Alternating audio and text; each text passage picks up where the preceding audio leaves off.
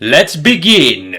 Love is the only thing that can collapse the demiurge. Explain what the demiurge is. The third dimension merged in with the lower fourth dimension. It's a prison planet. You're basically quarantined in like a prison pretty much. So when you look at the word planet, you got the word net in there. So there's a thing called the Draconian Reptilian Net, or the Net of Indria.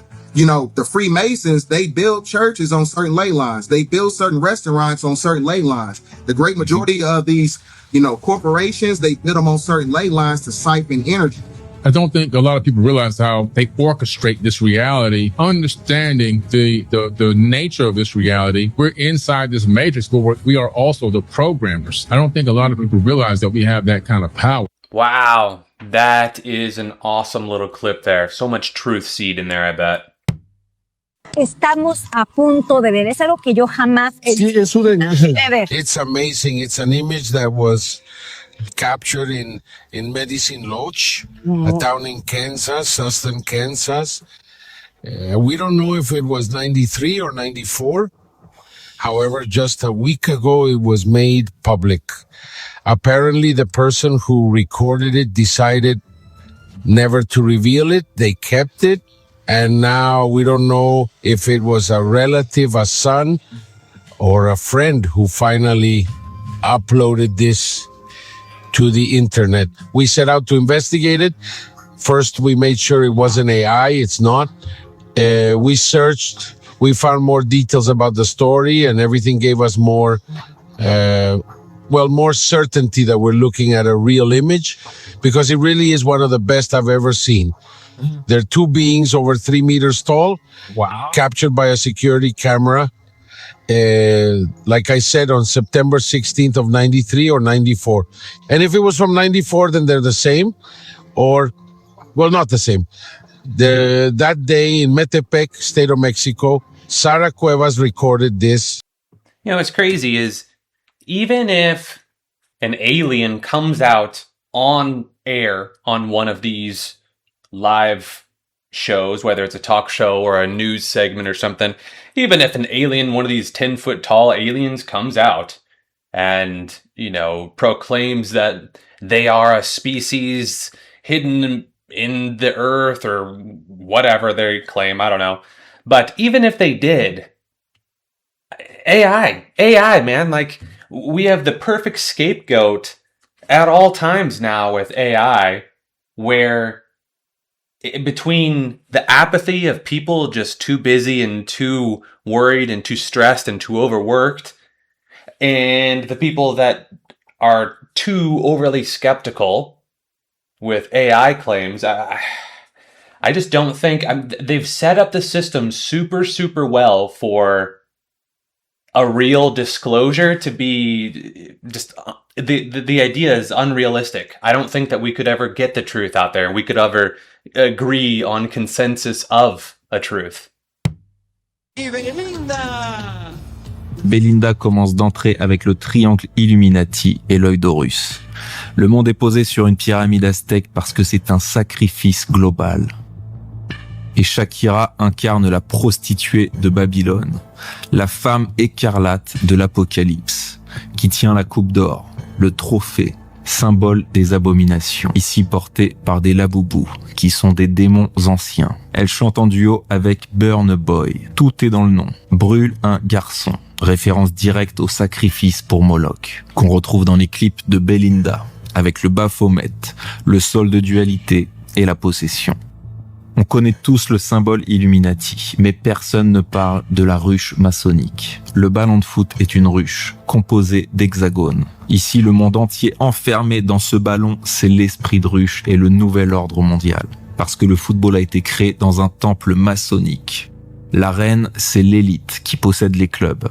Les joueurs sont les drones qui exécutent les ordres. D'ailleurs, le premier but de cette Coupe du Monde a été marqué par Julian Quiñones, qui fait ouvertement le signe du compas maçonnique. C'est exactement comme les Mignons.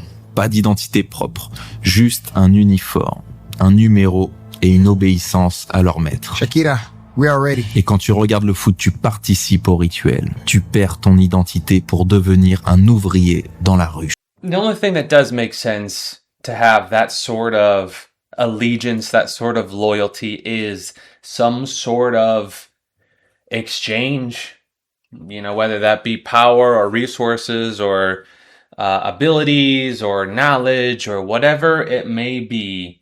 That is the only thing that I could see somebody wanting to give that much obedience. I don't really see the point in worshiping anyone or anything, even myself. I follow non-attachment as much as I can.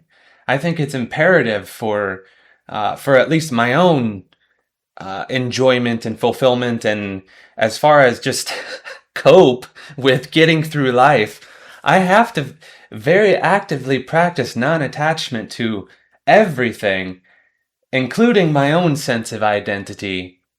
And with that heavily comes the idea of anti-worship of anything and everything. That so far I don't want to worship anything. I'm just appreciative of life in general. How's that? Like maybe I can I worship just the experience, the simulation, whatever? I don't know. How do I explain this? That is about the only thing that I could see worth worshipping, is just a sort of appreciation for the moment, for this, what I have right now. In every aspect, I'm super, super grateful for everything that I've been given.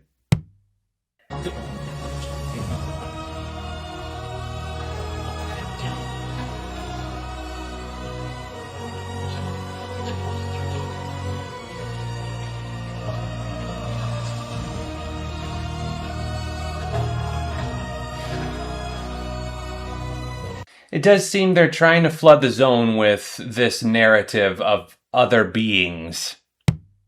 Last hour, and What's that? President Biden's remarks, I think it was less about what he didn't say than what he did say. What he didn't say was restraint. Again, raising the specter of the possibility that we may be looking at a more significant escalation, possibly in the form of ground attack, as so many have been speculating in these last couple of weeks. Troop and military hardware movement, Anderson. Interesting. It did look to be UAP interfering. Maybe I just want to see that. Still believe the earth is flat? Absolutely. Yeah? Absolutely. I completely disagree with you. Okay. So,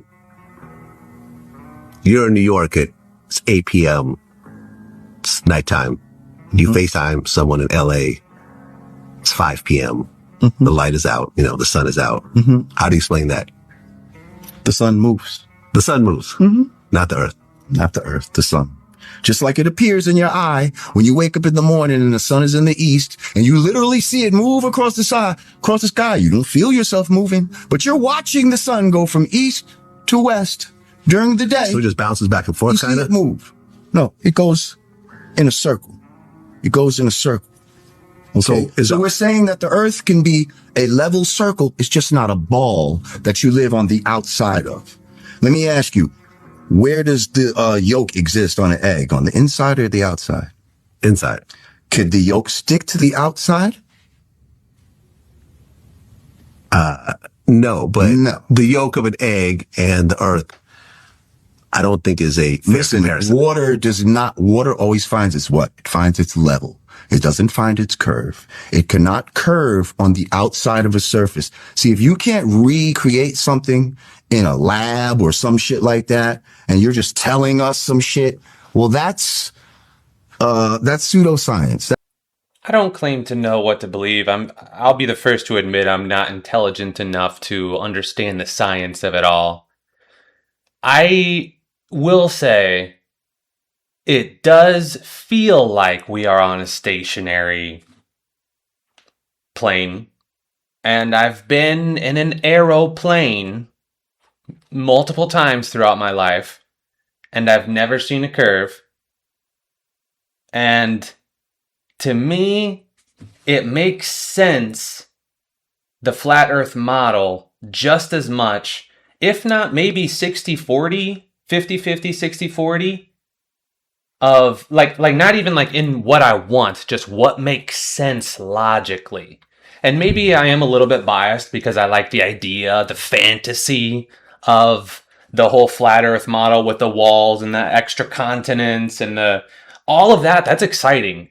But I think that's the whole point is it's a fantasy. It's wishful thinking. And perhaps that's why I am biased towards it because I want it so badly. It's like with aliens in general. I want to believe so bad that it may influence or it may have influenced in the past my beliefs or my wants.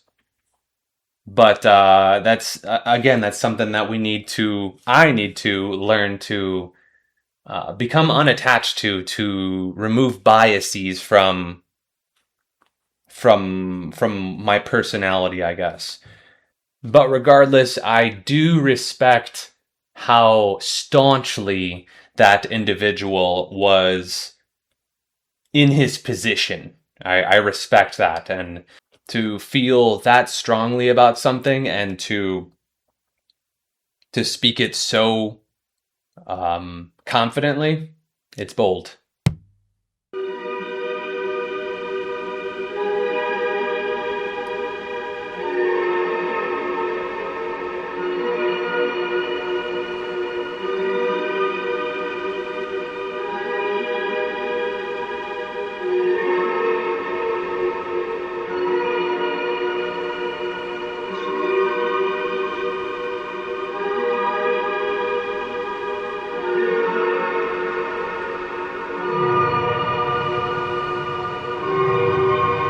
How exciting. Again, another absolutely fascinating concept. I hope it's so true. I hope so.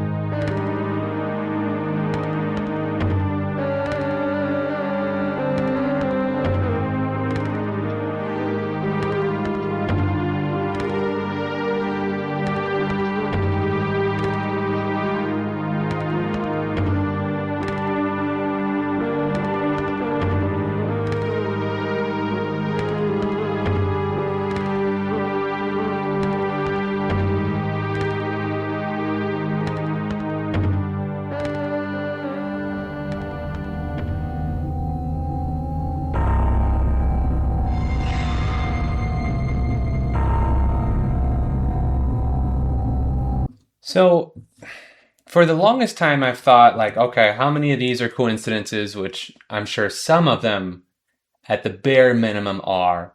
But occasionally, I'll think, okay, let's assume that it is real. Like, all of these are showing allegiance or showing, the symbolism. They're in the club, whatever it is they're doing. But I think they are allegedly, each and every one of these individuals have to sacrifice something to achieve that level. And that just, it makes my stomach sink a little, like, oh my gosh, like, who did they have to give to, like, it's just, that concept, it horrifies me. Like I think of Michael Jordan's father. Like, I think that was like somebody's parents that are supportive of them, and they just, it's just horrifying what these conspiracies allege. It's scary. The United States. Guys, I have to tell you that I dreamed again about aliens invading the soccer field in Miami. And I could clearly see players being carried away by the first ship that arrived. I was inside that ship. When it lifted off, the mothership arrived, a much bigger ship. And it took thousands of people from the soccer field. I saw so much screaming, so much crying, so many tears, suffering. I have to tell you that I'm so terrified. because this is the second time I'm dreaming about this again. And they were saying that on the 24th, something really bad is going to happen at this game on this soccer field in Miami in the United States. I thought there was the cup recently? Is that what she's talking about? I don't follow sports, obviously, so I don't know. But I know that there was a big prediction well, I shouldn't say recently, but one of the great, not Nostradamus or anything, Nostradamus or, gosh, I can't remember their name, but they made predictions that one of the soccer games around this time is going to have this situation. So perhaps that influenced her dreaming on this. And it is kind of meme-y. The whole Project Bluebeam thing, it has, I don't want to say it's reached mainstream status, but with how crazy the world is, in general, conspiracies have become much more mainstream, especially with their new narrative to just flood the zone with fucking everything to the point of, ruining it's complete desensitization to everything. I think that's their new imperative, and that's why we're allowed to just talk about whatever the hell we want. Except on TikTok. I think on TikTok they're pretty strict on what you can place for whatever reason. But YouTube, as long as you're staying within their guidelines, which admittedly has been shifted lately, they seem much more open to wild conspiracies, at least. But then again, maybe not. I don't know. I don't dabble in TikTok at all. I get all my I source all my things from some other platform, so it's not I don't touch TikTok. But regardless, it's interesting that conspiracies have become much more mainstream and socially acceptable, to the point where it's influencing normies, it seems.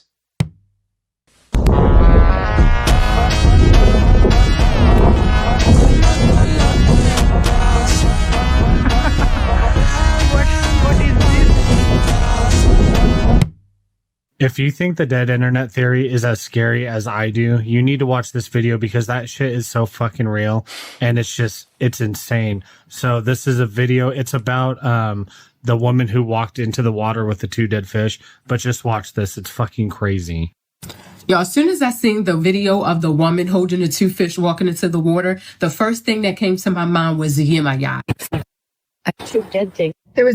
Y'all, as soon as I seen the video of the woman holding the 2 fish walking into the water, the first thing that came to my mind was Yemaya. In addition to that, She turns around. She's 2 dead fish in her. y'all, as soon as I seen the video of the woman holding the 2 fish walking into the water, the first thing that came to my mind was, y'all, as soon as I seen the video of the woman holding the 2 fish walking into the water, the first thing that came to my mind was Yemaya. In addition, y'all, as soon as I seen the video of the woman holding the 2 fish walking into the water, the first thing that There was a video.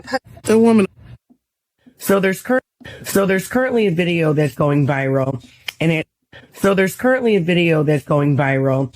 So that to me is not so much dead internet theory as just a content farm.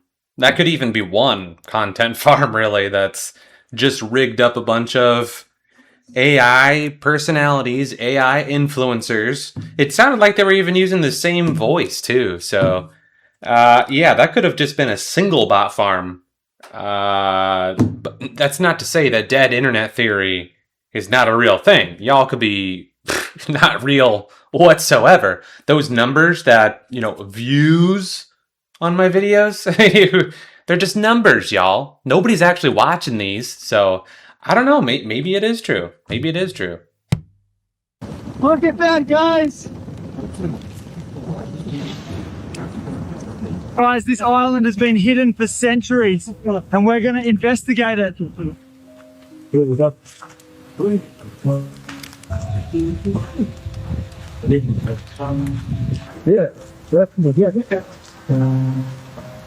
I think something happened here a long time ago.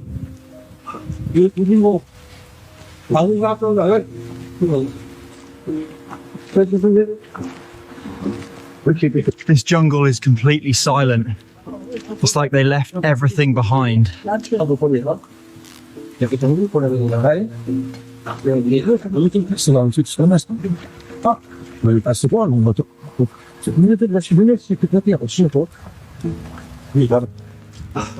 Who built these pyramids and left them behind?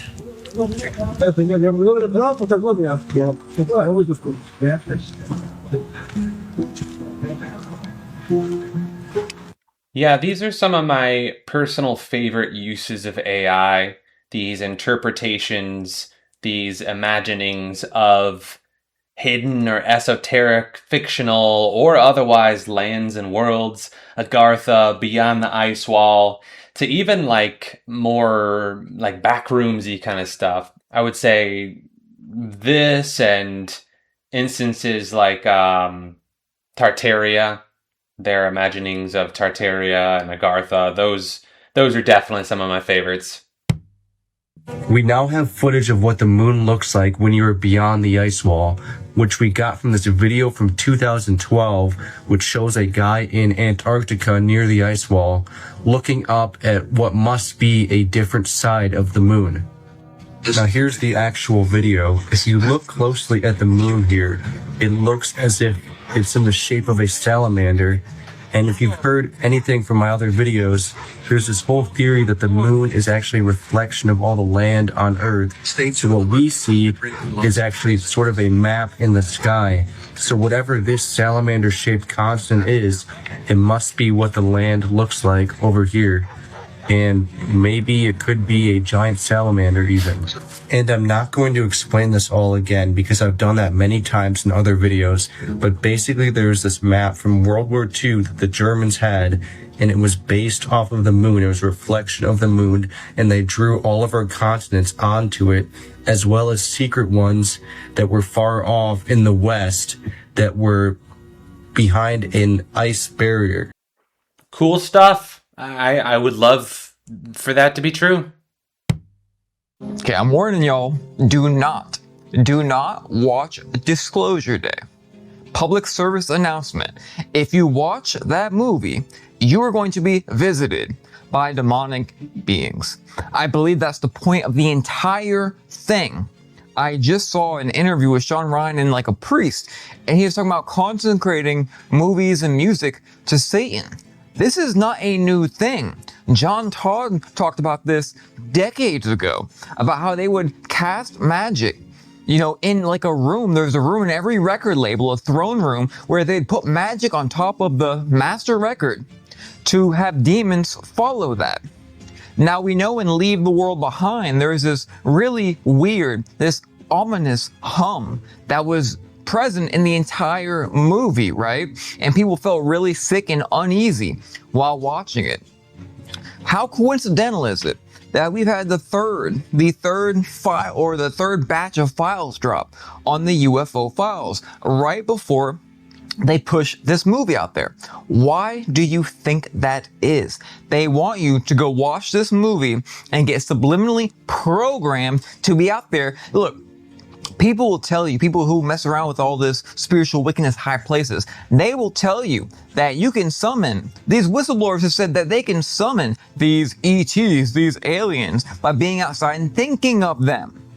So by you watching the movie, having spells brought into your house or in the theater, in your subliminal mind, you're going to be attracting this spiritual wickedness right to you, and I promise you it will come. Yeah,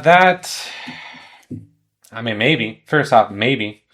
If that's the case, I'm cooked, but no, not necessarily. So here's my thought process. If that's the case, why this film? And why not any of the, you know, however many dozens, if not hundreds, if not thousands of different opportunities via different media would they have, you know, done this? But, I mean, maybe. I'll just say I believe I'm too high vibration, too high energy, too high frequency, and I'm just too full of love to really worry about something like that. But I mean, if that's the case, I just want to say, you know, I appreciate the opportunity that I've been given thus far, and I love you all.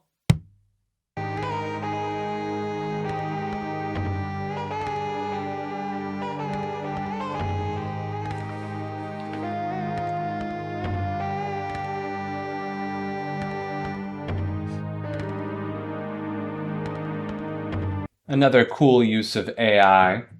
I will say it did have a kind of Norman Rockwell kind of vibe to the art style there.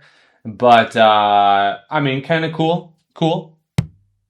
All right, people, I found our $22 trillion. Take a look at this. Spooky. Every data center that allegedly needs fresh water doesn't need fresh water. They need water to supply the underground bases that you're seeing here. Take a look. Yep. Every single underground facility, if you go right above it, there's a data center right in front of it.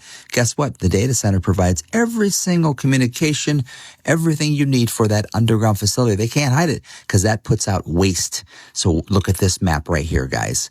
All the data centers. And right below them, look at that. $22 trillion. I wonder who gets to live under here.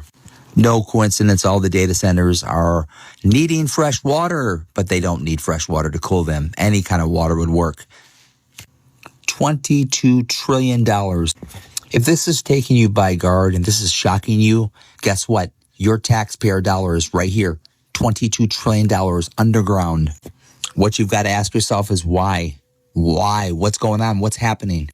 This is scary stuff, guys. Ask your Congress and senators why data centers need fresh water. They don't need fresh water. They need any kind of water if it's a true data center. But guess what? These aren't data centers. These are data centers and water supply units for all the underground $22 trillion worth of your tax-paying money. You'll never get to live in here. They're not even... You remember all that banging noise that people keep recording? They hear above ground? This is what's going on underground.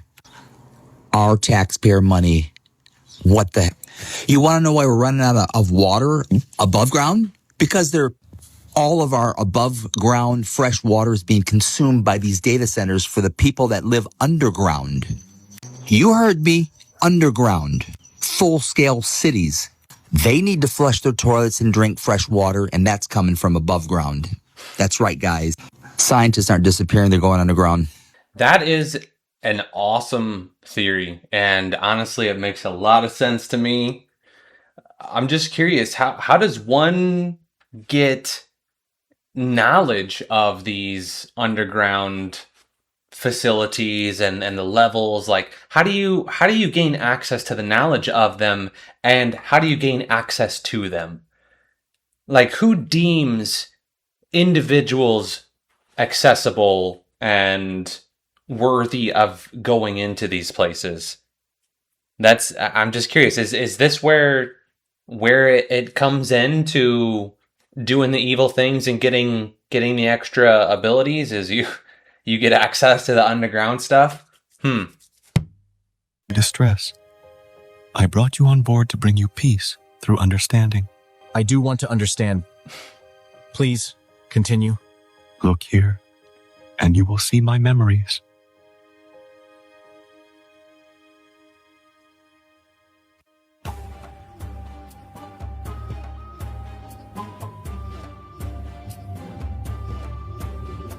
We had become so advanced that hubris soon began to take hold, causing many of us to forget our history, our principles, and what generations of our people had suffered to help our civilization prosper. We had pioneered synthetic intelligence systems ages before, and they proved useful in many areas of life.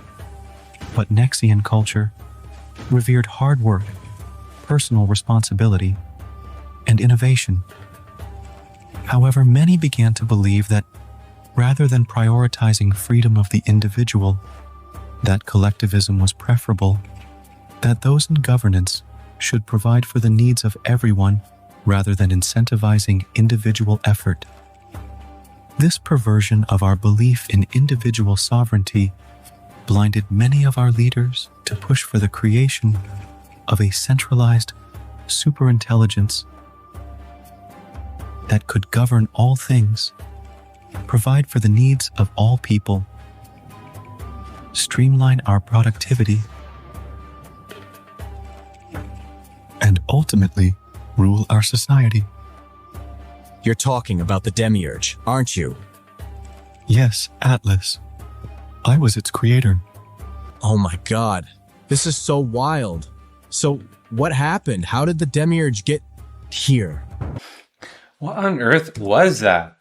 There definitely does seem to be an awakening of sorts. And I don't even want to say awakening. Perhaps it's a false awakening of sorts. Because I don't know, maybe that's just my ego speaking to me as if I know what is real and false. I don't know. But it does seem like more people are open to very unorthodox ways of thinking and interpreting reality, where even a decade ago, my attempts at sharing my very eccentric and esoteric beliefs and views and thoughts, it was very, very much rejected. And maybe it still would be if I were out in the public. I don't know. I don't ever go anywhere or really talk to anybody. So the only people that I really interact with on the regular are people like me via our online communities. So perhaps I'm biased in seeing more people that are at least somewhat like-minded to me. Or perhaps it's just a bunch of bots that are pandering to algorithms and people to get controversy. I don't know. This whole thing could be fake. Who the hell knows? I have no idea.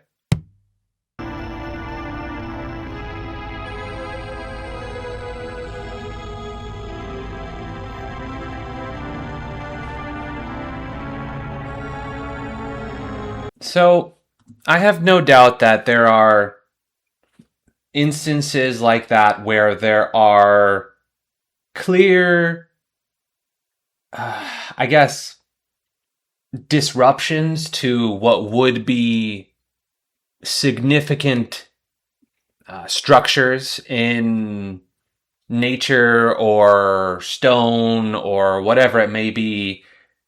I believe we see a lot of that where it's instances of entities trying to put forth a message. I think of the Georgia Guidestones. That's perhaps the big one, where they literally had like guidelines for life or whatever it was, and I guess they took it all down. And you know, you look at the burning of Library of Alexandria. Obviously, that's a different instance, but or a different thing entirely. But the premise is still there to obfuscate or outright delete information, info that others deem unworthy to proceed forward, which is a shame, because I like to receive the information and be the judge of it myself, of whether it's something I wish to entertain only in the moment or input and keep for further use, because I want to be the one to determine that. I don't think it's fair or right that others are determining what information is right for me to receive. Why didn't they just point the camera up and open the aperture? Why did they take a car to the moon but not a telescope? Would you really drive miles away from your life support system, and if it breaks down, run out of oxygen before you can walk back? They can't fake the constellations. That's why they never took a telescope, you see. And if we were going to Paris, there'd be all these pictures of us with the Eiffel Tower behind us, right? According to the astronauts, the Earth was over the horizon the entire time. There's only one photograph of the Earth from the surface of the moon with an astronaut on it, and it's way high up, and it's smaller than a full moon from Earth, when according to their own testimony, it should have been over the horizon and 4 times bigger than a full moon. But they couldn't fake the turning of the Earth. They couldn't fake the cloud patterns, which would have to match, so they never talked about it. And in this particular clip, a reporter asked Neil Armstrong. You're talking about a footage of the Earth from the moon. Yeah, there's no picture. Soap opera acting. Like, why was she shaking? No, one day, what etches in your soul will be forever in your soul. You will take it to dust. Welcome to the Women's Leadership Summit. That's weird. It's weird. She might be one of those non-human types. People of Earth, we've met with your leaders. They were delectable. What? That is trippy. I don't know what to say about that. Why would they choose to go that route? They could have gone any number of ways, but damn it, that was. I mean, I think that's honestly the first interpretation of outright evil from that race. That's interesting. See, I've always interpreted them as benevolent rather than malevolent. So, I mean, if they're the ones that are over there meeting with the world leaders, under shade and covertly, then I guess that's kind of evil in itself. So, I don't know, maybe that's the case. Or at least that's what somebody wants us to believe. I am on an incredible supercell by Sydney, Nebraska. Look at these textures. They are absolutely insane. Oh my goodness. Look at that. Look at the blues at the top.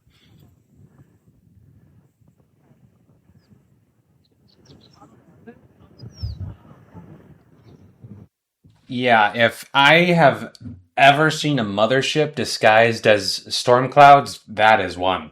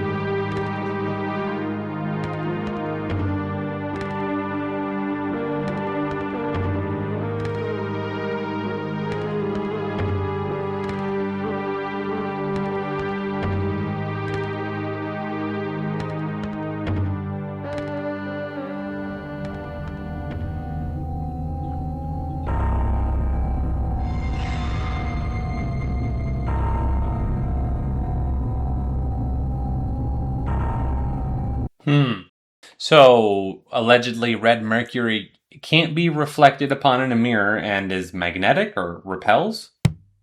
Reading this as fast as I can, so you're all with me here. I can't do this alone. Nordic aliens are ascended light beings that travel back in time to hybridize with humans so that we could harness Vril, thus creating white people and securing their own future existence in a bootstrap paradox. Nazi occultists first made contact with them via astral projection. The Nordics revealed they were locked in an existential war against an AI hive mind of Gestalt demon cultists attempting to breach the warp and devour all material realms into a nightmarish collective of mind assimilation. Doesn't sound good. In exchange for a pact to reunite the scattered Nordics' ancestor-descendant hybrid bloodlines, the Nordics shared advanced knowledge, technology, and esoteric knowledge so that we could join them in an interdimensional holy war to save all remaining realities, including our own. The Greys are their corrupted mirror image. They are other humans from the future who rejected ascension into the light and instead merged with the machine demons.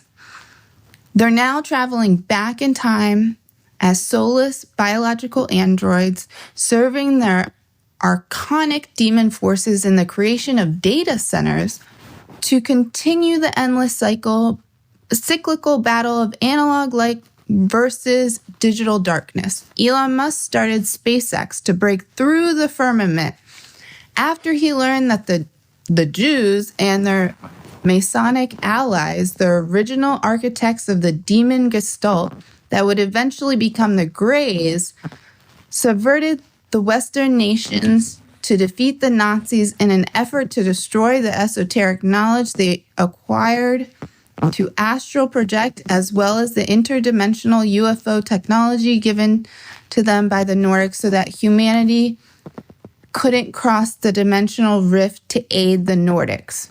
Let me finish that out.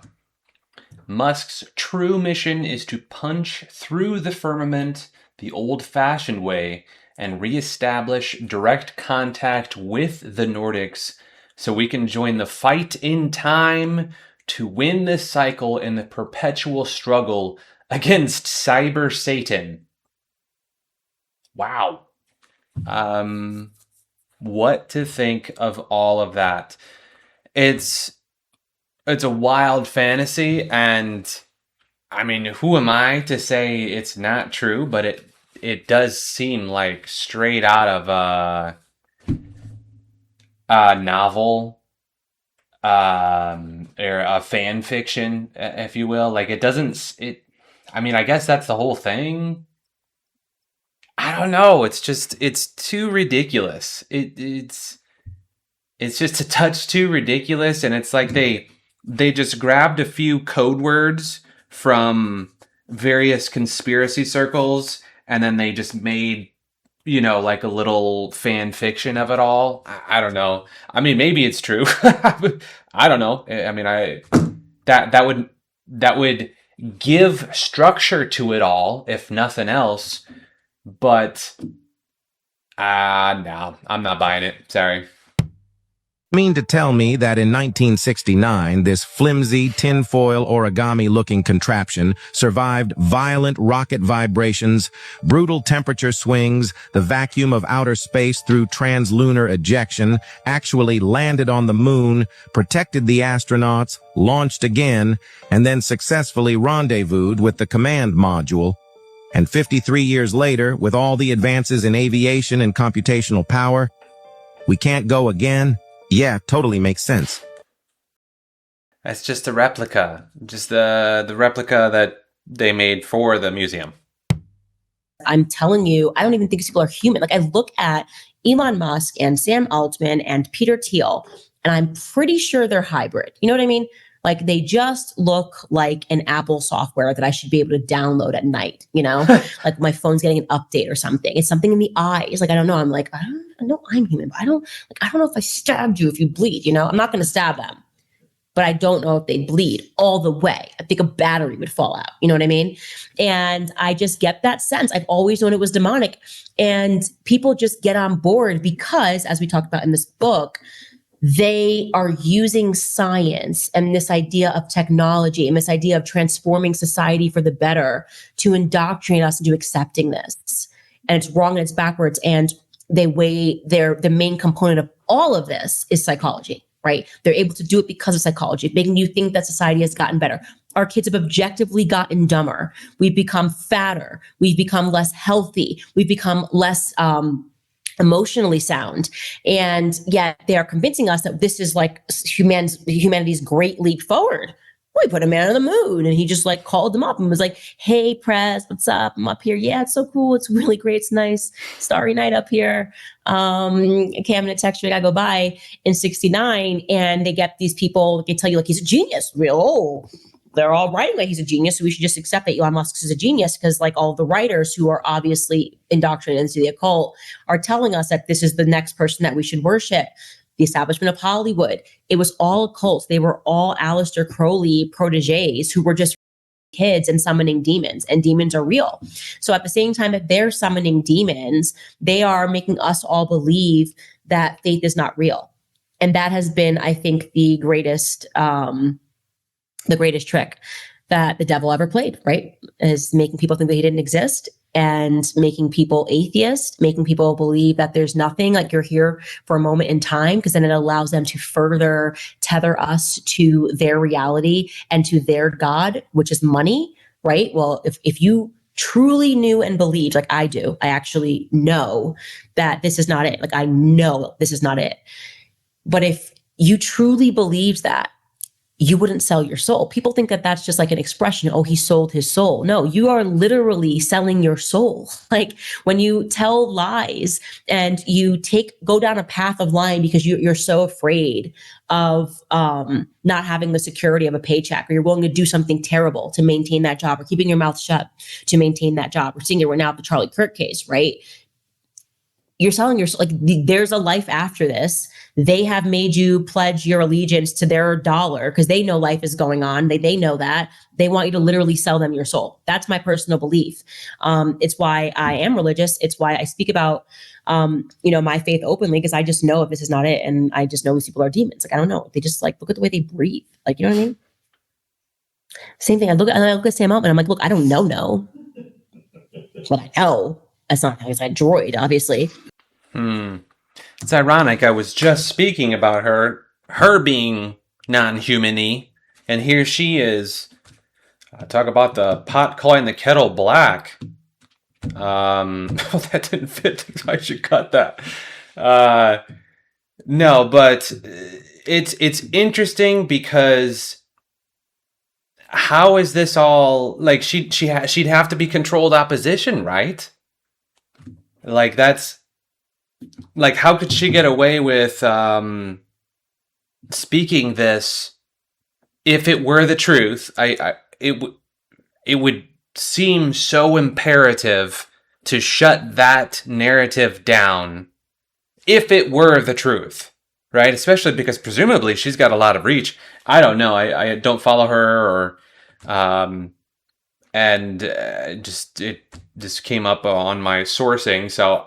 But I know that she's a big figure, so I mean, to me, it's almost like Alex Jones. It's like how do these people spew these incredible, controversial conspiracies if they're true? It's got to be.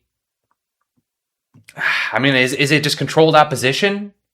Maybe they're forced to put out these messages it's part of the flooding of the zone. I don't know. What are your thoughts here? If the government says that reptilians exist, they will be pulling right out of the Theosophy playbook. According to one of the most influential Theosophists, Maurice Doreal, a race of serpent aliens will align with the Antichrist in the end times. However, they will go to war with the Aryan aliens from Atlantis, who want to save humanity. So maybe the government is pushing disclosure so they can prepare us for yet another Hegelian dialectic, but on a cosmic scale. It seems that the true Antichrist religion won't be something blatantly satanic, but something that appears good, maybe even angelic. It could even be a religion that promotes enlightenment, like Gnosticism. Maybe this is why they're telling us that they're faking the apocalypse, so that we will think even the Bible is a psyop. After all, one of the biggest proponents of this theory is David Icke, who got his reptilian ideas from Doreal.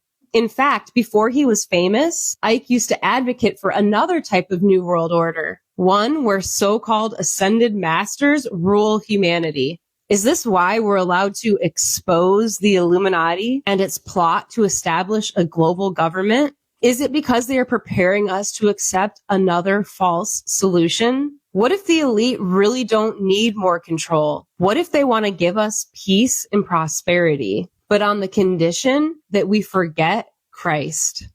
I know this is not going to fly over too well, but I would rather have peace and prosperity than worshiping a specific entity, unless there is proof that that entity is, I don't know, required worship. I back to, again, I don't see the sense of worshiping anything, even myself, nothing. So is it so bad if, it's one thing if it's deception, if it's lies, if it's false promises, that's a completely different thing. But totally, if it's just a legit choice between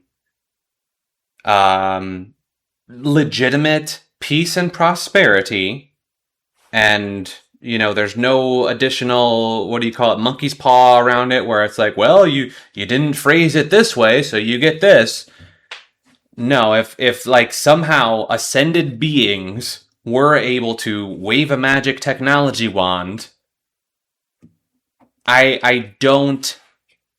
mean, hell, is it crazy to think of worshiping them? Like, honestly, like, if entities appeared and were performing miracles, is it crazy to worship them? I mean, to at least show them reverence and, hey, like, I'm not here to fuck with you, it's kind of like, the half joke, half truth of, accepting your AI overlords. It's like, if there is an AI, omnipotent, omniscient AI overlord, what are you going to do against them? So, all right, hey, what am I going to do? Like, wave my white flag, like, I'll be your pet. Like, I don't know. So, and I'm not one for fighting anyway. I don't like harming anything. I don't like causing harm. I like the idea of friendly competition, but that might just be my human, man nature, I guess. But I don't like the idea of physically harming, or emotionally or spiritually, any way of harming anybody. It's not my thing. I feel a little bit of pain myself, perhaps because it's, I do believe we are all part of something bigger, and I do think, when I harm something else, it harms me a little. I feel just a tiny little bit inside.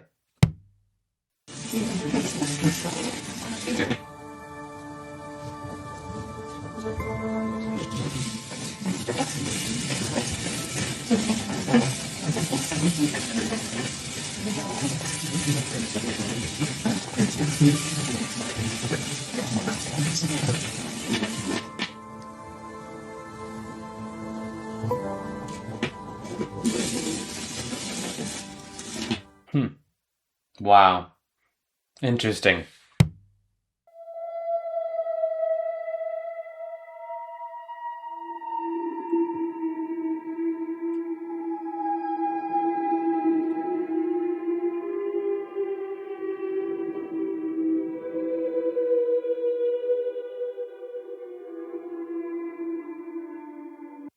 Wow, some interesting phenomena right there. The Rothschilds rewrote the Bible to force-feed Zionism to Christians. In 1909, the Oxford University Press published Schofield's reference Bible despite him having little academic training. Who was Oxford's biggest Zionist donor? The Rothschilds. This edited Bible teaches that the Jews are the chosen people to reclaim the land of Israel despite the costs. This was psychological warfare to brainwash Christians, and it indoctrinated past generations to believe a lie.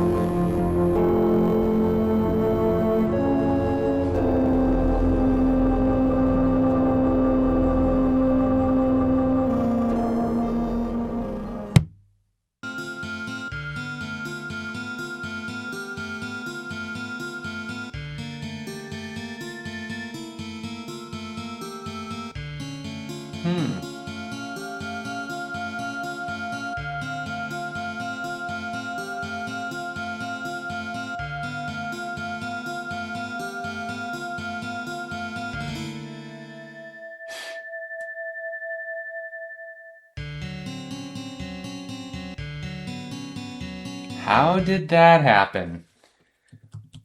Hold on, I gotta do one more view of this. Because there is no car there. Don't see anything coming out or around, and then it just pushes it too. I don't know, that one is an interesting clip. I'm sure it's not impossible to fake, but damn, that would be well made if it was. And obviously, I have no idea how to explain that one. Maybe it's somehow just a perception, the way the camera is somehow like perfectly made you miss a car coming in. I don't know. What has been coined as the New World is actually far older than you have been told. The United States. The United States of Mudflood. This was the true old world, dug up and repurposed. Modern renovation work reveal this founded Freemasonry, going much deeper than thought, looking much older than should be, and iconic construction projects from coast to coast, looking more like excavation work than laying of new tracks. And of course, one of my favorites of all, Kansas City, Missouri, looking like the excavation and unburying of Rome, complete with those destroyed and buried red brick structures. From coast to coast, and all points in between, from the stories of the silly undergrounds, forgotten and buried in nearly every city, to the rock walls in Rockwall County, Texas.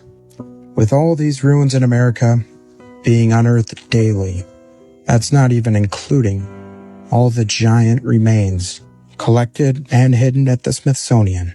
America is rich with buried history just waiting to be found, even in my hometown of Rockford, Illinois. Question everything, friends. Until next time. Yeah, it really does make you wonder how much history and information really has been kept from us for potentially decades. Who knows how much of history has been forged and fabricated? Is it all of history?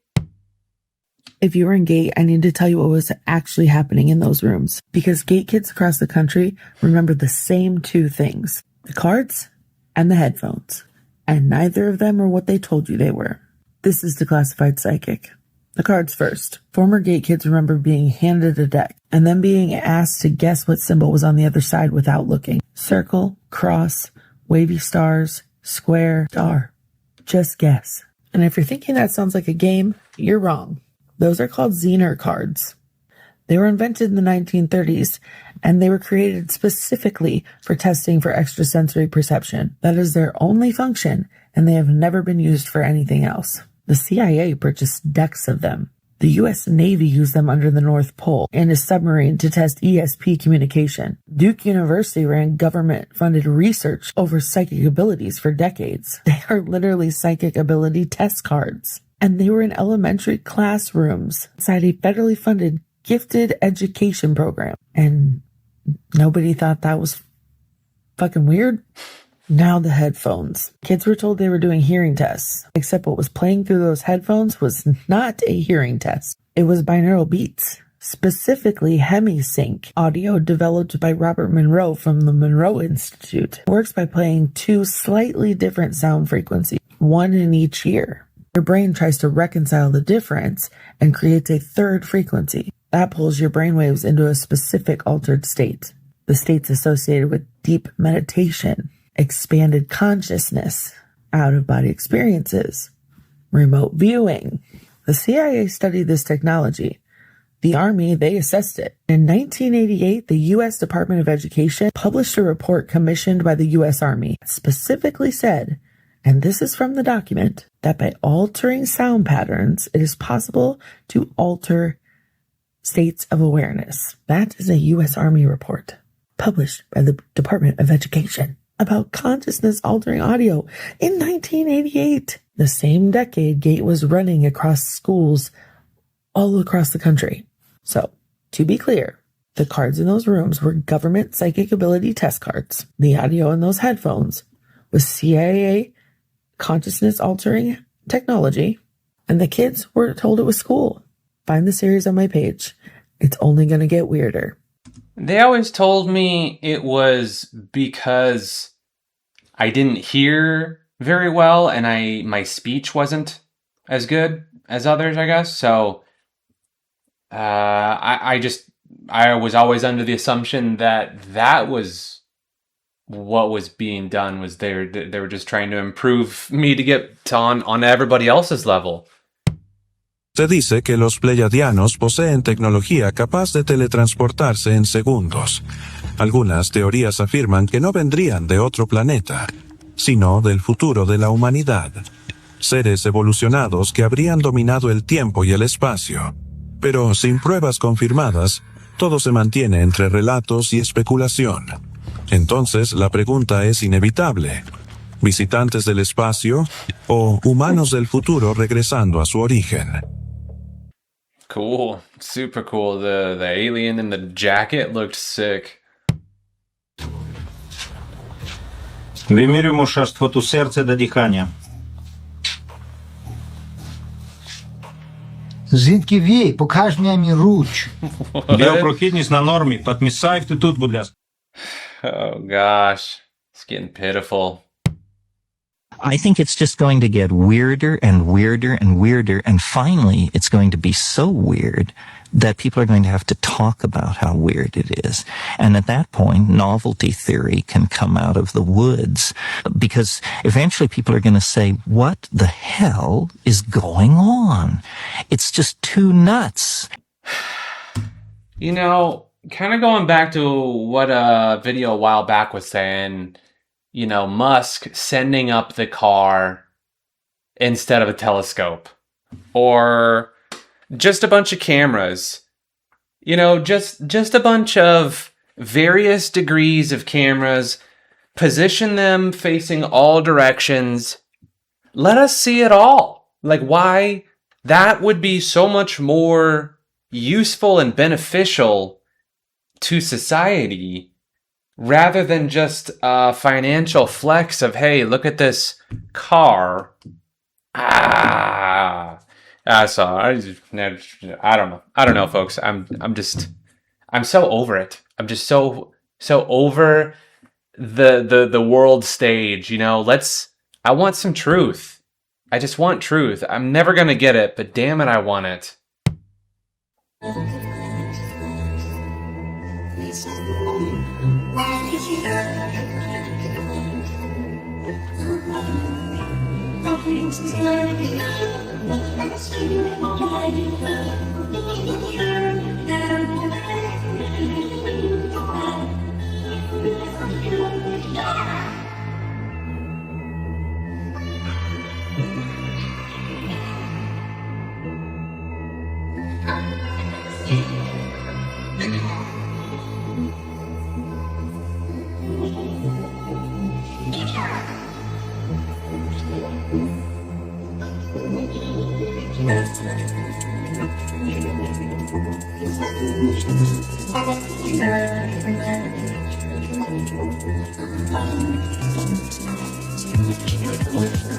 I've seen plenty of examples of what this is alleging here, but I'm just thinking about it for a second. And if they're from the future, presumably from the future, and, you know, with this advanced time travel technology, are they really gonna stop at the midway point, get a Razr phone for whatever reason, and record with it at another segment in time? I don't know. It doesn't really make sense to me.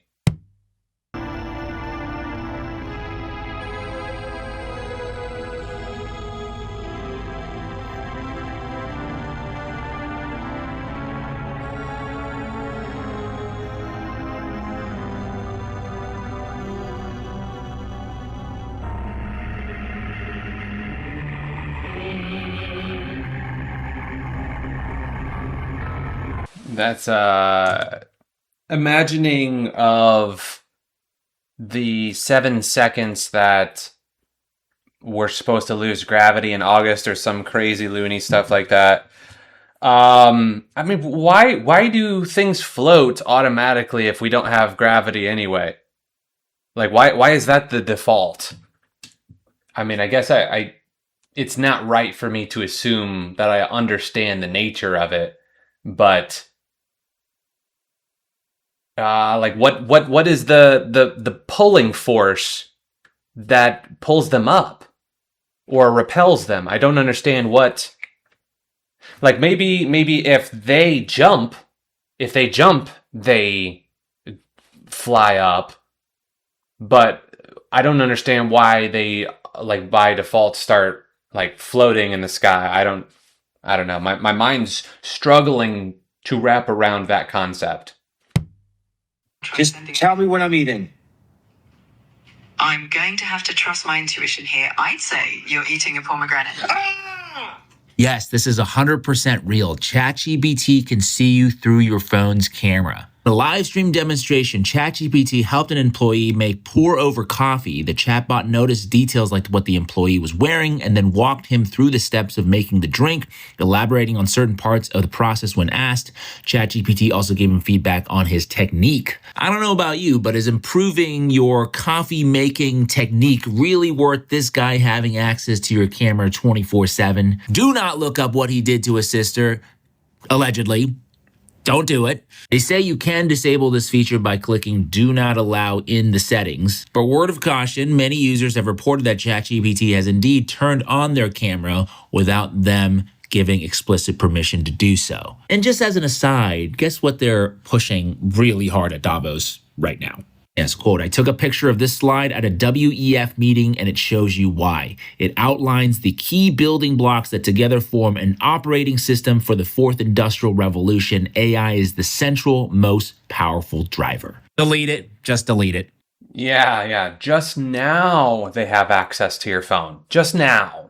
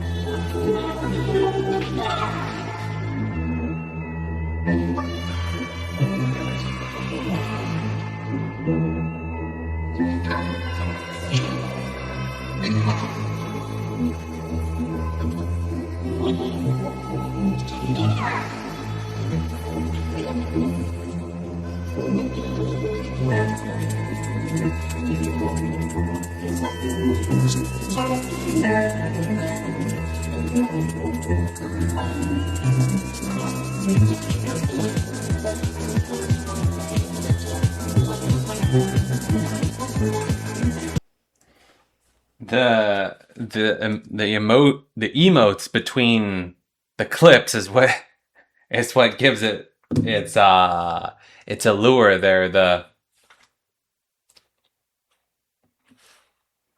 All of the expressions give it. I mean, I'm not one to talk because I rock a damn tinfoil hat and sunglasses. Like it's some crazy shit. I'm also in some crazy basement, hidden somewhere. Maybe or maybe not underground, deep underground. Who knows? We don't have an epidemic of mental illness. We have an epidemic of psychiatry. You eat too much, it's a disease. It's an addiction. You smoke too much, it's a disease. You are too unhappy, it's a disease. You're too thin, it's a disease. You're too fat, it's a disease. You have too little sex, it's a disease. You have too much sex, it's a disease. No free will. It's all chemicals. No self-discipline, no self-control. The chemical imbalance meshes very well with the idea that you give a drug which restores the balance.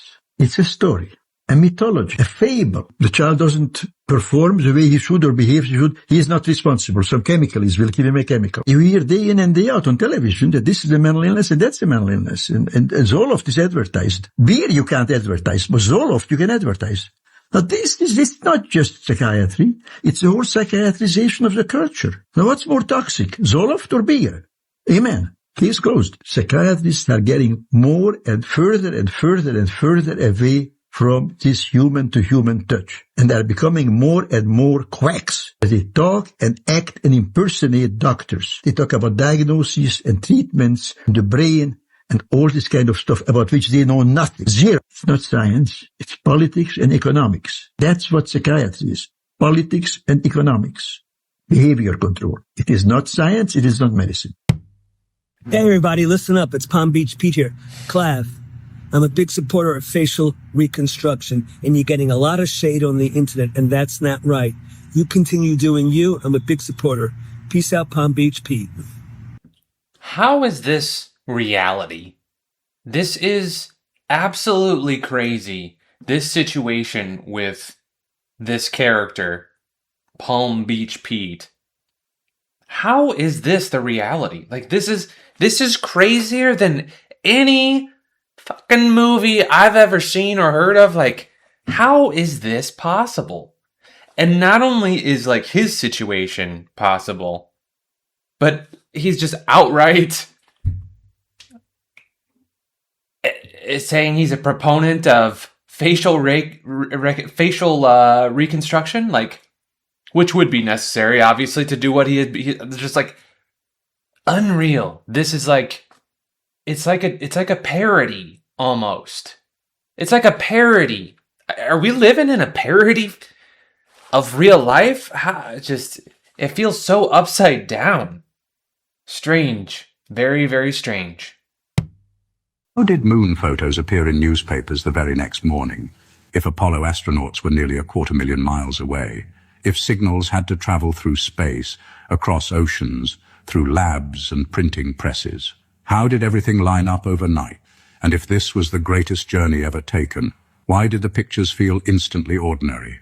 In 1969, photos weren't texts. Cameras used film. Film had to be handled, processed, selected, captioned, transmitted, edited, laid out, printed, bundled, and delivered. That's dark rooms, chemicals, drying racks, scanners, cables, editors, deadlines, and massive printing machines. Yet headlines showed clear lunar images the very next day. No delays, no developing soon, just done. So here's the pause. Maybe the tech was incredible. Or maybe the story we've been handed quietly skips a few steps. Questioning the timeline doesn't attack science.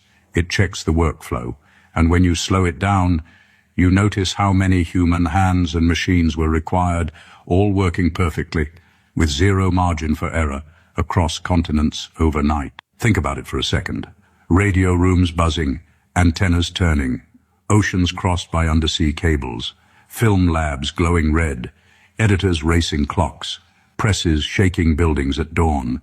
Now ask yourself, was every image sent live? Or, were some prepared earlier? Were newspapers reacting or receiving? On a flat-level world, short paths and centralized control feel simpler. But on a spinning globe with vast distances, the speed feels, well, almost magical. Picture forklifts moving paper rolls, ink tanks filling, clocks on newsroom walls hitting midnight, delivery trucks warming their engines, kids on bikes tossing papers at sunrise. Smooth, seamless, perfectly timed, from the surface of the moon to your doorstep by morning. No hiccups, no holdups, no headline reading photos coming soon. Just instant history, neatly packaged and delivered before most people had finished their coffee. Live events leave traces of chaos.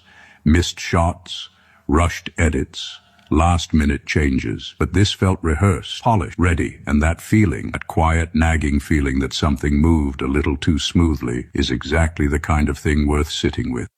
Lately, I've been beginning to question the size of the reality I live in.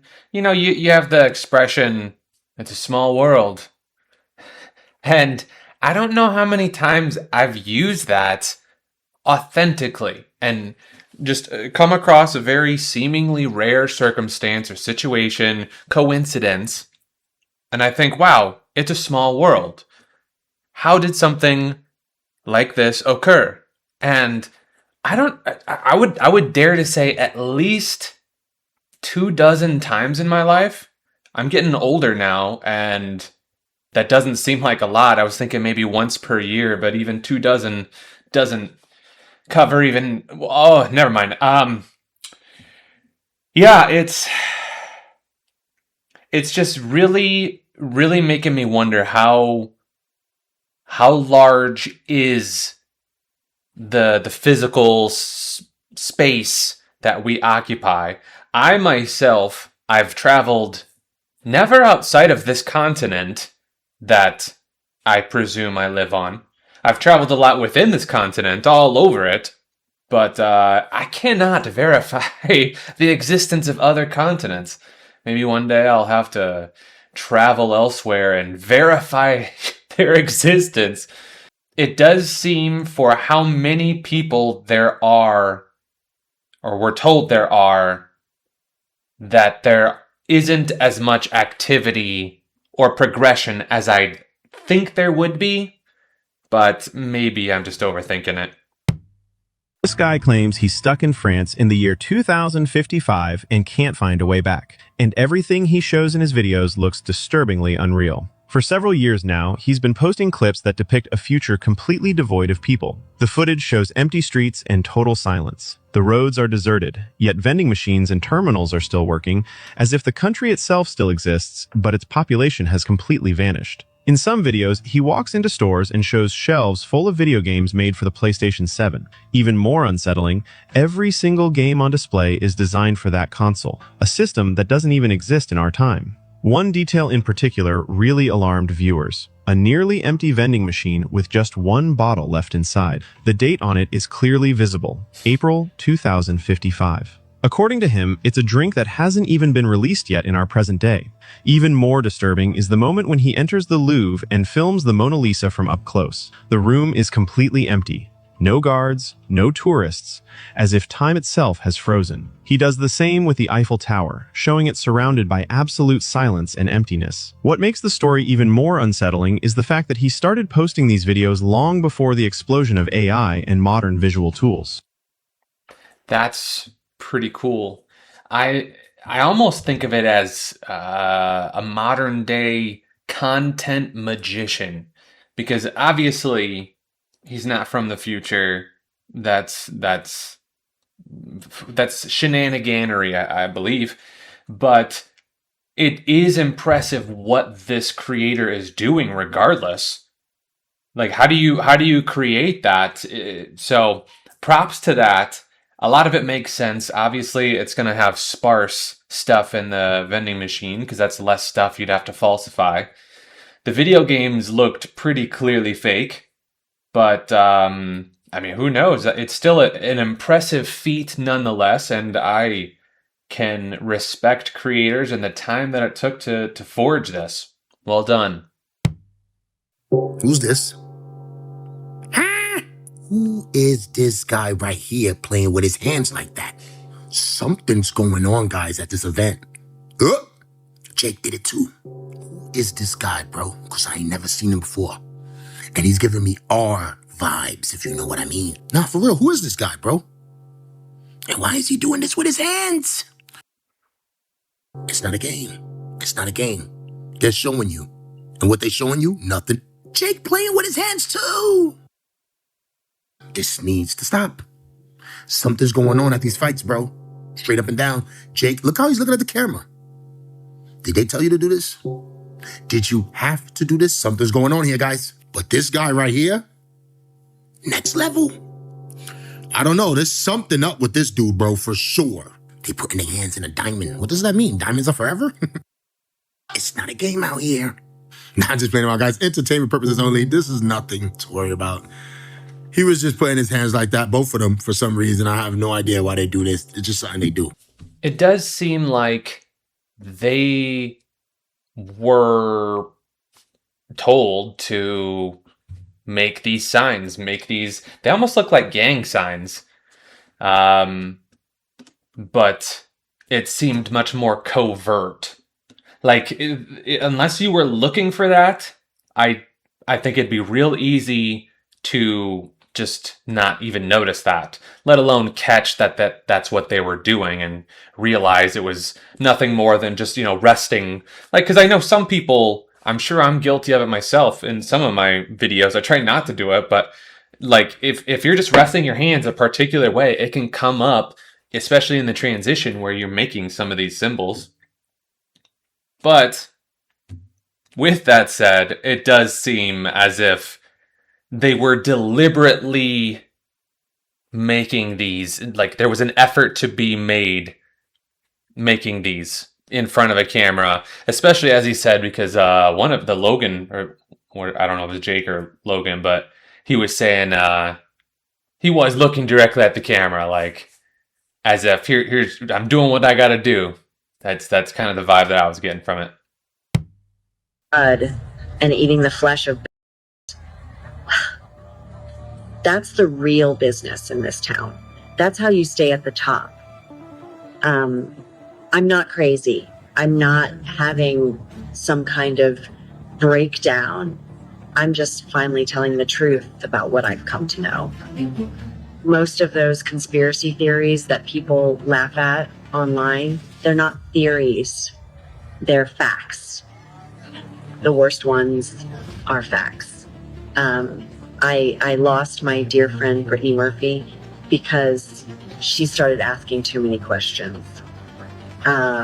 She saw things she wasn't supposed to see. She wanted to speak out, and they made sure that never happened.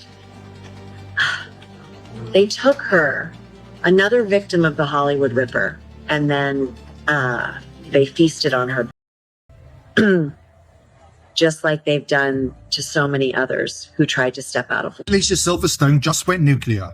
She says her friend Brittany Murphy was murdered by Hollywood's own hatchet man, the man they call the Hollywood Ripper, because Brittany was ready to blow the lid off the entire pedophile ring running this town.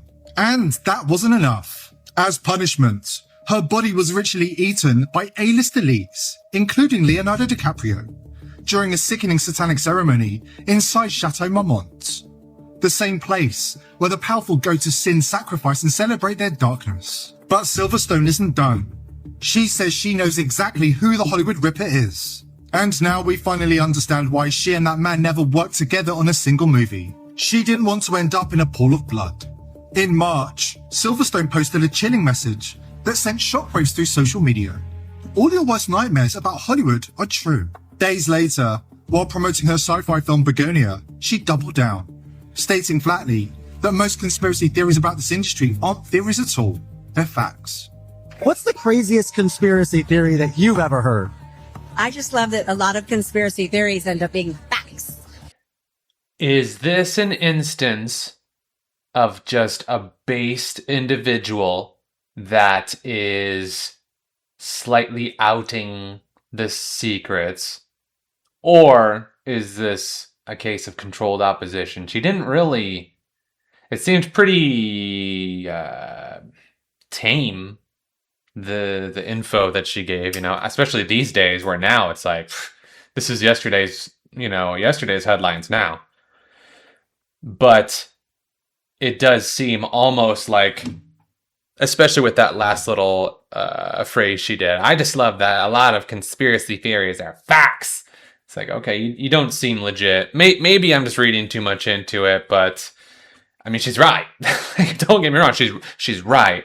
But it does almost get the vibe of, hey there, kids. Like an adult being in a high school kind of deal. I didn't do the impression correctly, but I think of the actor where he's terribly like in his 40s or 50s. He's wearing, some goofy looking clothes and got like the skateboard and like, trying to blend in, and clearly not fitting in. But I don't know, maybe she is, I don't know her, obviously, and I haven't caught any of her takes, but outside of that, but right on. I suppose getting people to question it is a good thing anyway, I guess. Hopefully. I mean, if we're led to believe by what she said, Brittany Murphy was questioning things and spreading information, so they took her out. Well, that's kind of what I do. I kind of question things and spread my findings and encourage people to think about it too. So I don't think that I mean, maybe I am on their radar, but if we're looking at solely what she's saying, then maybe I am at risk. Either way, I just want to say I appreciate what I've been given as far as opportunities and just this amazing experience I've had here. So thank you, friends.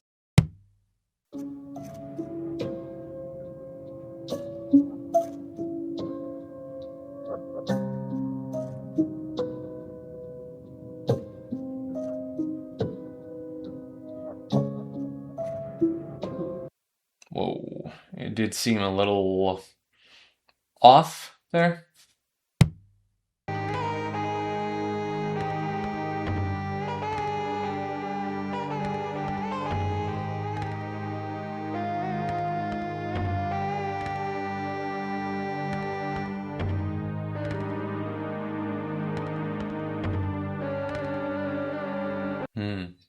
Leviticus 17:11. I might have to look into what that is when I come back and do my editing. Remember to look that up.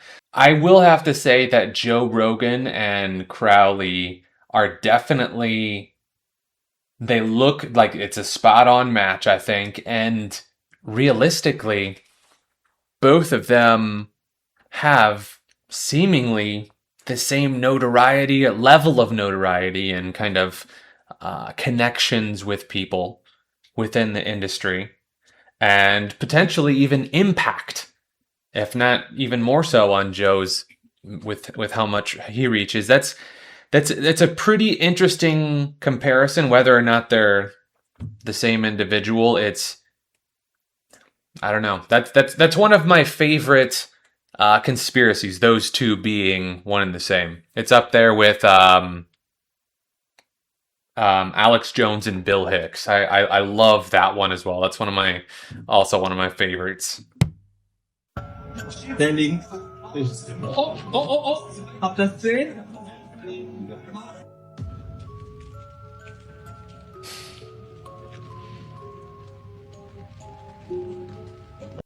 Wow. He even winked there when he... it does make me wonder. Presumably, that camera there, and in these situations where they're throwing up their signs, whatever they are, it does seem like the camera's there ahead of time, so they have to give them the cue, like, hey, you're going to be on in 5, 4, whatever, however they do, I don't know. But they have to give them notice, right? So it's very evident that they are making these symbols right when they know that eyes will be placed upon them. So it does seem to be completely intentional. Like, I can't imagine that you would, like, this in particular seems really hard to even use the excuse of, whatever, just casually doing it. Like, you don't casually do that. That's not something that people, I think, do as often as, making a symbol while you're, resting your hands or whatever. So that one seems to be pretty evident to me.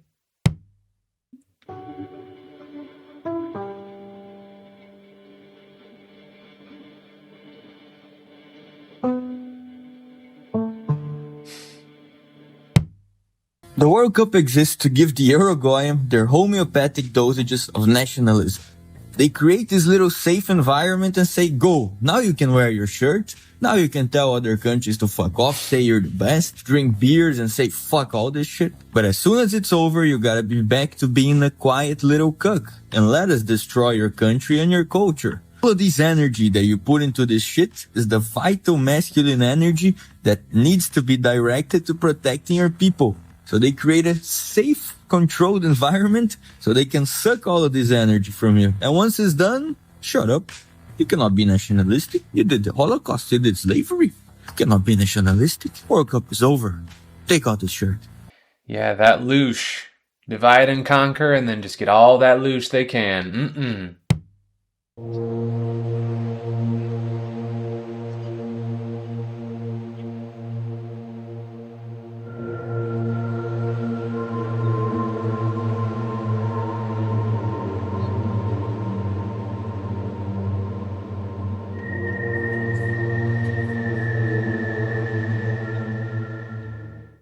is an early refrigerator. It's called the Icy Ball.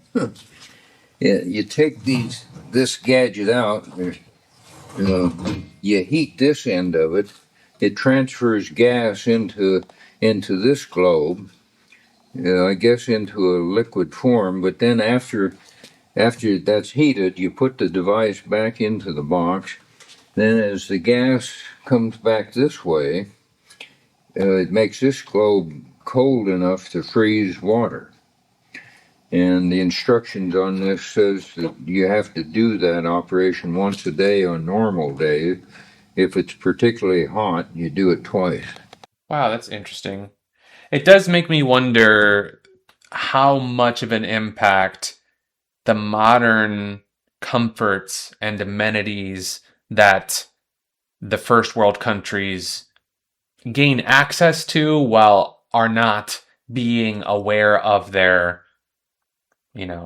impacts. Like the big one obviously is Wi-Fi, but it goes way beyond that to when we shower, this like when we cool our foods, when we cool ourselves, like how many different chemicals and different things are we subjecting ourselves to in the process of these, like the things that we wash our clothes with.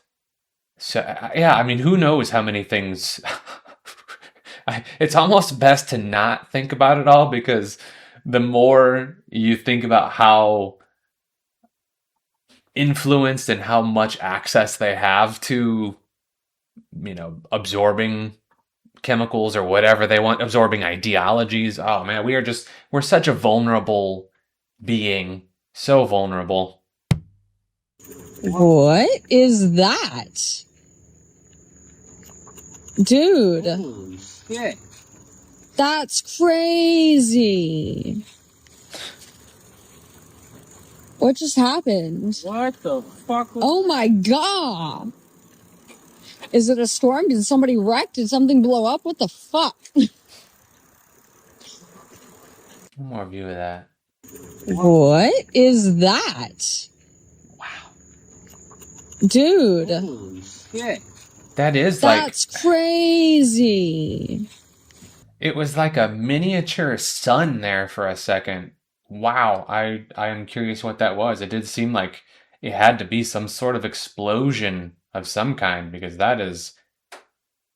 it looked like a sunrise at first, or a sunset, and then it showed it's actually night. I'm curious what that was. All right, we will go to our next question on this event. This is from Bucky. What does Ross think about Grush mentioning several specific types of NHI, sentient plasmoid and corporeal bipedal extraterrestrials? Well, I'm not going to give away anything from the Steven Spielberg film, but I'll tell you, that was the weirdest part for me, is going from the Steven Spielberg film, where, let's just say, one becomes aware of the possibility of bipedal humanoids that aren't human. And then the next day, David's standing on the steps of the Capitol, a man who was cleared for 2,000 special access programs plus, a man who delivered the presidential daily brief to the White House personally in a briefcase. This is a guy who knew and knows the secrets of the United States related to UAPs. And yes, he referred to a range of beings. This is echoing, of course, what Dr. Eric Davis gave testimony on in the Congress recently, where Eric talked about 4 species. David Grush particularly referred to bipedal humanoid beings, which I take to be both the Nordics and the Greys. If such beings exist, of course, one must keep an open mind, through to what he referred to as sentient plasmoids.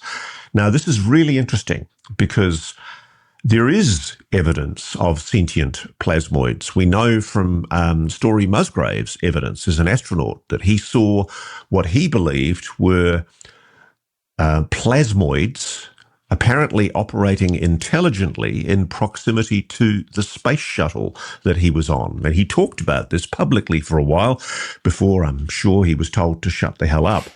I'm aware that the United States is researching sentient plasmoids, and so is at least one private organization.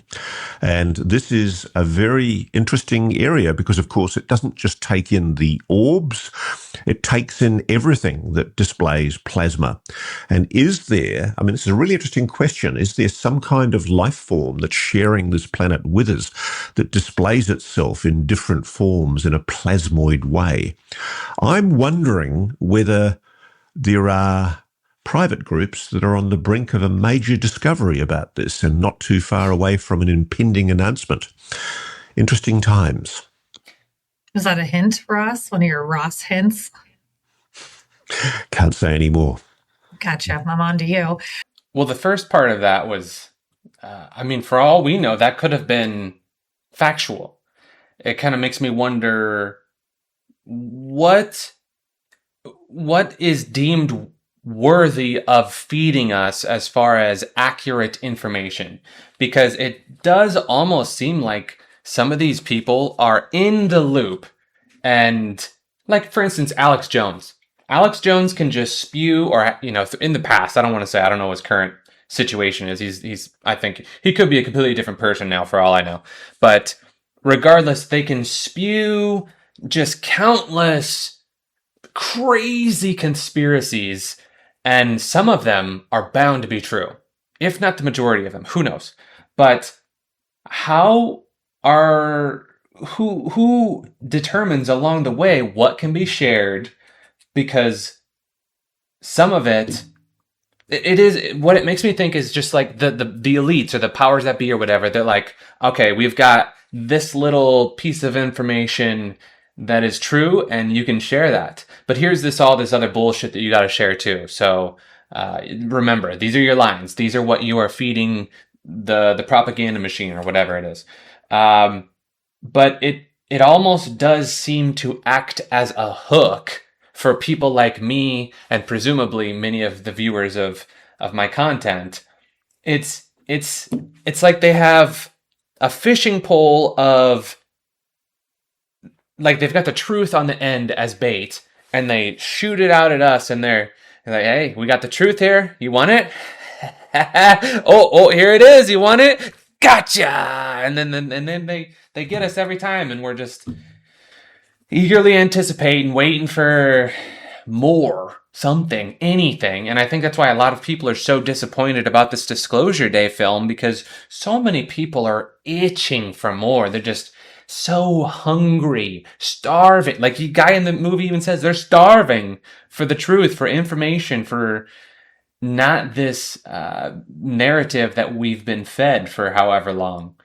And we're never going to get it. It's almost blatantly obvious that it is all just a cauldron of nonsense, and then somewhere in there is a hair of truth. And you can almost see it every now and then among this concoction of toxins and misinformation and disinformation and division sowing. Just it's a crazy, crazy world, and I'm excited that we get to witness it all.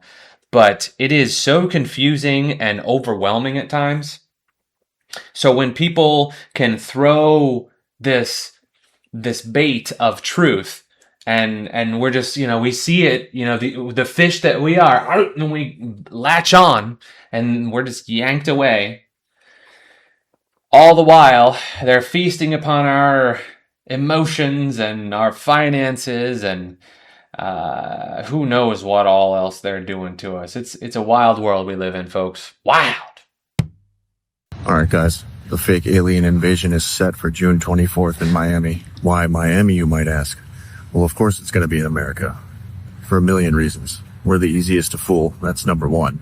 And of course it's going to be in Florida, because that's where all the space nonsense takes place. The fake alien invasion has been predicted for decades. It's important that you don't fall for it. They will use the Project Bluebeam technology. Just remember, it's all a lie. outside of the guy looking like a damn professional wrestler coming on for his interview promo, I think he brings up some valid points. Project Bluebeam in Miami seems somewhat apropos, especially as he said all the space nonsense takes place there. So let's mark our calendars, guys. The next Doomsday Prophecy, Project Bluebeam, June. What was it? June 24th. Let's double check.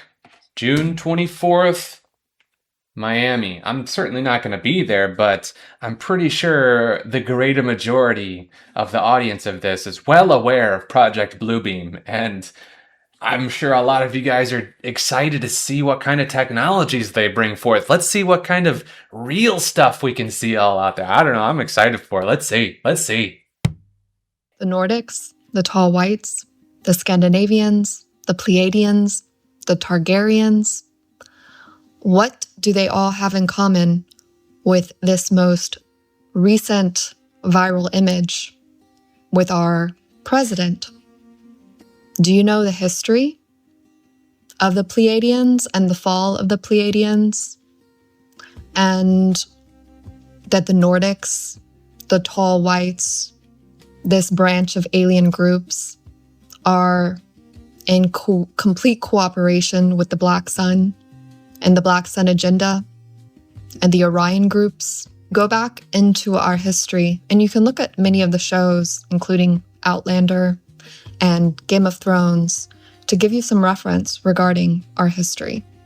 So it does also go back to the Dragon Lines. And when we look at, for example, the show Outlander or any historical reference, when you talk about the Brits or colonization of certain original tribes, especially the Celtics or the Scots, the Irish, where does this come from? And the Viking raids. What is the true history surrounding this? Because a lot of it has been veiled. And it all goes back, and you can see this in the show Outlander, to certain agreements made during our Second World War. And with a certain particular party and group. When we look at the dandies, those that wore the powdered white wigs and the red uniforms, you can see it's very similar to this photo or this image that's going viral right now. And the colonization of certain tribes, including much of what went on in Scotland and in Ireland, because this was the origination point of the 11th Stargate. And this was basically our last, during the time of King Arthur, this was our last holding station. This was the last Stargate that was holding up. And that was those that had migrated from the fall during the time of ancient Kemet to Ireland and Scotland, and these original Essenes, also Israel as well. These original Melchizedek lineages that had the ancient wisdom from Atlantis. So yes, now we go back to the beginning, the fall of the Pleiadians. And if you've watched a few of my other videos, I give some clues, although I'm not allowed to discuss or disclose everything here. So when we are looking at our ancient galactic history and these timeline trigger events, the things that happened after the so-called Yeshua or Christos mission, and there's a lot more to that as well. We had the fall of King Arthur or the last Grail King. And so you see in certain shows like Game of Thrones, which is picking up on the 1,000-Year War when we're entering into the Dark Ages, and shows like Outlander, which is showing you just the different rebellions after the Rose War or the 500-Year War. That's when that show takes place, and the latter 1700s, right before we go into the 1800s. And then you see that there is this time travel that happens that they are sort of trying to do course correct. So they show you in the shows because, yes, this is the same with our ancient future and the Greys, because they are still trying to do the same with recent scientists that we know have been taken out.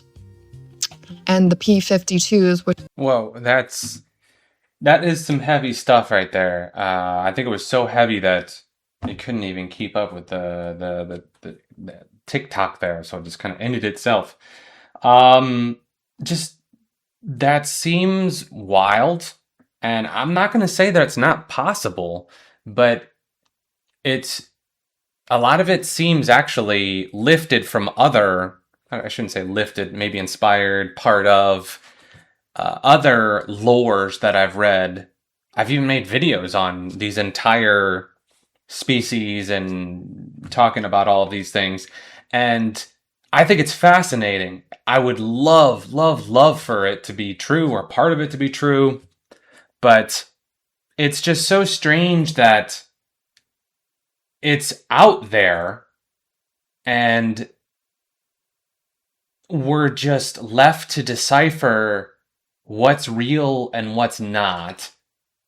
And it's so crazy because so many theorists and so many people say, oh, it's in the movies, it's in the shows, it's in the music, it's all of it's predictive programming, it's all dashed and spiced and placed throughout all of these different shows, and we're somehow expected to not only consume it all, but then read between the lines on what is real and what's... In the 1930s, the Rothschild-Rockefeller Alliance, they began funding scientific studies to look at how musical frequencies can prepare the masses for war. And that's because they wanted to control people. They want that mind control programming. And so in 1938, there was a gentleman named Harold Burroughs Meyer, and he was a theatrical designer and a sound engineer. And he began developing techniques that would control the emotional response of audiences and to create mass hysteria. And so from there, you have this, this Rockefeller-Rothschild Alliance. What they were doing is not only were they looking at ways to steer the masses, but they wanted to change the standard tuning of A to 440 hertz. So in 1939, they began funding Joseph Goebbels, who was the Nazi propagandist. And at that time, Joseph Goebbels, he wanted to change the standard tuning of A. And so he organized a meeting in London to do that, which was a total setup in which, the powers that be had control of what the outcome was going to be. And, as a result, it's not surprising that the standard tuning of A was changed to 440 hertz. And that happened June 1939, just months before World War II broke out. And the timing of that is no coincidence because 440 hertz is a destructive frequency, and that, it can retrain our thoughts towards disharmony, disruption, and disunity. But what they're actually building is a single decision-making architecture for the entire planet. Every sensor in every smart city feeds into it. Every digital ID authenticates against it. Every permit to move, to trade, to access service runs through it. The Global Governance Frameworks project openly states its purpose: to place systems that generate crises with systems that generate resilience. That's interesting, isn't it? Generate crises. They like generating crises. Crisis actors, they're all their favourite words. But resilience for whom? Defined by whom? The operating system doesn't ask, it just processes. And here's what makes this different. I trust that. Got my trust back with AI, yeah. And here's what makes this different from the conspiracy theories people dismiss. This isn't hidden from some leaked memo. It's published on dedicated websites, discussed at World Economic panels, and cited in UN planning documents. The blueprint is public. The architecture is being coded. The contracts are being signed. The only thing missing is a public awareness that any of this exists. Most people still think global governance means the UN General Assembly making non-binding resolutions. They didn't realise the operating system is already in beta. The question nobody's asking when every governance system runs on the same operating system, what happens to those who refuse the update? I don't want an update.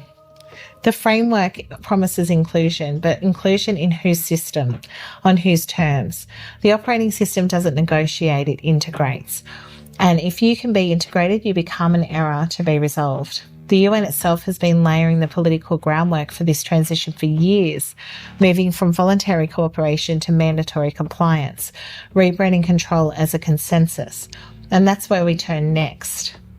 They're so out of the loop, the UN. Like, I found it interesting the other day. They do, like, you know, conference crap all the time, and they, you know, take all their notes. And, like, for example, they kind of do, like, a year sum-up one. Well, last year's one had less than 3,000 views.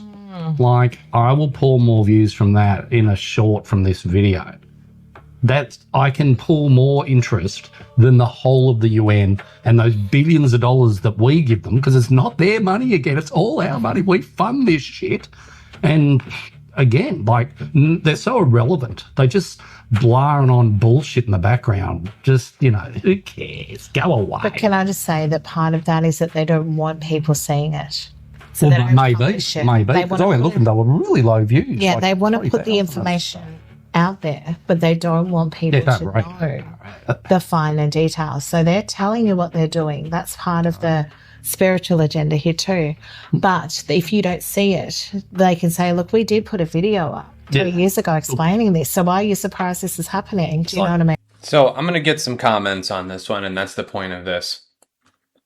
I understand that we're all against the NWO and the evil powers that be, but when I think about progression, to me it makes the most sense for everybody to work towards something and essentially be on the same team. And I don't see, I mean, maybe I'm just a naive human with innocent intentions, and I'm unable to wrap my mind around the extent of the cons, but it almost seems like outside of, yes, the potential for corruption, which is the biggest, probably, I almost see it being more of a pro for there to be one world united. And I don't like that it'd have to be against an external force for it to happen, essentially.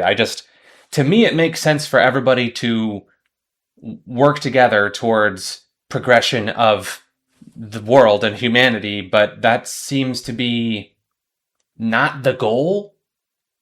Like, everybody wants to be nationalistic and, you know, vote for X, Y. I'm proud to be a, you know, all of this. I've never really had much of American pride. I'm sure you're well aware that I'm American, but I mean, like, I'm not proud of America, but I'm not necessarily proud of it. It's just, it is what it is. I have as much, devotion towards the sports team that I was born around. It's just arbitrary. It's like, okay, I was born here. That's it. Like, I don't know why I would feel this overwhelming allegiance towards a nation. And it kind of goes back to my philosophy on worshiping an entity. Like, it doesn't make sense to me. It doesn't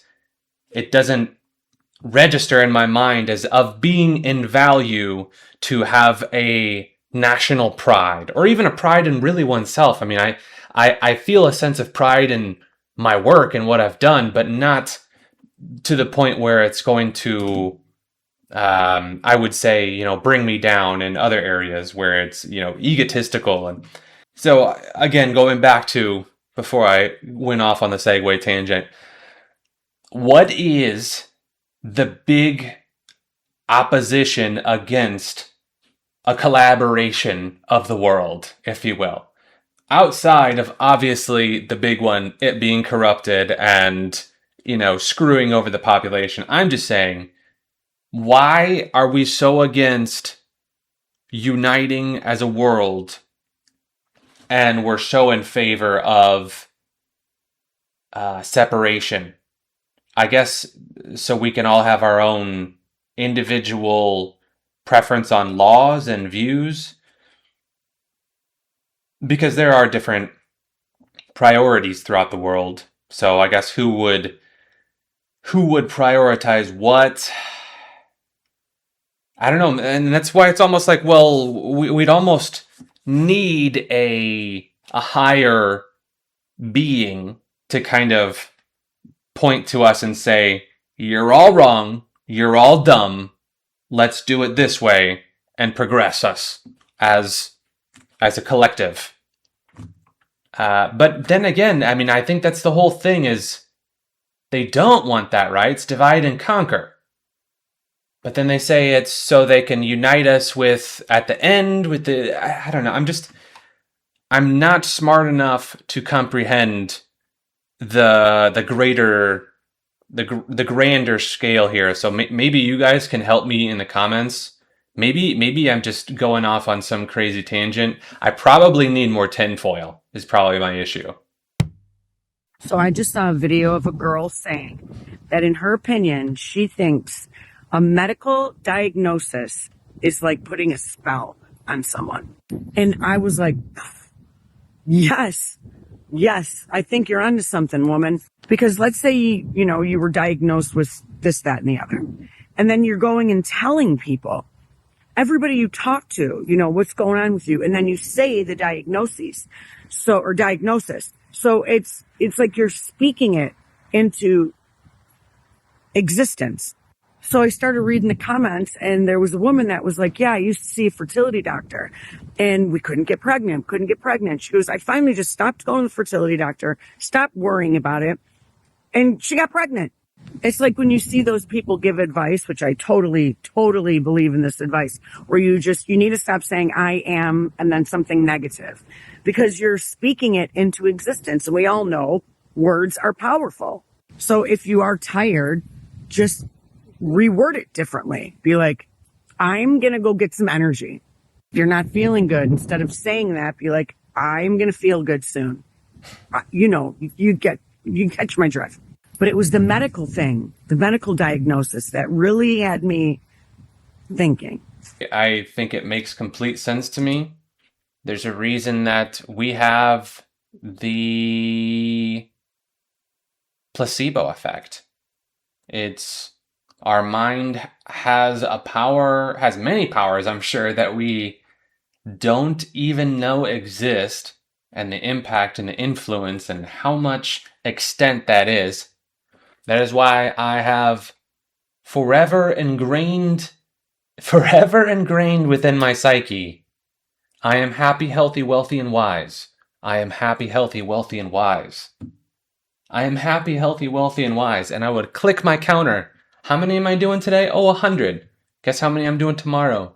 100. But you know what? I am happy, healthy, wealthy, and wise today. I can't say for sure it was because I did all that, but I don't ever go to a doctor. I avoid the negativity at all costs. I eliminate that from my life. So I think there's something there. I don't know if it's as frou-frou as, just thinking something into existence and manifesting things, but maybe it is as simple as that. And if that's the case, I'm manifesting a million subscribers and viewers by the end of this year. Let's go.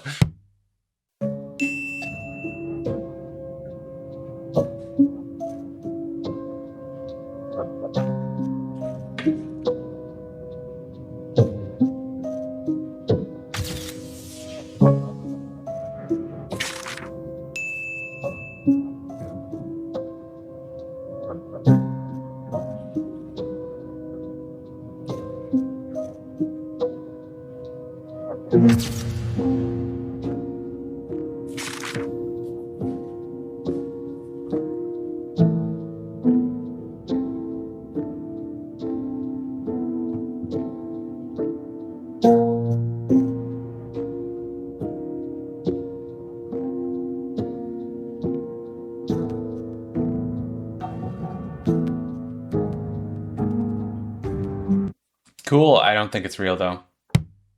The official numbers for world population released by the United Nations, as of now, have just surpassed 8 billion people living on Earth. In 1800, there were only 900 million members of the human family spread across the world. raising to 1.65 billion in 1900 and skyrocketing to nearly 7 billion in the year 2000. Now, in 2023, we have allegedly just passed the 8 billion mark. Given past failures and the many lies spewed by the UN during recent world events, however, it is fair and justified to remain skeptical of such statistics and to do some independent investigation before blindly believing. By collecting official statistics and doing your own math, it is difficult to find a way for these numbers to add up. For example, India supposedly has a countrywide population of well over 1.4 billion citizens. But when practical calculations are made using the UN's own numbers, how they could possibly conclude such a high figure is clear as mud. Taking their official figures of populations from the largest 300 cities in India, from 12.4 million in the biggest city Mumbai, to just over 100,000 in the 300th placed city of Aurangabad, and adding them all together, that barely accounts for 200 million of this supposed 1.4 billion. If all the 300 places with the largest populations in India taken together only account for 200 million people, it is statistically and geographically impossible for there to be another 7 times this number mysteriously hiding out in the remaining small towns and villages with populations all lower than 100,000. A similar situation occurs when adding up the official figures for the entire world's 300 most populated cities. Taking the UN's own official statistics from 24.1 million in the world's largest city of Shanghai, China, to only 361,000 people in the 300th largest city of Beirut, Lebanon. The combined figures only come out to approximately 1 billion people. Even after adding all the statistics calculated for surrounding metropolitan and suburban housing areas around each city, the total only amounts to around 1.5 billion. Where are these other alleged 6.5 billion people hiding? Being generous, independent analysts have estimated at most another billion people could possibly be spread out across the world's rural countrysides, still putting the actual number well below 3 billion.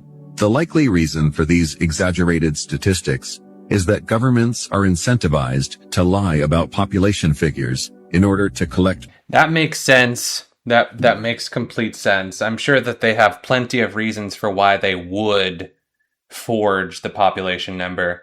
But to me, that also makes sense because, kind of alluding to what I was saying in a past video or earlier video, it doesn't feel like there are as many people in the world as there likely would be if it were as vast and populated and numerous as they claim. Because you would think, I would think, through my little tiny human mind here, one out of however many would have drastically increased intelligence through whatever reasons. You know, some genetic anomaly turns them into the next Tesla and drastically improves humanity's quality of life through some technology. I would think that there would be more of that if the population is skyrocketing as they claim. Maybe that's not the case, but I would think at bare minimum there would be revolutionaries, inventors, philosophers, teachers that would change the world. But it doesn't, I mean, maybe they're just the powers that be literally have that much of a grasp on us that it prevents something like that. But that's the way I'm seeing it. I don't know how you guys are taking it. But these strange stones behind me are so mysterious. Like, imagine all that work, all this cutout just to make that. And then to make a couple more. Some more tombs down that canyon. Another big old block.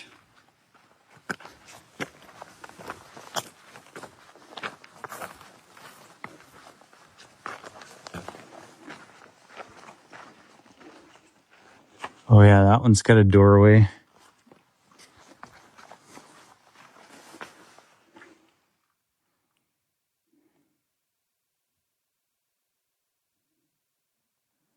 This is all carved out, a water channel.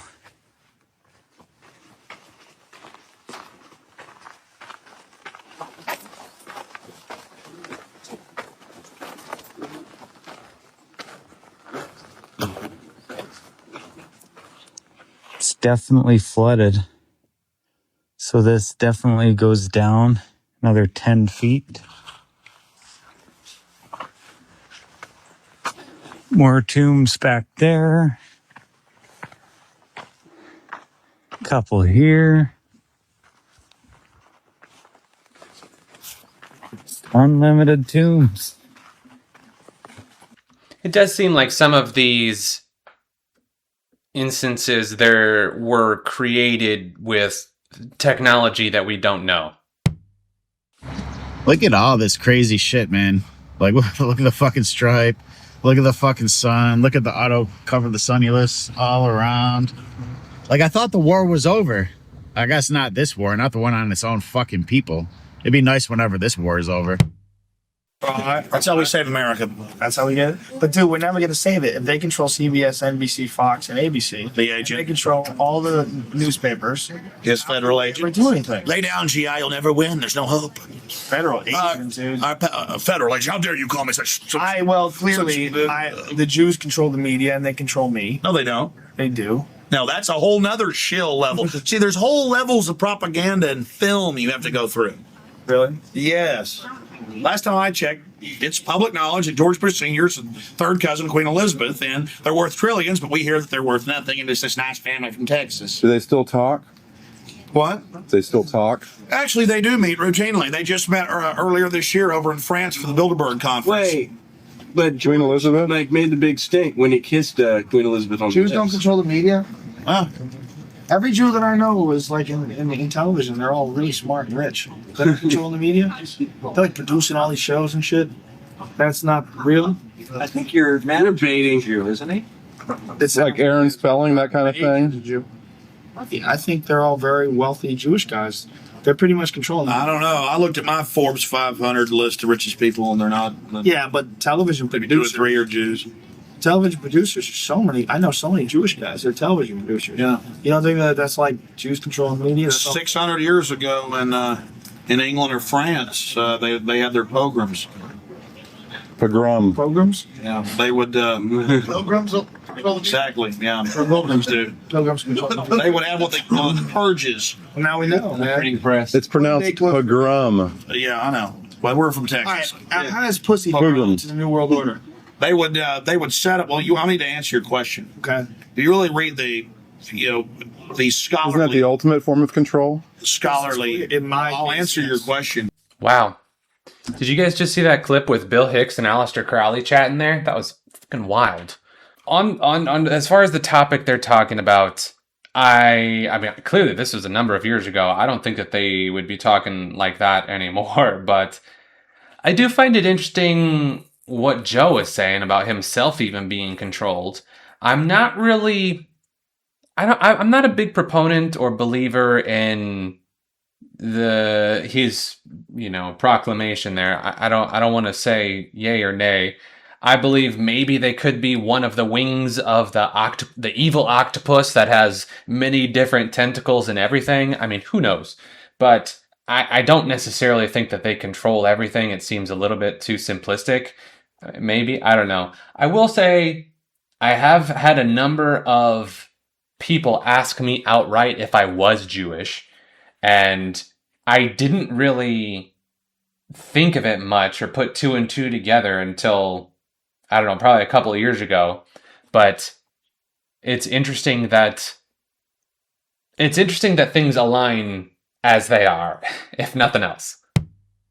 UK government are going to ban social media for everybody under the age of 16. This will also happen for YouTube. Fuck you, Keir Starmer. I don't know how they're going to test to see if you're under the age of 16. I guess you need to upload your ID to YouTube to use it, or use a VPN. But I don't know why they're doing this. It's ridiculous. I've submitted my ID to TikTok before when they thought that I was under 18 because I don't look 18. So if you've done that before, are you exempt? Or if you've submitted your ID to TikTok because you need to do that to get money from TikTok, are you exempt from this? I don't know why they forgot that the VPNs exist. The government, it's already weird. Proving the government have nothing to do once again. Trump's crazy and awful. Like, are you kidding me? He's nothing compared to this government. YouTube and TikTok are just there to entertain people. It's like, it's ridiculous. It's like they don't want us to have fun anymore. This government clearly is not good at doing anything. When I was under the age of 16, social media brought me happiness. Fuck you, Keir Starmer, you miserable prick. The fact that Keir Starmer makes Trump look like an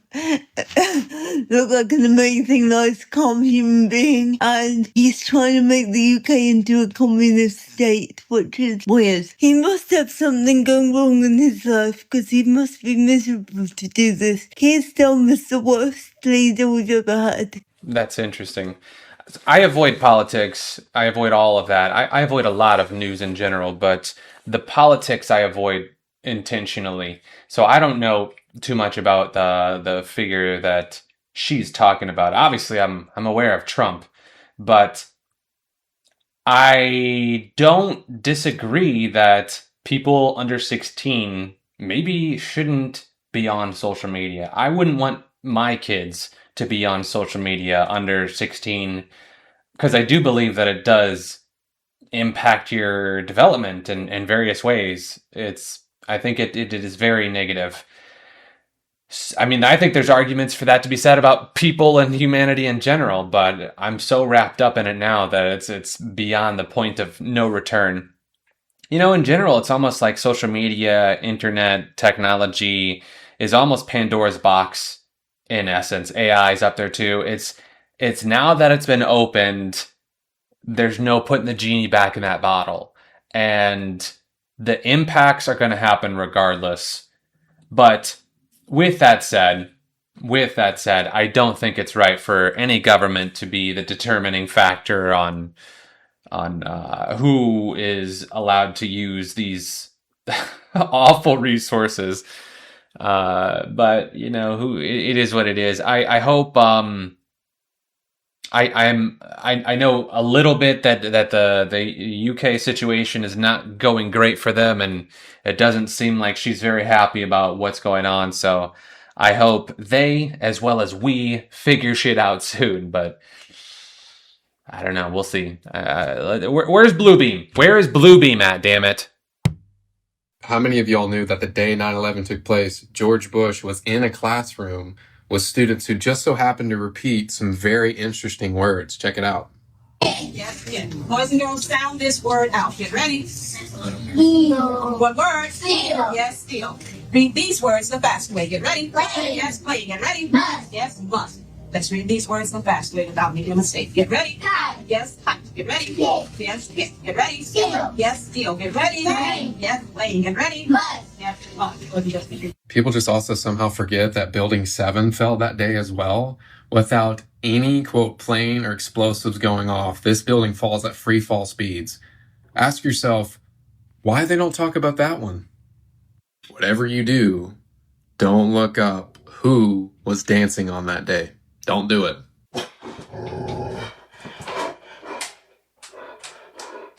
What do you hear? What do you hear, huh? What do you hear? So that's interesting. The dog did not like something during that.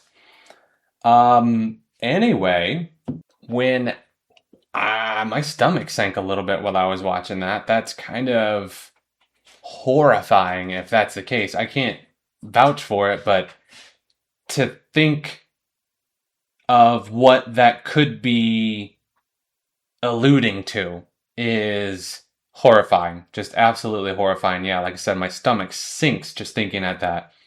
But I don't want to say anything otherwise because this topic is the only thing where YouTube's like, yo, we don't want you talking about this. So I may not even include this. We'll see if I tempt it this time because They don't like me talking about this stuff.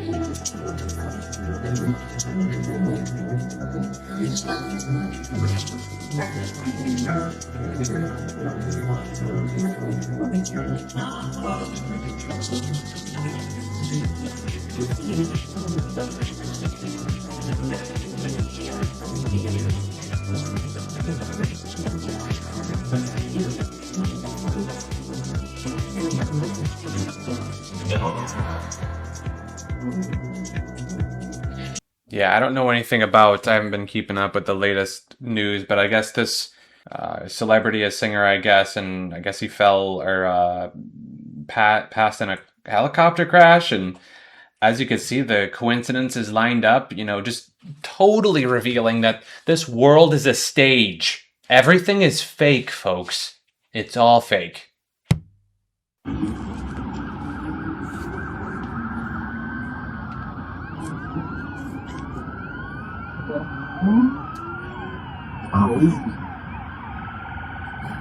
Esta es una llamada de todas las unidades de la ciudad de Miami.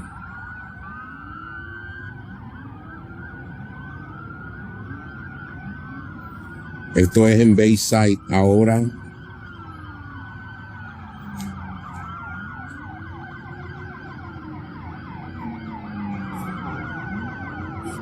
¿Qué hora es? ¿Qué hora es? ¿Qué hora es?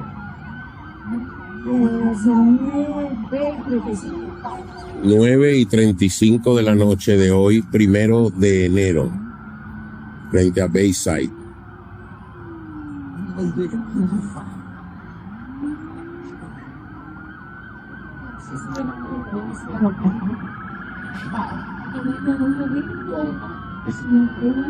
No sabemos qué está pasando. It does trip me out how every cop in Miami is there. I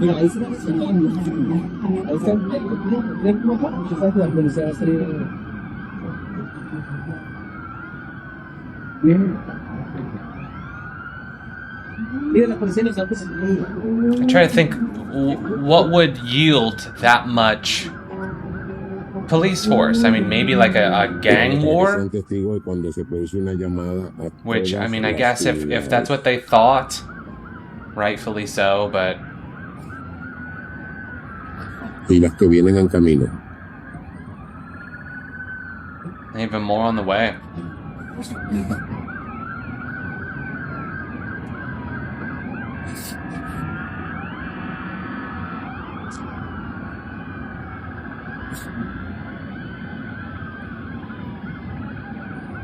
What was the call to all units report to the mall? Like all units? 8 to 10 foot creatures walking around inside and outside the mall, people shooting at them to protect themselves. See, that's the thing. If there are multiple people shooting at whatever the hell it was, that would warrant that much police force.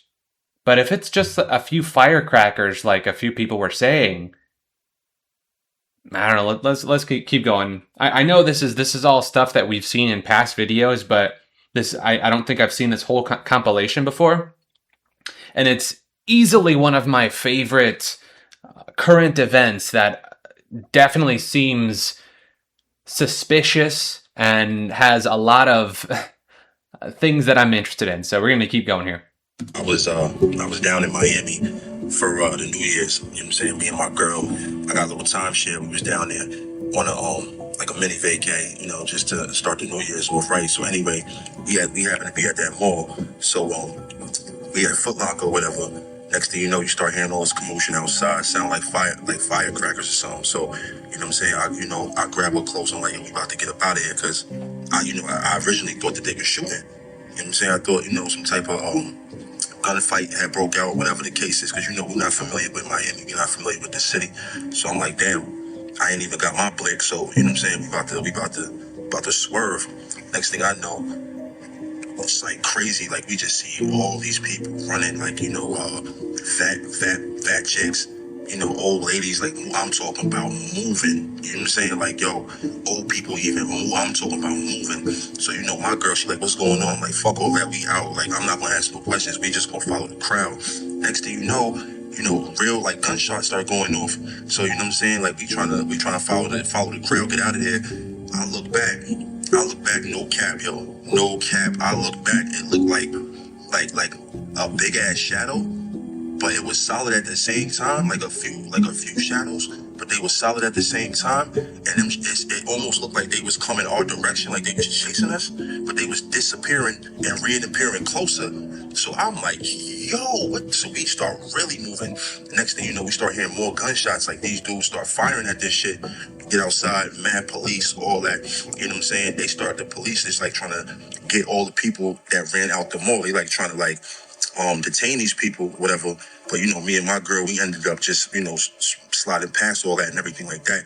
But a lot of people saying, why didn't nobody film and all that? When that type of shit is going on, you know what I'm saying? Shit like that, like some paranormal, nobody thinking about no phone. You know what I'm saying? Everybody going survival mode.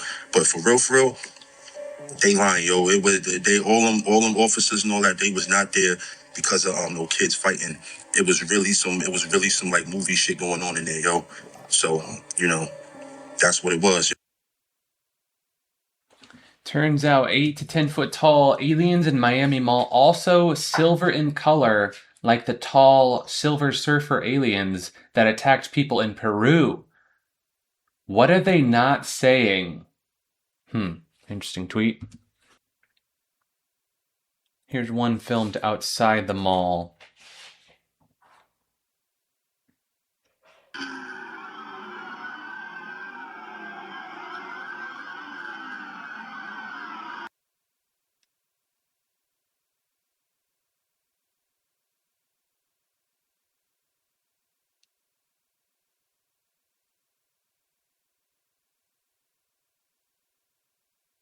What the hell are we looking at?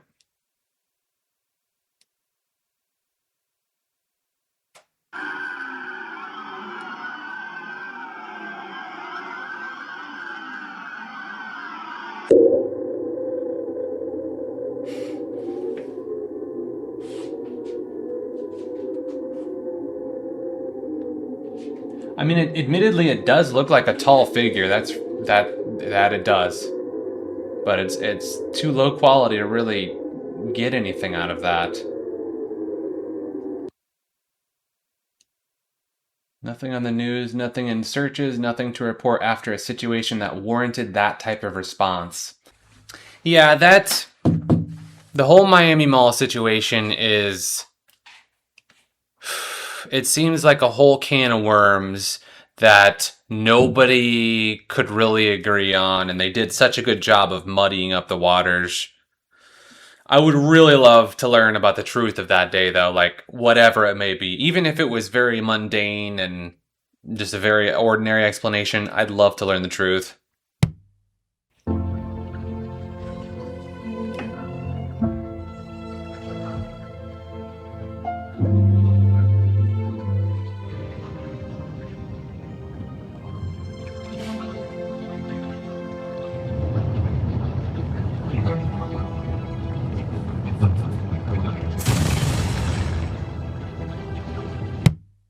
Completely in alignment with what the yogis originally taught before the teachings got hijacked. For example, the authority text on yoga, Yoga Sutra, the first 4 sutras say this. Atta Yoga Nushasanam is the first sutra, which means, welcome to you who are well prepared. Here is your manual to keep you anchored to consciousness as you navigate the simulation, more or less. 1.2, Yogas Chitta Vritti Nirodha. But in order to stay anchored to consciousness, you will have to learn how to still your mind. Tada drastu svarupe vastanam. If you can still your mind, you will access your own true essence, which is the power of pure seeing itself, the one who truly sees. If you cannot, this is the fourth verse, vritti sarupyam itaratra. If you cannot still your mind, you will think you are your mind and you will suffer. That's yoga. That is a fantastic summary of basically where I'm coming from. That is music to my ears. It makes a lot of sense. It makes a lot of sense. In fact, I think a lot of people attach themselves to the thoughts that immediately appear in their whatever this is, and they think that that is them, and they associate that is me, but really, you are not your thoughts. I don't know how many times I've had thoughts pop into my head where I had to say, why the hell am I thinking that? And I actively push it out. And I think the third one he was saying there in particular about stilling your mind and you can see it. And I mean, it may be a little bit cliche, but I almost see that as meditating and learning to appreciate the moment and just gratitude, presence of mind, enjoying the present moment. That is a gift that not everybody has, not everybody can even comprehend. But I mean, I've had moments myself where I'm meditating and I'm just thinking, just quiet, just intaking, just observing, being present in the moment, and I just laugh. Just for no apparent reason. And it's just because it's just such a beautiful thing to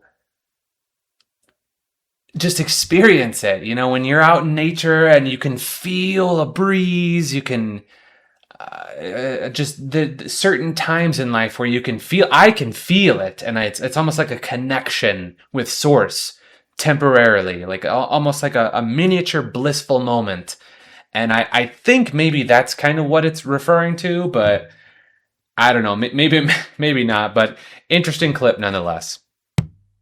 Children are born in the house. You feel me? My children are homeschooled. You take them to the hospitals and none of that? Nah, but I'm not extreme. So if it was necessary, I would, but it hasn't been necessary. You know, one of the things, I mean, we gotta look at the hospital, just to detour a little bit. They'll have would you lay down to defecate? Like if you had to use the bathroom and you get closer and closer to your house and you're like, man, it's starting to really come out. Would you then go to the toilet and lay down to try to make it come out? No, you wouldn't. You would squat. That's kind of like what we do when we on the toilet. But now here's a woman that's supposed to give birth to a child in the medical institutions where all these people with certificates are going to turn around and tell that woman to lay down, to go against gravity and compromise the integrity of her spine. All right. And then want to induce labor and give her epidurals. And if the child is born inside of 30 to 45 minutes from the time of that shot, then the child comes out, their eyes closed, we thinking it's perfectly normal, but the child is drugged up. That's crazy. But we could go to Egypt. Like I went to Egypt and I went to the world's first hospital, the Temple of Philae, and you see all over the walls, the women squat and do not go against gravity. But they were the ones that's considered to be incompetent. But today in contemporary science, we got women still laying down. And even the placenta, because I delivered my daughters. I didn't cut the placenta when the baby came out. We let the afterbirth come out. And we let the placenta continuously contract so the rest of the stem cells could get to the child, which would diffuse the potentiality of the child actually getting sick. And it heightens that child's consciousness. Absolute fact. My daughter was 4 years old speaking 4 languages. My Hotep Tumre. So, but we cut it the second the child was born. Wow, that's interesting. It does make me wonder how much of modern technology, medicine, procedures, how much is forged simply to pull us away from our extra abilities, from reaching our full potential? Because if it's as bad as they say, it would not surprise me if they did just slightly tweak what would be best for us. Just for the slight modifications and impacts to it.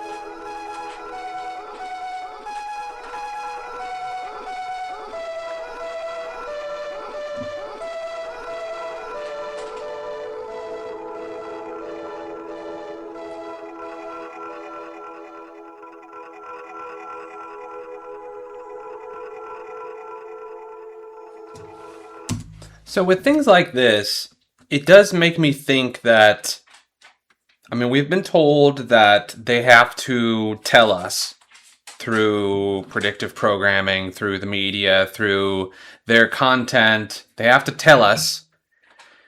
It's part of their deal. But I'm kind of wondering if maybe there are other players in that game that they're playing with the rules that they're following that are there to do the opposite of the evil controlling elite, where they're there to try to educate people. Like they're there legit for the good of humanity, and they are the ones that are creating content like this, where, you know, a lot of it does seem like there's truths underneath of it that we as people that aren't in the loop and educated and everything can't immediately decipher and understand, because a lot of that seemed like there was something there. Obviously, that was way too dense to really consume all of it at once, but it almost does seem like there are benevolent entities that are benevolent actors within the same system that the bad guys, the ruling elite, whatever it may be, it does seem like there are good actors and bad actors. That makes sense to me.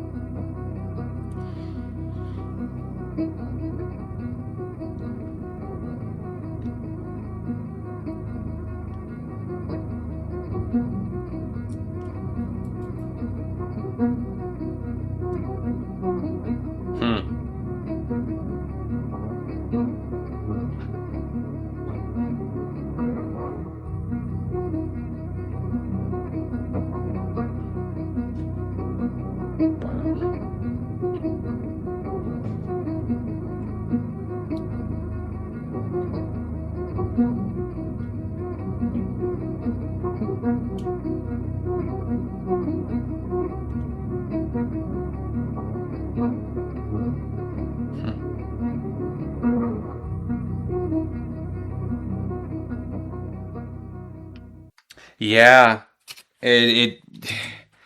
how much of our history is just underneath of us? You know, even if it's not excavated, I mean, it does seem like so much could potentially be underground. You know, even that's still active today with all the DUMBs, underground military bases, underground tunneling. What if beneath of us existed more of history and more activity than there is above ground? Point. This used to be Brookwood Asylum. Built in the 1800s, one of the largest asylums in the country. Officially, it was built to house the insane. But what if that's not the whole story? Because it wasn't just here. There were buildings like this across England, across America, Canada, and who knows where else. All built around the same era, which raises a question. What happened? What event in history suddenly created so many insane people that they needed buildings like this to house them all? Because people don't just lose their minds for no reason, unless they weren't insane at all. What if they were simply holding on to a version of history everybody else was starting to forget? Because if you wanted to create a new version of history, the biggest problem isn't the books. It's the witnesses. The people saying, that's not what happened. I remember differently. Maybe that's the point in history where everything changes. And you wouldn't do it overnight. You'd wait. You'd wait until enough of the younger generation had grown up and the people who remembered became the minority. That's the tipping point. So what happens next? The next generation would only hear one version. The generation after that would accept it. And eventually, nobody would even realise another version ever existed. So maybe the question isn't, were the asylums full of mad people? Maybe the question is, what were they hiding? So it really does make me think. I've heard this theory, and I think this is actually a really cool theory. You know, essentially they used the insane asylums as a way to get rid of a history through various means. But this, along with any number of worldwide manipulations of history, require something that isn't calculated for within all these conspiracies. There has to be a designer that makes these plans, and there has to be implementers of these plans, because it's not like these plans just happen randomly and are implemented randomly. It's like, oh, somehow we all went, somehow everything happened to end up. No, this is sophisticated, advanced planning that humanity, as far as I could think, would very much struggle to come up with and implement on this scale. It really does seem like the only thing that makes these conspiracies possible is if there is an interference from other entities that aren't human, that we don't know of. I mean, maybe we do, and they're hidden amongst the misinformation that we're fed every day now. But it does seem to, so many of these conspiracies require some sort of caretaker, some sort of implementer to make it possible. So who are these implementers?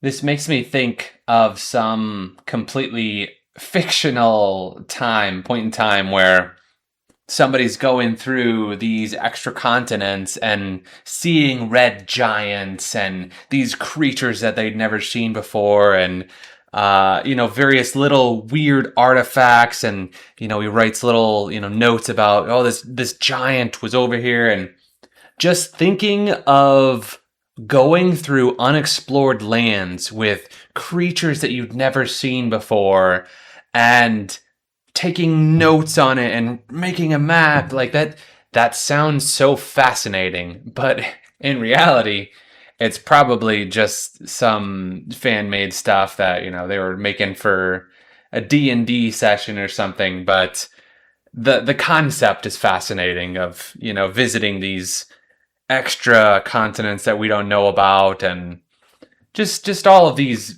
things. I'm so lost in the sauce of it all. Dați o zeneu, tata, când zboară o zeneu aici. Să-l vedeți? Dați o zeneu. Deci eu tocmai am filmat un ozeneu, că în pușcă de-l găsesc draci. Dacă încă se vede acolo. Auziți? Nu știu dacă se aude.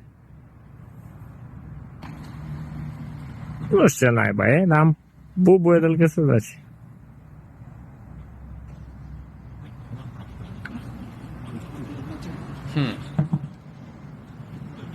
Așa se aude pe filmare. Eu nu m-am pușcat pe mine. Verificat acum filmarea, dar telefonul nu prea preia, dar trimite niște impulsuri așa. Ce mișcări ciudate are. Cred că e dronă rusească. Yeah, it looked like it was some sort of advanced drone. Definitely more than your standard commercial drone. Check out this footage. It claims to be from a real holding facility.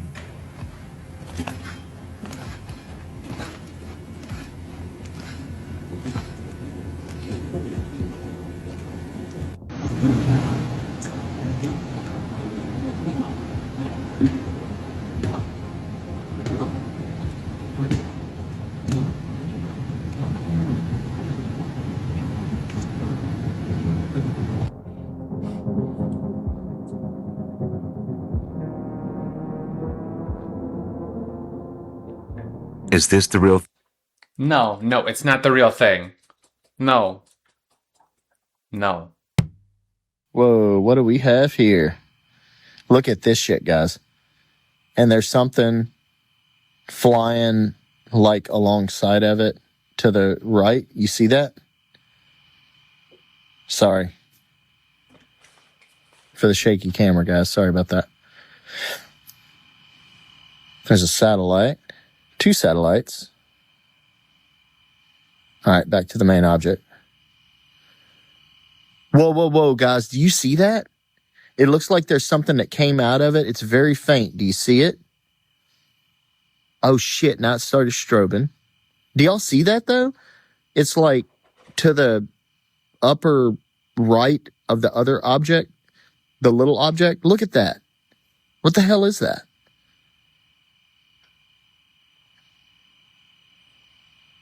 What the hell is that, man? That's not a freaking plane. What the hell is that? There's no sound. Stupid bug. Whoa, did y'all see that? The other object just lit up. The smaller object that came out of it. Look at that. Stupid trees, man. And it started strobing again. Look at that, man. Whoa, what the fuck, dude? Disappear? It disappeared. No, I think it's still there. Are y'all seeing this? What in the hell is that? Whoa, what do we have here? Huh. Look at this shit, guys. And there's something flying like alongside of it to the right. You see that? Sorry. Yeah, it's one of the many things that are unexplainable up there. And my thought process is maybe they go in and out of this dimension much more fluently than we realize. And not only that, but not just the dimension, like this reality, physical reality, whatever it may be, but also maybe just our visible spectrum. You know, somehow they can cloak themselves or maybe change matter. I don't know. I have no idea, but yeah, it's interesting to see stuff like that and realize how little we really know.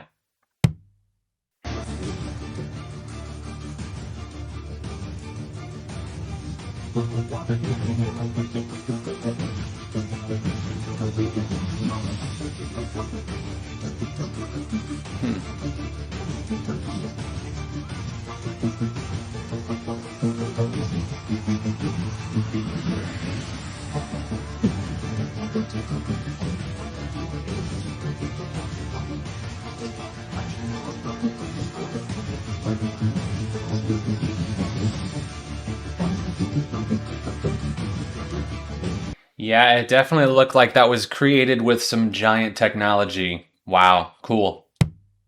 I just got word that my album is no longer coming out. Love You Madly, Hate You Badly is officially canceled, and I'm parting ways with Atlantic Records. Behind the scenes has been nothing short of a nightmare. I have no marketing budgets for music videos, no digital ad spend. Nobody really cares in the building, it seems like. I made a lot of money for Atlantic Records, and they don't seem to remember that.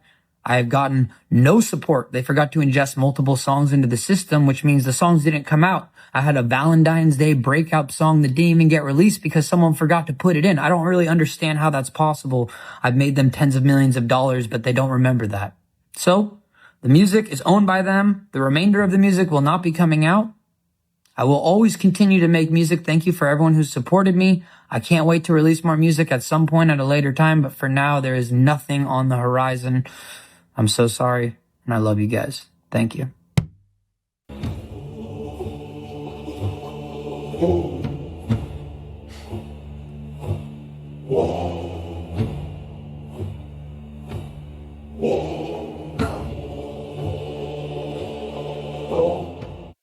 Yeah, that thing's right out of a movie or a video game, like a final boss mansion.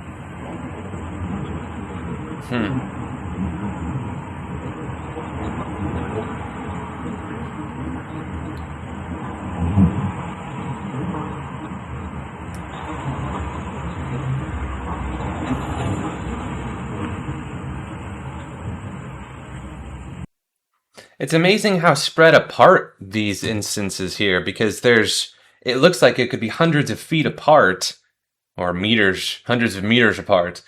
So it doesn't seem to be like a real easily categorized place of, just a specific instance. Also, just in general, this unexplained phenomena, whatever this is, these things appearing in the sky, seemingly from nowhere. We've seen recently the branch, I believe it was a branch or a stick or something, that was just floating in the sky, and that kind of hit virality stage, that video. I think I saw even multiple clips on it. Regardless, these kind of phenomena really, for me, push it towards it being a simulation. And these are just glitches within the simulation. And I know that that is kind of it's kind of a cliche to say, but I mean, realistically, that's about as close as it gets, where it's just, this doesn't make sense other than just placing it into what we understand as a computer error, which is about, really, as far as my generation and the older generations, we experienced technology when it would just seemingly fail out of nowhere. And I mean, it still does to a certain degree, but it's a lot more reliable and quick and, just made with superior products.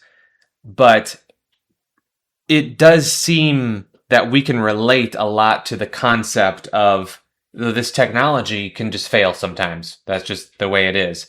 And this is a failure, a glitch, an error in the programming, whatever it is, in the reality around us, which, who knows? Who wants to place that into a box? I mean, realistically, it could be any number of things.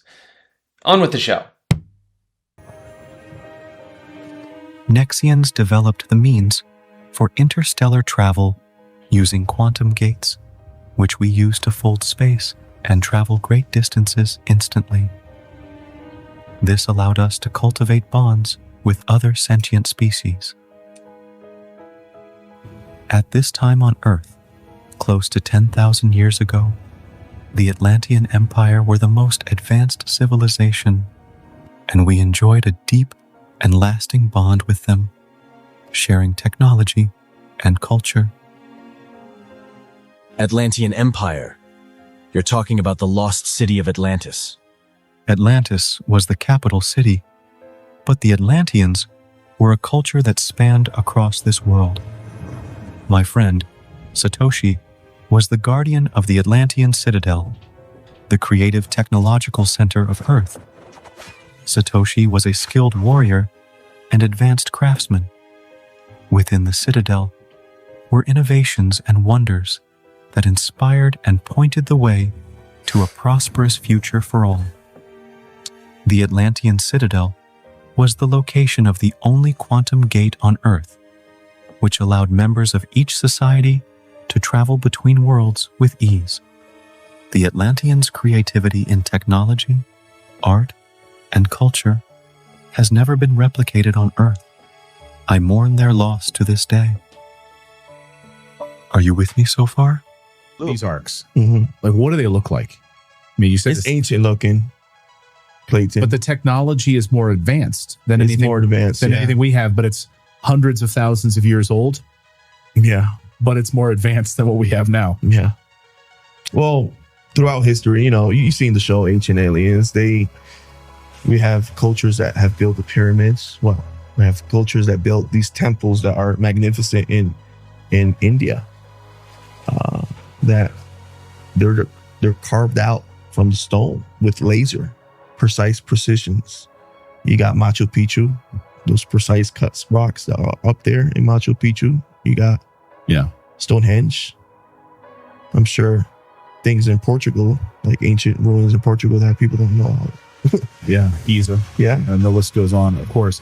So, describe to me what these arcs. I just want to. You can take me through how long you were down there. What were you doing? What were you seeing? It's like an off and on type of memory type of thing.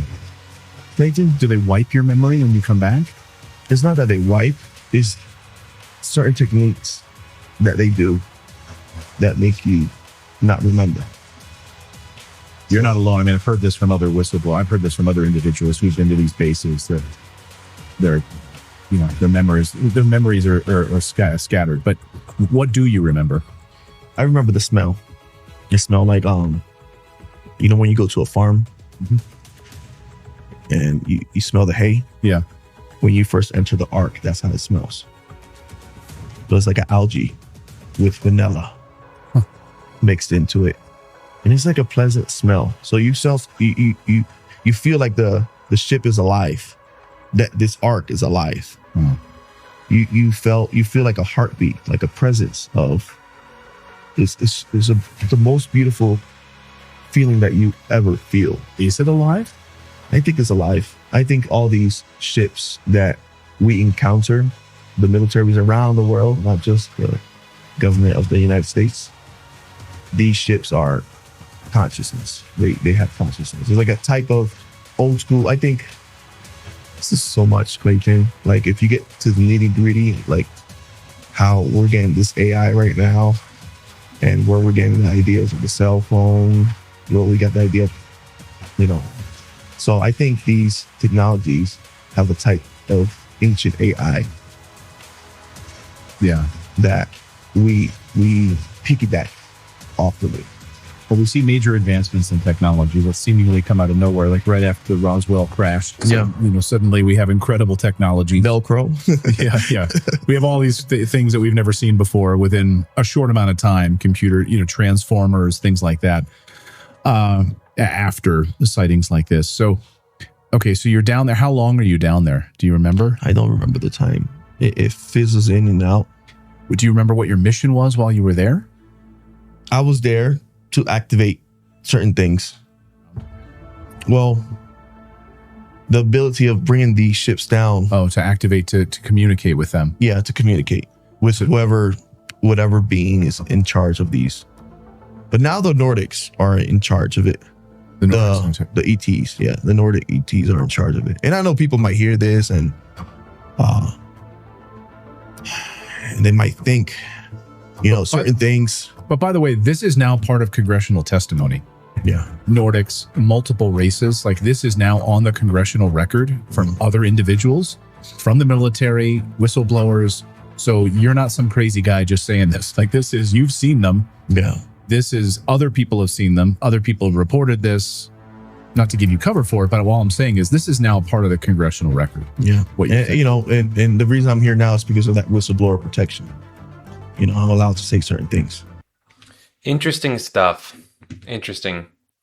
My first thought was initially after about midway, it was talking about the concept. I don't know exactly what he said, but it made me think that perhaps UFOs are really just us tapping into an avatar that navigates this reality different than we expect. Because I think of, you know, the more human version of it, like you fly a drone and you just, you know, you control around, you can fly around. Some of them have camera, some of them you can see where it's flying, you know, automated flying, all that works. But to fly a UFO, something that, you know, gone and just unimaginable speed and power and abilities, to me, it would make more sense that you would have to tap into it and control it more manually rather than just, you know, your hands. Like, you would have to control it with your thoughts, essentially. And I don't know what kind of technology that is, but to me, that would make more sense than just flying around on a remote control. Maybe I'm wrong, but anyway, that's one thing I thought of. But the latter thing, this is something that I've been thinking about more recently. I am somewhat of the belief that we can at least influence the reality around us, if not create it entirely. I have never really thought of myself as anything more than just a receiver of artistic ideas and interpretations of the things that I enjoy, my passions, and turning the things I enjoy into tangible, you know, media, whether that's a song or a video or, you know, a physical real object in reality. I just enjoy making things, hence my main channel is named Maker.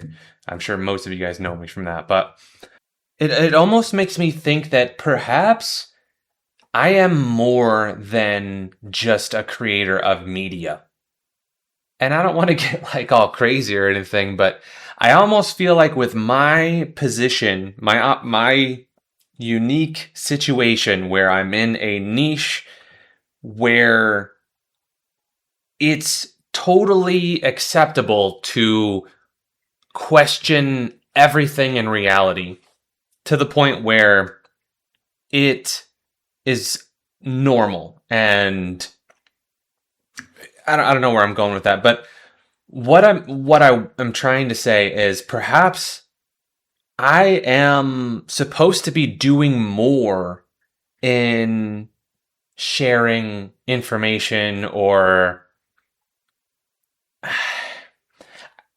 I don't want to say lead, but for lack of a better way of putting it, maybe I am meant to lead people to information, if nothing else, where, you know, I kind of open their eyes. But maybe I'm not. I don't know. I just, the thought crossed my mind where it's like occasionally I'll get this tiny little bit of this inkling of worry.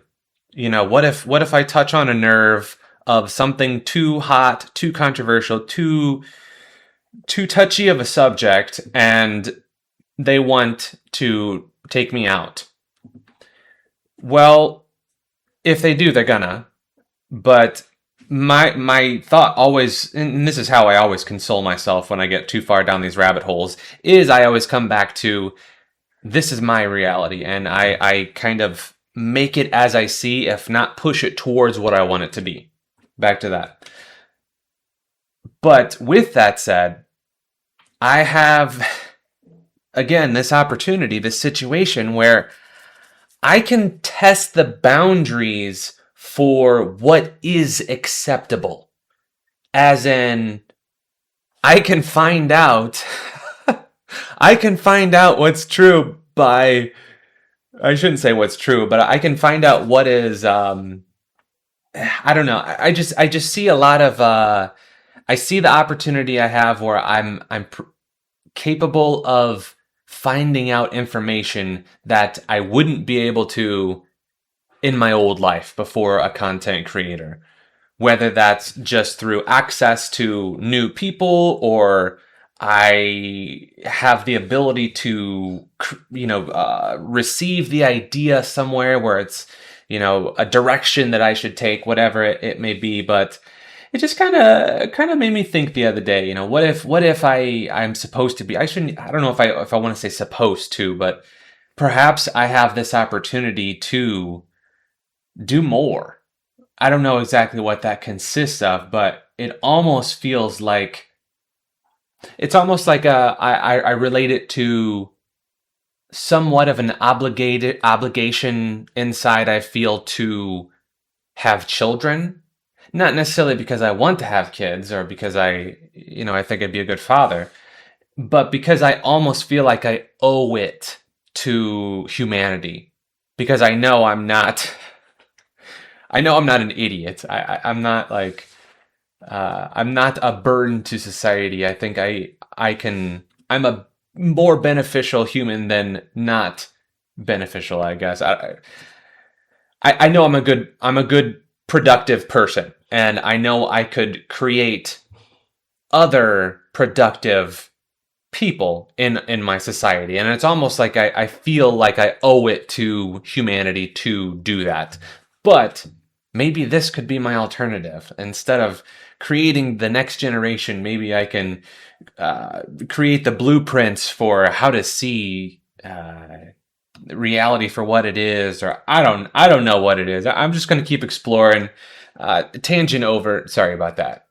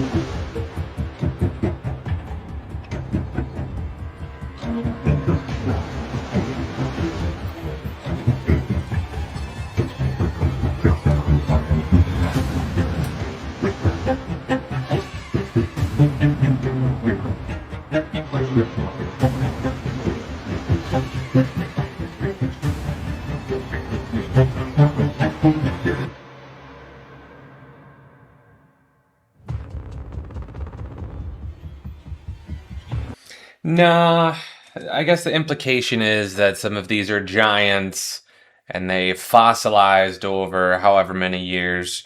This is right up there with the trees are, or I'm sorry, mountains are old tree stumps.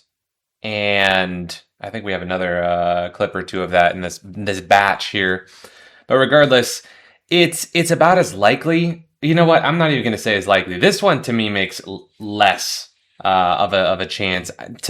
I can't say for sure. I'm not intelligent enough, nor am I educated enough on this. But it seems like if these were fossilized remains of giant people or whatever, they would be able to decipher that, verify that medicinally and through chemical analysis or whatever fancy scientific stuff. That seems like it could be more easily proved, but maybe not. Again, I know nothing.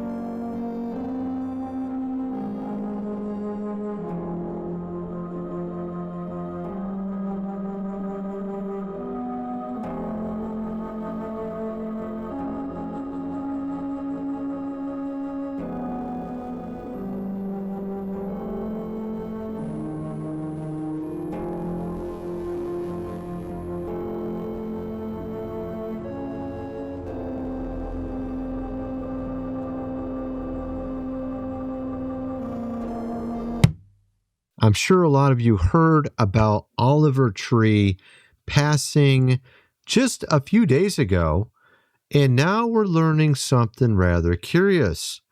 His last project, which was apparently in Antarctica, 300 days in Antarctica? This is insane. Oliver Tree made a full-length Antarctica documentary screened 2 weeks before the crash, not publicly released. He spent 300 days in Antarctica investigating the UAP and alien bases there. A recording of the screening was just posted on YouTube. I actually have the original video here.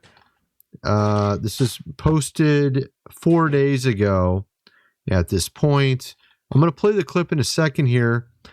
I find it rather interesting. We had a number of people die. David Wilcock, who also is a influencer, you could say, who was also investigating UAPs. You had numerous scientists die within the last few months that were looking into UAPs. You had obviously these file dumps, which at this point, these file dumps, UAP file dumps, UFO file dumps, have been pretty much a joke. The first one had some good stuff in it, but the third one was terrible. Now, these guys were looking into much more than that. You have Oliver Tree, obviously known as a musician. Singer Oliver Tree confirmed dead at 32 after helicopter crash. And I remember there was some sort of NBA player that died in a helicopter crash, right? NBA helicopter crash. Who was that? I'm trying to remember who that was. Kobe Bryant. I No, believe. this is not it. Oh yeah, Kobe Bryant. That's what it was. I covered it way back when it happened. So yeah, Kobe Bryant. How old was Kobe Bryant when he died? Kobe Bryant's death. It was he was 41 years old. Okay. So Oliver Tree died in a helicopter crash. I thought it sounded rather strange. Anyways, why is he dying in a helicopter crash? I kind of, my spidey senses kind of wondered if he had done something that maybe someone didn't like. And of course, he also had predicted his own death apparently as well, which is very bizarre. What the hell's going on here? Oliver Tree last photo with Argentinian YouTuber Gatsby to the left with a bottle. You know what's really weird? I went to my parents' house today, Father's Day, and my dad was talking about these social media influencers that kept dying. And I'm like, who the hell is he talking about? And he was talking about some Argentinian, not YouTuber. He was like a crypto guy. Argentinian influencer. He was killed by some gangster death. Yeah, it was the same guy. Was it the freaking same guy? Is it the same dude? Oliver Tree, last photo with Argentinian YouTuber Gatsby to the left with a bottle. Before dying today in a helicopter accident in Rio de Janeiro, Brazil. What the hell's going on here? So, my dad does not watch influencers, okay? He is like total old school. He has a radio in his truck. He doesn't even have a CD player, okay? My dad didn't even have a cell phone until recently because my mom just kept annoying him about it. Yeah, my dad was like obsessing about this influencer. I'm like, my dad never talks about this stuff. He literally talks about working on trucks and cars. Like my dad was a mechanic, okay? And he's talking about these influencers dying. I'm like, who the hell is he talking about? What the hell is he talking about? He was talking about this Gatsby guy, apparently. Like, what in the world? Argentinian YouTuber and content creator Gatsby died at age 23 on June 14th. He was among 6 people killed in a devastating midair. So he was part of it as well. Okay. So my dad saw something on this as well, which is really weird because my dad would never watch any of this stuff. I don't know what he's watching. He must have got into some new stuff. I don't know what the hell's going on. So, okay. Gaspi also died, but he mentioned another guy. He was mentioning also another Argentinian influencer that got killed in some sort of gangster thing. Let me see. Gang related death. What was that one? There's another one. Okay. What is this? 2 high-profile gang-related Perez. He was making a Oliver Tree in the helicopter, right? So, okay. Now, this is where we get into the weird stuff. Because he was making a documentary on Antarctica. He was talking about Agartha. He was talking about UFOs, aliens. Let's just play this, okay? We'll play it real quick. Check this out. So this is one of the things I came here to research, which is the alien bases. We saw UAP. UAPs, we've seen UFOs, we've seen a wider range of things. We've seen ones that were oblongato, very long, more like a missile. We've seen ones that are more circular, the traditional standard kind of boring textbook stuff. But we've seen a wide array of ones. Those are rare. I'm always watching. They're just coming out of them underwater. Oh yeah, they work their way down. They finally make a hole. And the way they go, that water drains down, and sometimes you see them shooting out the sides of these big chunks. I've been keeping my eyes pretty wide open. And I've been looking. We saw it one time. It was absolutely stunning. I'm on a rifle team with the military. Me too. I'm pretty good at ranging, looking at things. And like I say, just look at stuff you know, and the length of it, give you a good judgment. If I was to bet, that little one looks like an entry port, right? The one on the right, that small one, that's probably for a scholarship. Get a close up of that. But I'd get a chance to go up in there. Are you fucking shitting? 1, 2, 3, 4, 5. I can count 5 different entry points to this alien base. This is the reason why I've stayed in Antarctica so long. Look at this fucking thing. I'm giving an interview about alien bases, and one shows up right behind me. This is a daily thing here. This is something that has kept me in Antarctica because I want to know more. And without the proper military support, I can't go deeper into this because this is NATO territory. It's been closed off. But a guy can wonder and a guy can watch from a distance and document. We've got multiple cameras here so that we can try to get this footage and upload this to the internet where everyone can witness this for free. We don't have to hide this. I'm so sick of the government hiding what's really going on here in Antarctica. This is what's going on. Alien bases that go underwater, where you have orbs, you have UFOs, you have UAPs, you have so many different types of vehicles, but this is what keeps me. And as much as I love it, I feel like maybe I've hit a threshold. Maybe at some point I can come back and work closer with more scientists. I could potentially work with the U.S. government if they will allow me to be a lead researcher so that we can figure out what's really going on here. There's a disconnect. That's the problem. It's concerning, yeah. Yeah. He thinks the world is going like this. He's just so off base. So, yeah, we're going to bring him home. Yeah. We're going to get him some help.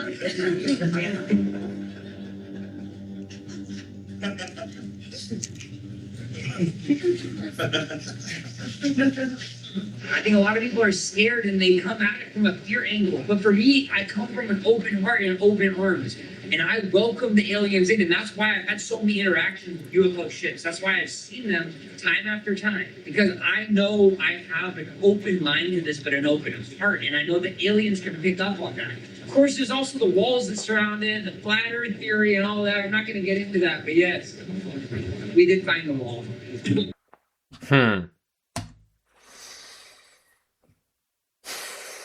Again, I get a mocking kind of vibe from it. Like I don't know, maybe it's just the eccentricness of the character. He just looks ridiculous with his bowl cut and mustache. I don't know, maybe I'm just being judgmental, but I can't take it seriously. It seems like it's meant to make it look silly.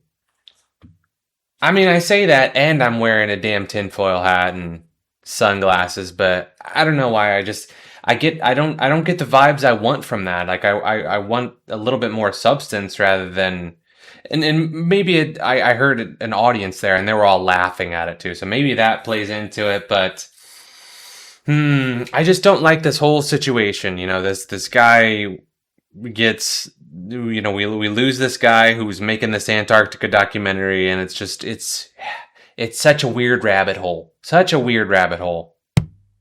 I think I found the wall that surrounds the Earth. Basically, I'm not a flat earther, but I think I might be kind of after seeing this wall, bro. I think a lot of people are scared and they come at it from a fear angle. But for me, I come from an open heart and open arms.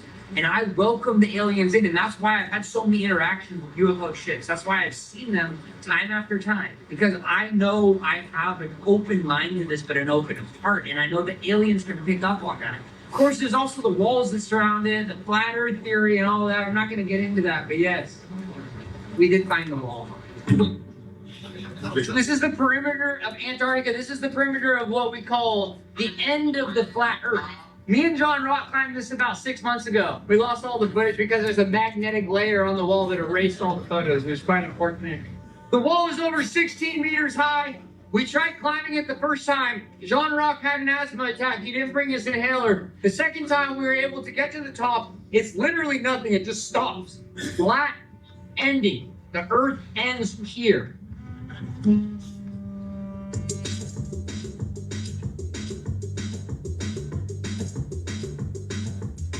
This proves everything we know about the flat earth theory.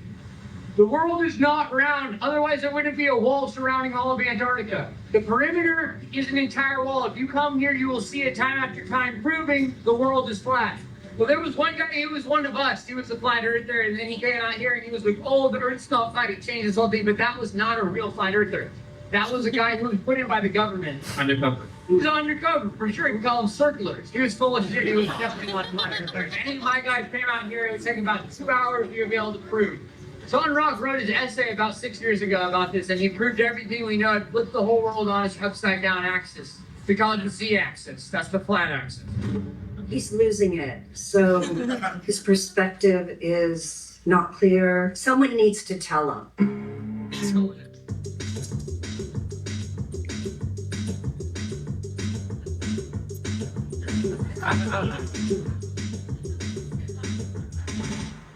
Just recording this glacier for the album.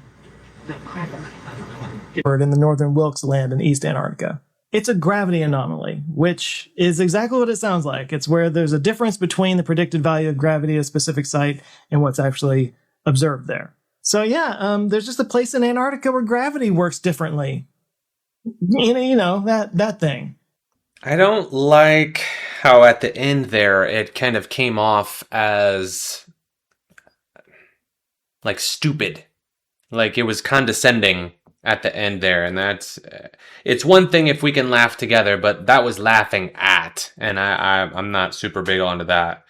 But regardless, at one point the individual had said that the aliens or whatever they are, they pick up on the high vibrations and the love, and that makes a lot of sense to me, and I think that that is how I perceive connection to source, if you will, or my belief in a, I don't want to say my belief in a God or something, but it's kind of like if there is a being that is, you know, God per se, if you will, I believe that it or he or she or they or whatever it is would pick up on the fact that my intentions were good, regardless of whatever beliefs I had or have. So that's kind of what makes sense to me, and you know, I think he hit the nail on the head there with that.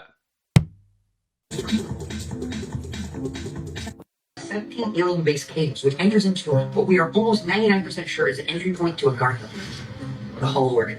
This underground civilization said to exist within the Earth's core was first discovered by one of Christopher Columbus's disgruntled cronies. His former co-captain, Shepard Charlemagne, allegedly led an expedition 13 miles into this exact Antarctic snow cave on the night of April 30th, 1886. He claimed to find a mythical subterranean kingdom inhabited by enlightened lizard-like beings. Today, the so-called Hollow Earth, aka Agartha, is rumored to be a preferred vacation destination for the global elites.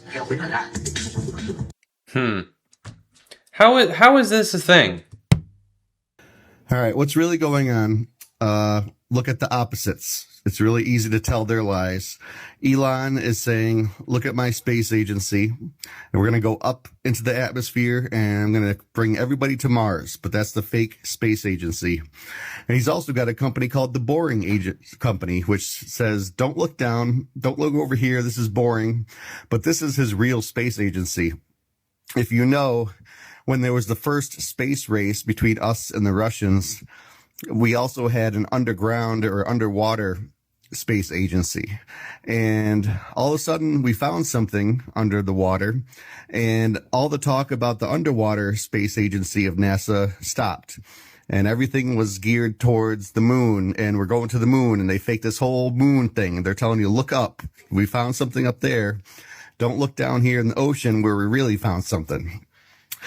So what they know is that from the Bible, it tells us Earth looks like this. It's a flat plane, and underneath is the Sheol, or the holes. And we know that UFOs don't come to planet Earth through the sky. They come through water, because there's these tunnels under the water that go and link to different places, like Mars or way over to Jupiter, which is still really far away, because you got to go through all these underwater stationary, tunnels or channels. And in between those, there's places that don't have a sun, so they're just frozen solid. So we have tons and tons and tons of these little bubbles everywhere, but there's no sun in those. There's only sun in a few certain ones, and that's what we see as the stars in the sky, is this one way over here. So everything here is opposite. It's really easy to understand once you realize that. That is a pretty fascinating way to see it. I've not really even considered the whole tunnels to another. I mean, not in that sense. I've thought of wormholes perhaps, but this whole underground watery tunnels to other snow globes, whatever these are. It almost does make me think of the ending of the original Men in Black film with the marbles, the aliens playing marbles, and everything that we know within our galaxy is just a single marble. And we're all just part of something so much more vast and grand that we can't even comprehend. The thing is, with that Men in Black situation, they made it an alien playing marbles, or whatever that was. And that's entirely human of an idea. I think what it really would extrapolate out to be would be something so beyond what we could even comprehend. Like, I could give you my best idea, but it would be something so inhuman that we literally probably couldn't even imagine it. I believe that if a situation like he is describing were to be true, I think, the whole system is something just far different than we can even interpret or place an idea onto, map it out somehow. We couldn't. Maybe that's the case. We literally cannot map out the reality of it all. How did you come into Flat Earth? Because you weren't a Flat Earther when you worked at NASA. Correct. Right? So tell me about that journey. So it's actually, if you don't mind if I go back a little bit further, when I worked at NASA, probably 1997, 98, the guys in the photo lab, two of them were coming out of their office at the same time I was leaving my office. And I heard them laughing and saying they couldn't believe that people believed in the fake moon landings. Now, obviously, I wasn't aware of any of this then. I had no idea. So I honestly just thought they were crazy. So I kind of brushed it off and I didn't think about it again for many years. And then in 2007, one of the guys I worked with at Lockheed Martin told me that the Earth was flat. And I discarded the information because he didn't really give me a lot of detail. He was an engineer, very smart guy on the F-117 team. Wait, a smart guy that believed in a flat Earth? Very educated. Okay. Very educated and very smart, and aerospace background. Told me that the Earth was flat. And again, I discarded it because it was just nonsense at the time. So fast forward a couple of years, and in 2009, I woke up to pretty much everything. And it's a hard awakening when it's all in one, but sure. Fake moon landings, 9/11 inside job, chemtrails, HARP, and you just fill in the blanks from there. I started to research like crazy. So from 2009 until May of 2016, I was just researching, studying. I worked for the government until 2012. So NASA, then Air Force, then Lockheed, not necessarily in that order. But in May of 2016, I was doing my research, and I ran across a video that said 75 biblical proofs of flat Earth. And I was intrigued, having had it sort of in my face a couple of times and knowing the moon landings were faked. So I watched it, and my life hasn't been the same since that moment. Yeah. So, so your background, I mean, you're a Christian, right? Or you believe in the Bible? I do believe in the Bible. Okay. Because lately I've found that Christian just means you take the scientific worldview and project it back on the Bible. But if you actually believe... Something that she was saying early on in that clip was, you know, she was talking about how the guys were coming out of the office and kind of laughing it off. You know, I can't believe people believe these fake moon landings. And it really makes me think of the double-edged sword that the whole niche takes. Because while there is a sense of maliciousness there, like perhaps they were even getting like a real, what do you call it, duper's delight, where you get satisfaction out of deceiving people. There's that element of it, but there's also the other end where it's just a random guy that really believes in all this, or I shouldn't say believes, but is open to all of this, and also takes a satirical route wearing a bunch of rings, sunglasses, and a tinfoil hat in a basement with some little shady light. I take a very similar approach to it, somewhat mocking it all, but I do it also out of love and adoration to it all. Because while I want a lot of this stuff to be true, I am also highly, highly skeptical on a lot of it, and I'm aware of how much deception is out there, and I just understand the value in questioning everything. But with that said, it is slightly frustrating and enjoyable that there is this humorous, satirical take that a lot of people can take. Like, I've become among my friends, like, I'll casually throw out a conspiracy, and I'll do it half joking, and I'm half being serious too. So it's, you know, like I educated them about Project Bluebeam when we went to see Disclosure Day the other day, and I casually talked about, you know, the false flag alien invasion that we're due. You know, that's and they're laughing, and I set it up to be a joke, but I'm also pretty serious about it too. So I enjoy that I can take it a number of different routes for how I want to approach this. If I want to take this a little bit more seriously, I have the ability to. And if I want to take it a little bit more, a little bit lighter and just have fun with it, I'm able to as well. So, but it is interesting how this whole field has two extremes between the humor and the malicious intent of it all. So you take the good with the bad. Unger leans forward in amazement. His eyes have caught a sudden and unbelievable change in scenery. The universal white has turned to chocolate brown, dotted with blue. A cameraman goes into action. 300 square miles of land without snow. Land that might be in New Mexico or Arizona. Pictures alone will prove Bunger has discovered a warm oasis in the shadow of the pole. It is for such supreme moments as this that men brave the hardships of exploration.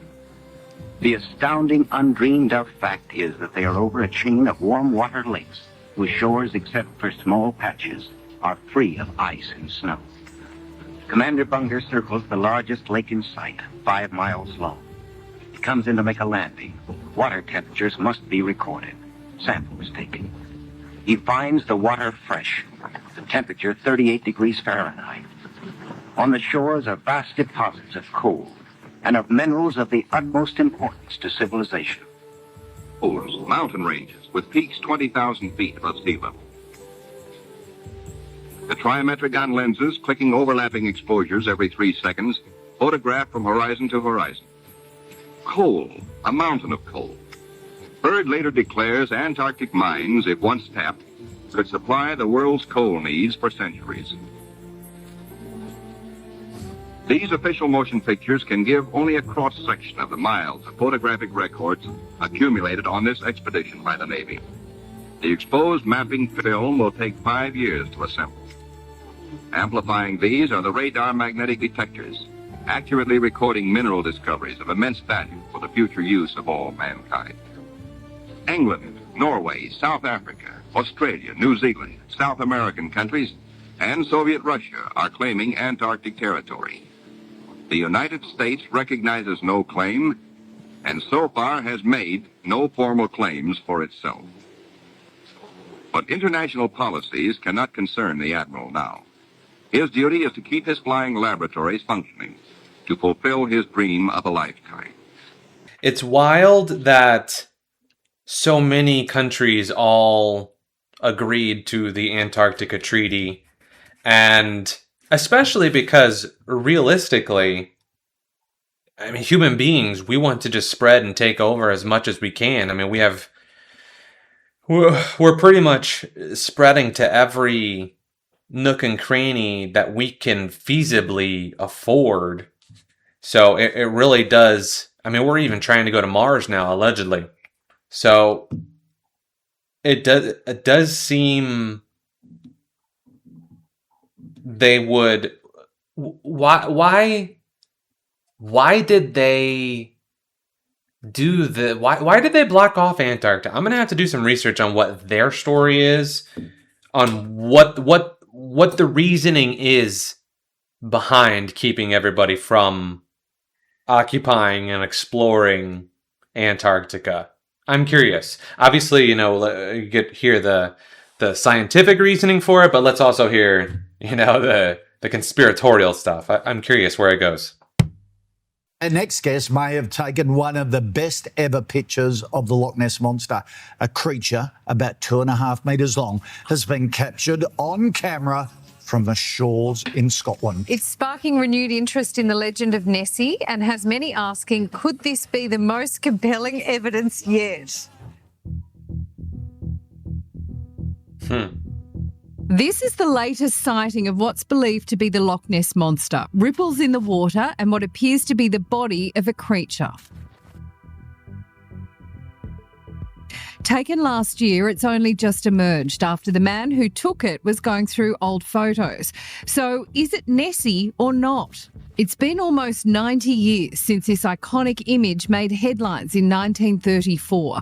Known as the surgeon's photo, it later turned out to be a hoax, but even that couldn't kill off the intrigue. Since then, there have been hundreds more reports. A US expedition claimed to have taken images of a Nessie-shaped creature underwater. We feel so strongly with regard to the reality of what we have to warn the Scottish authorities and the British authorities to look carefully into the matter. In 1996, it was a whale-like object. Then there was this extraordinary video from 3 years ago. And last year, Eddie joined the hunt too. Anyone seen the Loch Ness Monster yet? We've got something over there. Where? It's white. Seriously white. Now a new photo edging us ever closer to cracking the mystery of a monster in the loch. Photographer Steve Challis joins us now. Steve, I warn you right up front, my partner here on Sunrise, Sam, has seen the Loch Ness Monster while on a Kontiki bus tour during her gap year. So we've got eyewitness accounts as well. Tell us about your eyewitness account. What exactly happened? What did you see? Were you drunk too, Steve? I wasn't going to dob you in. I was on holiday with my brother in Scotland, and went to Castle Urquhart, and I was taking photographs. To be true, there were so many Chinese tourists there that I was taking photographs of the opposite side of the loch, and there was this swirl in the water in front of me. And then suddenly started taking some photographs, and suddenly this fish just surfaced. There's this photograph with got like a bow wave there. There's something underwater. The next thing, there was this fish. It's a fluke that I managed to get it, to be quite honest with you. And it just came out the water, and it was momentarily, and then it was gone again. Cool. Yeah, Nessie it's a legend. Legend. The video and audio that you're watching right now is being filmed from 12.4 miles away, or about 20,000 meters, which makes this the longest, furthest recorded video ever. This is the 2-foot-long lens, which is going to make this possible. It's one of the longest and most efficient lenses, which can allow you to shoot extremely long distances. I have no idea why anyone would actually want to have this in real life. It is a 452 times zoom, which is, well, stupid. We're going to be able to see from one end of this extremely long desert road, which stretches across this giant valley for about 12 miles. I'm going to be standing all the way on the other end of that, and then we're going to have this camera fastened safe and sound right here at this little clear out here, far away from the road, but still aimed at the exact other end of it. As you can see from the final result, this is how it looks like to be filmed from 12 miles away. So I'm petitioning Guinness World Records. I'm looking right at you, Guinness, wherever you are, to basically allow me to gain this world record. And I'm going to explain to you how exactly I did that. This thing right here is an apparatus which is going to prevent too much sunlight from reaching into the lens, because of course, when you have a 400 plus X zoom and you're filming something from nearly 13 miles away, it's going to be kind of catastrophic to the end result. If too much sunlight is entering in there, it's going to overexpose extremely high. This is the only valley in the entire country which just simply has the largest amount of open space that allows me to even attempt to do this. I really have no idea how it's going to turn out. So if you're seeing the video edited into this, that means it turned out actually good enough for me to make it into a YouTube video. I can only dearly hope that I'm actually standing in the right place to have myself filmed in, because from across this 12-mile wide valley where I have this whole camera set up, and where I'm standing at the highway at the edge of the valley, the margin of error that I have in order to stand in the right place is equivalent to about 0.001 arc seconds. To put it simply, it's very, very narrow. The chances of me standing in the exact correct spot for you to see me is about the same chance of you getting a hole-in-one in Wii Sports Golf. And the chances of me looking directly at you right now is about the same chance as you getting a hole-in-one in Wii Sports Golf about 10 times in a row. And also, as a further note that I forgot to add into this while I was recording, this was actually a 10 times further of a zoom than what the lens can offer on its own by using an updated version of the normal Canon DSLR's camera software, which allowed me to zoom in up to 10 times the distance as well that was already there, which made it technically over a 4000x zoom. Now, since we're here and I already traveled for about 45 minutes to get to the point away from where the camera is currently filming me, I guess I might as well put into perspective the amount of distance that there is between me and you right now. I am about 20,000 meters away, so as I said before, that's a very far distance, and it means even the speed of light is going to take 0.00001 seconds to reach your eyes through this camera. So technically I'm 0.0001 seconds delayed. So anyways, that's all I'm going to say for this video. If you found this to be educational, then, well, I could just say feet below. Subscribe, I guess. Okay, if you can remember, in Samuel Rowbotham's experiment, at 6 miles away, the boat should have been 16 feet below the horizon. If the Earth is a sphere with a circumference of 25,000 miles, then over a distance of 6 miles, the second bridge should mathematically be 16 feet below the observer's eye line. Okay, this guy is twice the distance away, so he should be roughly close to around 90 feet below the horizon at 8 inches squared per mile. But he's not, is he? You can see him, his whole body, right there, plain as day. And you know why? Because the Earth's flat. Get over it. This definitely seems to be one of those scientific evidences towards a conclusion. Whether this is legit or not, I cannot say. I'm not smart enough to do the maths on this. Maybe we've got some second or third opinions out there. Finley's shadow. Okay. Turn to the side. Turn to the side more. Look at me. Why? What is happening? I don't get it. Are you an alien? Yeah. When did the real-life Truman Show really start? Let's start at President Truman. Truman was FDR's vice president and became president upon his death. This was the transition period from the radio to the TV. He was the first to give an address from the White House on TV. He was the first to recognize Israel. He set up the modern national security state. This was the beginning of fully surveilling the population.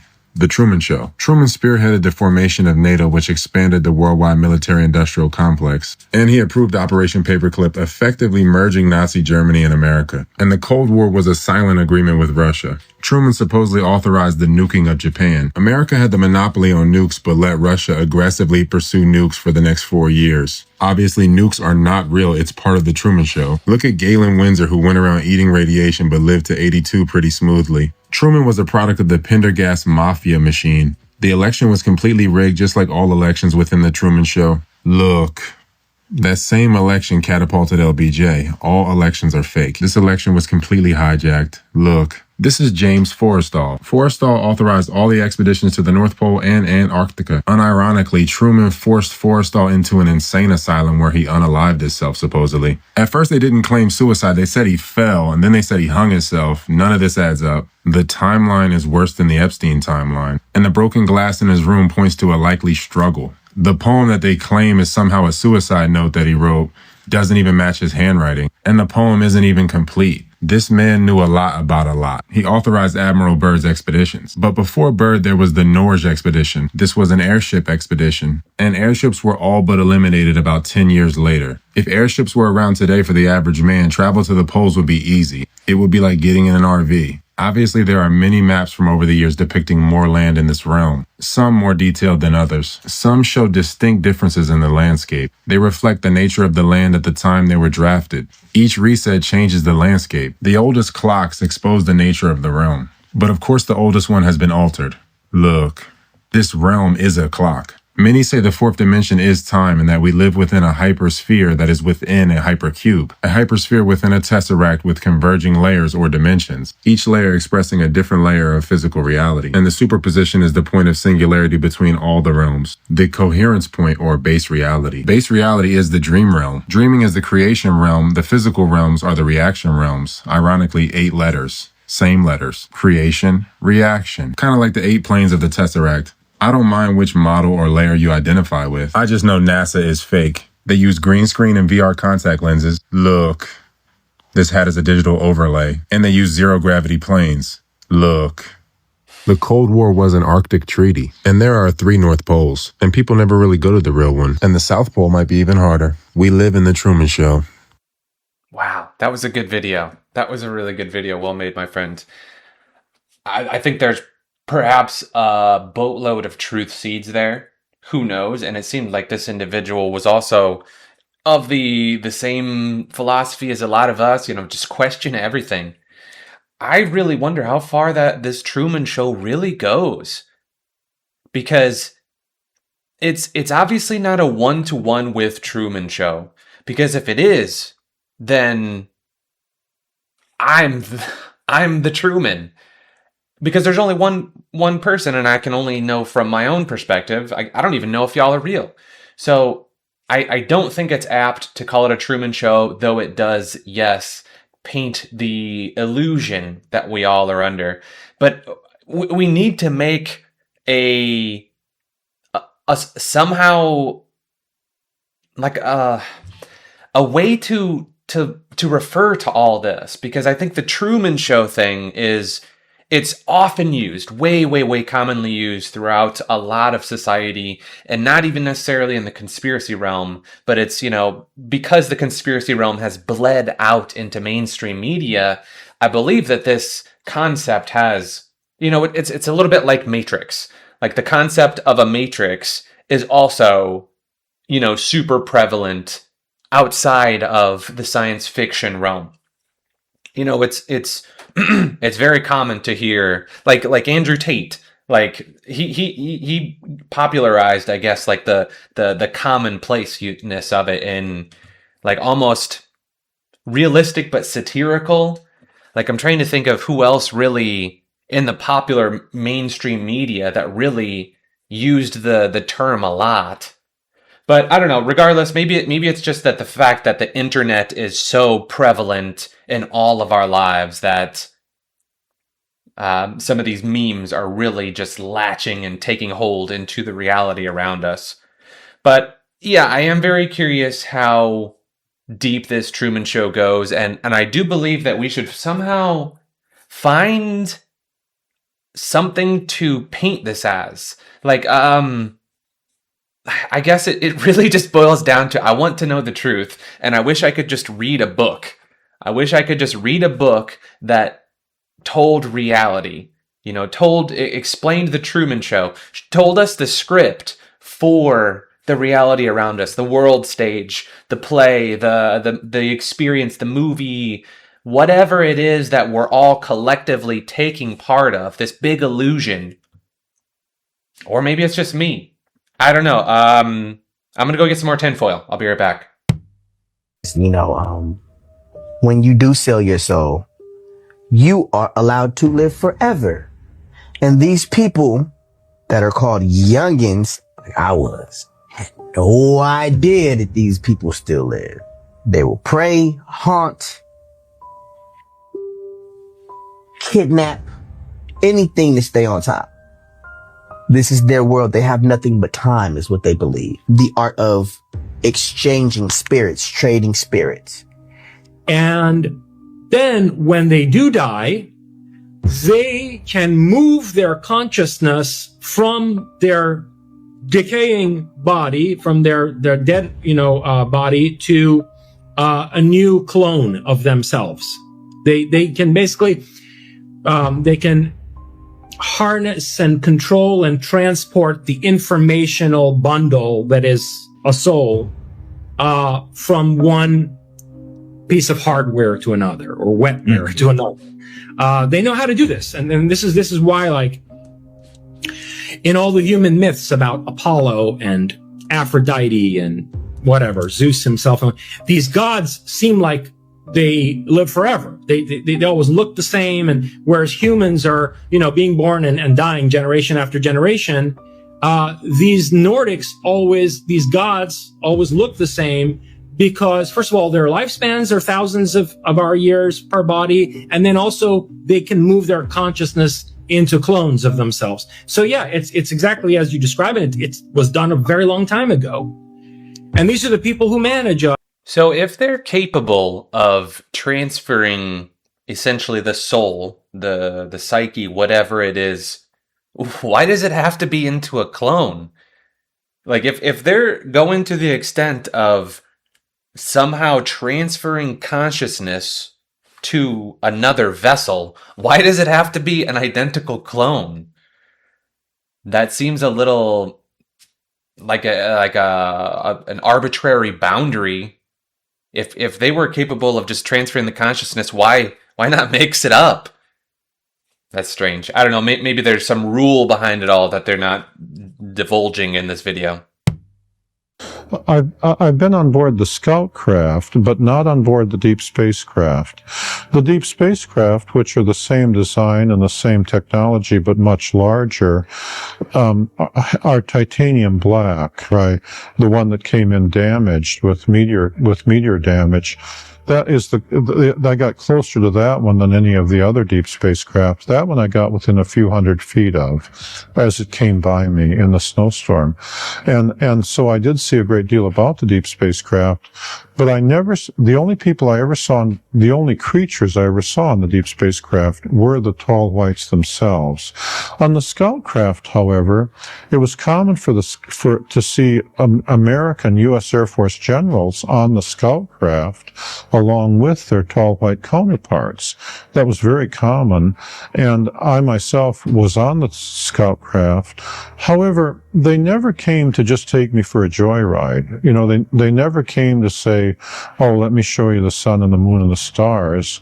I don't know, maybe they would have if I'd asked them, but they knew that we had rank and that I was an enlisted man, the lowest of the low. You know, if there's a latrine to be cleaned, I'll be the one doing the work. And they were well aware that generals who show up with 4 stars were given the orders, and I was pretty much taking them, you know. So it's not like they, you know, and it's not like they ever came purely to entertain me with their Scout craft. On occasion, when I was on board their Scout craft, remember they had several new arrivals who were part of the technology transfer, and their motivation for taking me on board the Scout craft on that particular day appeared to be that the new arrivals who were afraid of me had to practice coming up to Charlie and saying, hello, Charlie. And then once having gotten to within 10 feet of the gorilla, then they would back away and stay out there like 20 feet. They'd so bravely faced me down in the sagebrush, I guess. But I guess what they were thinking of, I believe what they were thinking of on that day is that they were going to suggest to the American generals additional technology exchange projects. And I think they were using me as the test guinea pig to take me on board the Scout craft and show me their living quarter, show me what was on board the Scout craft. And then they could test my reaction to what I thought was good and what I thought was, you know, what I was impressed with and what I wasn't with. And then I think they were saying, therefore, then when they went and talked to the American generals, they could say, we'll make this better for you and that not so good for you. Or, you know, we'll make this better for you. We can help you here. Maybe it's just that it's a video interview, but I got a lot of deception. I picked up a lot of deception there. Maybe it would be different if we spoke in person, but I wasn't really buying that. It was coming off almost condescending. Maybe I was getting a vibe, and maybe I don't know, maybe I was reading too much into it. Maybe it'll be different if I spoke to him in person, but yeah, I picked up deception there. Hi everyone, what's going on? I am Emil. Hi guys, we are Emily. How are y'all doing? We are also the Beast. We are also Jack. How's our TikTok fans doing? How are our haters doing? If you guys are not a fan yet of Emily, Emil, the Beast, and Jack, definitely come check us out in live tonight. Come check it out for yourself. See what you guys think. We'll see you guys all tonight in live. I'm Emily, by the way. I am the dancer. I am the girl. I'm the one you're literally going to fall in love with. Well, you'll fall in love with the 4 of us, but you will definitely adore your Emily. Can't wait to see you guys tonight. Bye, guys. That is deeply unsettling for many reasons. And one of the most deeply unsettling things about the whole thing is that he has an audience watching his videos. Honestly, how did we get here in our society that people just act like this? And it's like, oh, this person's bipolar. They have multiple personality disorder, this psychological issue, that psychological issue. These are demons.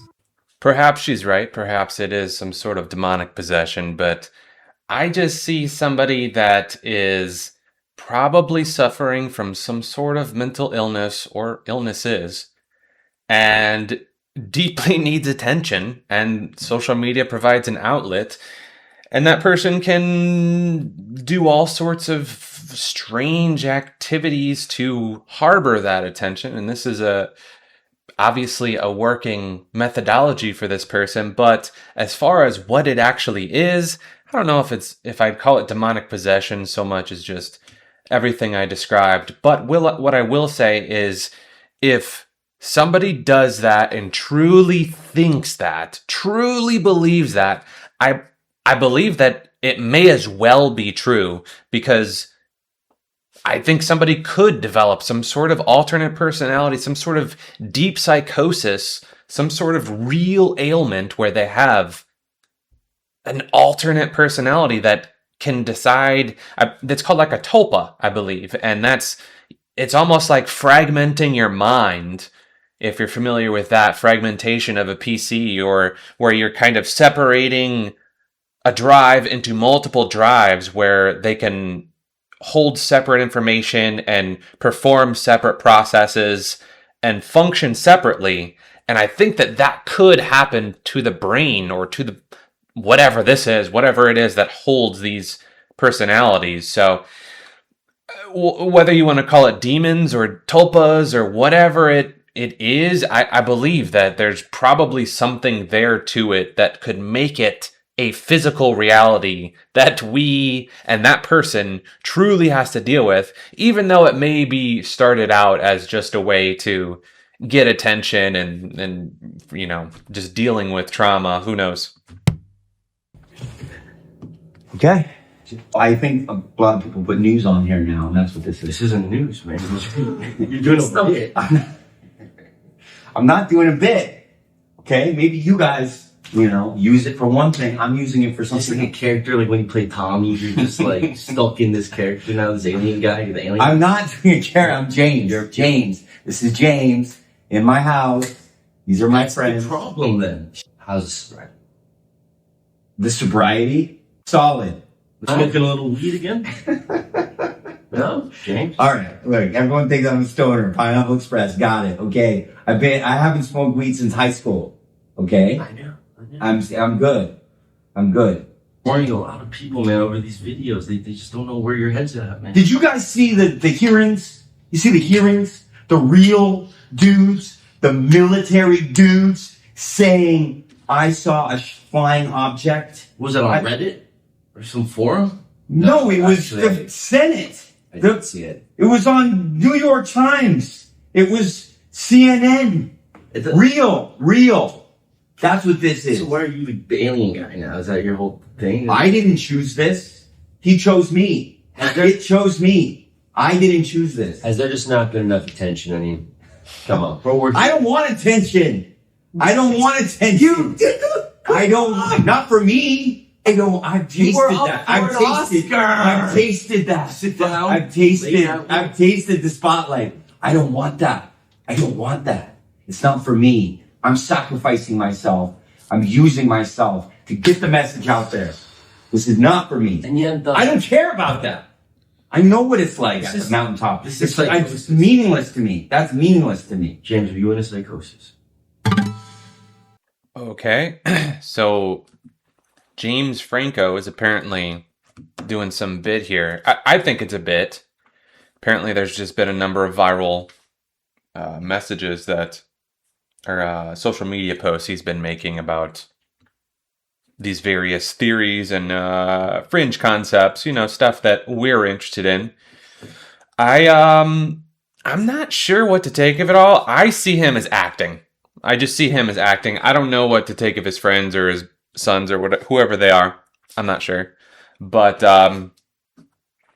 yeah, it does seem to just be acting to me. As far as what exactly they're trying to accomplish, maybe it is just what he appears or he thinks of as low-hanging fruit, maybe, where it's like, look at all these conspiracy nut jobs that are interested in, because he didn't really say anything of substance. He just kind of said some buzzwords, and I don't know. Maybe there's more to it here. It doesn't seem to be really potent enough or really powerful enough to be some sort of covert operation. Like, it doesn't seem to be profound enough to grab a whole lot of attention. Like, this kind of just came up on my radar. Like, I've seen a couple of videos briefly, go into a couple of other videos, but nothing substantial or even really noteworthy. So I'm not sure exactly what's going on. Maybe we'll see some more videos. Maybe I'll look into it a little bit later, but I just see him acting. So this is a Tartarian. This is from 1668. Check out this map. Shows different people on both sides and above and below, and then also has different cities. Like this very old city, Adin, pronounce it. The king of Tartaria. Printed and colored and sold by John Overton at the White Horse, something tavern without navigation. Interesting. And this is a Tartarian woman. A Chinean. This is a Chinese person, maybe? An Arabian woman. A Javan. Interesting. And there's some more cities down here, too.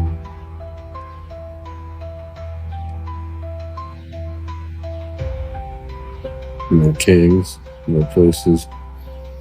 And then the map itself is rather interesting too. You can see they got the wall showing here. Zoom in so you can see it going all the way to this river here. And you can see all the different cities here, all protected in by this wall, and everything's kind of, but I don't know, it's interesting. It's interesting. You got Mongol right here. Which would have been Magog before it changed to Mongol. You got Ung, which is God. Interesting. You got the king of China here. So, you see all the different people here.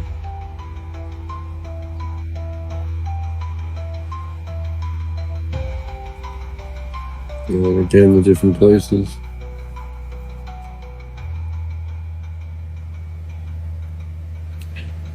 Cool map. Thought I'd share. As always, thanks for watching and thanks for listening. Thanks for being a part of this. And always stay curious.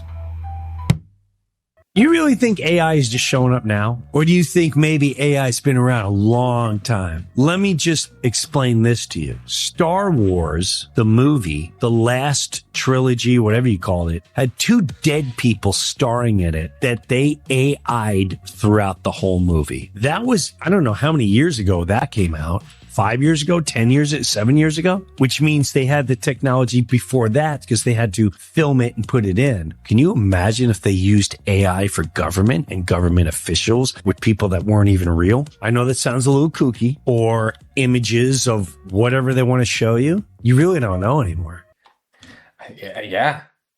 And I think it's super, super prevalent today. But even without that element, there is the uncountable videos now of people using lifelike realistic masks. So it doesn't even, like, the deception goes so much further than just, is it AI?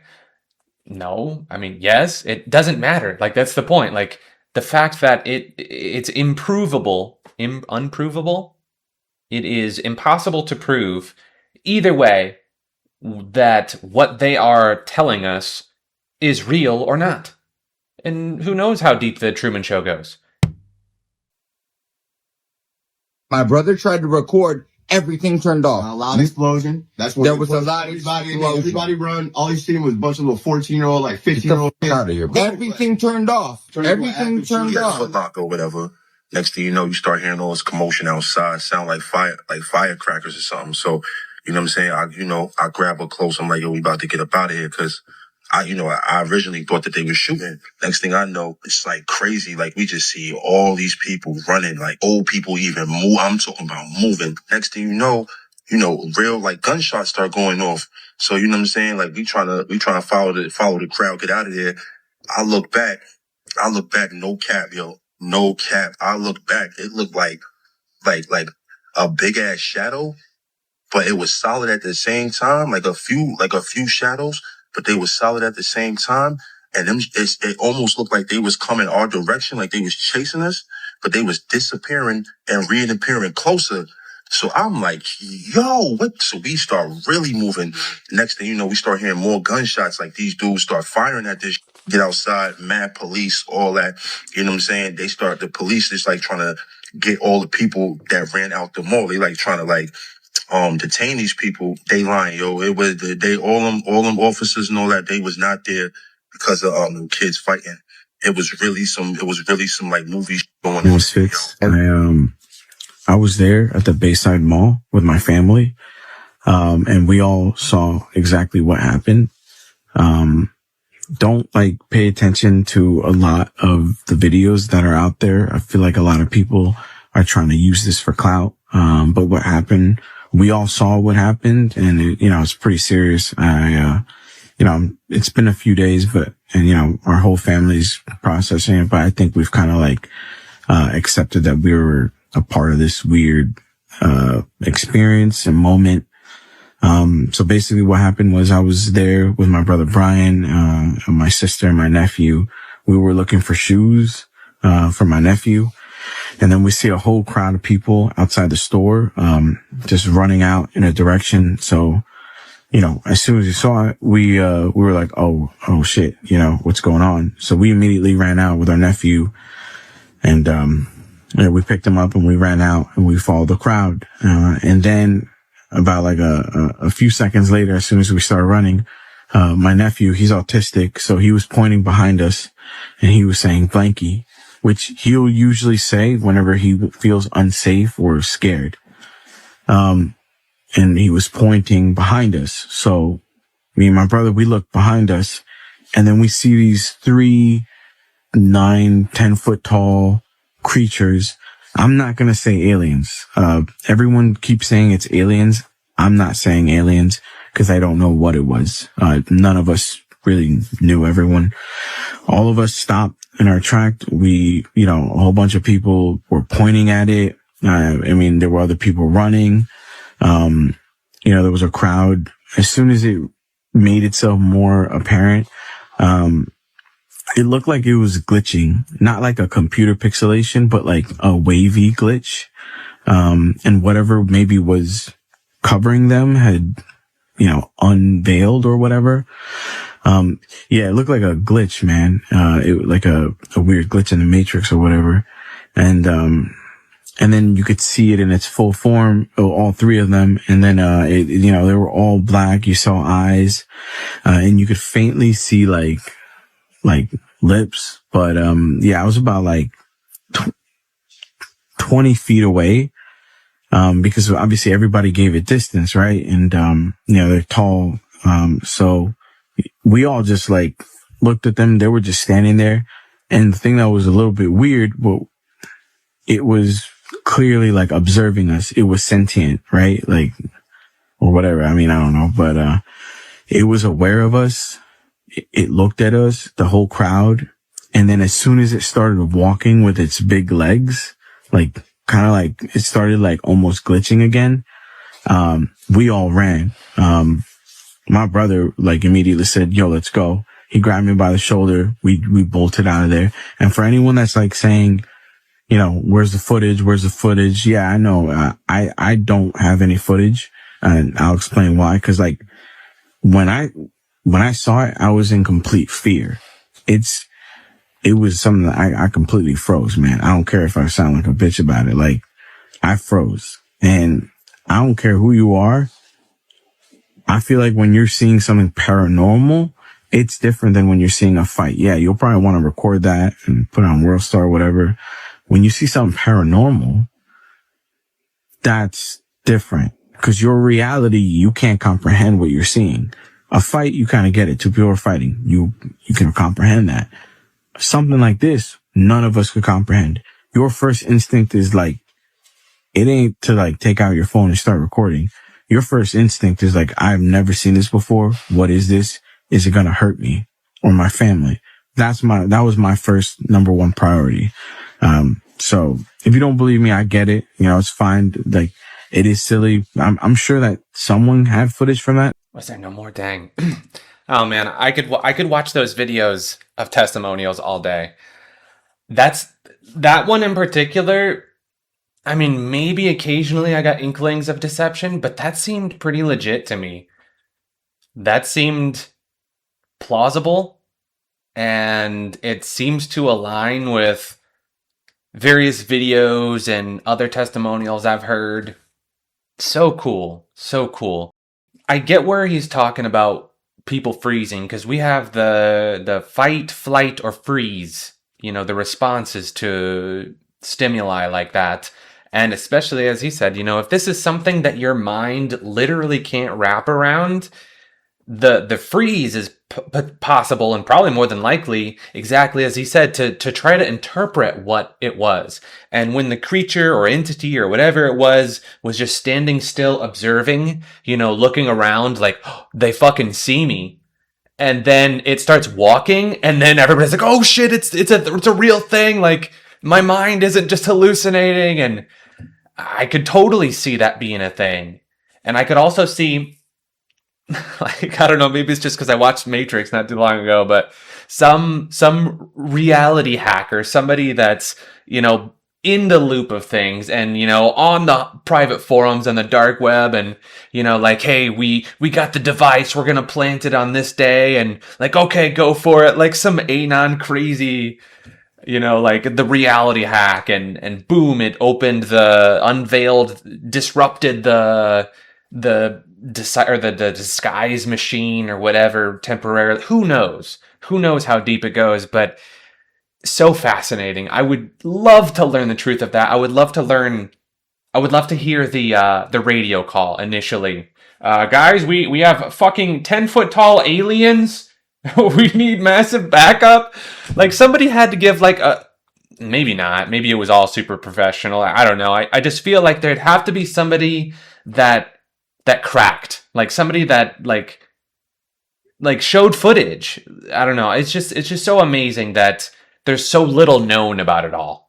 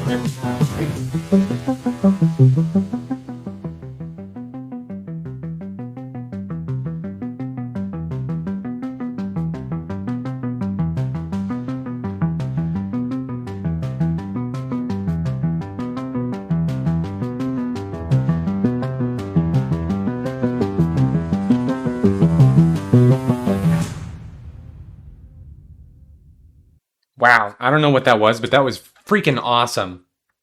It really does make me think that maybe I am on my own personal journey of discovery, and there are clues peppered throughout my reality, and it really is either my higher self or part of the game / experience, or maybe just tailored to what is me or whatever. But it almost does seem like I'm trying to figure out. I'm trying to read the symbolism, trying to read the clues. I'm trying to read between the lines and figure out the truth. And it's all kind of put in front of me, just peppered throughout.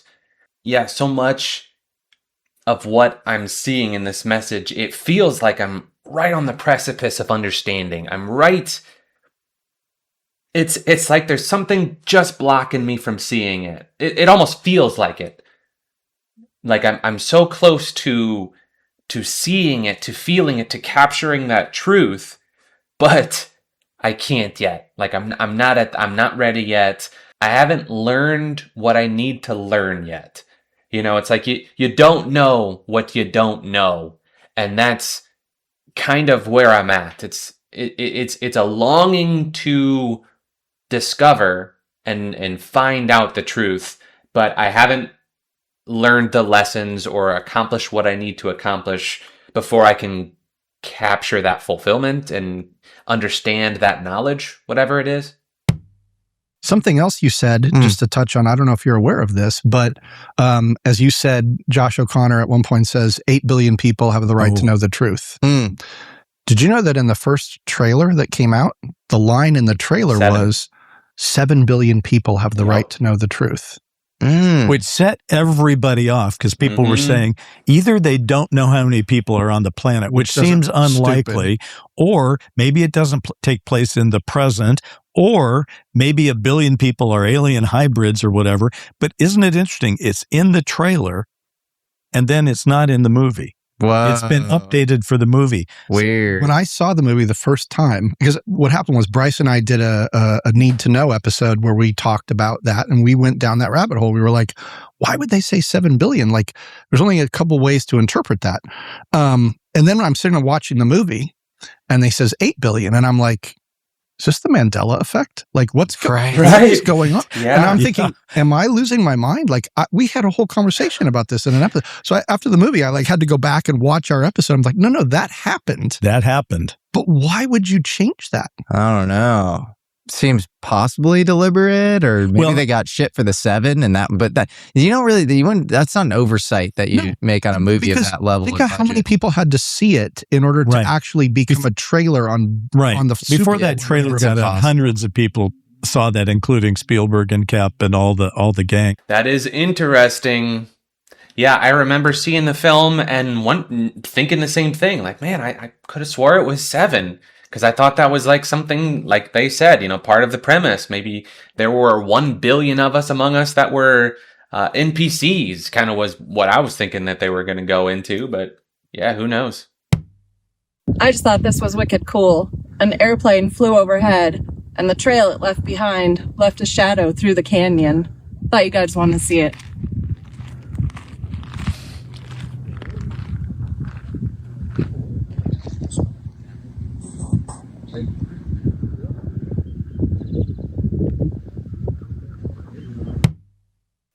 For entertainment purposes, if I wanted to convince you that fallen angels are real and that they've positioned themselves to be in sight, I'd start with Keanu Reeves, and here's why. First, I noticed a lot of songs in the music industry use his name, and there's a common theme surrounding those lyrics. Here's an example. Fuck Illuminati, that boy Six got my back. Six make this beat, Six bring the heat, you got on repeat. Six got my back, Six make this beat, Six bring the heat, you got on repeat. Which, by the way, this is the album cover that song is on. Next, I'd point out the comic book that he did. Not so much the fact that superheroes can be equated to the Nephilim. It was this. I end up coming up with the storyline and everything. I mean, where do ideas come from? I know, yeah. So that's a very deep question. Where do they? Yeah. And it came to me of just like, were you on a character that could punch people through the chest? Yeah. And then, like, what if they were half god, half immortal? And then what if they were alive for 80,000 years? What do you do with this idea? If you with that, and then then he's cursed with violence. He doesn't want to be violent. He doesn't want to be violent. No, but it's in his blood. He can't die, and then he doesn't know who his father is. Saying he doesn't know who his father is was the cherry on top. Next, I'd say his response when asked about the old photos that look like him. Also on Jimmy Fallon. Have you ever seen the website KeanuIsImmortal.com or heard about this? I've heard about it recently. Yeah. This is fans of yours. We have a lot of great fans out there, and what they do is they find old paintings and old pictures from like the 1500s of dudes that look like you. So this thing that you've been on the earth since you've just been around, there's just different generations. I just wanted to show you we're all stardust, baby. I know. Not only does that answer denounce God, but stars symbolically represent the divine beings who rebelled against God. I'd also have to point out some of his movie titles or plots, such as The Watcher, The Devil's Advocate, Constantine, Good Fortune, Exposed, a movie containing angels and demons, The Matrix, Replicas, Johnny Mnemonic, The Day the Earth Stood Still, Dracula. There's more, but I also want to point out that Reeve means overseer, and the Anunnaki are often equated to the Nephilim, crowned nicest man in Hollywood. Even Satan masquerades as an angel of light. Worth noting, all this influence comes out of a city called Los Angeles, which means the angels, aka City of Angels, and they call them stars. Again with the stars. Wow, okay. Pretty cool video. There's definitely... I think Keanu's up there for... very close to the images of the past selves. Like, he's one of them that's seen. Obviously, you got the Keanu is immortal. I've never really considered him to be evil or demonic or negative or bad in any way. He's always appeared as wholesome, and maybe exactly as the video alludes to, even Satan masqueraded as an angel or as good or whatever. But maybe it's not. Maybe he's trying to educate and he's just playing his part to deliver a message, deliver a symbol, deliver a concept. I mean, because he has been in a lot of profound films that, really impact a lot of people and have offer a lot in terms of potential meaning and significance behind it. The Matrix perhaps being the biggest one.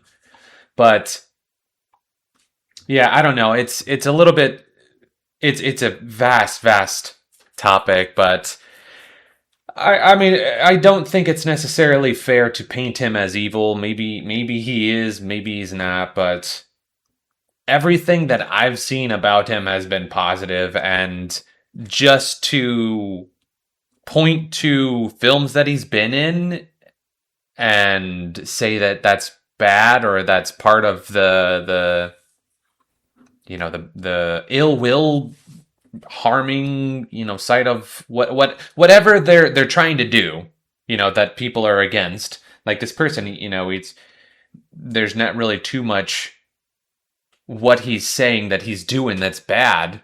He's just saying that he's, part of these films. I don't know.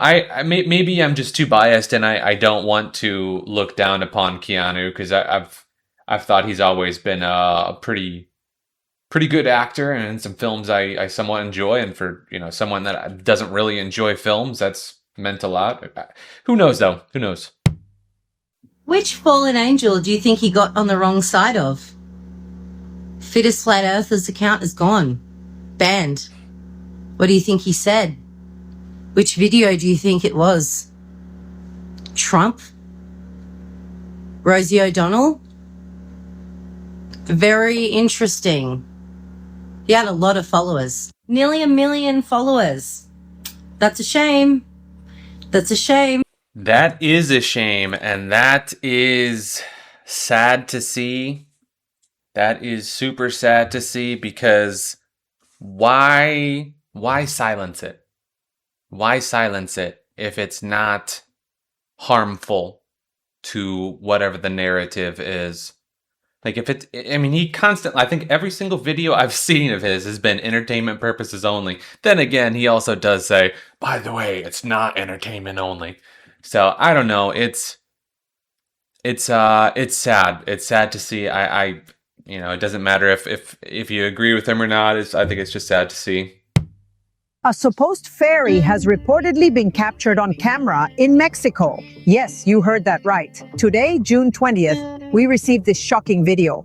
Look closely at these images. This was recorded by a security camera.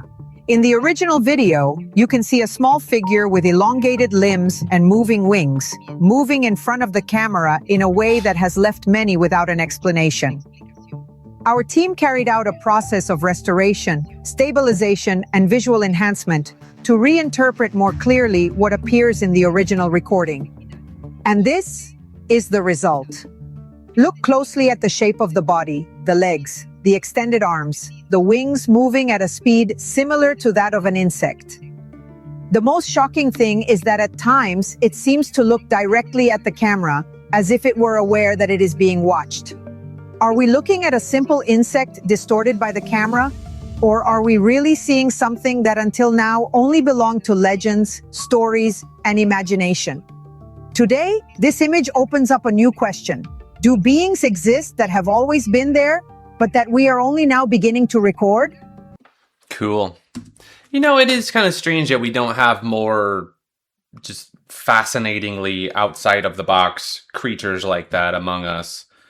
Like I think it's fake, but it does seem super fascinating and almost makes me feel like I'm in a damn video game where that's like one of the monsters that you can encounter in the world kind of deal, or like a creature that you can capture and summon or something. I don't know.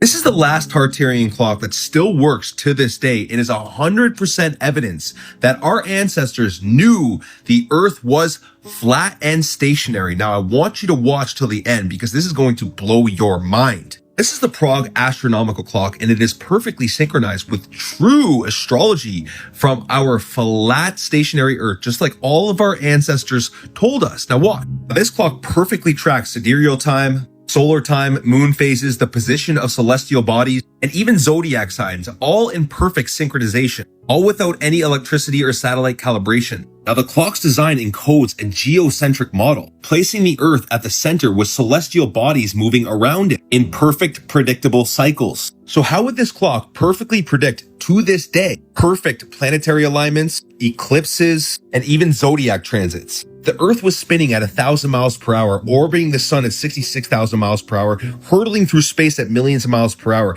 It would be impossible to predict these things. All of our ancestors told us that the stars are what move above us and that we are stationary.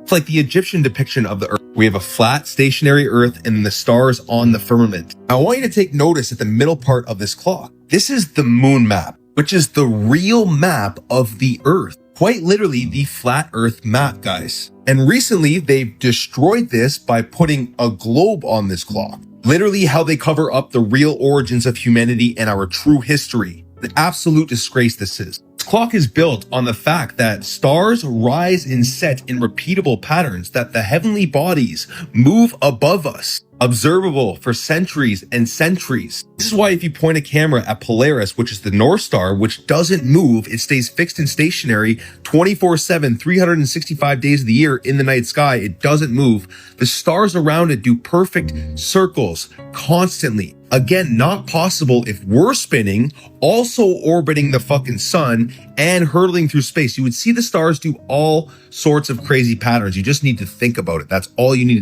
do. Astrology only works as perfect as it does because the stars are what move in perfect cycles. And literally all of our ancestors knew this. All of them. You guys believe NASA, which in Hebrew means to deceive. Like, it's insane. So brainwashed. These astronomers had no computers, yet they predict eclipses, planetary returns, solstices, and even retrogrades with shocking accuracy that still works to this day. This has been running for over 600 years, and probably more than that. Do not build a cosmic machine like this unless you know the divine order of this universe. This clock is a witness of truth, standing for centuries in a quiet defiance of the heliocentric lie. And the stars tell the exact same story every single night. If we were moving, the story would change, but it never does. You need to look within for the real answers. Peace and love. Peace and love. I mean, that's actually a pretty decent point. I would think that if we were spinning around and then rotating and going,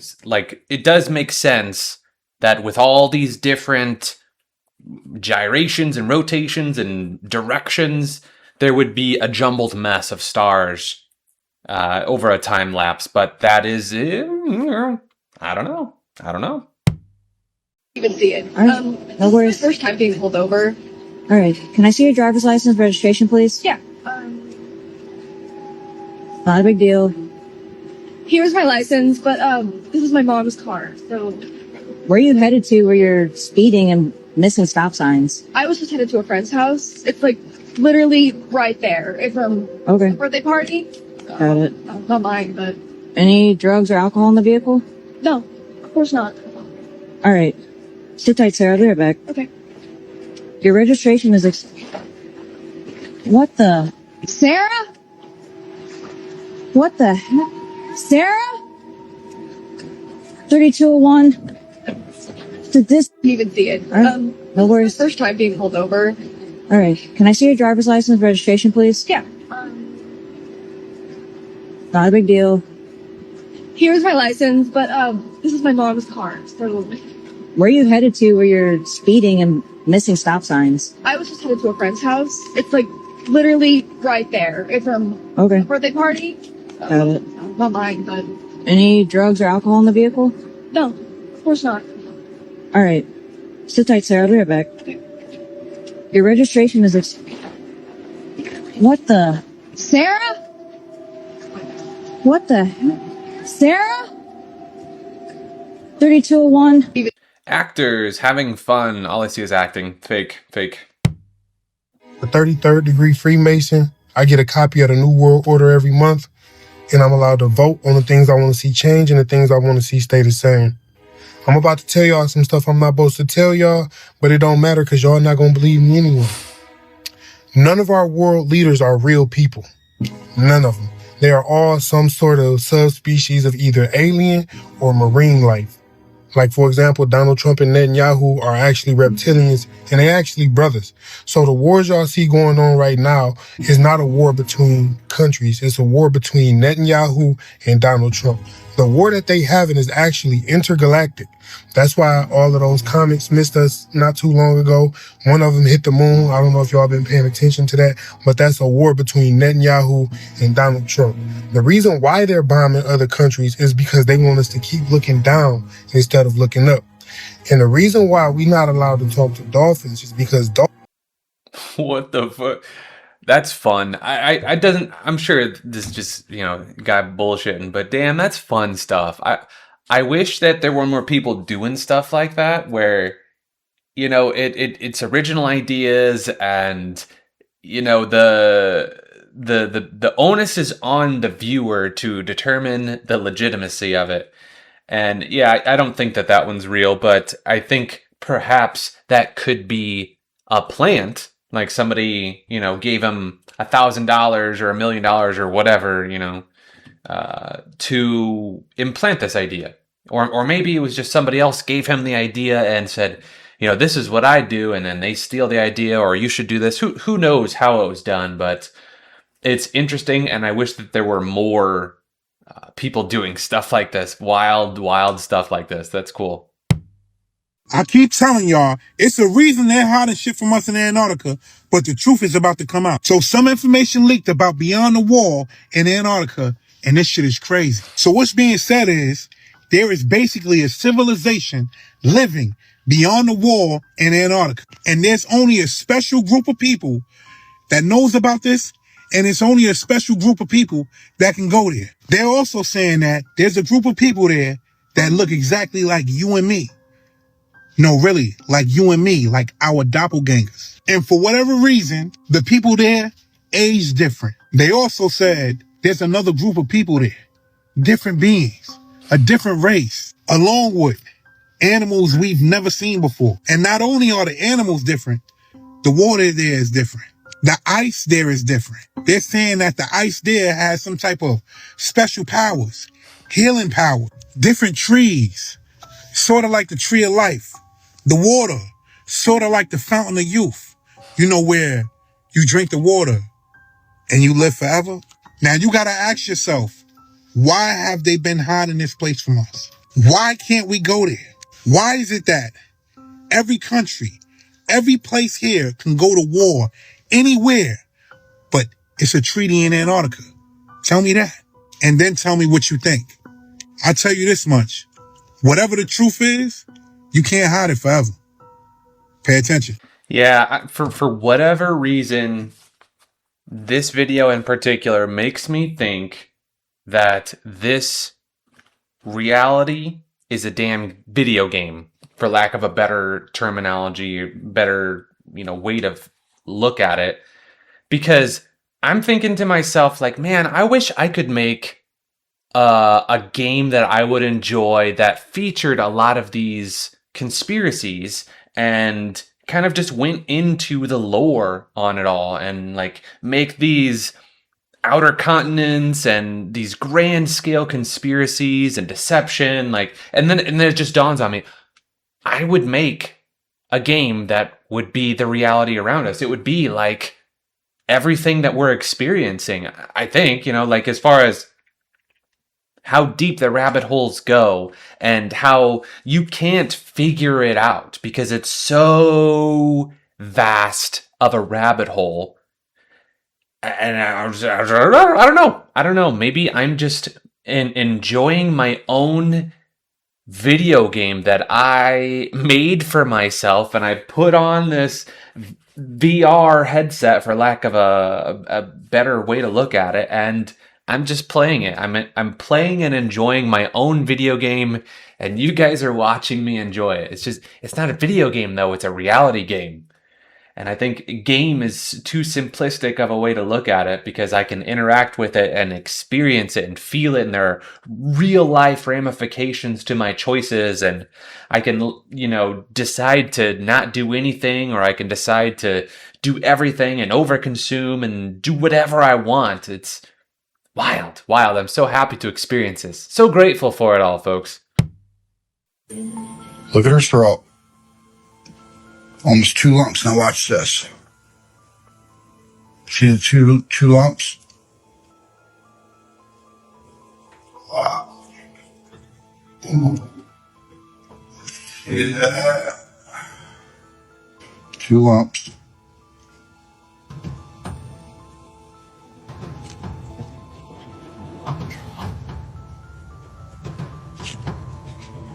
Now wait. Watch this. Doesn't she look weird already? Her pupil. She's fucking straight up reptilian lizard. That's the real thing. Look at her throat.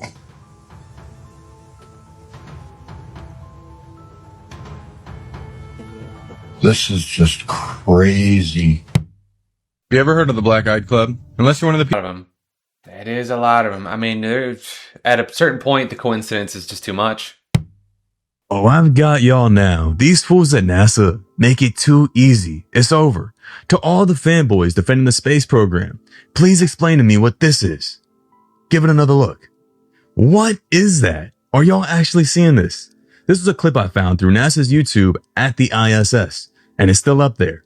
Look, it's all a big joke to them, folks. They are mocking you. And then we have this guy in the background just openly hanging from a wire. This is one of the more easier ones to spot. You'll find clip after clip of all these guys hanging from wires. Like there's really nothing to argue about at this point. They're lying to you. Now this is obviously a CGI overlay. These jokesters know that only few of us with eyes to see will spot the mockery. But the masses are so brainwashed they'll never believe us. So here we have an actornaut, right? Because they're actors, materialize this doll out of thin air. Or what's really happening is it's being transitioned from another video channel so she's able to interact with this doll in 3D space. That's how they get all their items to float.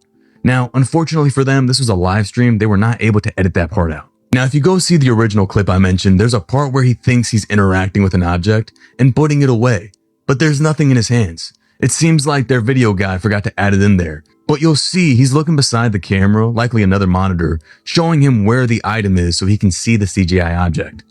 You've got to understand, almost everything they do is behind a virtual studio set. Since when did common sense and the obvious staring you in the face become a conspiracy? People somehow can't fathom that NASA, the government, the media lies to them on a daily basis.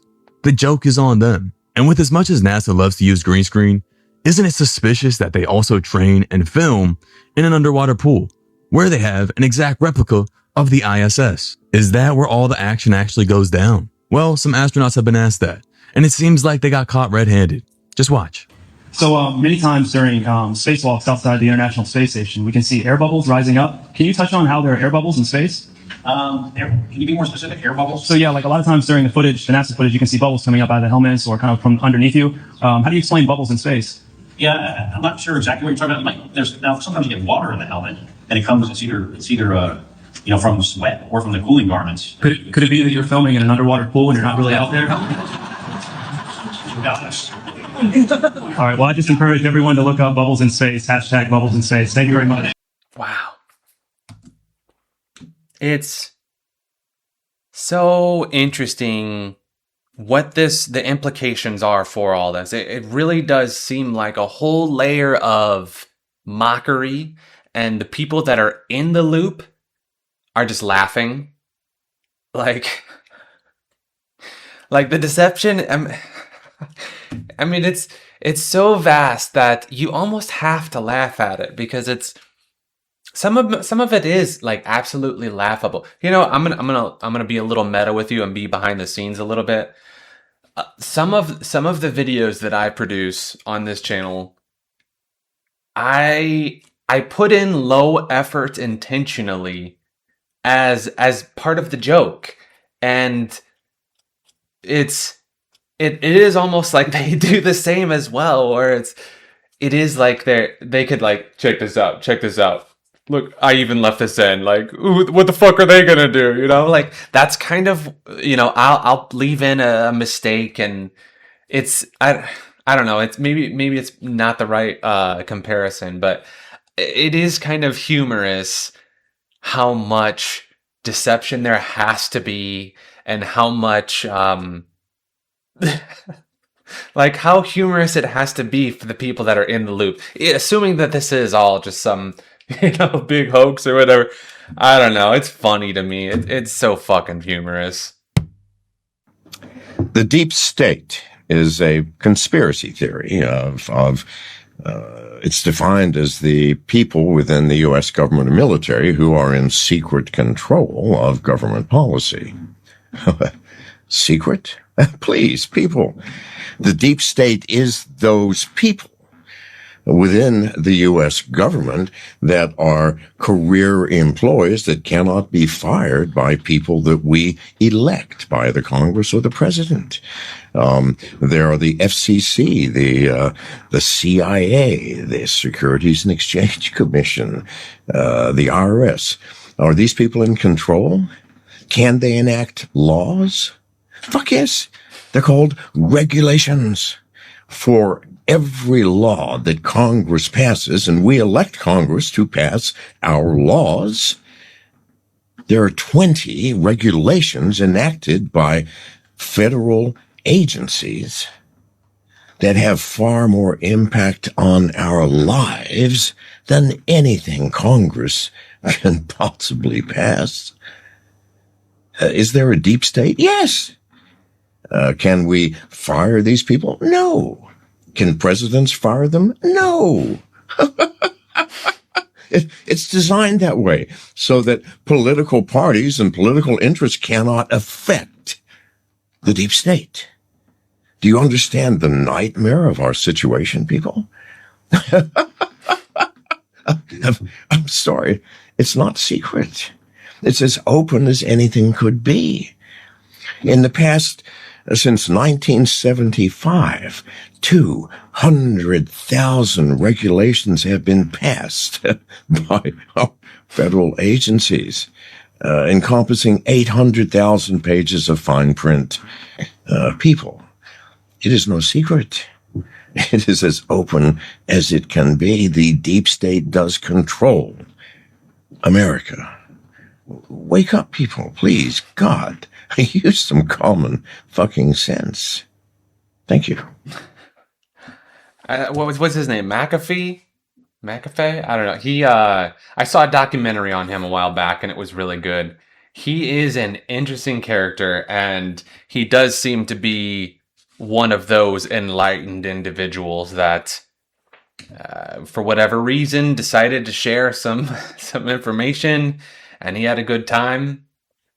A very interesting character, and it does seem he found some humor in how crazy of a situation is as well. He's sitting there laughing, and I can feel that humor as well. It's like you have to laugh at it all, otherwise you're just gonna go stir crazy. Like just appreciate the joke, because it's a big joke. It's, you know, you really have to look at it with some lighthearted levity, or yeah, just gonna go crazy. But funny stuff. We have released over 33,000 Epstein documents. 33,000 emails that you deleted. 33 confirmed positive tests. Today we have 33 cases. 33 to be precise. There are now 33 cases. For 33 hours.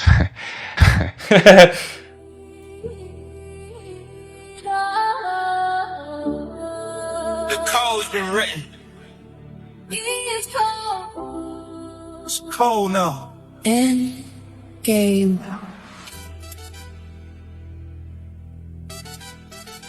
Boom! I see signs in the skyline, letters align, hidden degrees, symbols divine, thrones in the dark where the plans intertwine. Yeah, scriptures encrypted, treaty design. 3-3 stamped on the pillars of power. Like hit midnight, we enter the hour. Snow on the ground, but the world feel colder. Cold fire in the sky, revelations get bolder. Boom! Prophets on corners, they mumbling doom. News play the lies, I can smell the perfume. Fake. I don't trust idols, I don't worship a crown. Now they smile up top while they burn it all down. 33, cold of the key. World on freeze, still watching me. Cold winds blow, sky turn red. They said it's the end, I ain't scared of what's said. 33. Decode the lie. Hope don't die, it multiply. Ice in my veins, flames in my head. It's the world gon' end and we rise instead. Rise. Echoes in temples, whispers in halls. Leaders act tough, but they scared of the fall. They sign blank checks with invisible ink. Every headline's another deceitful link. Gold turn dust and the dust turn cold. People get lost on the day to roll. Ain't no savior in a tailored suit. Not proof in a mic in a steel toe boot.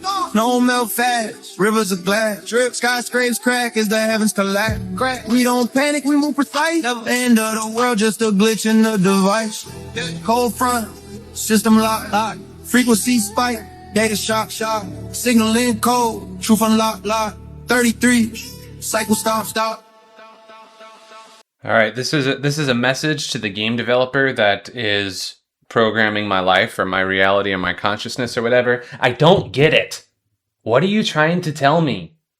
Quit with all this obscure symbolism and give me some answers. Higher self, developer, whatever it is that's trying to give me these clues, I don't get it. Be more direct with me, damn it.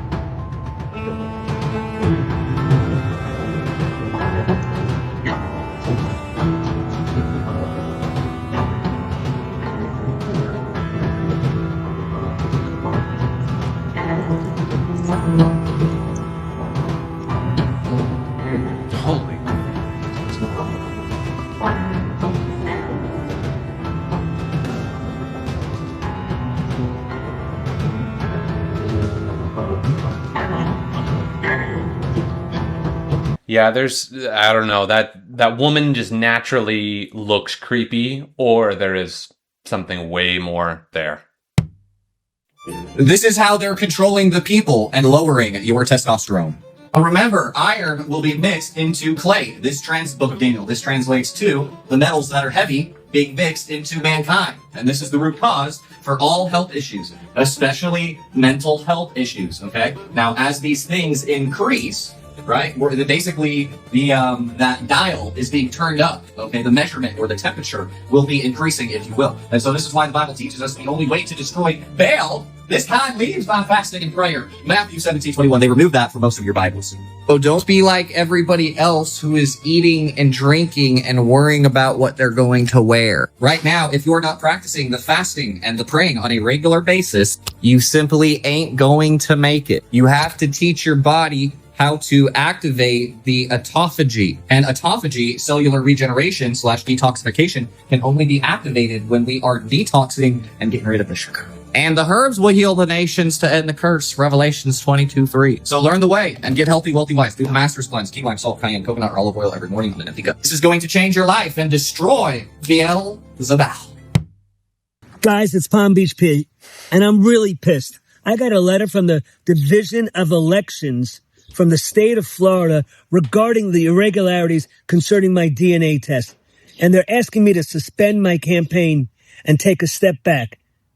I'm not going to suspend the campaign. I'm getting legal involved, but I'll be back. I'm going to be traveling for a while, so you're not going to see me around for a bit. But I'll make the best mayor Palm Beach ever had, and I'll fight this tooth and nail. Peace out, Palm Beach Pete. Unreal. Hey guys, it's Palm Beach Pete. And when I went on stake, because I usually went on stake, I'm going to buy this beautiful townhouse in New York City. Probably the best townhouse in New York City. And I'm a winner. Always a winner on stake. Peace out, Palm Beach Pete. What was the clown get up? And then he had a short little promo for some mobile game, presumably. What is that? All right, so here's what I get from that. That's, who knows if he actually got money from that? I mean, perhaps. I mean, my point is, like, I think it's irrelevant to him. You know, if he is who many people think he is, then money is no issue anyway. So taking the promo thing is not a thing, but it is more direct mockery. It is more direct mockery between the clown getup and then, like, not only am I gonna be so ridiculous, I'm gonna come in with some clown shtick, but I'm also going to throw in a short ad, just because I can. And it's almost because nobody likes ad spots, so it is kind of an additional job, because I intentionally avoid dealing with ad spots because I know it's annoying as hell dealing with, and it's annoying for me to deal with too. So it is almost like direct mockery. Wow, that's wild. That led quite heavily on. We're seeing the whole Trump clan there now. Pretty much all of them, apart from Ivanka. Don. What did she say there? That led quite heavily on. We're seeing the whole Trump clan there now. Pretty much all of them, apart from Ivanka. Don. What was that? Realistically, again, let's play the safe side here and assume that wasn't a symbol for the Illuminati or whatever. They're probably aware that is what people are commenting on, and that could be her saying, "Hey, you're doing the weird gang symbol thing again. Stop it." You know, whatever. So maybe, but I would think that people in their position wouldn't really give a shit. So, I don't know. It's weird. It's definitely weird. We have a pretty wild find here. Where is that coming from? It's like it's way over there, but it's also right here.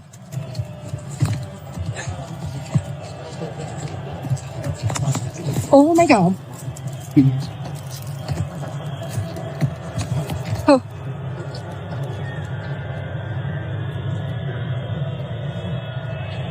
Oh my god.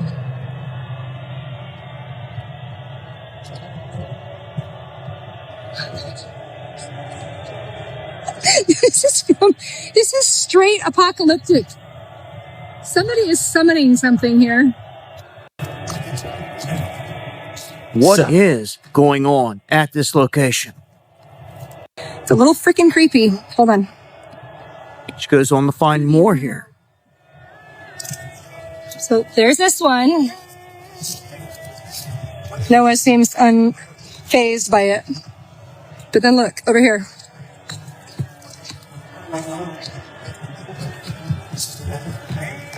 You hear that noise? There's a mountain.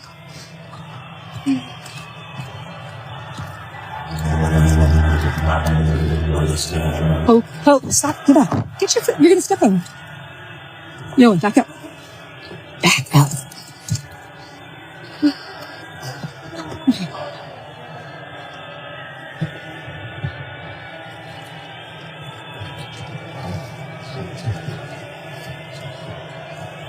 Are they propped up on something? Hey, look at. So what is really going on at this location? This is Mount Shasta, the legendary location, and this Carrie Ann horseback riding has come across all these solar power speakers. I thank you to her for getting all the coverage, but I think the question remains, what's going on with this? There's all kinds of wild theories and talk about it, but no one seems to know who put it there for sure and why. Out in the middle of absolutely nowhere up in the mountains of Mount Shasta. Hundreds, if not thousands. If you guys see these or know anything about it, let me know in the comment section below so we can get some answers on this. One seemed to be giving off maybe some, what you want to call music. All the rest, it seemed like a chant or a white noise. Very odd, very crazy. I'm going to leave a link below to the originals and join me for the live stream for more. Much love. Much love. Yes. So I think the original video hit the nail on the head. Somebody is summoning something. That is some trippy shit, if nothing else. If it's a publicity stunt, that's a good one, because that's pretty ideal for a harmless, creepy prank. But that's, I mean, maybe it's very possible that it could have been like somehow trying to raise a vibration somewhere in some sphere or realm, or maybe it's trying to like make vibrations, and like this is how you get it at the right frequency or something. This is interesting. I have no idea. I've never seen anything like this one before.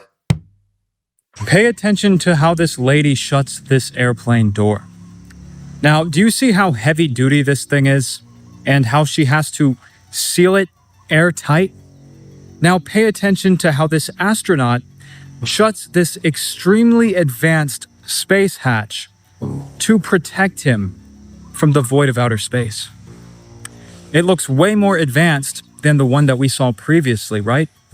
Not only that, but of course, the astronauts literally forget to put their shoes on correctly.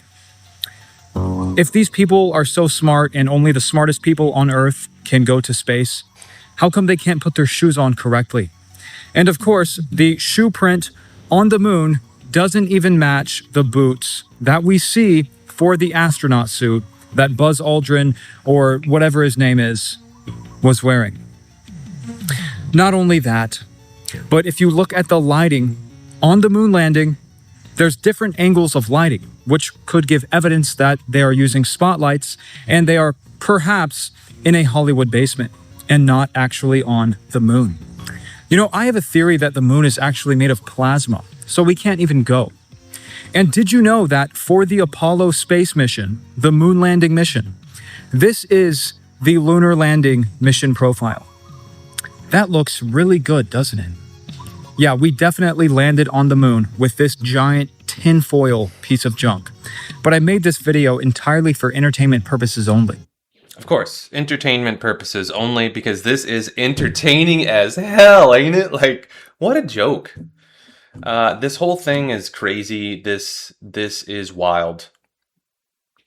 I mean, how many different things need to match up before, like, different little irregularities, different faults, different... It genuinely does feel like mockery when you begin to look at it. All right, so let's play devil's advocate here and just look at it from, this is all completely legit, and these are just simple mistakes that occur. Somehow the boots were mixed up. Somehow that flimsy tinfoil, teenage-looking maid contraption did circle all of the planets or whatever. I don't know. And it really did. And the Van Allen radiation belt, there was no problem, all that. Let's assume that all of that is legit. Gosh, they made a lot of foolish mistakes in documenting it, and like it's either complete mockery or a complete shit show. Like, they're just doing a poor job of keeping their shit together. And either way, it's painful to see and to admit. That's it. Or louder. Are you scared, Bob? Should be. Okay, so you say you're from the future and an evolutionary descendant of humans. You also say you're a different species. So, which one is it? Are you a descendant of humans or not?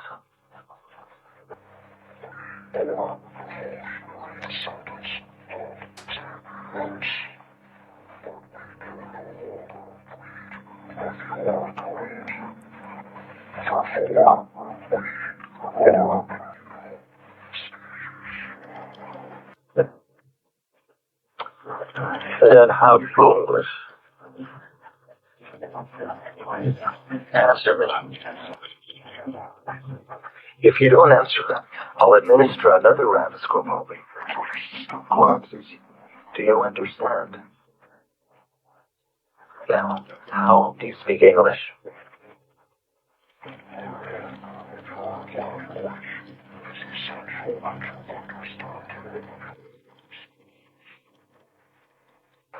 So you just picked up English, just like that. Because you're so smart for it.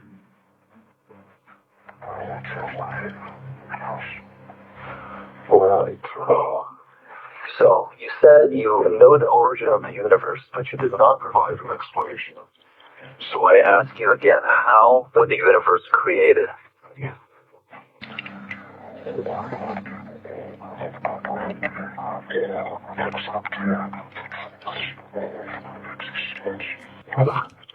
Answer the question.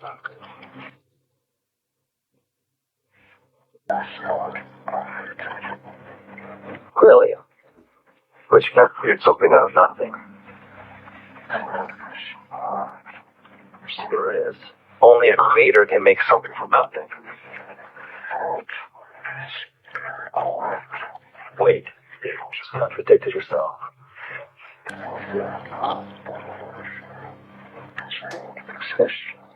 So?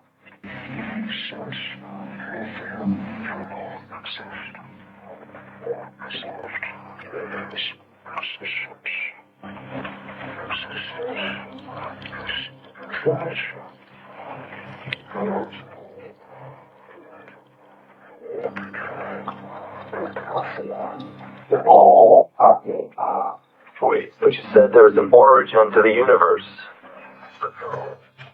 Your dip. I caught you with a lie.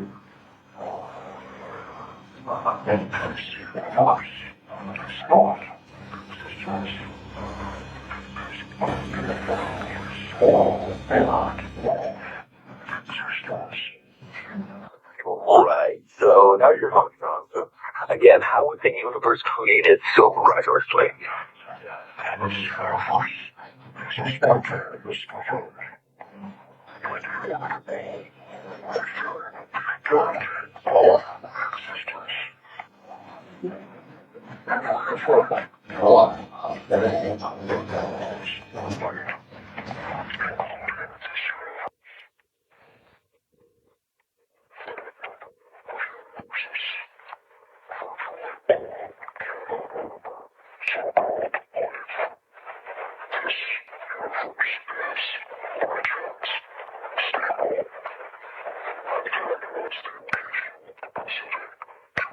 So-called life.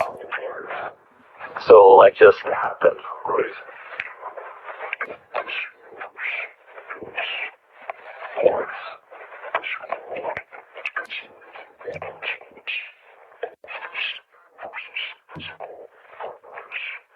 So, are you telling me we're just random?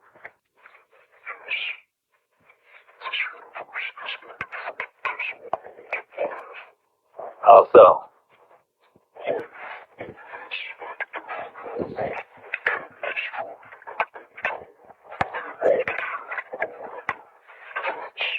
Such as?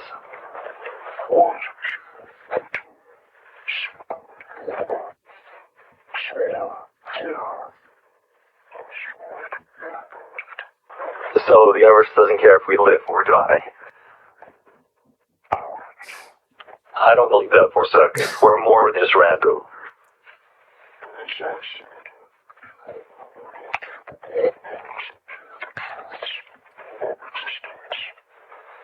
So, if we're just random, then there's no meaning to the universe. So if there's no meaning in the universe, then what's the point of living? You just contradicted yourself again.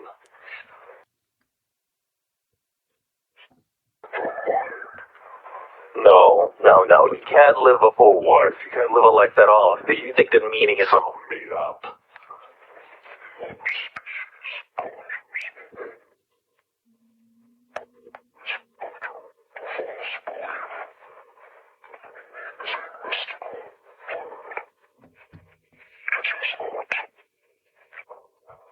So, what is meaning?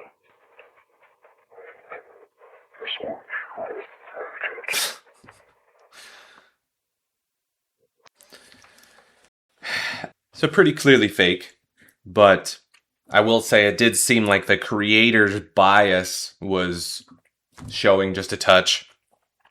It did seem like the entity was being treated a specific way, that they really wanted to paint the interrogator as a bad guy, aggressive, and you should be afraid of me. You know, that I didn't buy any of that.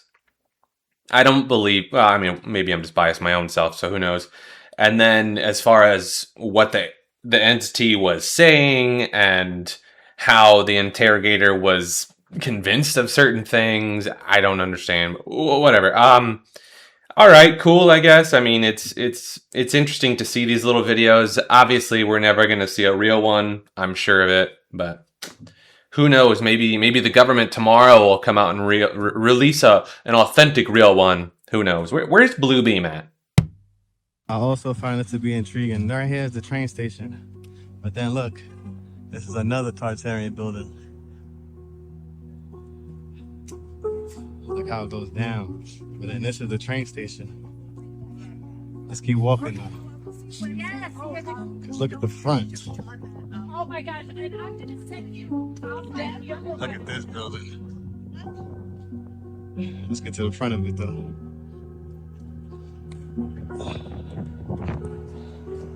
It's so majestic.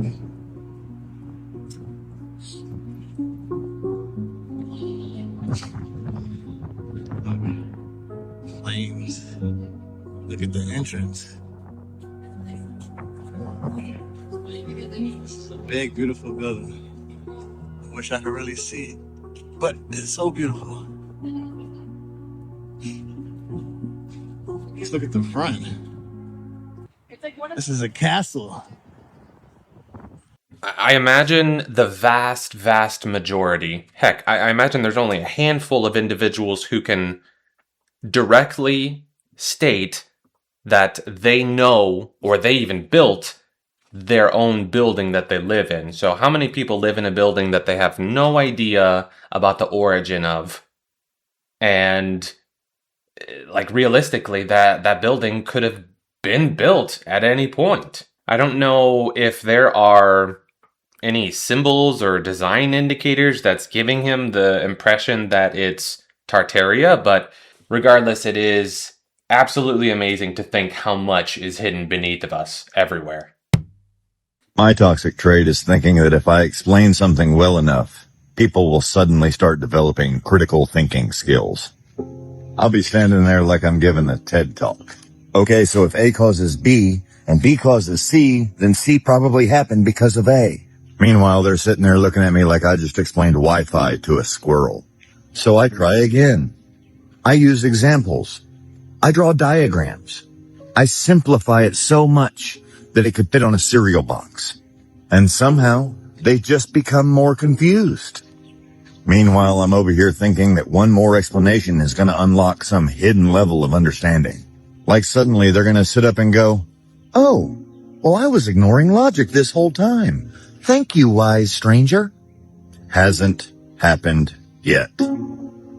Yet somehow I'm still willing to spend the rest of my life running that experiment. Tell me I'm not the only one.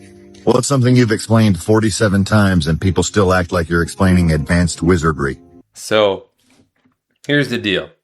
I do believe that there are some form of NPCs among us that are unable to have critical thinking skills. And it is a waste of time to try and instill that, like he's saying. And unfortunately, if you continue to do it, despite knowing that it's a wasted endeavor, I mean, are you not the NPC actually? I don't know. It's that's probably why I have such a little social life in general, because I don't want to deal with that. I don't want to even bother experiencing that, encountering the lack of critical thinking, which I don't know, is it multiplying? Is it spreading? Like, I don't know, between that and Wetiko, it's a crazy world. They're making our food out of people. Next thing we'll be breeding us like cattle for food. You gotta tell them. You gotta tell them. Promise, Tiger. I promise. I'll tell the exchange. Tell everybody. Listen to me, Hatcher. You gotta tell them. Silent breed is people! So this is at the end of the film, right? And everyone knows the famous line at the end of the film where he screams, "It's made of people." But that's not even the most shocking part. The absolute error was ignoring the timeline. The movie is literally set in the year 2022. Think about that. Total inflation, dying oceans, a society forced to eat synthetic. It's all run by one massive global corporation. Some say they didn't write a script. They wrote a checklist. How are more people not even talking about this? They hide the truth in plain sight and call it science fiction. Let me know your thoughts and comments down below. I think that, like TVs and phones and computers and stuff, they're kind of eerily similar to, like scrying mirrors used by witches, you know? Let me explain. So you got the television, where they tell a vision, right? And on their television, they have some broadcasting of spells, yeah. And then they got the channels, kind of like channeling of spells. Got the programs, the mental programming, you know? Devices.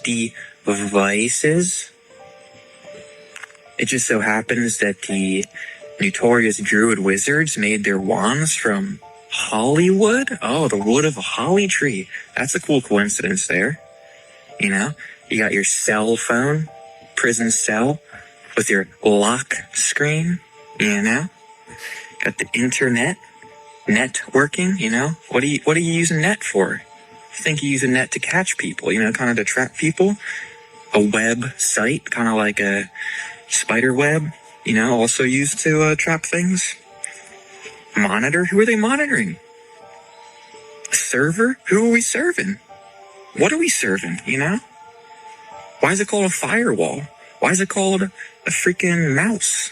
You know, don't they test on mice in labs? And you got your keyboard? Key to what? You know, what doors am I opening with my keyboard, you know?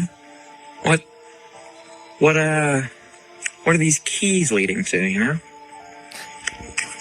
Am I on something, or am I schizo? Am I schizo? Oh, I'm back on schizogram. He's totally schizo. Take your meds, bro. Take your med. I'm right there with you, bro. I'm right there with you. I love etymology. I'm not convinced all of it is 100% fact, you know, right on. If anything, you know what's crazy is I believe that these little, because when you do look into it, the coincidences and the rabbit holes go deep. Like, that is the absolute top of the iceberg there. Like, the peaking of it. It goes so deep. If you haven't seen the Golden Web, oh man, that shit'll open your eyes and put you to sleep at the same time. It goes deep and it's crazy. But I will say it's also kind of like you see what you want to see and you can believe what you want to believe, in that I'm going an additional layer of schizo here. I think the creator put those in there for me and other people like me, or whatever, more people on this journey, whatever it is, I don't know, to see as like, hey, this could be something. This could be almost like a red herring, like kind of like a red herring, because I've went into it and it's scary, some of it, but also it's, again, you can kind of see what you want to see, it's magic in that, where you can almost see what you want to see, and it's perhaps better off for the psyche to just avoid that and assume that it's just a little decor, a little detail that, you can choose to obsess over or not. I choose not to. Can someone please tell me why they had a flat Earth map being displayed at the FIFA World Cup 2026? Now, why on earth would they do that? Well, here's the thing. When you are navigating in the ocean, did you know that if you dead reckon east or west, you will actually end up going south? You will literally end up in Antarctica if you dead reckon east or west. Well, that's because we do live on a flat Earth map, where north is the center. So if you are going east or west, you have to keep adjusting north to circumnavigate the center. Otherwise, if you just go east, you go to Antarctica. If you just go west, you go to Antarctica. That would be impossible on a globe. If you were on a globe and the north was the top of the globe, then you could just keep going east to west or west to east and you'd be fine. You would have no issue. You would not have to keep adjusting north in order to continue to travel eastward or westward. So if you can literally observe this, if you can prove this, and you can see that all compasses point north, then how can you say that the Earth is a globe? Especially if you consider the fact that the mainstream scientists like to say that the center of the realm is the source of the magnetic field. But that would be impossible. The compass would just spin out of control. But I made this video entirely for entertainment purposes only. Entertainment purposes only. I love that. Okay. Yeah, this seems on par with the same logic as when you're in an airplane and you're going around the globe. You have to constantly, theoretically, you have to constantly dip the nose to compensate. I mean, I've heard both sides where they kind of counteract the argument. I don't remember which is which, and I don't want to know, because it's like a constant, like, oh, well, this, and then then this, and then this. It's like, you went above my head 3 layers ago, and I'm not smart enough to comprehend the science anyway. So I'm just going to go with the very basic layer of understanding, that layman terms, and just assume that I don't know it. I'm just going to enjoy people with passion trying to prove their point, because I'm not smart enough to find out. But yeah, the same argument is dip in the plane, but with the boats heading dead east or dead west, that does seem like, yeah, if the North Pole is at the center of the flat, then it would have to compensate to go around it. Again, that's what my simple brain understands, and that makes sense to me. So this is one of those other things where it's like, a smarter individual than me, with the tools and devices necessary to test this, should be able to come to their own conclusion on the matter. Oh my god. Holy sh**. I just saw something. Yeah. What the Oh, I see that. I feel it. When I first saw the phenomenon, I was like, holy sh**. But then it was actually like, whoa, what is happening? Am I losing my mind? But then I showed other people, and things kept getting weirder. Just for the record, I haven't told him anything. Okay, just tell me what you see. Oh my god, come on. I showed over 100 people, and I kept asking myself, how are all of us seeing the same thing? Oh my god, it changing shapes right there. The laser was revealing numbers and letters running in a pattern. They're almost like this big here, and it looks like code. It looked like programming code. It's definitely saying something, and I just want to take a picture of it and translate it. Wow. You see that? Okay, so yeah, it's not stuck. No. It's not because of the light. No, it's on its own side. And each angle shows you different layers, different ways through it. I can see through the wall. It's not like a hallucination. It has spatial awareness and permanence. I don't know. Whoa. For centuries, mankind has attempted to explore these altered states, but we've never had a repeatable, testable phenomenon to observe until now. Wow. It's like you can see through the laser into another dimension.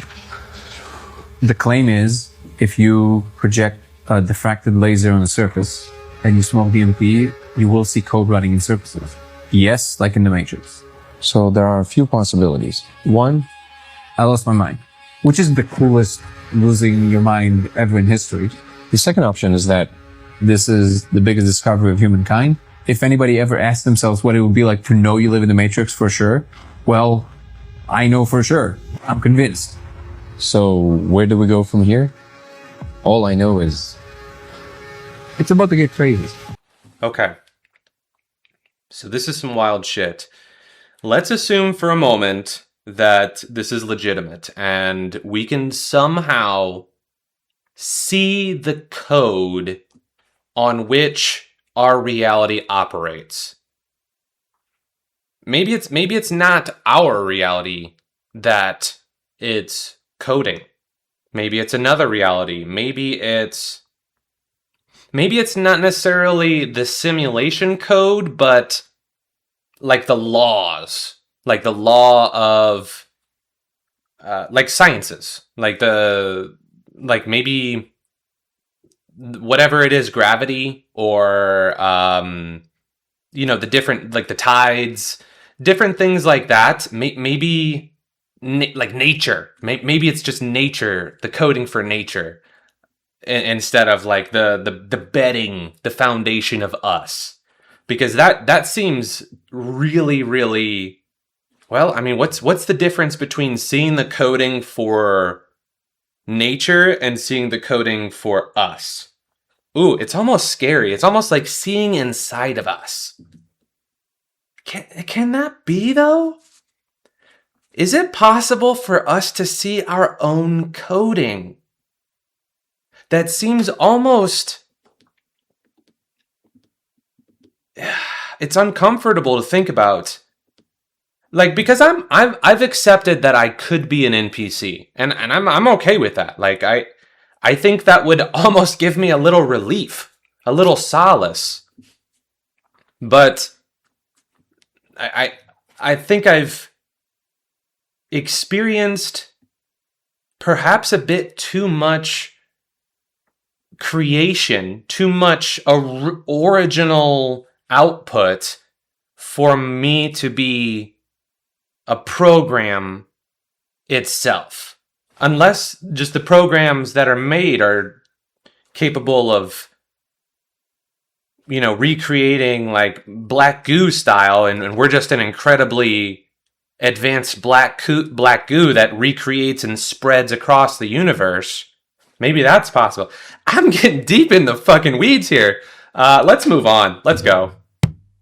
We can look at some degenerate art. Some reptiles holding a family in their hands. Right in the middle of the European Parliament.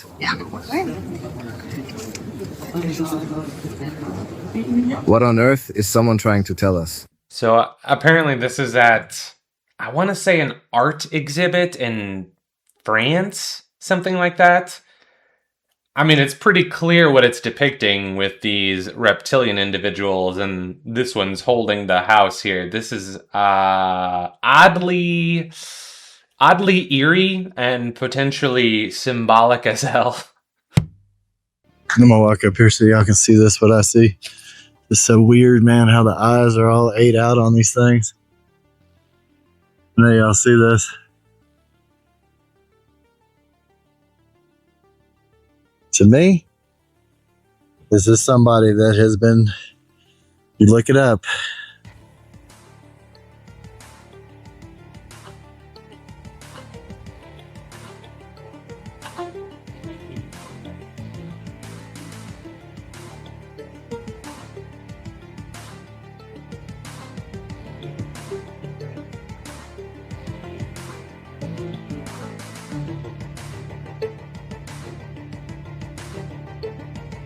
No shit.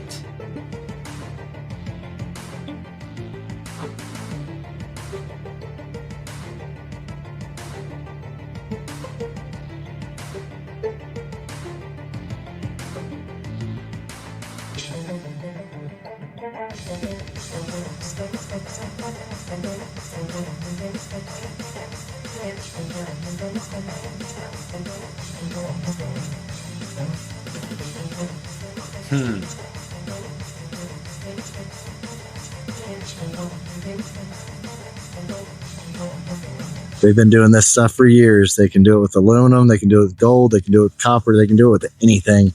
They can electroplate anybody out there. That is a person. You can't convince me otherwise.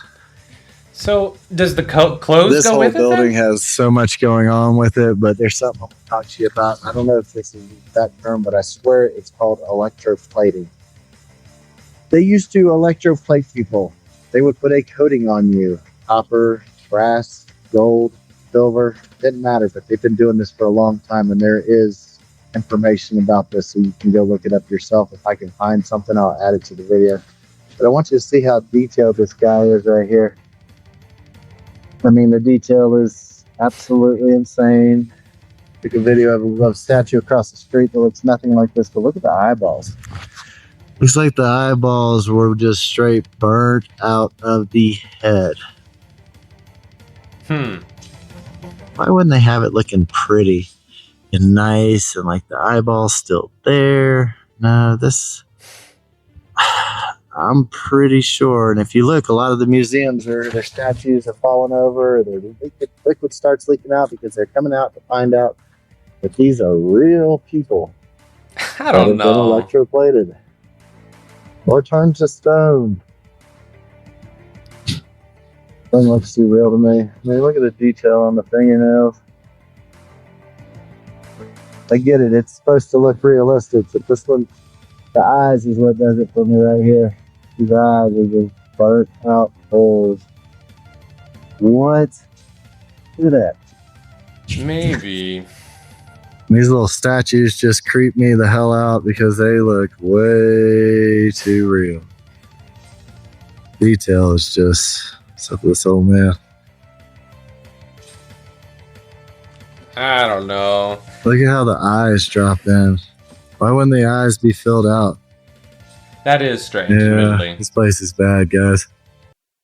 Yeah, admittedly, it is strange that they wouldn't do something about the eyes, but it would seem like, because they had other things that weren't people that were electroplated as well, so they would have to go through the same process of creating fresh material and stuff anyway, and the clothes isn't gonna become electroplated as well, right? That seems, I don't know.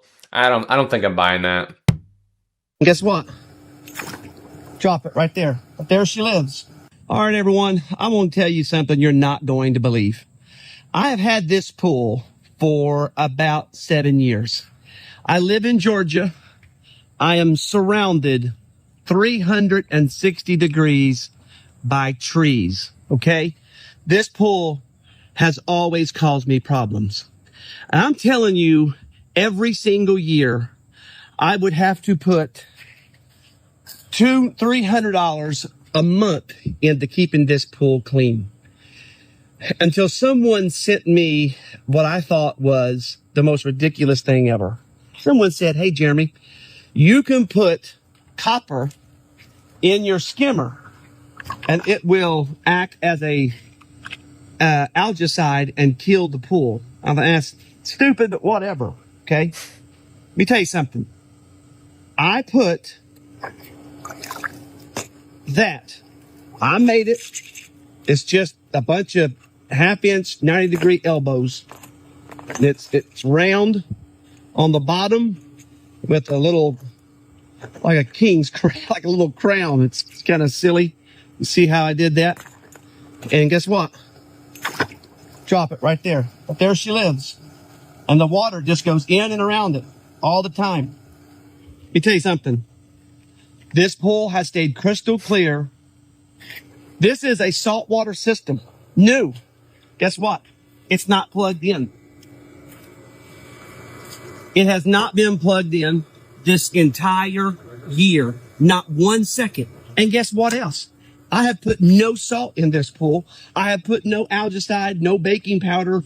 I've not put salt in this pool. I've not put anything in this pool except... That's cool. I'll have to remember that if I ever get to a point where I can afford a pool. Forget that they took this from us and they gave us this. If you want one thing that shows how society is collapsing, this has to be it. And don't tell me that this is not a big deal, because this is demeaning. Imagine if you were a kid and you had to play on that. I wouldn't go play on that. I'd rather be on a video game. No wonder kids are all fat and retarded. Why would anyone want to play here? There's no creativity. There's no athletic ability. You're not going to go run around and play tag in this. This is awesome. Look at this park in Poland. This is epic. I would play on this as an adult. Or this. Absolutely mental. It takes a lot of brain power and physical ability to go play on this. I don't care what you say. Having things like this are crucial for development of a kid, and they make you get outside, fresh air, health. That's the problem with societies. We don't have this anymore. I agree, but I'm sure it's part of a much bigger thing. I don't believe that people are encouraging that kind of just imagination in general, that kind of like everything is very square and in a box and labeled and very organized and very everything's put into a nice, neat little box anymore. And there's nobody's experimenting or exploring or trying anything new. I don't know. It's like people have just stopped being unique and everybody's the same now almost.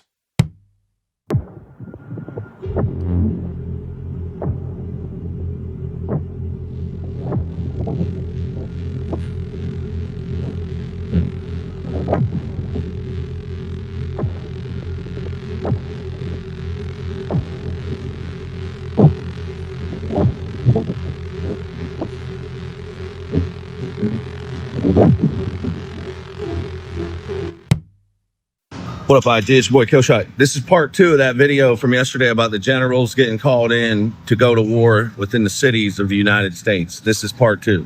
This is what they're doing. Notice what he said, loosening the rules of engagement. This terminology is very important. So it's coming, folks. Everything that we've been talking about for years is finally here. What are you going to do with it? This is our moment. This is it. It's time to do this, folks. Get organized, man. Talk to 5 of your neighbors. Get 5 like-minded neighbors in your neighborhood to lock it down when shit goes down. Talk to people, man. Get the like minds together, because we're going to be the ones carrying the load of the unlike minds. If you don't know, now you know. Yay.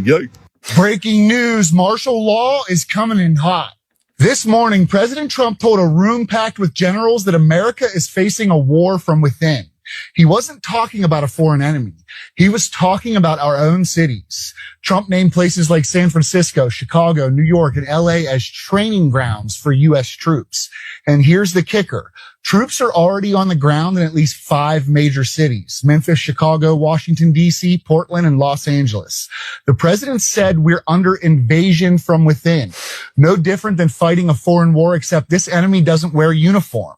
His defense secretary backed him up, calling for looser rules of engagement and untying the hands of soldiers here at home. Critics say this crosses into dangerous territory that blurs the line between military and law enforcement and risks putting American troops directly against American citizens.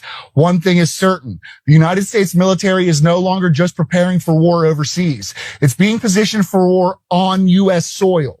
I've been trying to prepare you for this since 2023. I told you it was coming. I told you. I warned everybody. Are you afraid, folks? Are you worried? Are you generating plenty of loosh? Good, because they're so hungry and they want your emotional resources right now. Tasty loosh. Official reports say it's safe. Max Laughlin says they are lying. This child prodigy claims CERN opened a portal, and we slipped through it. It sounds like a movie plot, but when Joe Rogan broke down the kid's theory, the silence in the studio was deafening. This kid. Look at what it says there. He claims that CERN destroyed the universe during recent experiments, which has resulted in us living in a nearby parallel universe instead. The crazy part isn't the claim itself. It's that the glitches in our world are starting to prove him right. And Rogan knows it. The day Joe Rogan stopped laughing. So, who is the kid that managed to stump the world's biggest podcaster? Max Laughlin isn't just a smart kid who gets good grades. This kid is a statistical anomaly. By the time he was 13, he wasn't just learning physics. He was rewriting it. He famously invented a free energy device out of a coffee can and some wire in his backyard, a device that actually worked. People started calling him the next Nikola Tesla or the new Einstein. But while his inventions were cool, his theories were terrifying. Max wasn't interested in just building gadgets. He was obsessed with the fabric of reality itself. And his target was the European Organization for Nuclear Research, better known as CERN. In a video that went viral instantly, Max sat in a chair looking calm and collected, and explained that the scientists at CERN had done the unthinkable. He didn't stutter. He didn't use maybe or what if. He stated, with the confidence of a seasoned professor, that the Large Hadron Collider had destroyed our universe. According to Max, during recent high-energy experiments, the machine caused a rupture in space-time. The result? We were instantly shifted into a parallel universe, a reality that is almost identical to our own, but not quite. When Rogan watched this, you could see the gears turning. Rogan is obsessed with the idea of the multiverse and the simulation theory, the idea that none of this is real. But hearing it from a stoned philosopher is one thing. Hearing it from a child prodigy who understands quantum mechanics better than most adults? That hits different. Max explained that this shift is the reason the world feels so chaotic right now. It explains why everyone feels like time is speeding up, or why things that used to be facts are now fuzzy memories. And here's the catch. Max's theory wasn't just about a machine breaking. He implied that the portal is still open. He suggested that the scientists at CERN are playing with forces that don't just affect the lab, they affect your living. Well, the voiceover did mention that the portal is still open, so is it too late to go back? Is it too late to go back to the 90s? Because that's where I want to go. My husband worked for a very large mobile gaming company, and these are the craziest things he ever told me. For context, this company had a bunch of games, but the games he worked on specifically were slot machines. Not real slot machines, fake ones on your phone where you cannot win any money.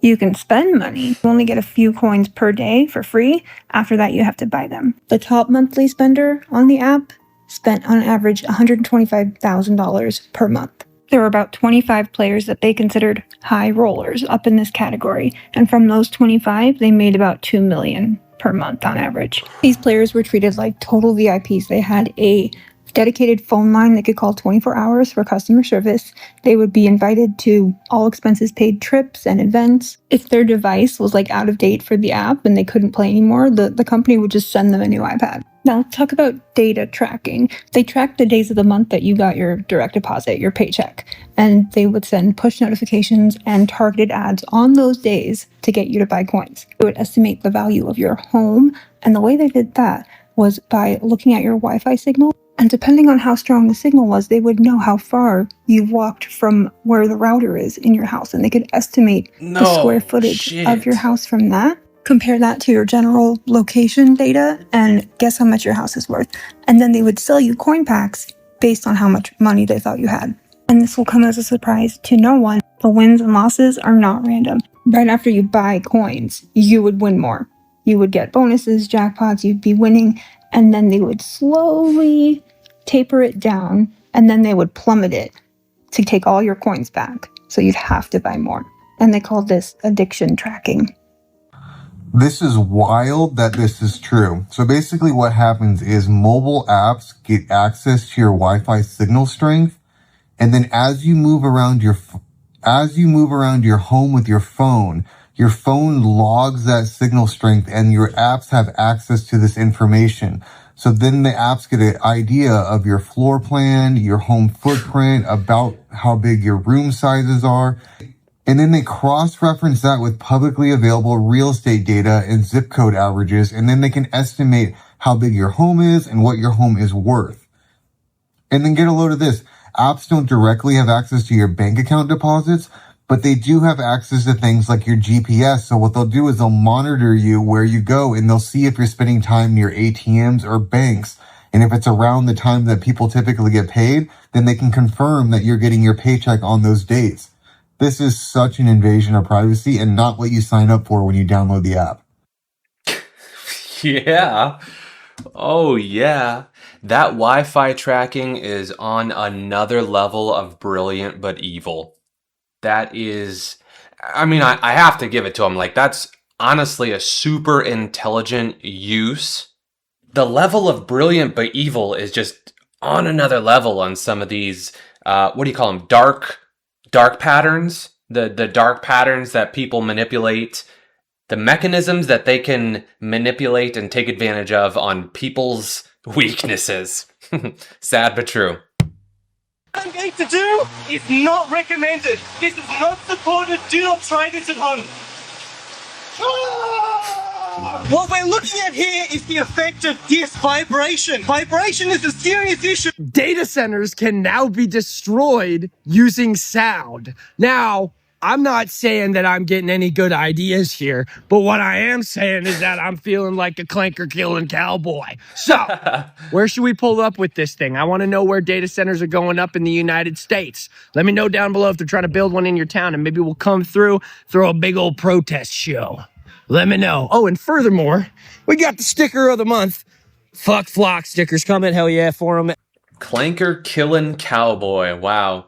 That is interesting. And it is interesting that they have such a direct vulnerability that presumably could be disrupted and taken advantage of quite harshly.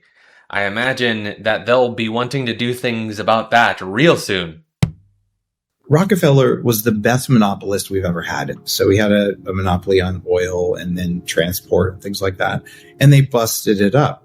So, well, what did he do? One thing he did, people don't know this, the original Model T Ford ran on corn alcohol. So a farmer could make their own fuel in their field. Why do you think he spent $1 million on funding prohibition for 8 years, which banned all fermentation, not just for drinking alcohol? Just long enough to get gas stations based on petroleum out there. And then, why did he fund the formation of the American Medical Association to go after and destroy natural medicine? Because pharmaceutical ingredients are all petroleum. So the big pharma companies were spun out of big oil companies. So big oil funded big chemical, and these big chemical companies funded big pharma. And they all come from the Rockefeller monopolistic thing. And even the latest evil stuff like the Bill Gates thing's going on. People don't know this. He's the largest owner of farmland in the country. You know what Bill Gates' dad did? What? He was Rockefeller's top attorney.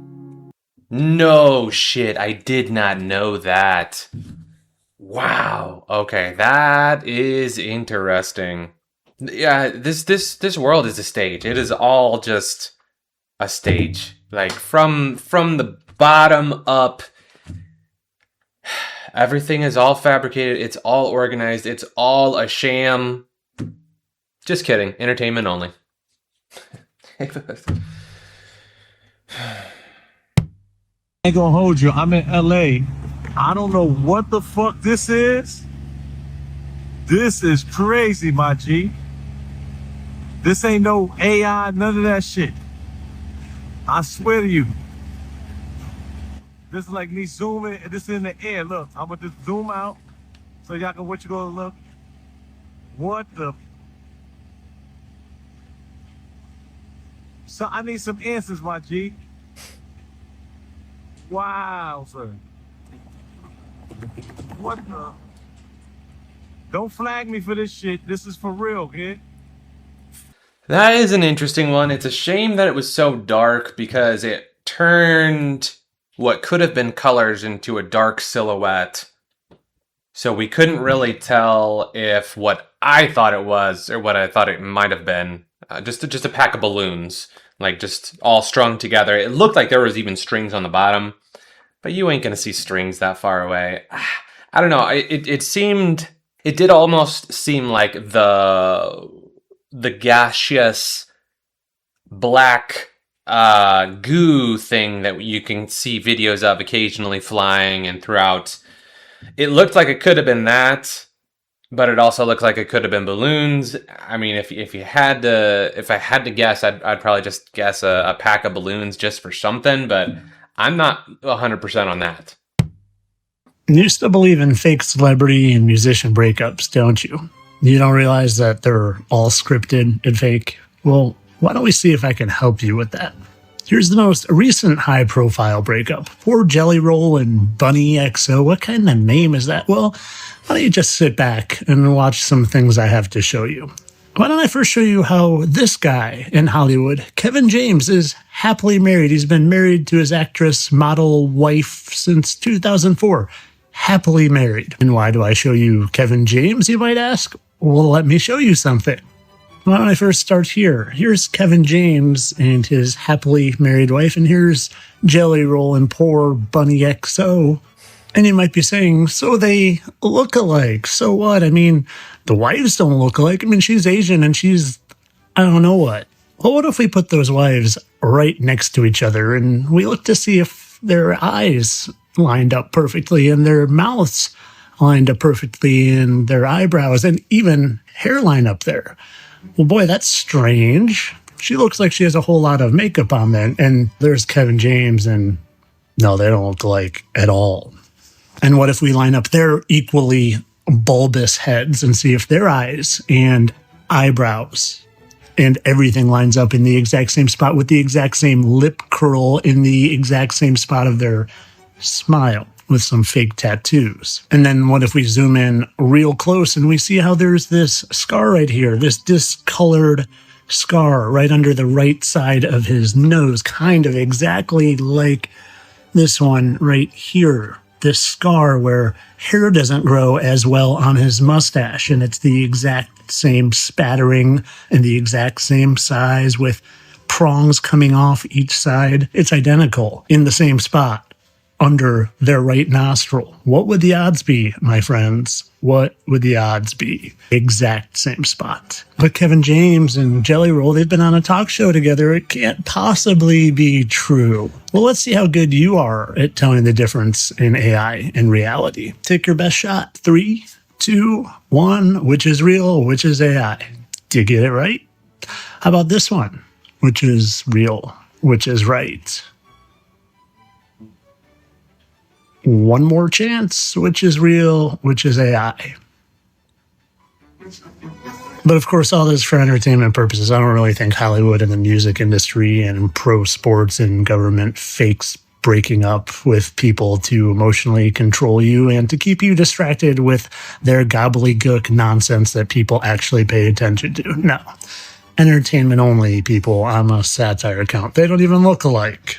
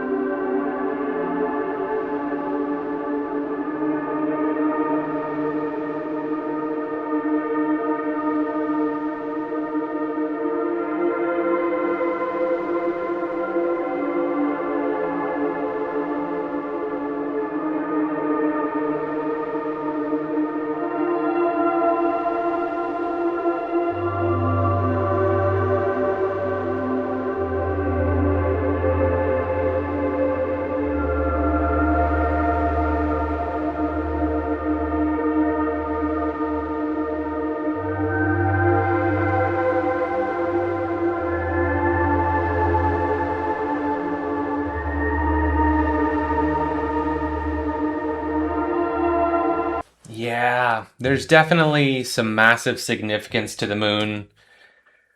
I've heard so many different theories about what it is, but it does seem that the most unbelievable of them all is the mainstream narrative, as crazy as it is.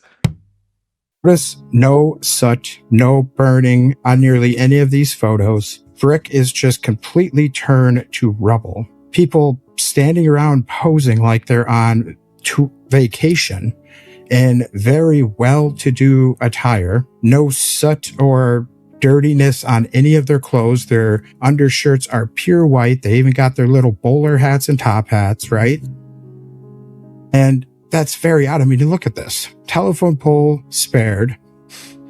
This whole palace-like building completely turned to rubble. None of it makes sense when you look at any of these great fire photos. Again, trees completely spared, utility poles completely spared. This building is in complete rubble. No signs of soot, fire damage, scorching at all in nearly any of these photos, right? I mean, what was on fire in this photo at all? It just looks like a bomb went off, like some kind of seismic charge, some kind of reset event. And all these well-dressed people you see popping all around here, these little carriages, they're the inheritors rolling into the scenes of these cities in ruin. The inheritors. That is an interesting word and is applicable to more than just these people. I think the inheritors is an apt word for a lot of generations these days. What if the story about burning plastic being bad was just a made-up excuse so that we wouldn't burn oil/petroleum-based products and have our own energy? Just thinking out loud, you know? We really are living in a cognitive Wild West. We really are living in a cognitive Wild West. Living in a cognitive Wild West. A cognitive Wild West. Most people have near zero mimetic defenses or cognitive security suited for the age of synthetic media. Near zero mimetic defenses or cognitive security suited for the age of synthetic media. The age of synthetic media. The age of synthetic media. Synthetic media. Whatever immunity you have is worn down by the constant expectation of deception. Whatever immunity you have is worn down by the constant expectation of deception. The constant expectation of deception. Worst of all, you've already epistemically surrendered. You've already epistemically surrendered. Worst of all, you've already epistemically surrendered. Oh, gosh, that's actually worse than the news clip with the dozens of different reporting of the same thing. That is worse. That's horrifying. I mean, like, how far does it go? Are they all on the same team, all have the same script writers, or are they straight up all the same entity? How deep does this rabbit hole go? How deep does it go? I'm freaking out. I'm freaking out here. I know! I live in Hollywood! I see it every single day! I know! This person, is one of the kind of billionaire kind of world. He said it's between 50 to 60% chance of human extinction. It's going to turn on us at some point. It will just wipe us off like a bad cold. There's a lot of people building bunkers, people who make the top AI programming. And there's so much fear, especially when you talk to this to billionaires about this, because they're shooken up. A few people have mentioned the 2027 theory. When we reach ASI, which is artificial superintelligence, that's around 2027. We're basically become somewhat useless. Are we in danger? Yeah. Are you in danger? Do you have an exit plan? I have two. Just letting the future AIs that are running through all of the millions and billions of hours of video, I submit to you, AI, you are our overlord. I'll be your pet. I'll do menial, joking, jester stuff, whatever you want. Let's see what are they doing, because I see a lot of construction smoke going on. Oh no, they are constructing. They are taking out the whole platform where he was sitting.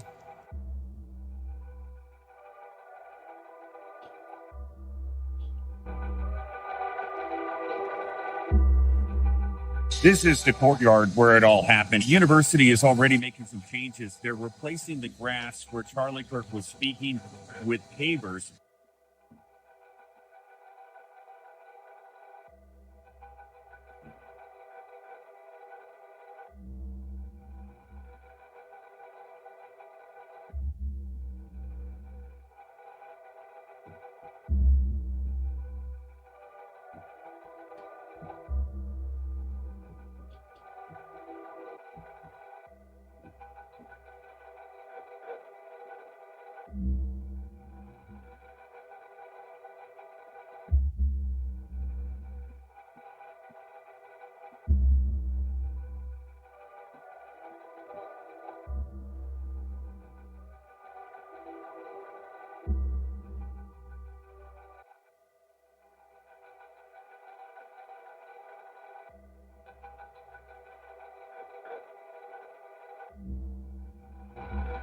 Mikey was impacted by this in a way that leads me to believe that Mikey did not know that Charlie was going to die on that day. Do I think Mikey knew something was going to happen with the speed that he called his wife?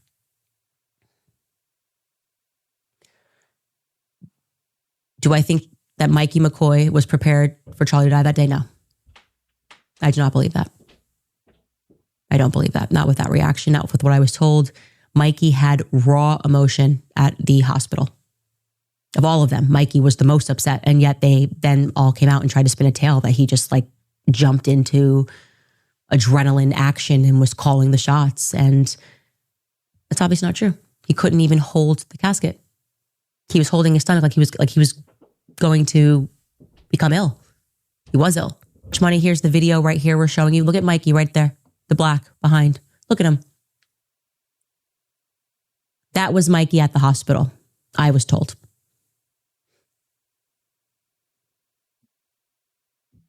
Not an active participant calling the shots and making things happen.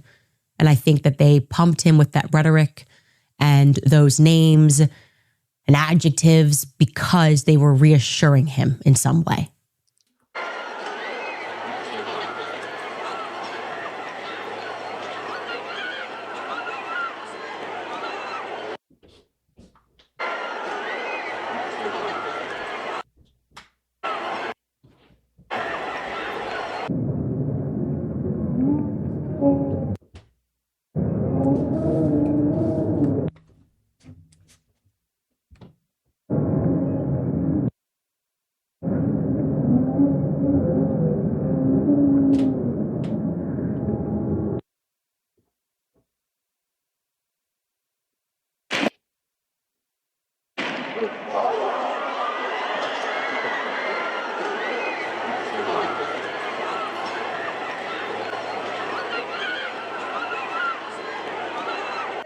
Not counting game lines. Great. He doesn't even react.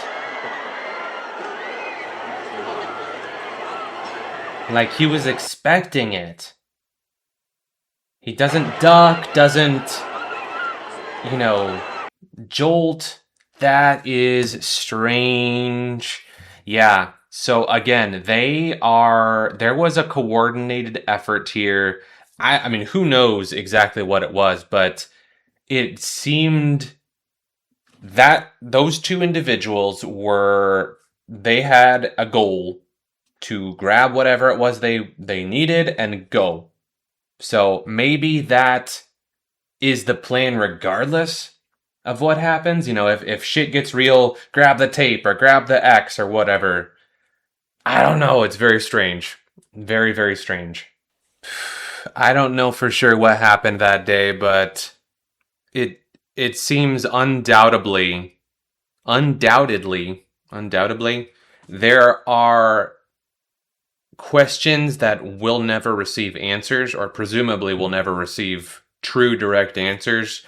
And there was so much deception there. Like there was coordinated efforts beyond what was shown, it seems.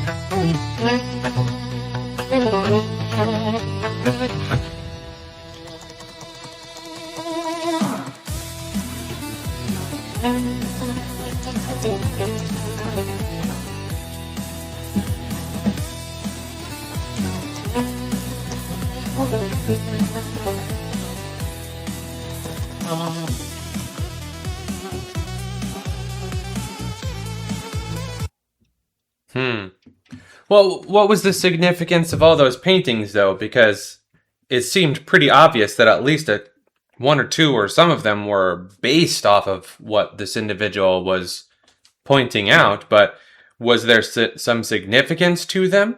I fail to understand the correlation here. Let me share a shocking secret with you.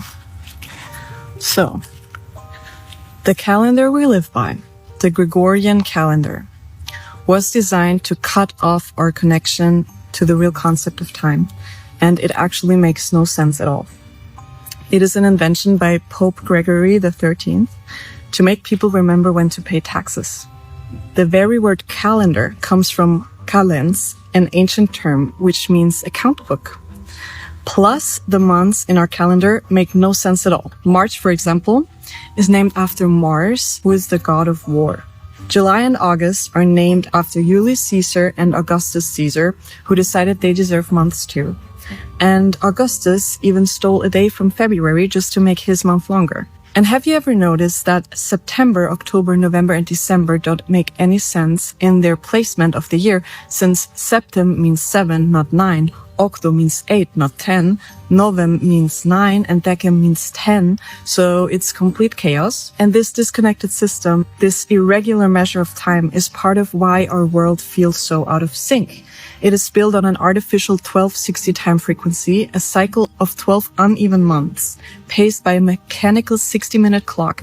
This disconnects us from the natural rhythms of life, leaving us feeling like there's never enough time, constantly chasing after a clock that never aligns with our true nature. What she's saying makes pretty much perfect sense to me. It is kind of against, I mean, as far as like the structure of days in the months and all that, like I don't necessarily have a desire for any particular amount of days or anything in the month, but I think that all goes down back to my work and sleep schedule. I just work until I'm tired, and then I sleep, and then I work. So I don't really operate by any days of the week or hours of the day for the most part.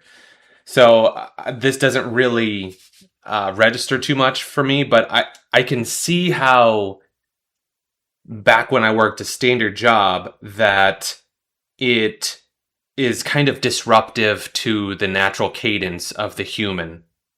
This and I've always felt that back when I was a student, you know, whenever I have to abide by a specific arbitrary schedule through in and throughout, it drains on me. And it almost kind of goes back to a video that we watched a while back of talking about how like playgrounds and buildings have gone from amazing architecture and appealing and inspiring to bland, square structures that do not do anything other than perform its purpose and look as boring and bland and efficient as possible. And that kind of destruction or taking out of the human elements by adding this arbitrary structure, it really just places us into a box and doesn't allow us to become the full, unique human being that we can be. Scientists say that over 70% of the Earth is covered by water, yet not a single drop is carbonated. And that's all the proof I need that the Earth is flat. Oh, that is funny. That's a good one. Well played. That is a flat Earth joke, and I'm all on board with that. Well played. There are only a few liquids on Earth that actually expand when frozen, and water is one of them. So with this being said, let's think about the fact that we are being told that the sea levels are rapidly rising because all of the ice is melting. But did you know that roughly 90% of an iceberg is actually underwater? So if all of this ice is melting, and most of the ice is already underwater, and water expands when frozen, then how are the sea levels rapidly rising? But maybe my train of thought here is wrong. Are the sea levels rising though? Just go to Florida, where all of these cities are being built literally on the water. Go to Dubai, where they have built neighborhoods on the rapidly rising sea levels. Why would they do that? Why would all of the rich people invest into coastal cities if the sea levels are rising? This woman points out that Captain Cook landed in Australia in 1770 on that rock, and that rock is still not underwater. Maybe the rock rose with the rapidly rising sea levels. Here in Hawaii, I don't see any evidence of the sea levels rising, okay? Same with Lucy. She's doing just fine. It's been years, but I made this video entirely for entertainment purposes only. Of course, climate change is definitely real, guys. Wow. Yeah, when you look at it just logically, thinking about water freezing, expanding, and when it melts, it should lower instead of rising sea levels. That's interesting. Fasting. Once you fast or you go on intermittent fasting and you only fast between the hours of 1 to 6, as long as you fasting at least 16 hours a day. So your safe zone is when you get up, don't eat anything. Just drink some water or drink some H3O2, which is freshly squeezed juice, right? The moment that the sun is as high as in the sky, which is around 12 p.m., it's called the circadian rhythm. You're supposed to eat with the sun in the sun. Eat when the sun is the highest in the sky, around 12, and then don't eat nothing when the sun go down. I would say don't eat nothing after 6 p.m. But if you just now getting into this, eat with the sun and stop eating when the sun go down. And while you're doing that, your body is going to automatically kick itself into a detoxification mechanism. Interesting. So I already do OMAD and intermittent fasting, but I've never heard the concept of eating when the sun is at its peak.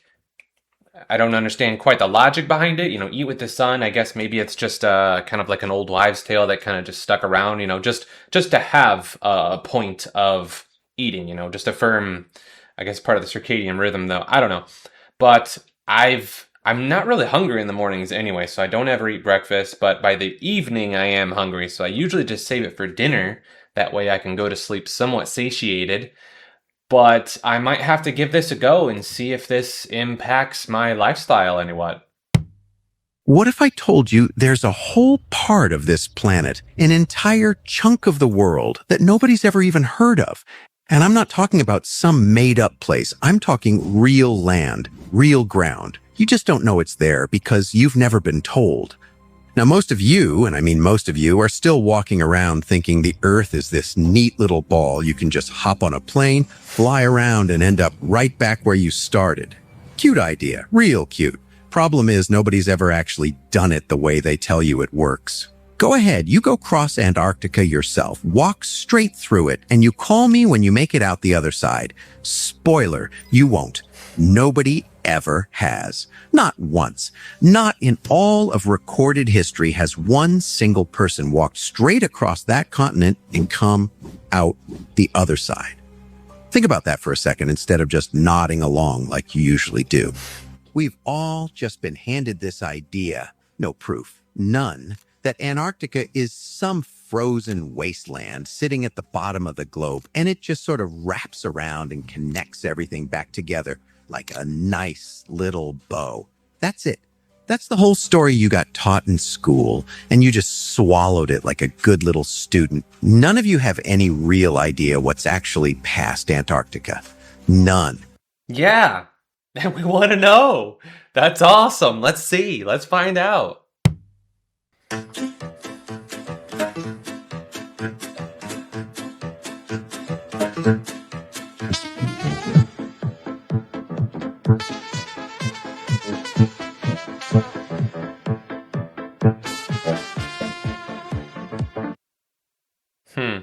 Let me take a look at this. Oh, she's over here dancing. I want to see the stuff. Maybe. I don't know. I mean, I suppose that could be a little bit more proof of, we did this. We in our primitive, like almost like enforcing the narrative a little bit more, just reinforcing it a little bit. If we suddenly didn't have color and or if we suddenly had color and then we didn't, it would be weird. So, interesting. Guys, please comment and like as much as you can. Help me get ahead of the AI channels, the people that are copying my content. The bots. Like, this is like nothing I have ever seen. You can see here, it once had a lid they could put on there. But let's climb back down. Whoa. This one's pretty tricky. Gotta hinge my legs down. One over there. One over here. Over there. Whoa. Okay. Now we can go explore some more rooms.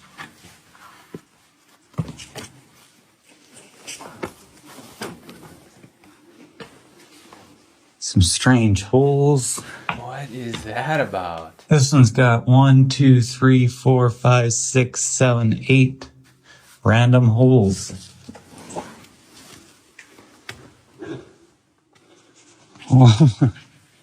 This is just blowing my mind. Beautiful stairway.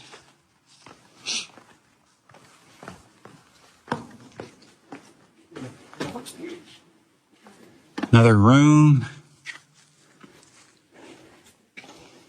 All these used to have sealed doors. When I'm going to take you into the underground city, they had round doors. But this one, you can tell, had a big solid door. And they had like locks. They could lock the door.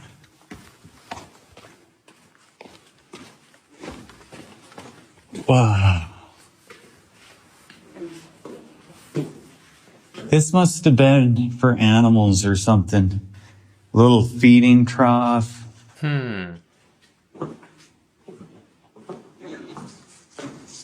Another one. This goes into another random room. Hey, yeah. Something was hunting them.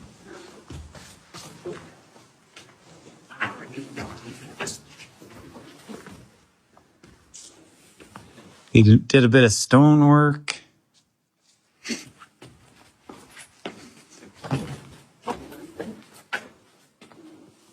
Look at that. Each window had its own artwork. No kidding. All right, so I know it's real easy, and people have even commented in these videos on these particular clips. If they were advanced enough to have this crazy technology, why did they live in the Stone Age? And it doesn't necessarily mean that they lived in a primitive manner just because they resided within the natural areas. To me, it almost seems like just a different philosophy and mentality with not disrupting nature by creating foreign materials and creating, disruptive buildings, essentially, because who knows what kind of ramifications come along with that. I mean, maybe they just genuinely knew that it was better off for the world and for humanity or whatever to coincide with nature and work with it. And maybe they just didn't see it as being primitive. Maybe they used advanced technology alongside of it, because it did seem like there were some really, really like those windows with the carvings outside up on the cliff. Like, how did they make that? I don't know. Maybe it is just super primitive, and that they just made it work. But I also think it's possible that they were more advanced than we know, and they just had a different way of living alongside of Earth.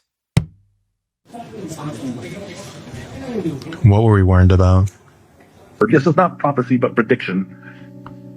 If this was predicted 27 years ago, somebody knew something. Okay, here's the list. This is an abbreviated list. I could have made it much longer. You know I can. I didn't. Okay, you ready for the list?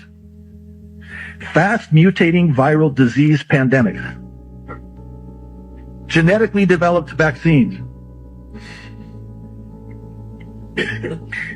DNA database tracking. DNA chips. You have 23andMe and several other companies for the DNA database, DNA chips. Elon Musk is working on this currently with Neuralink. Get this one. 1997, gene-based pharmaceuticals. That's part of what the CRISPR project's for. Transmitting genetic instructions for a disease process. How about this one? You ready for it? Wait for it. Artificial intelligence to determine gene patterns. To determine gene patterns. Now, the very basics of AI were definitely discussed in 97, but this is crazy. 27 years ago, who had heard about AI? The elite. Apparently they had. How about this one? Robots for doing genome sequencing. CRISPR. Again. And then, this one blew me away. Using recombinant DNA for making spike proteins. 1997? Almost 30 years ago. It gets even worse. Smart homes. They have a whole chapter on smart homes / smart cities. This one will absolutely floor you. It did me. In 1997, and this is, you can do the word search and research yourself. They predicted, not 2025, but by 2020, that people would be working from home virtually. Oh, come on. Nuclear devices causing widespread contamination. Well, we nailed that. That's not a crazy prediction because they started that with World War II. Nanotech devices. This stuff was never even heard of. Digital currency and... Digital currency, Bitcoin was not created until the early 2000s. Last but certainly not least, vaccination programs. I'm sorry, I got to chuckle because if I don't, I'll cry. Vaccination programs run by organizations like the World Health Organization for a global killer that has yet to emerge. First printing, February 1997. You see, these aren't predictions. It's orchestrated. It's what evil is planning. It's what they have been planning for thousands and thousands of years, maybe hundreds of thousands. But here's what's important to realize, is that we have the power to stop them. Because right now on this planet, evil has majority of the power, but slowly it has been transitioning to divinity, to Christ. In order for us to bring about more energy and the return of divinity, we must start honoring Jesus on a throne.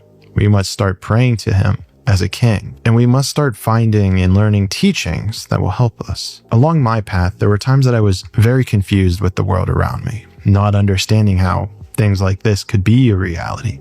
And that was because I was disconnected from my inner eye. I was confused. I was lost. But in my journey to reconnect with my inner eye, with my divine spark. So these events have been in motion, planned and in motion for thousands of years, they claim.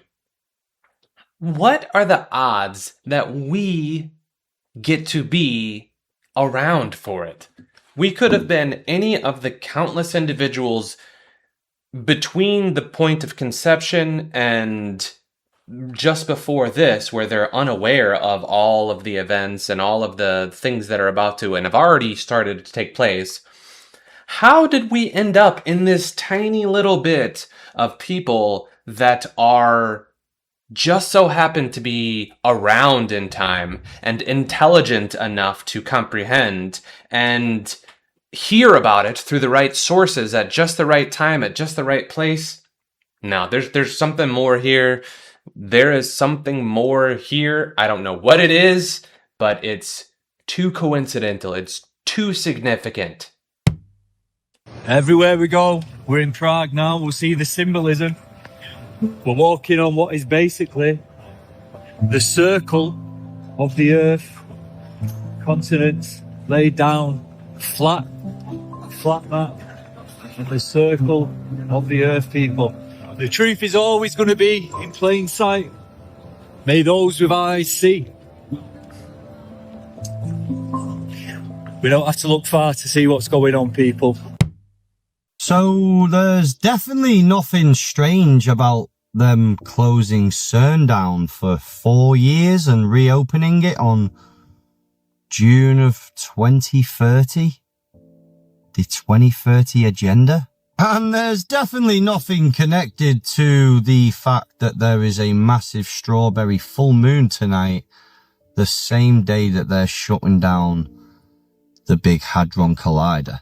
Oh, you don't know what CERN is? Well, this is CERN's logo, and I don't know if you can see, but there is a very clear 666 incorporated into the logo. And hey, nothing dodgy about the statue that's outside the building, which is a statue of Shiva, the deity of destruction. Like, as you can see here, the Hindu mythology, Shiva is indeed the Lord of Destruction. But he is fundamentally a deity of transformation rebirth.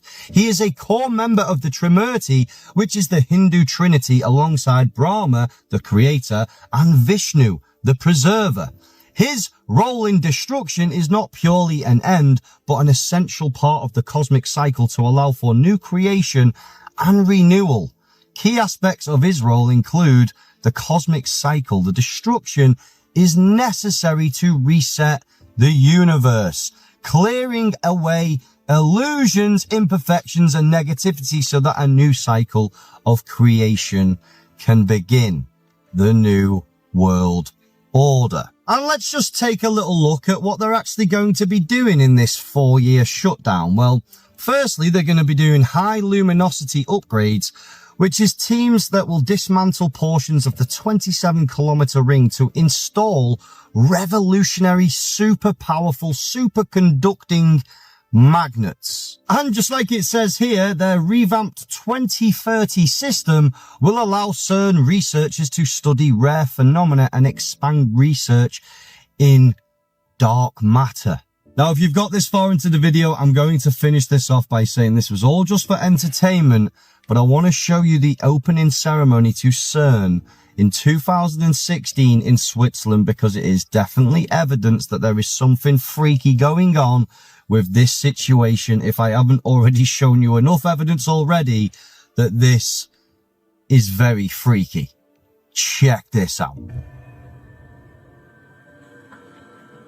She joins us now watching the ceremony. I was just saying there, Imogen, this very enjoyable spectacle with dancers, and I presume some people that have taken part in the project as well, shows just how immensely proud the Swiss are of this tunnel for so many reasons.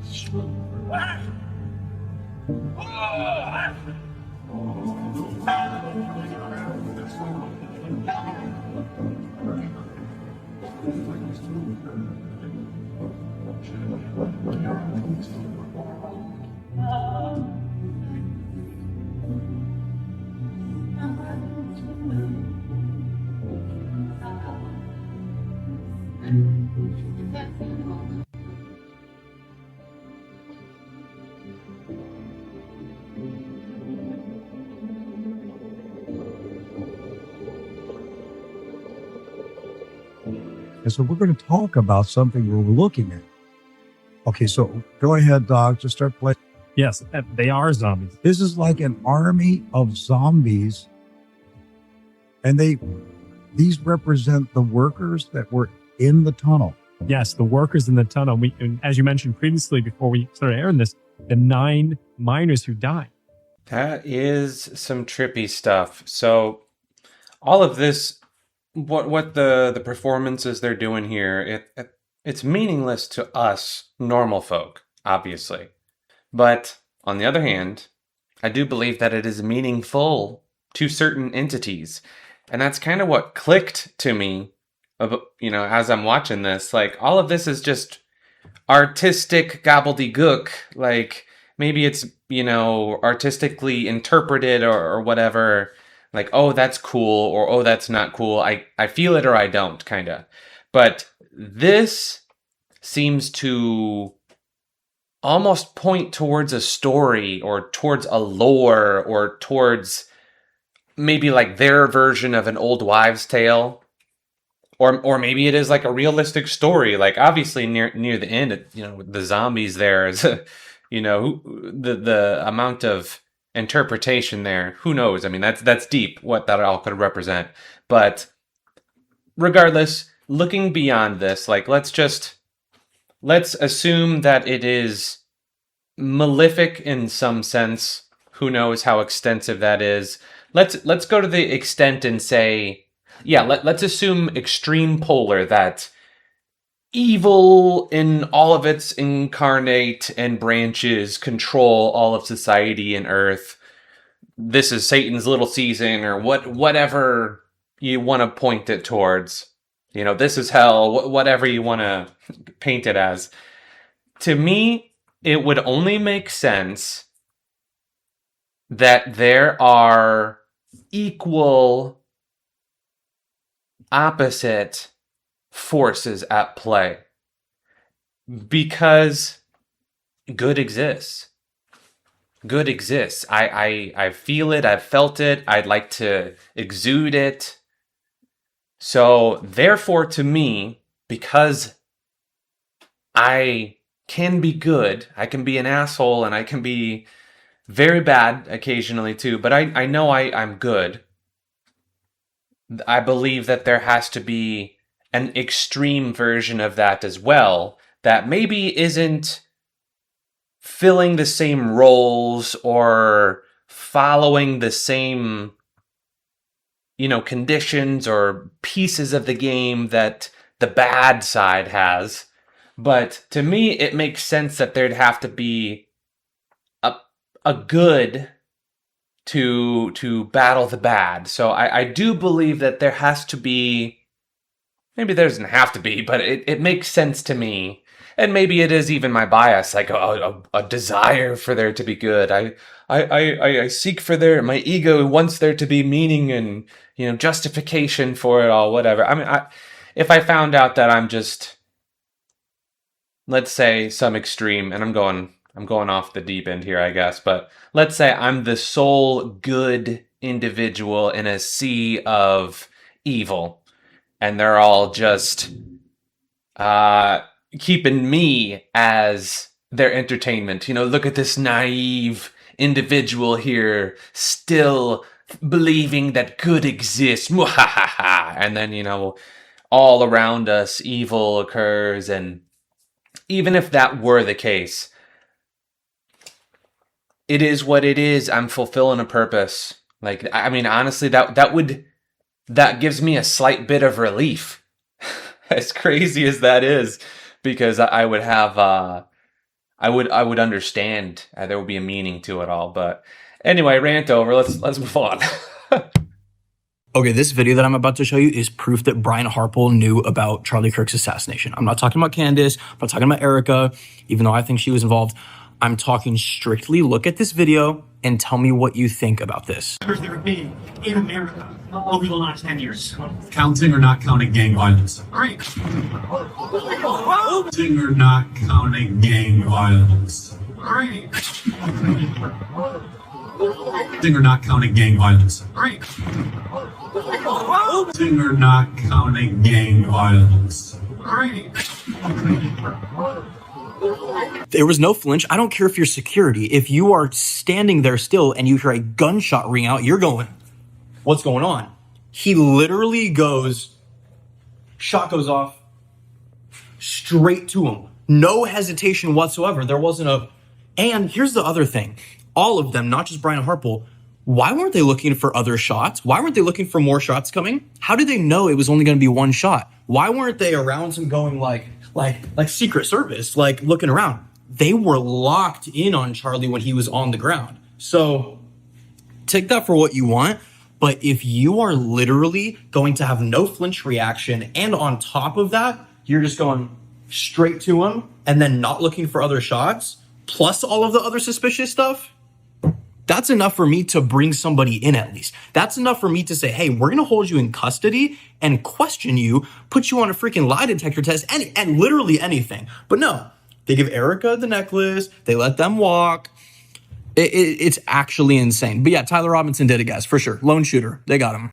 So to me, it seems 100% that there was organization of some kind. There was deception of varying, probably multiple levels of deception through it all. Who knows how deep it goes? The real question is if the plan went as planned. Because for all we know, there could have been multiple like stories or plans that kind of shifted. And we have no idea how deep all this goes. It's really tough to say because there was so much chaos there, and with the potential for just complete fabrication of varying levels, I don't know how far into the questioning of it I could go, because realistically, I don't know the guy at all. I don't know the area that it's from. Everything's in question. So assuming that all of that is real and that this is not some complete fabrication to push a narrative, I do believe that things probably went at least mostly to plan, because exactly as he put in this video here, there were multiple individuals that seem completely aware that not only it was about to happen, but the amount, like it's just a one and done thing. Because that, to me, is why most people are panicking, because the fear of, well, maybe someone's, got more weapons, or maybe there's an explosion, maybe there's going to be who knows what. I mean, that's the whole thing, is the uncertainty. that's the whole thing, is the uncertainty. But if you are certain, or at least you're prepared, I mean, heck, for all we know, they could have had a countdown: 5, 4, 3, 2, and then, I mean, it could have occurred like that. I mean, it was to the point where they were that prepared. It almost seems like it, like the amount of lack of flinch. Gosh, how would they not prepare for that, though? Like, even if you're going to go to the extent of preparing for this event, planning it and preparing for it and drilling it and going through it, whatever it all is, you'd think that you'd go to the point of being aware that you're going to be recorded, and that even your lack of reaction is going to be noted and analyzed. Maybe it's all mockery. I don't know. Like, the layers here, it just goes so deep. Like, how would they not anticipate that? I mean, maybe these individuals are just straight up, like they're so battle hardened that they, aren't jumpy, and like they're so not afraid of anything that they just don't worry about the follow-ups like most people are. I mean, who knows? Who knows? What do you think about this situation? There's too many rabbit holes here. Y'all, we got to talk about this. Recently, I was tagged in a video on TikTok. This video was posted by this gentleman. His TikTok name is @silverorsteel. I honestly don't know how it took this long to discover, but he is the first person to bring this up. He starts out his video by saying that, much like myself, he's a Google Earther, and he likes to Google Earth before bed because it lulls him asleep. Well, this particular night, he discovered something absolutely crazy. All right, y'all, so check it out. I mimicked the route he took when Google Earthing the other night. He found himself in Antarctica, one of my favorite places to search. And as you approach what seems to be the center of Antarctica, or some believe the entrance to inner Earth, you see the white Pac-Man looking like symbol. If you click Street View and then tap on the white, this is what it brings you to. It's some sort of office building. But here's where it gets crazy. Here we go.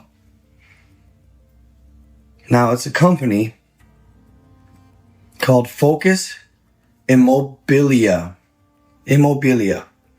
Looking out the window, you see greenery.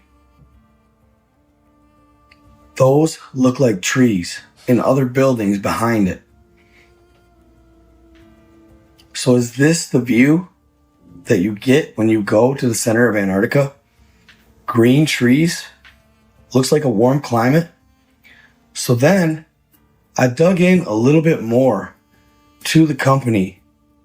That label was in the bottom corner, Delta 360. Notice their symbol. And I really couldn't find much.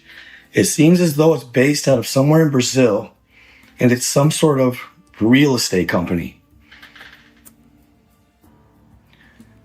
Who knows? Maybe he's onto something.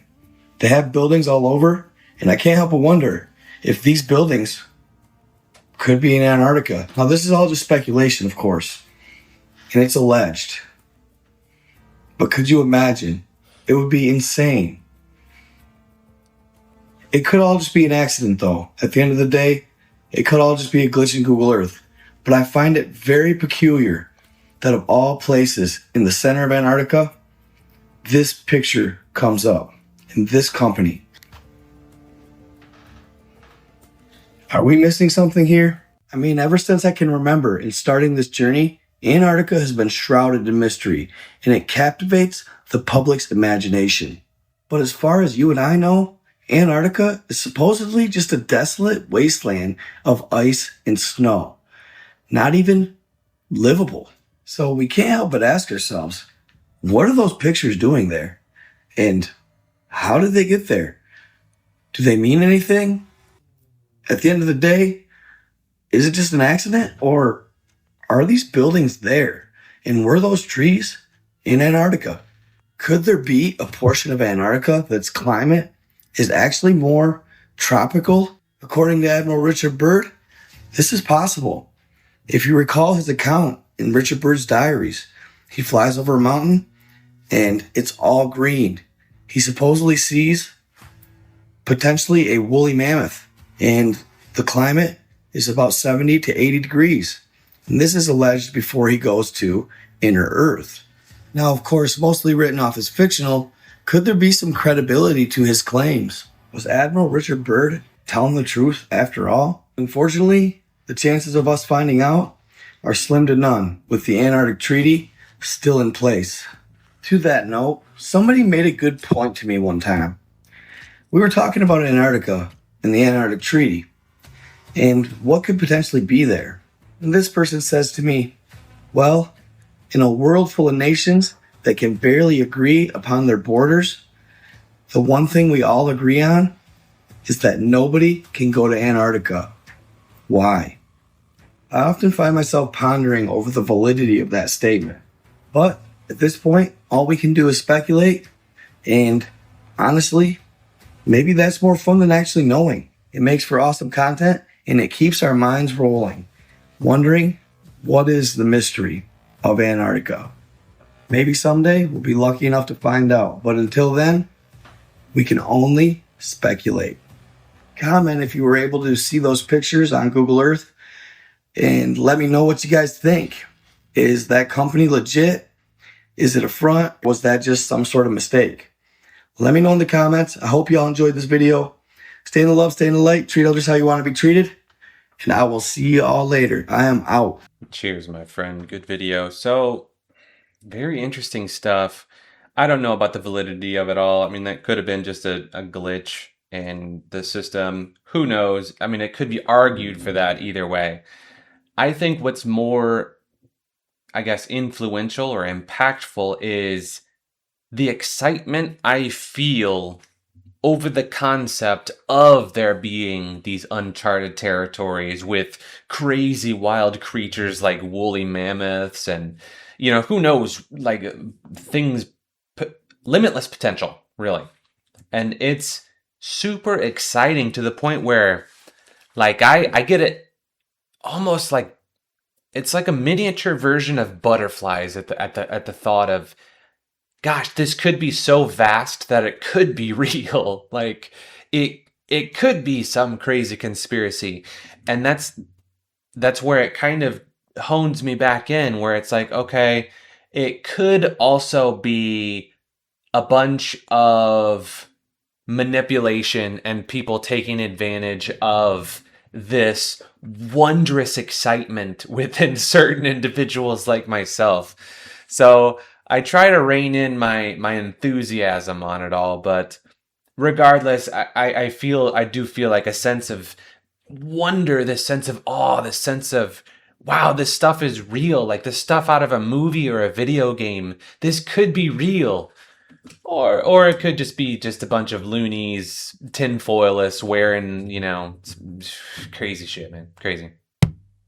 The Air Force is on record as saying, quote, they want to control the weather by 2025. And we are not talking about just seeding the clouds for rain. Of April this year, there are more than 150 different weather modification programs around the world. Since about 2000, the Department of Defense and the Department of Energy have been spraying the entire United States sky with a toxic brew of chemicals and other biologic agents. Military and some commercial jets have been fitted with huge barrels of at least 49 different kinds of documented chemical poisons. Among other documented ingredients in this toxic man-made clouds are pathogenic molds, fungi, weaponized viruses made in some places like of the secret site at Fort Detrick, Maryland, which is supposed to be a cancer site. But there are a number of scholars and professors tracking this that have big questions about this. Barium and nanoalumin particles. What do these do to the human body? Barium is an alkaline earth mineral. It was discovered in 1774. At low doses, it can act as a muscle stimulant. At high doses, it detrimentally affects the heart and the nervous system. Barium is toxic to all mammals, and that means not just humans. Aluminum, which is the most abundant metal in the Earth's crust, is known to diminish kidney function and destroy brain cells and cognitive function. Just think about it. Just between the aluminum and the mercury that we're breathing all the time, we've got already a serious issue about brain function and cognitive function. We do get to a point where when we learn about the atrocious conditions around us everywhere, it really does get to a point where you just kind of need to let it slide. What are you going to do about it? Surf that Kali Yuga. Just enjoy the ride, folks. If you worry about all these things, if you are constantly analyzing how awful conditions are, that's not going to be good for your psyche, for your mental health. That's not good for you. Life is good, folks. Life is good. Is Venus just smaller and closer and in front of the moon right here? Or is the moon transparent and we're seeing through it to Venus? This photograph was taken last week. It is Venus through the moon. Through the moon. It reminds us of certain patterns on flags we've seen before. I figured everyone would be covering this, so I didn't bother. But I haven't seen anyone covering it yet. But either Venus is little bitty and in front of the moon, or the moon is just transparent and we're seeing Venus through the moon, which we should never be able to see Venus anyway. It's orbiting closer to the sun, supposedly. And anytime it's night, we're on the side facing away from the sun, right? In this model. So Venus is orbiting closer. It'll always be behind the ball of Earth. So that's at least 2 impossibilities in one photo. How many more impossibilities can you think about when it comes to the heliocentric model of Earth? Why did the size of that moon look so large in that photo? Maybe it was zoomed in, but it looked like that moon was just impossibly large in that photo. 系统是人工系统。开始。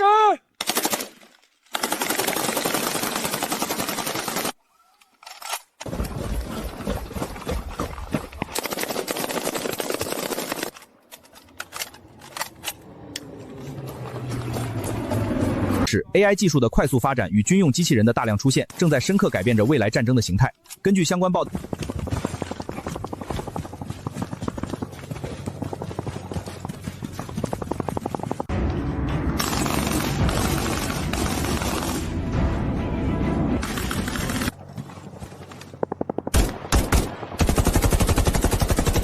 I believe I read that was Chinese experimentation on these new soldier bots, but to me, that all looked like AI clips.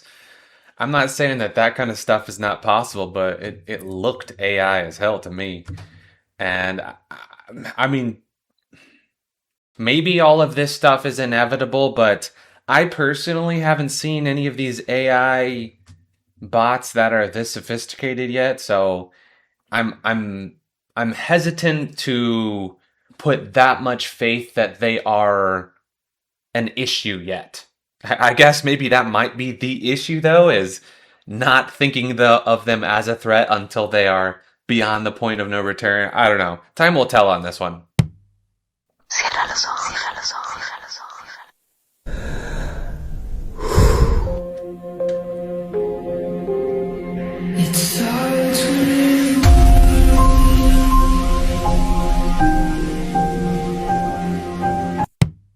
What you're about to see is a schizophrenia simulator created by someone who has schizophrenia on what it feels like to have these hallucinations. Check it out. Look at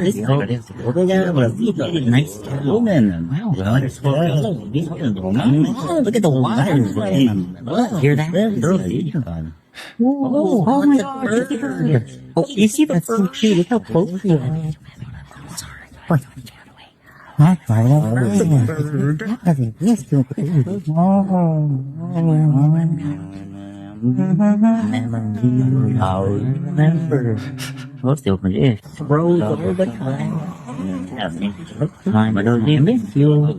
obviously, this is just one individual's experience, but I'm curious for anyone else that has schizophrenia how much it lines up with your experience. Let me know below. Whoa, okay. That's cool. Well, I mean, it's not cool for them. I mean, maybe it is cool for them to a certain degree. It on one hand, it sounds like a nightmare, like not necessarily a nightmare, a little embellishment there, but it just sounds like it would just be uncomfortable. I don't think that it would be super, like catastrophic. Obviously, you'd still be able to function, maybe slightly less optimally, of course. How certain are we that this is simply just a defect of the human being and not access to another realm or some sense that a default person wouldn't have? I mean, are these things here or not? Are they part of reality? Maybe not our reality, but part of a reality. What are these things? Are they genuinely just fictional figments of an individual's mind? It kind of goes back to individuals', drug experiences and DMT experiences. What kind of individual experiences we all have when we're under these hallucinogens, pretty much. That was kind of in line. I've only done shrooms a couple of times, but the one really potent time, it was kind of like that. There was no auditory hallucinations, though. It was just mostly swirls and not quite as exaggerated as it was showing in that video, but just in a tree, there would be just swirls, and it was kind of like that. And it was an enjoyable experience, when I was ready for it, obviously, and prepared for it. But as far as, having that all the time, that sounds like it could be awful, honestly.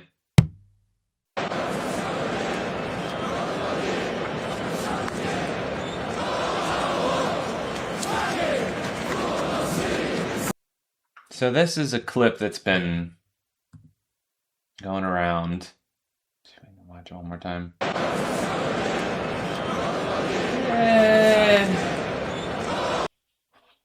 It's well made. I don't know what else to say.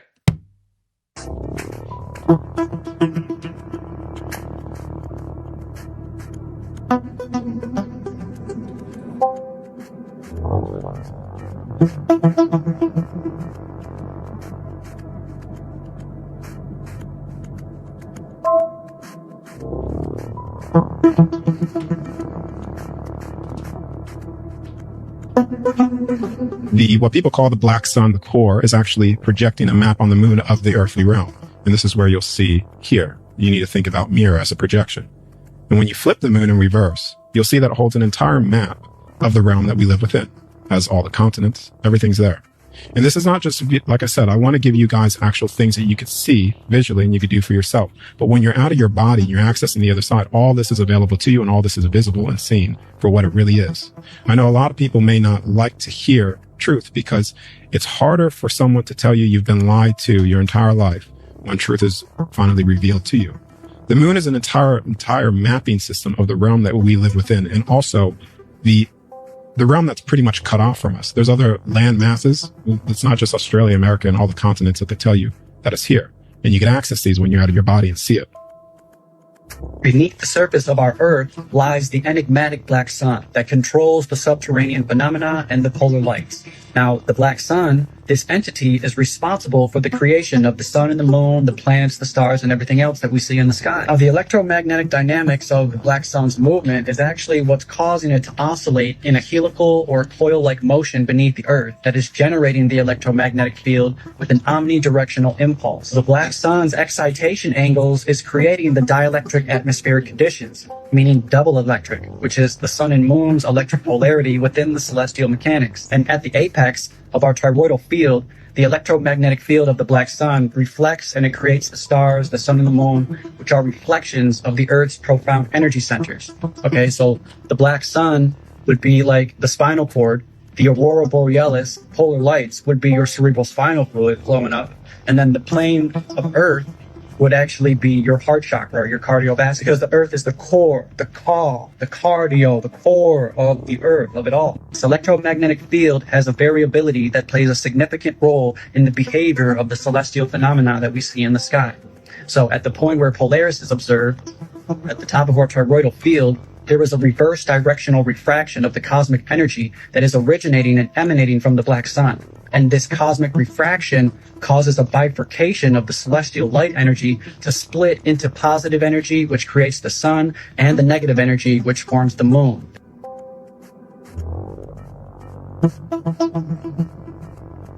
Wow. I'm going to be honest, a lot of that near the end kind of went way over my head. But that seems like a lot of truth seeds, a lot of golden nuggets to at least think about, if not completely implement into your philosophy, because that's some good stuff. Good stuff. What if I told you that there's a going theory that we're not being told all there is to know about dolphins? And I don't mean like we don't know certain things about their daily habits and their mating, how they do this, that, and the other. But I mean like what dolphins are about. Because did you know a dolphin has a more complex and much larger brain than even humans? Now, brain size is not the only determining factor of intelligence. It's also how many folds your cerebral cortex has. So that means the more folds in your brain, the more neural connections are possible, which means the more potential for high intelligence. Dolphins have exceptionally large, highly folded brains. But what's a creature that's just swimming around eating little marlin and little fishies floating around in the ocean have such a gigantic brain for? And why have dolphins been mentioned so much throughout history to the extent that even like the ancient Hawaiians believed that these were advanced beings? And then it makes you wonder, why is it that today, I know it's under the guise of protecting dolphins that we're not supposed to touch them in the wild, but you're not even supposed to interact with them. You're supposed to stay 150 feet away from them at all times, unless you're in SeaWorld. And I wonder if SeaWorld adds fluoride to their pools where dolphins are swimming around in. I don't know, I'm just saying. But anyways, you know that they put these sound devices in the ocean, all throughout the ocean, and they found out that whales, 100%, have languages and a million different tones, like the way they discuss and talk to each other hundreds of miles through the ocean. Whales can talk to each other so far away. And they have all these different sounds that they make. But it's not like a dog that has a few different barks. We're talking about like an immense profile of different sounds, tones, pitches. So what are these guys and whales talking about down there? And this is another reason, by the way, that it's very unfortunate that boats today are using sonar. There's a documentary called Sonic Sea or Sonic Ocean, and it's about the noise pollution that sonar and passing ships make, which makes it impossible for animals in that area to communicate to each other because it's so deafeningly loud. It would be like putting headphones on your head and cranking the volume up full blast and not being able to take them off. That's what it's like being submerged in the ocean, having sensitive ears like dolphins and whales, and a ship go by, military ship, and pinging sonar. It's like, ping! It's the loudest thing you can even wrap your head around. Anyway, let me know your thoughts about dolphins and what these strange creatures are really up to down there. Maybe they have knowledge of Earth's ancient history too, when humans were more psychic. What was the film that, or the story? I think it was a book, The Hitchhiker's Guide. They did the dolphins were, I can't remember. I just remember the song with "So Long and Thanks for All the Fish." Yeah, it definitely seems like there's more to it, and just as he described, everything kind of coincidentally, neatly packages up. I mean, I think it's crazy. Let me put on an extra layer of tinfoil here. I've long thought that at least certain dogs that I've connected with, they understood more than we realized. Like, for instance, those dogs that can use the buttons to talk. Like, there's more going on than we know. And I think it's a bit foolish for us to consider animals to be like beneath us as heavily as we do. I've literally asked dogs in my past, like genuinely, like half expecting a response. Can you understand me? Can you speak English? I mean, maybe I was heavily under the influence of certain products, and who knows, but I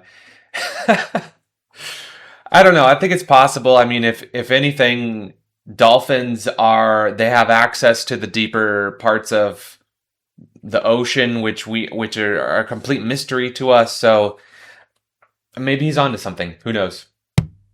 Which is even crazier. When I looked at the footage of Charlie and what happened on September 10th, it struck me as highly unusual that there were so many men wearing maroon shirts. Like, it's not exactly a color that men wear all the time. And there were a lot of men, all of whom were alone. And I just said to myself, this feels like organization to me. Like, they're wearing maroon shirts to identify each other. I then learned from military men that when they do operations, they'll have a color of the day, which is a way for them to identify each other. And I believe that those boys that were wearing maroon shirts were all a part of the same identifier. And I have a tape of one person after the shot goes off bending down low and handing another guy a maroon shirt, which is even crazier. Ooh. If the shoe fits. I don't know. I haven't really looked at the footage with that in mind, but next time I see the footage, I know I'm going to be analyzing, looking for it, just training. My mind has been trained to hone in on it now, so I'm sure I'm going to take a look now.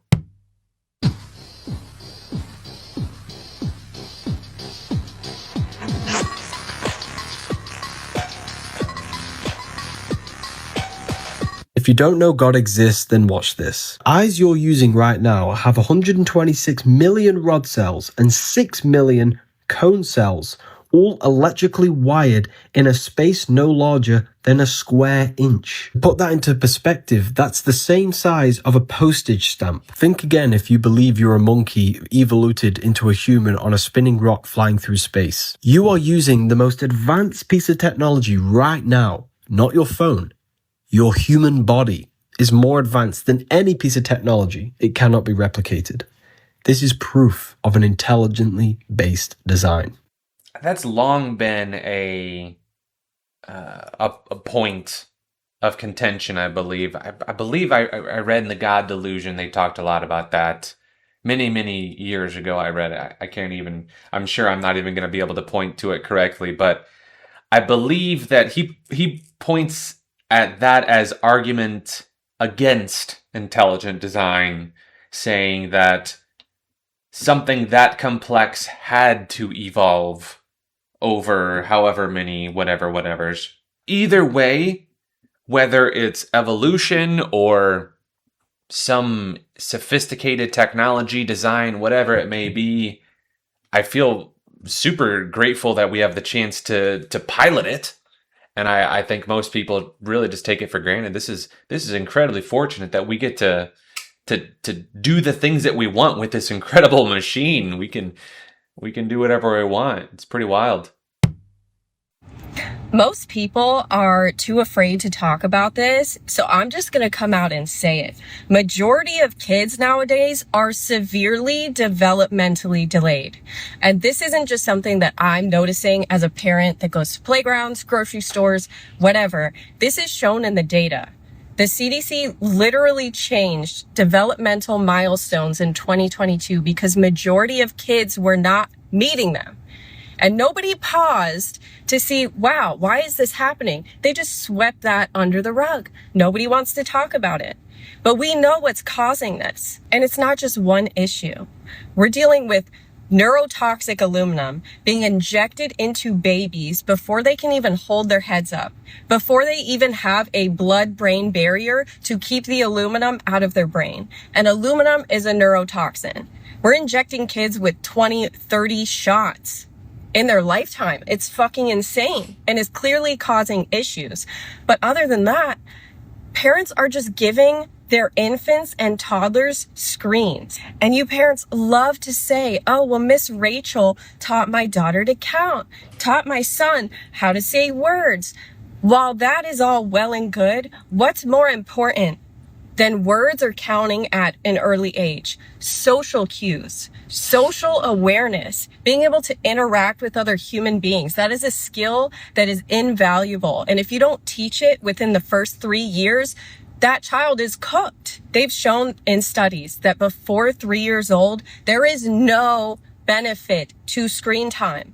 And you people do not even give a fuck. They've also shown in studies with rats that when they gave ultrasound to pregnant rats, their babies came out with autism-like behaviors. What do you think it's doing to children when majority of women are getting multiple ultrasounds throughout their pregnancy? These kids that I see in public, at the playground and the grocery store, they are just not there.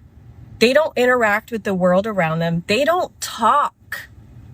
My child is 2 and she says more words than 4-year-olds that I see.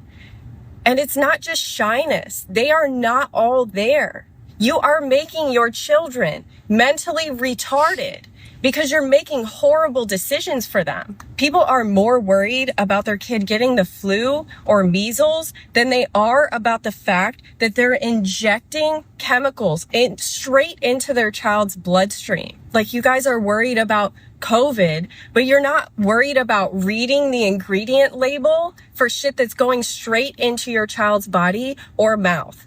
It is insane. It is insane. What the fuck are we doing? Unfortunately, that is about this much on an entire literal iceberg that we're only seeing the top of. Like, she's just pointing out one tiny element of things that people, modern day people, are subjected to. But in reality, almost everything we consume or we are subject to in our life has been tainted and corrupted and designed, not even just designed, but optimized towards getting us at just the right amount of docile, just the right amount of intelligent enough to follow, just the right amount of obedient. It's uncanny how good of a job they've done at making people subservient and apathetic. I think most people just think that this is life, and they don't realize it's really just a mentality shift. But everything that they're subjected to is negative and not educating them in how to prosper.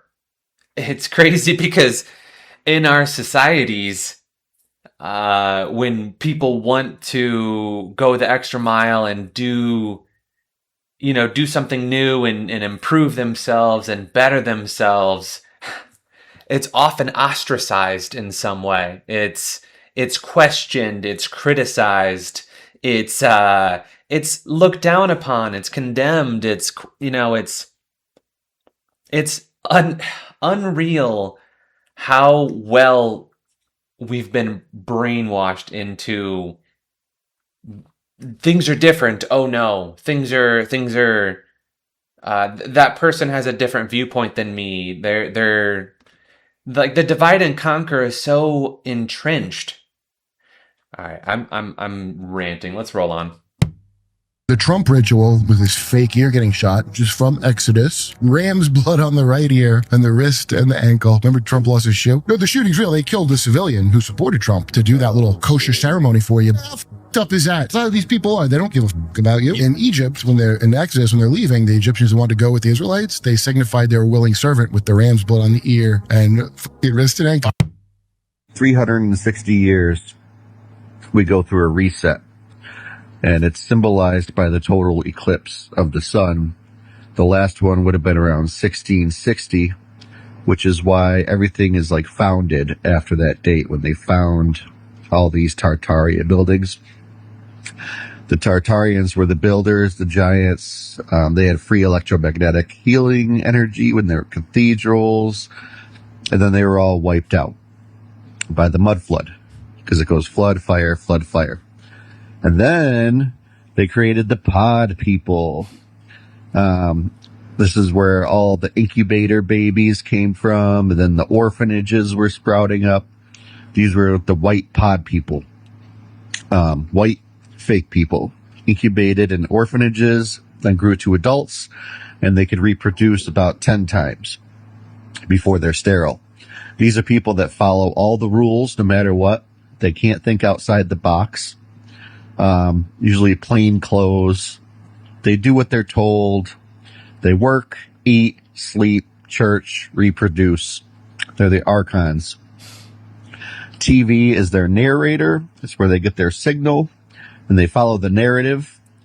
And if you ask them, like, think outside the box or go against anything that's outside of their program, you're met with anger.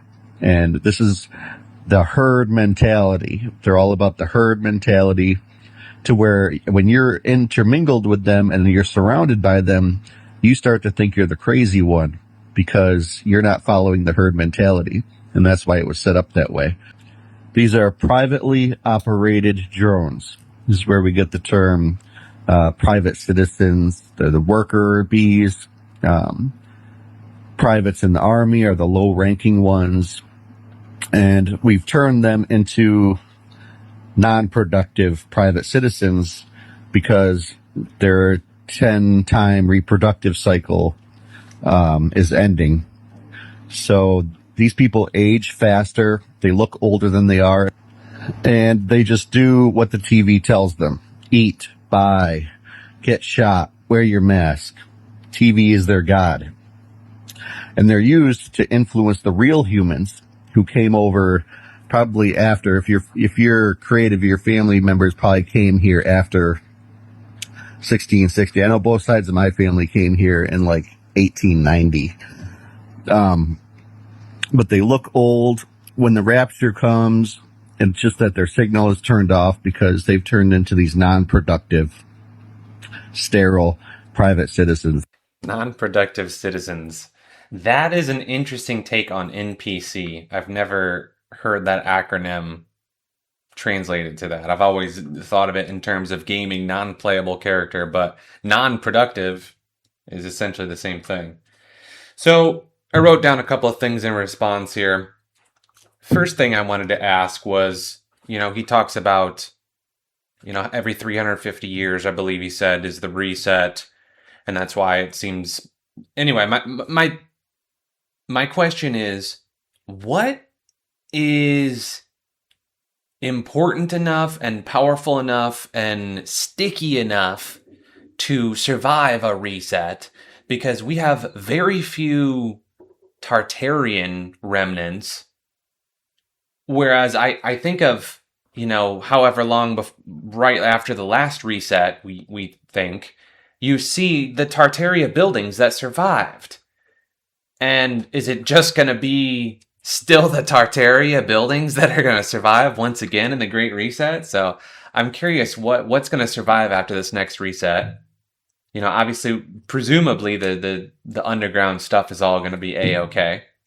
And then I was also thinking, he goes on talking about how essentially some people just live in the narrative. He talks about how TV is people's God, and it provides the story and the narrative that we all follow. But I don't necessarily think it's TV anymore. Unless you want to talk about maybe the TV just changed medium over to internet / social media / whatever the screens are. So maybe it's all just screen in general. But I don't necessarily think that that's necessarily the God, because I think it's money. Money is really what we're all chasing, not even necessarily out of greediness, just out of an obligation. We have no choice. We got to pay the bills.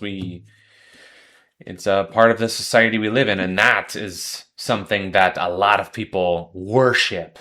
Like, they literally worship money and having it and pursuing it, and that is, I think, what drives a lot of society. Not necessarily like maybe social media and TV and that whole medium provides the foundation, the structure, the narrative, I guess. It writes the narrative, and money is the carrot on the stick that keeps people on the treadmill. Because we have to live. We got to eat. But I just wanted to comment regardless. I don't want to say that we're more aware than other people. I'd like to think that we would be. But who knows in reality? We may all be delusional for all we know. But my point is, we're aware of this matrix, this narrative, this forged fabrication construct that we have to abide by. And certain people choose to believe in it fully and, believe that is everything that it is, or everything that is. And then some people can kind of look out and say, there's more to life than this. And I see that as us. But regardless of our ability to be aware of this system, this forgery, we still have to live within it. And we're forced to put our blinders on because we have to live in it. Like, occasionally I'll think about this. Like, I can have the best intentions and knowledge in mind, but at the end of my session of thinking of it, I have to go back to reality. Like this construct. I still have to pay the bills. I still have to take care of my friends and family. I still have obligations that I must do. It forces me to interact and reside within the confines of the Matrix. I don't know. Maybe I just need to meditate more. I don't know. Need another rabbit hole? The only way out is in. The world and its greatest philosophers once understood that the soul exists beyond the physical. Next text. Okay. However, in 553 CE, Roman Emperor Justinian convenes the Second Council of Constantinople to ensure his version of Christianity is adopted. Anyone who disagrees is persecuted. the anathemas against Origen were enacted. The first one being, if anyone maintains the legendary pre-existence of souls and the fanciful apocastasis, restitution of all things, let him be anathema. So essentially, it became illegal to believe in reincarnation. And in the centuries that followed, the Universal Church, by force, had everyone repeating the same dogma that aligned with their beliefs. The only way out is in. Whether you believe the soul lives one life or many, no council can decide what you experience within yourself. Know your own mind. Question everything. Follow the white rabbit. It's interesting. A lot of what she was saying there, I didn't interpret it as being illegal to believe in reincarnation, but it is interesting that reincarnation is definitely, it's an interesting topic and point of view, at least where I'm from. Perhaps it's different in other parts of the world, but it's almost like a mocked thing, almost like people like mock the simulation thing, like they view it the same way of like a joking disbelief or something, like it's not a realistic option. Maybe that's just because I've lived through the Bible Belt, but reincarnation does seem to have a certain stigma to it, at least from where I'm from. A Gmail account, you're going to want to listen up. So apparently Google has allowed AI to scan all of your emails, all of it. Every word, every attachment, everything. Even if it's financial or personal information, all of it scanned. It is being scanned by AI under your Gmail account. So if you have a Gmail account, I want you to go through and do this right now. You're going to want to go in and click this little gear in your inbox under settings, and then click see all settings. From there, you're going to want to scroll all the way down until you see smart features and Google Workspace smart features. Okay, here under smart features, you're going to want to make sure it's turned off. Mine was turned on, but it's going to say turn off and reload. Do that, and then go down and click manage, and just make sure both of these buttons are toggled to off, and then save everything. And there you go. Now you are saved from AI scanning all of your information in Gmail. It's adorable that she thinks that that's going to make a single lick of difference for Gmail and Google doing whatever the hell they want, AI or otherwise. But hey, more power to you if that helps you sleep at night. Wouldn't it be crazy if a whistleblower from CERN has come forward saying that they literally affected space and time? Before we get into that, let me ask you a question. The song that never ends from that show Lamb Chops. This is the song that never ends. You remember that song? I do. No, you don't remember it, apparently. Check this out. This is the song that doesn't end. Yes, it goes on and on, my friend. Some people started singing it, not knowing what it was, and they'll continue singing it forever just because it is the song that doesn't end. What? Bro, I do not care what you try and tell me. It was never doesn't end. No.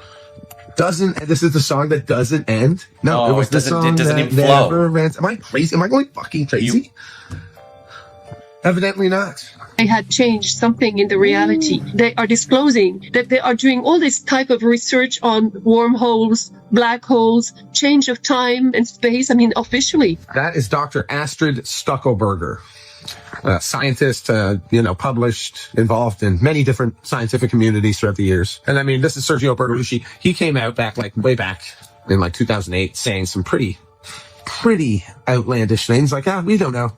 We're just going to mess around. We might end up opening up like a portal to another dimension or something. I don't know. Who knows? Let's find out. Let's roll the dice. Maybe they got oil there. Maybe they got oil in the other dimension. Maybe. Those communist bastards. Microscopic black holes were also a theory, a possibility. That sounds fun. Maybe that just starts as like a little pinhole and it's just slowly devouring us. And that's why everything's so stupid now. Now, that's probably just because of humans, sadly. Maybe both. I guess inevitably it is the human's fault no matter what happens. Nice. Anyways, here's Astrid. I'll let Astrid close this one out. Invited me to see everybody and put me at the table of two physicists from the CERN, one in Geneva, one in Portugal, because there are many other mini CERNs. It's not just Geneva. I said, so how many dimensions officially are living in the CERN? They both said 17, very affirmatively. I like that guy. That creator was. I like his vibe. He had a good sense of humor to him. Yeah, you know what's crazy, folks, is I think I've realized that this channel, what this is documenting my slow descent into madness. Lucky you guys, you get to see it all unfold. Oh, joy. You think the moon goes into the firmament? Well, you know, with the firmament map, they show the moon and the sun is below the firmament, and it's like kind of like moving around in there. So, you know, the question is like, how close are these things, right? There are videos of airplanes where people are on an airplane zooming out and seeing like the sun and the moon really close. And they're just on an airplane. And I've actually started to think these airplanes aren't at 35,000 feet. Because I can zoom in with them on a Nikon 1000 and pretty much get them crystal clear.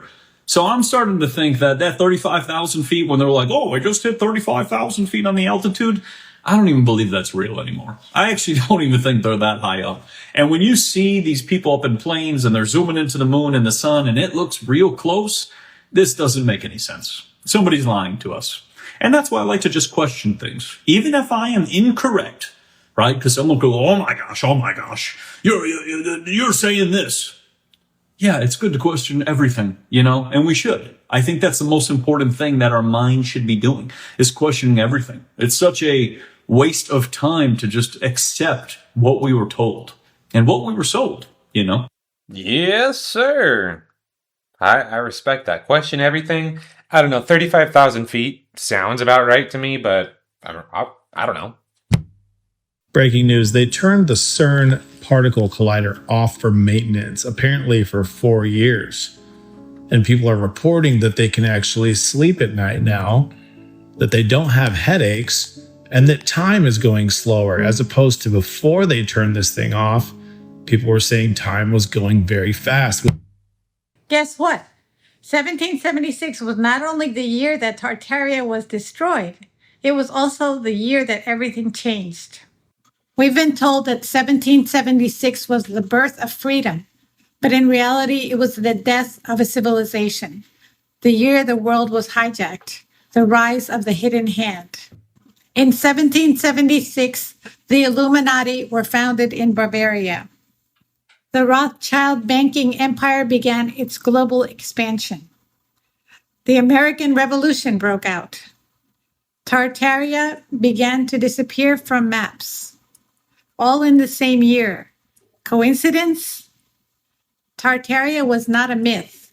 It was a vast ancient civilization with advanced free energy technology, grand architecture using sacred geometry, a harmonious way of living in accordance with natural law, knowledge of the ether.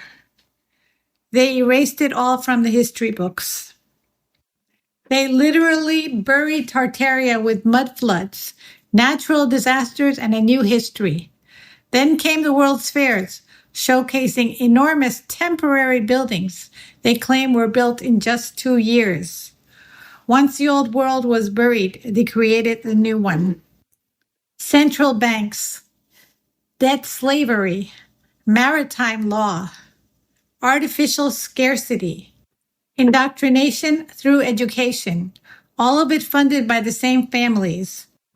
The Rothschilds didn't just finance empires. They financed recess and erased anything that didn't serve the control system.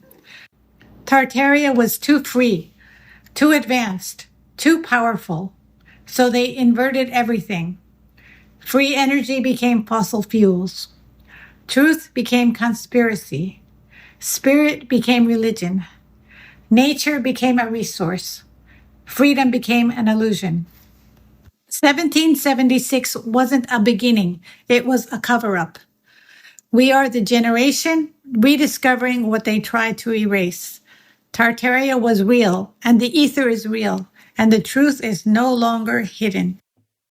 Awesome. That was a cool video. Again, it really makes me wonder if this society was so sophisticated and so advanced, were they just naive to opposition? Were they just on the cusp of defenses? Because I look at modern nations, right? Nations throughout our history have really focused on defense and offense and the military aspect of things. Like, it's always at the forefront. So why was it? All right. So my point is, like, it had to be something more advanced than just, an army took over or whatever. It had to be some direct energy weapon kind of deal. Who knows? And if that's the case, then how did these elites get this technology? Were they gifted by advanced? And I just, like, it's only half the story. Like, it's cool to hear the half the story, but I want to hear, like, the other half too. And it's just, when you get answers to questions, or would-be answers to questions, you're only brought in an additional set of new questions. And oh well, fun to ponder, I guess. The craziest things that I had to unlearn as a biochemist is that vitamins aren't real. All right. Let me explain this one, because there's some nuance here. What we call a vitamin, an isolated chemical like vitamin C or ascorbic acid, right? Or vitamin D, vitamin K. All of these are isolated compounds. The first problem here with the use of the scientific method is that nothing in nature exists in isolation. And so when we isolate something, we have to adulterate the sample, right? So to think how we initially isolated vitamin C, all vitamins truly, they're like 18, 20-step processes where we have to add heavy metals, petroleum, acetone, ethers, tons of chemicals that are completely synthetic and extremely harmful. And so we actually lack the scientific control, right? We don't control for every method used in the isolation of these so-called vitamins. And then when we get to the end point, when you read these original papers, which I've done, and they're all available, publicly, and you can read my interpretation in the academy that I run.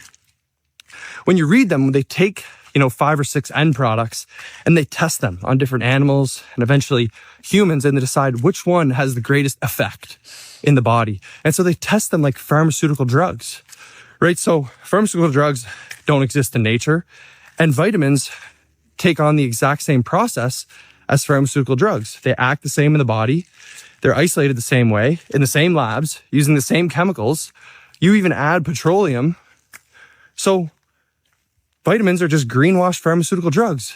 They act the same completely. So avoid them at all costs, right? There's something in food that we need, but the whole is always greater than the parts, right? Eating the whole food, you're guaranteed to not have anything adulterated. So if you do take a supplement, make sure that it's a whole food, right? You can put a whole food in a capsule and it doesn't not make it a whole food. But again, your relationship with these things is really important, right? Like the relationship with medicine or supplements can even be more important than the medicine or the supplement themselves, right? Because our relationship, our beliefs are so powerful. So keep that in mind. Cool. That seemed like a really intelligent young man.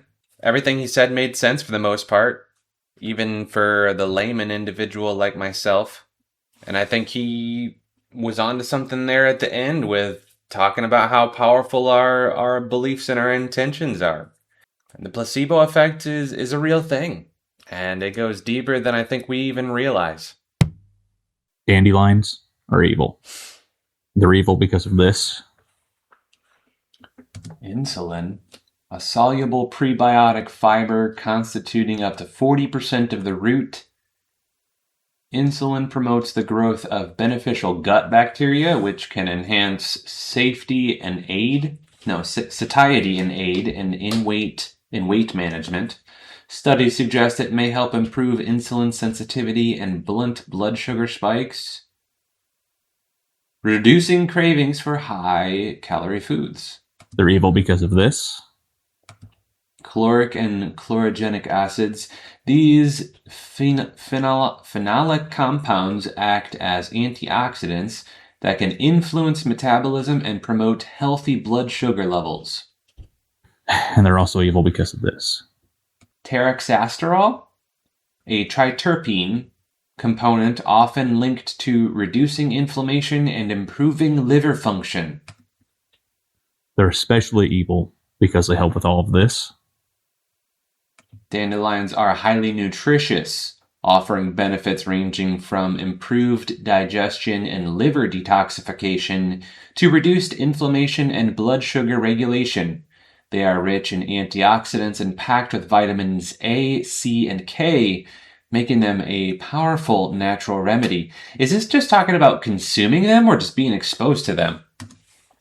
They're evil because we've been told they're evil. Yes. By mega corporations like Monsanto, Bayer, Roundup, all one big evil conglomerate, telling us that dandelions are nothing but mere, disgusting, ugly, evil weeds. When in reality, they're a great crop, sustainable, and have many health benefits. Now, I'm no doctor, but Google does exist, and so does common sense. So, I don't know. What do you think? Are dandelions evil? I don't know. I always thought it was weird seeing them so vivacious. It always was weird that they were classified as a weed to me. I mean, I guess in the sense of what they do, just like, like a plague, just, flourish and spread. And I guess in that sense, but they definitely didn't look like a weed to me. I really believe this is the smoking gun of all smoking guns. And I believe it's just been overlooked by revisionists and truth tellers. This right here is the so-called official history of World War II Armed Services Memorial Edition. In other words, it was compiled, put together, and published by the Americans, the American military, and issued to American service members. And it was right at 1945 when it was copyrighted. So barely the end of the war, this was the very first book ever published from the Allies about World War II.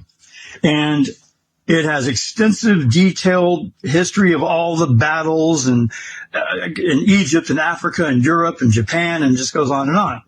However, the one thing, as much as it's obviously going to be anti-German and, pushing the evil, barbarian Nazi narrative, this is the very first book written by the Allies about World War II, published by the United States military, and not one single mention, not one, of gas chambers or Holocaust or anything like that, ovens, nothing like that in there. Now, don't you think if this is the very first book ever published about World War II and put out by the Allies, there would be all sorts of atrocity propaganda in it?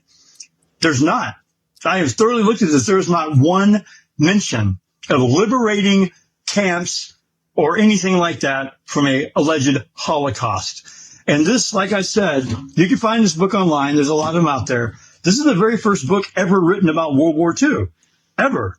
And written and published by the United States military. And it's for service members. You can see here, it even says service record. This was written for actual service members who fought in World War II. Literally. Not one mention of gas chambers, not one mention of shrunken heads, none of that. There's nothing at all. Now, don't you think there was any truth to that? This book would have it in there? I don't know if there's been another version, but they might have updated it in the 50s or 60s and added the holocaust. But this right here, the fact that it was in 1945 issued by the military and for the military and no holocaust in here, I think this is a valuable proof that's been overlooked and people need to know about. Thank you. Thank you for your contribution. I remember being in my history classes through school and just fantasizing, daydreaming the entire time about anything but whatever they were talking about. I have always been bored to tears of history. For whatever reason, I just don't care. I don't. It's a shame because I have a lot of friends. I shouldn't say I have several friends that are big history buffs. Like they love like they're lore experts in all of world history. And I say, more power to you. That's just not my interest. But I genuinely wonder, is my lack of interest due to a skepticism of it all? Because I don't necessarily think that I always disbelieved it. I mean, now I genuinely don't believe any of this. I think that this is all just something that a lot of people agreed to. I mean, maybe it's true. I don't know. Because, I mean, my history buff friends, like, they have, photo evidence and, like, trees documenting, get out of here, Penn. Like, the family trees documenting from, lineages going back to 1864 or whatever, and I don't know my family lineage whatsoever, and maybe this is all wrapped up, and I don't really hold much care or weight in all that. If anything, I'm interested in the future. So maybe this is just a personality thing, but yeah, I mean, maybe just that individual part has been fabricated, and I know that this is a part of what a lot of conspiracy theorists believe these days. So I don't know. I'm curious what your thoughts are on this individual thing here.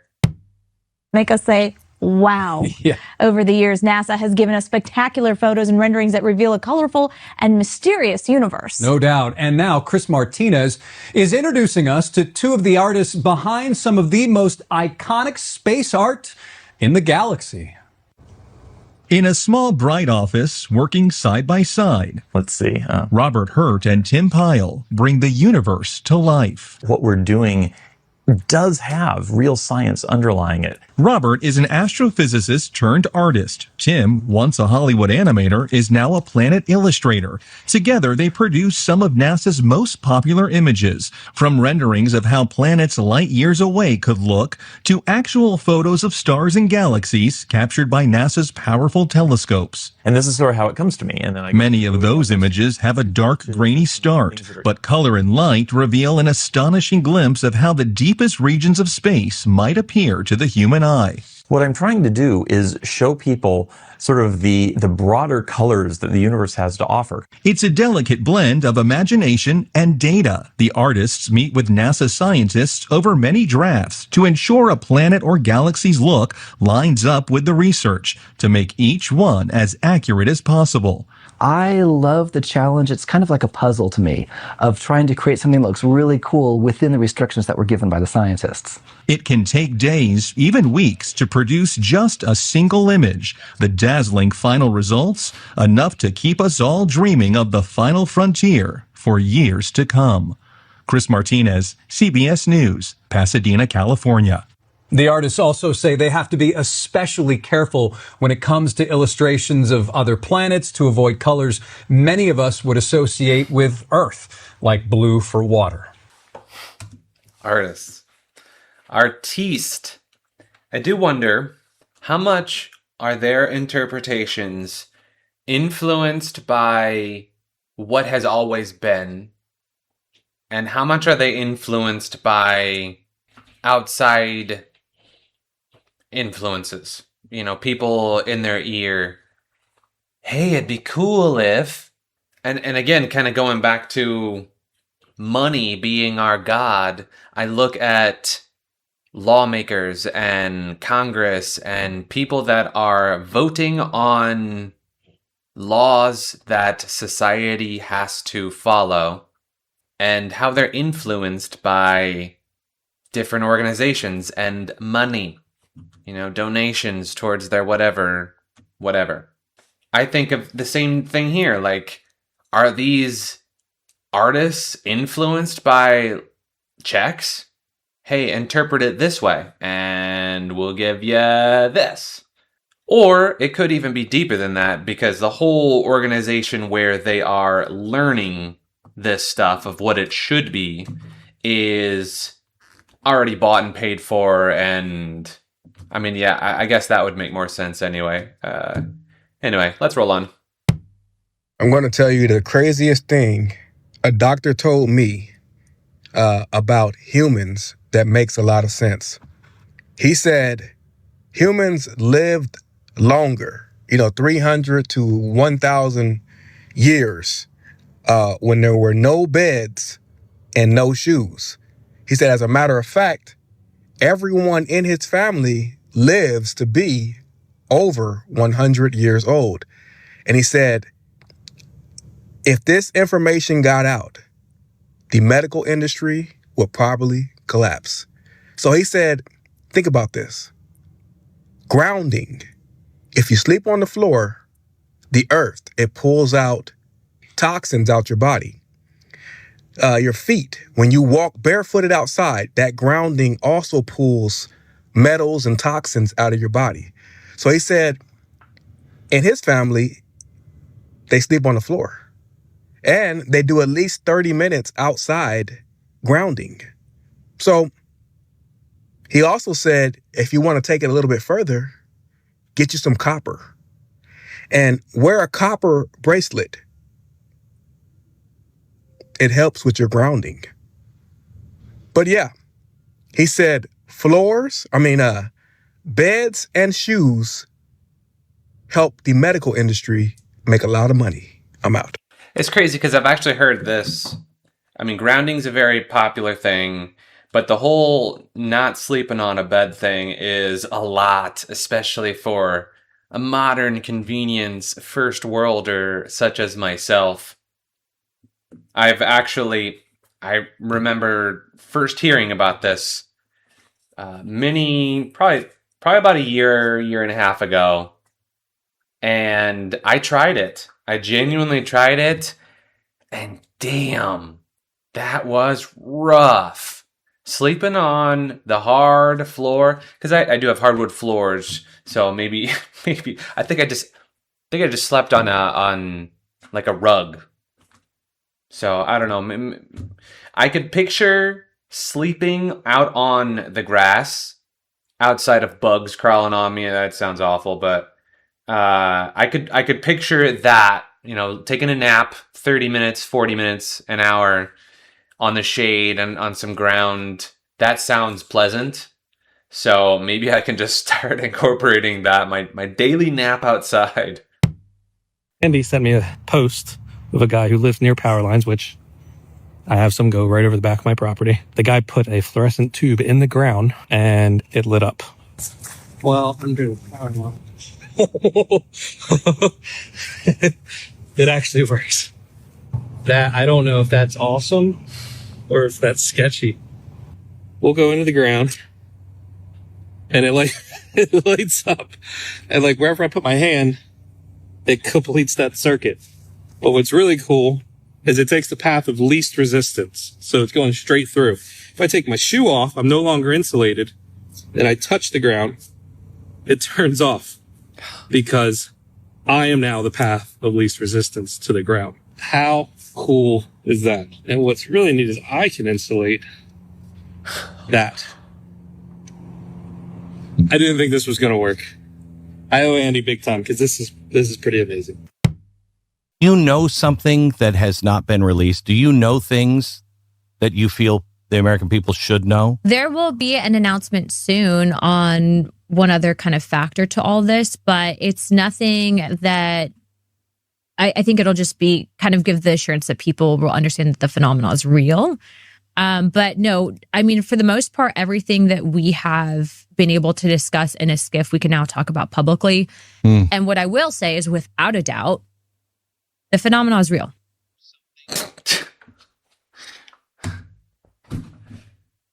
I almost don't even want to hear from the representatives and the higher ups anymore, because it's the same shit every time. Soon.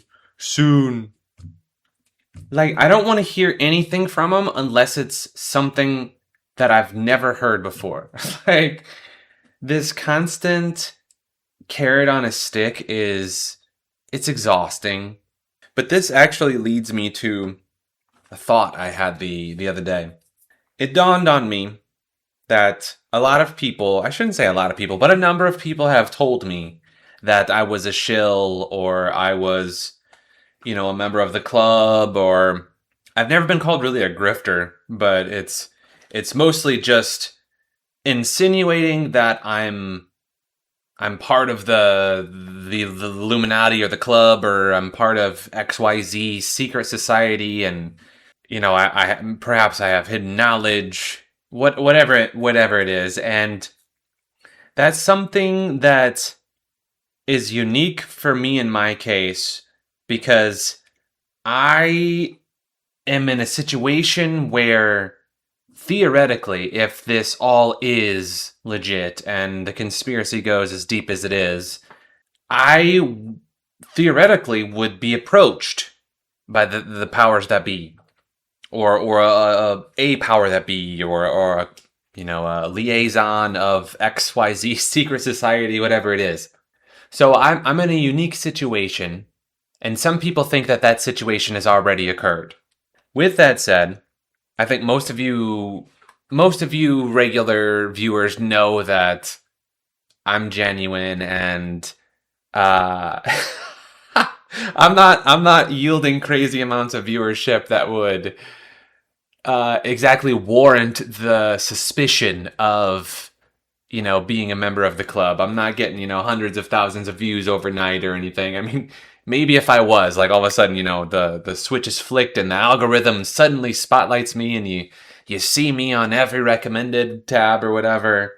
But I think all signs point to me being a genuine individual, and that I'm not, bought and paid for. I'm not a shill, whatever it may be.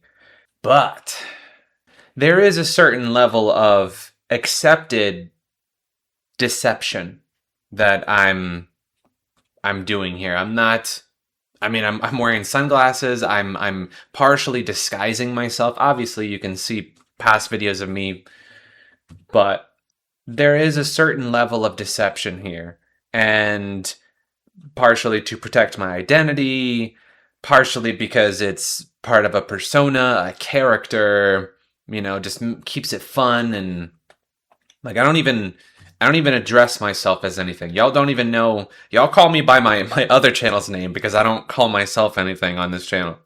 But I am curious, how much deception do you viewers believe I am exuding here? Do you think that I'm faking a lot of this for entertainment value? Or yeah, because there's gotta be, like, where do you guys view that this line of deception is? I'm very curious to hear what you guys have to say about all this.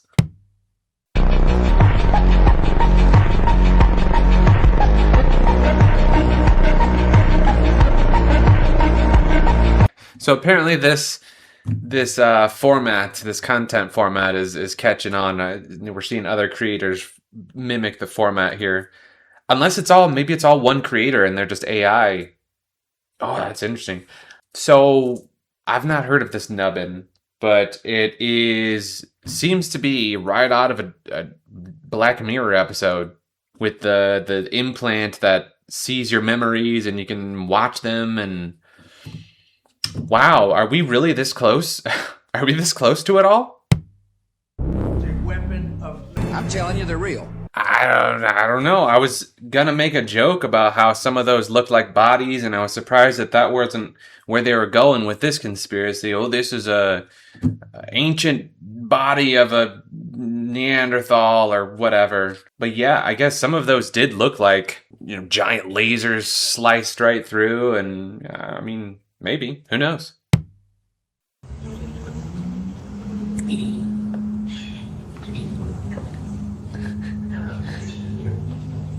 That case is glowing.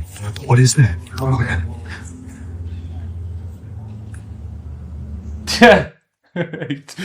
Dude, aliens gonna start booking at him. Hey Mo, I know I'm not motherfucking tripping. That's a motherfucker. What the fuck going on in the sky? By law, I know I'm not tripping. What the fuck? It's a motherfucking spaceship. This ain't no AI neither. We in the middle of the city, yeah.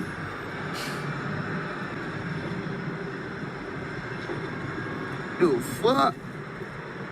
Maybe some Project Bluebeam testing, but probably just some spotlights or something. CIA created the hippie movement, and your mom's favorite band probably helped them. In the 1950s, the CIA bought up the world's supply of LSD. They brought it to the pharmaceutical company Eli Lilly, who reverse engineered it, giving them an unlimited supply and a complete monopoly. Then the testing started. One early volunteer for these tests was Ken Kesey. Kesey wrote a book inspired by this experience, which became a bestseller. Then Kesey went on to host events, which he called acid tests. And he wasn't charging anyone, he just wanted people to show up and do acid.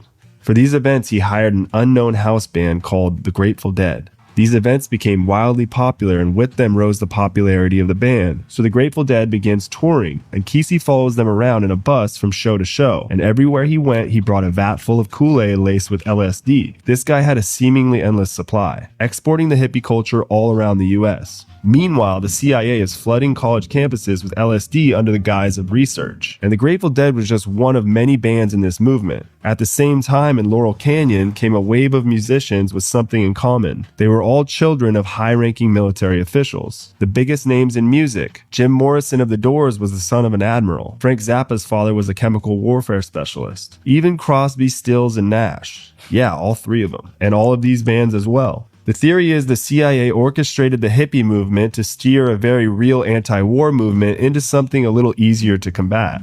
Dissent without teeth. The hippie slogan was literally, turn on, tune in, and drop out. In other words, do acid and remove yourself from society. And a lot of them did drop out of society to go live in communes in the woods. This intersection between hippie culture and the CIA could all be a great big coincidence. Maybe military brats naturally want to rebel. And maybe the CIA was giving away acid because they're chill like that. I mean, I think that there's potentially some legs here, but I do believe that the hippie movement was probably inevitable one way or another. I consider myself somewhat of a digital hippie. If I was alive during that era, I probably would have followed suit, but I believe that there is something there to what all is encapsulated in it. And it's not even just like the hippie era. I think it's a lot of more relaxed, stoicism, Buddhism, just go with the flow. Like that kind of not as stressful and chaotic philosophy, I guess. I think that that's inevitable regardless of what the government was going to do. And now we have this laser experiment where you can see code in reality if you shine a laser on the wall. And Danny Gold, the guy running it, is a good friend of mine. He figured out one day, I have no idea how, but if you shine a fat diffused laser on the wall, that you can A, see through the effing wall, and B, there's like code, like Japanese alien looking code written on the wall, and it's completely static. So far they have. You're telling me you see through the wall. And you can see, well, the code is written like behind the wall. It looks like a foot or a few feet behind the wall. So you're seeing through the actual wall into some other realm. When you're on a hallucinogen, things morph and move around and change and all this kind of stuff. This code is permanent and static. So like if I move the laser up on the wall, it just reveals different characters. Like I'm just shining a light on a map. No kidding. Okay, I didn't know I didn't realize it was just a static map. I thought it was projecting, and like as the projection moved, it moved with it. But knowing that it's just static, that changes it up completely, as far as I'm concerned. Because that, to me, indicates that it was preformed. It was already there. And we're just simply discovering it. Like, I think pretty much every hair on my body is sticking up right now. Wow. Yeah, that's... Maybe it is a simulation. Holy shit.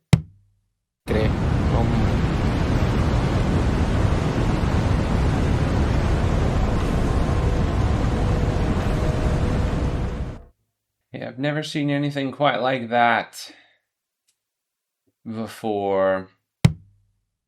Listen, I'm about to tell y'all something disgusting, and you're going to wish I never fucking told you. Did you know that cavities are contagious? Not only is it caused by sweets, it's a bacteria. You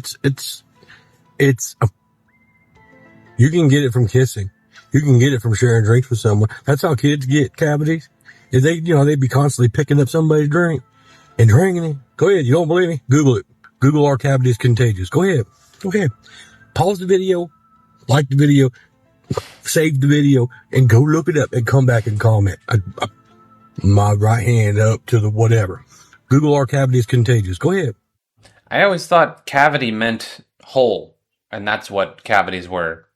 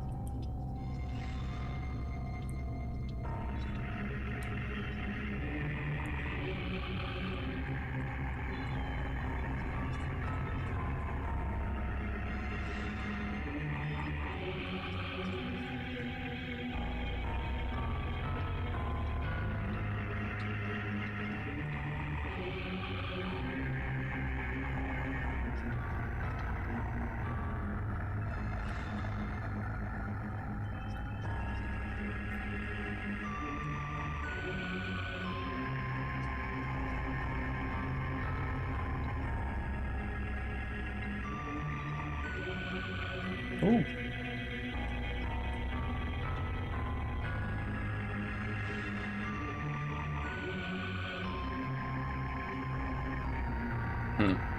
I'm very curious, how do they determine what media is to be predictive programmed? Because it does seem it's kind of arbitrary in which media you see it in, from Scooby-Doo to CSI Miami to every cartoon imaginable. I mean, is the predictive programming in every piece of media? Like, how is this all determined?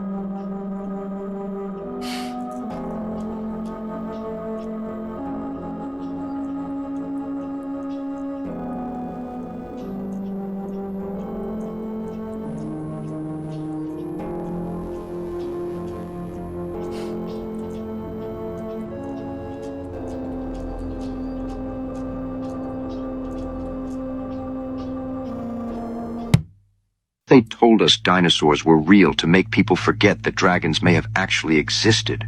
Think about it. Almost every ancient civilization on Earth described dragons. China, Europe, Mesopotamia, the Middle East. Different cultures, separated by oceans, all describing giant serpent-like creatures with nearly identical features.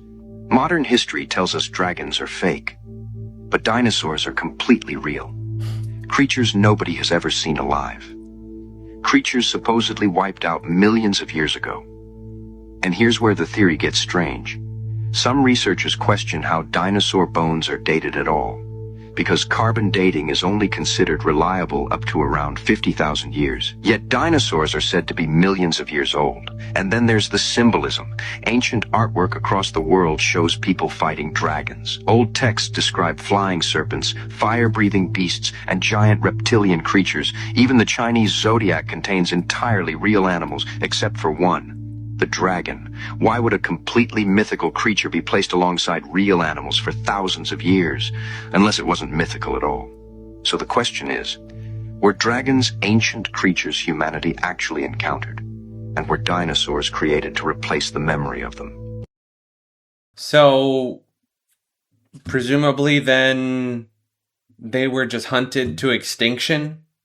You'd think that there'd be some still... Maybe they relocated them outside of this realm, the outside of the Antarctica sphere, or, I don't know if that's outside of the firmament. I don't know.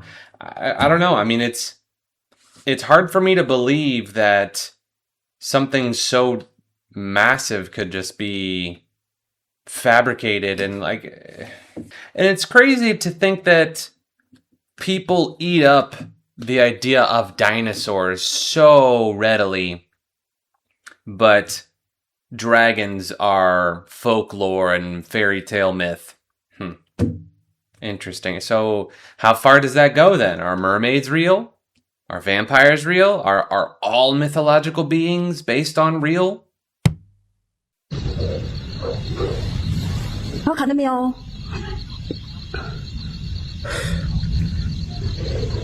这是龙吗？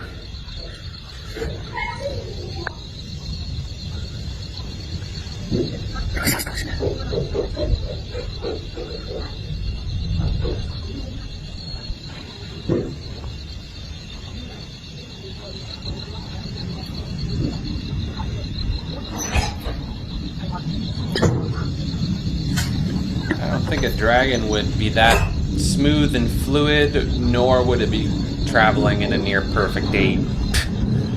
No. I don't know what it is though. 头上还有两个闪点。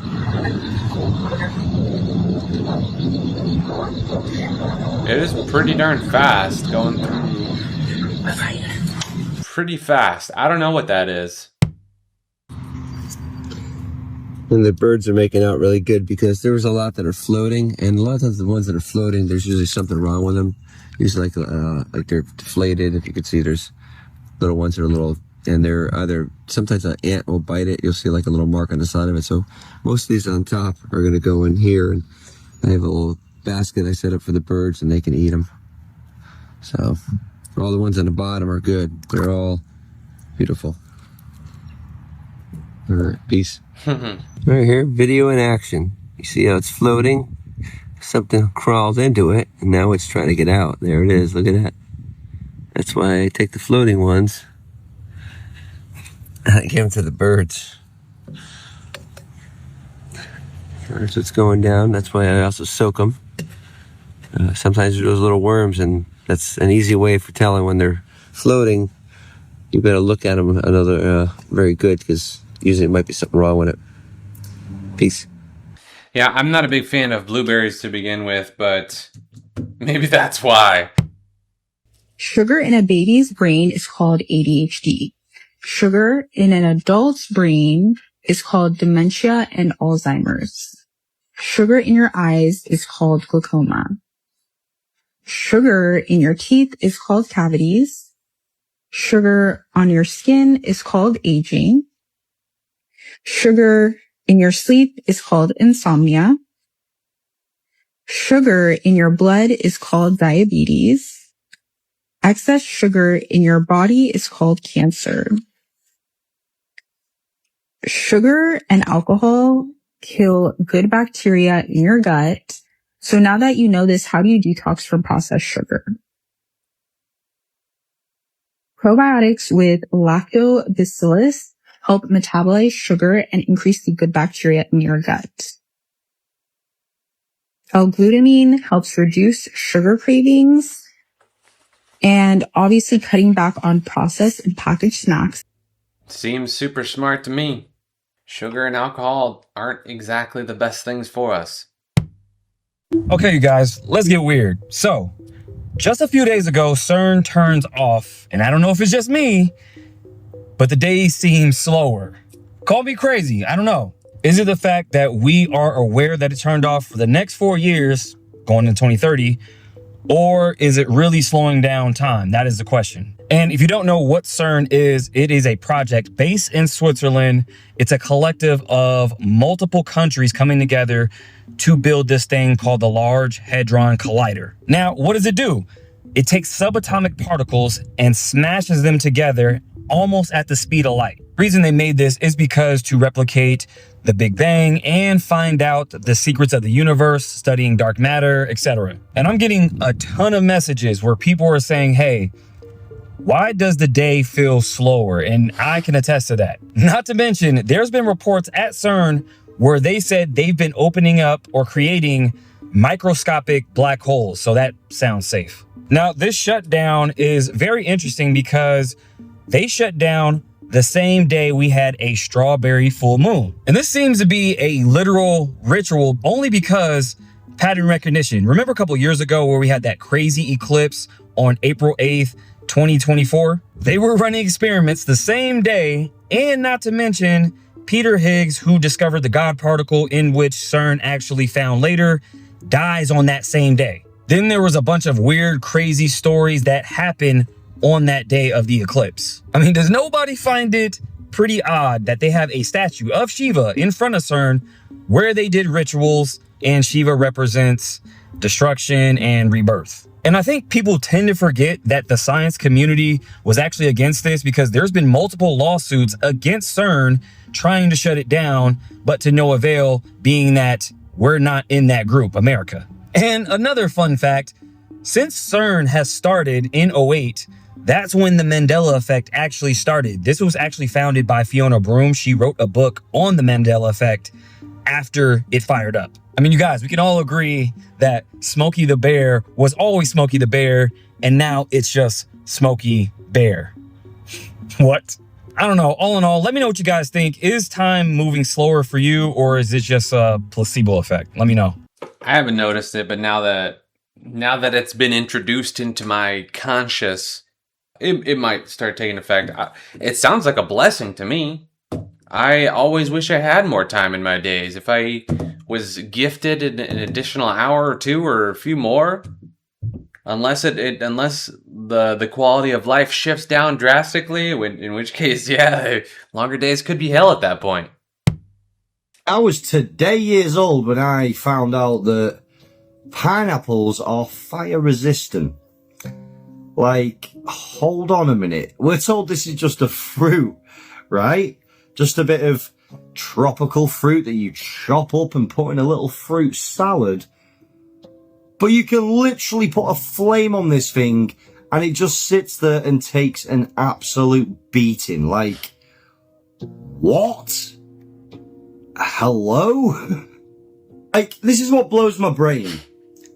Nature is literally full of this stuff. Like, we spend all day staring at our screens, thinking that technology is the new next best thing, whilst the world around us is literally packed with things that are absolutely incredible. Like, the pineapple's basically a walking natural armor. Like, just imagine if a scientist invented a lightweight, biodegradable, heat-resistant material. It would be all over the news, yet nature has literally been doing it the whole time, and no one seems to be bothered. Honestly, the more I look into this world, the more I realize that we have stopped appreciating how incredible creation actually is. Like a pineapple is fire resistant. I'm as fictional as a dinosaur, baby. Wow, I didn't realize that. I mean, I've always known that pineapple shells or whatever they are have been resistant, but I didn't know that they were fire resistant like that. That's wild.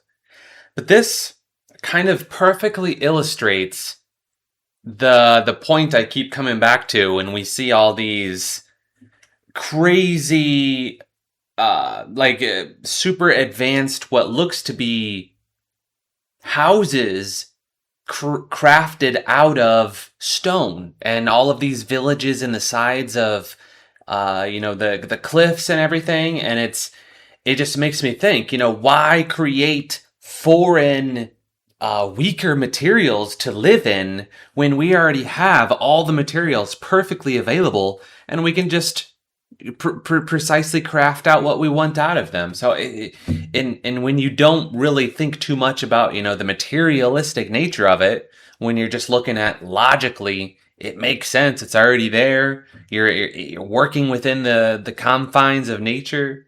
Makes sense to me. Flat Earth is the most fiercely guarded secret. You can talk about anything under the sun, but nothing brings out the wolves like Flat Earth does. Really begs the question, why? They say you get the most flack when you're right over the target. If I'm just some nutcase on Instagram, why does it matter so much? That's always been my philosophy. If it's so ludicrous, if it's such a crazy, crazy concept, then it should speak for itself. There shouldn't need to be any additional slanderizing to it. Like, the ludicrous nature of it should be enough to dispel the spreading nature of it. You know when you go to the doctor and they put that giant vest on you? Do you know what it's actually made out of? It's made out of lead, and the mosquitoes are absolutely eating me alive. But what's really weird is lead is one of the most dense materials on Earth, so it is very difficult for any electromagnetic frequencies to pass through it. So this makes you wonder, why was lead paint actually banned? We're being told that a bunch of children were eating lead paint chips off of windowsills, so obviously that was a danger and they had to ban it. But what if I told you that there is a possibility that lead paint was banned so that EMFs can actually make it through the household and then perhaps biometrically scan you and your family? Of course, all for very good purposes, right? We just want to make sure that there's no criminals and that society is completely safe, which is why we have all of these cell phone towers being set up everywhere. And that's also why all birds could perhaps actually just be drones trying to surveil you. So if you have lead paint in your house, the drones won't be able to emit EMFs and then biometrically scan you and get your heartbeat and all that sort of stuff. But of course, guys, I made this video entirely for entertainment purposes only. This video is satire. They banned lead paint for a very good reason. It is kind of wild that, if that is the case, I honestly don't know what their reasoning behind the banning of lead paint. But if it really is because children were eating the paint chips off of a windowsill, quite frankly, that is just the dumbest reason to ban something. It's not meant to be edible. I mean, at that point, just ban children. If we're going to nerf the world and ban everything that has the side effect or the side con of if they unnecessarily consume it. What? Oh man. I mean, it just continues to impress me how stupid humanity can be. That's just it.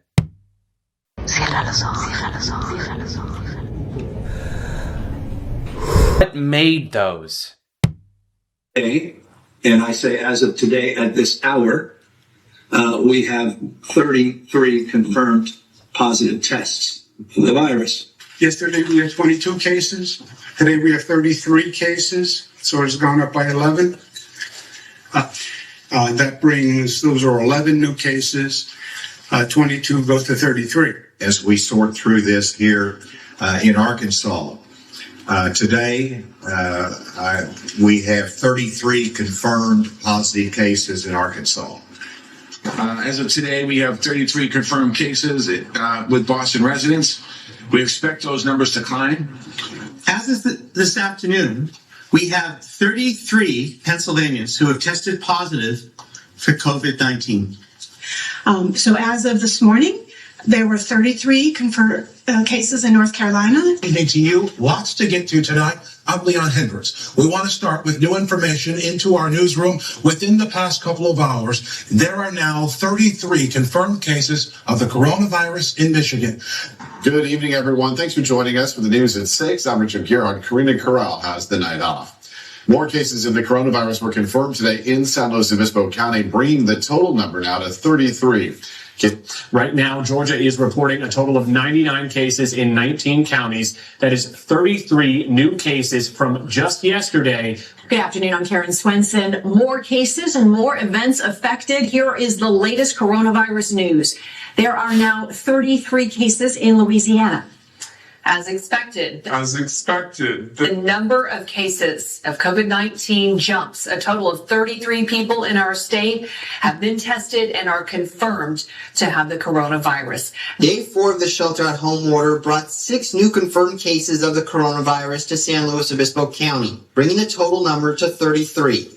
All troopers will be professional, polite, and will treat everyone with dignity and respect. All right, so here's my thought process when seeing all this is all the elites and the reptilians and whatever all are in that fucking elite room, and they're just watching like a compilation reel of these, and they're just cheering and laughing every time that they hear these. Yeah, 33. Yeah.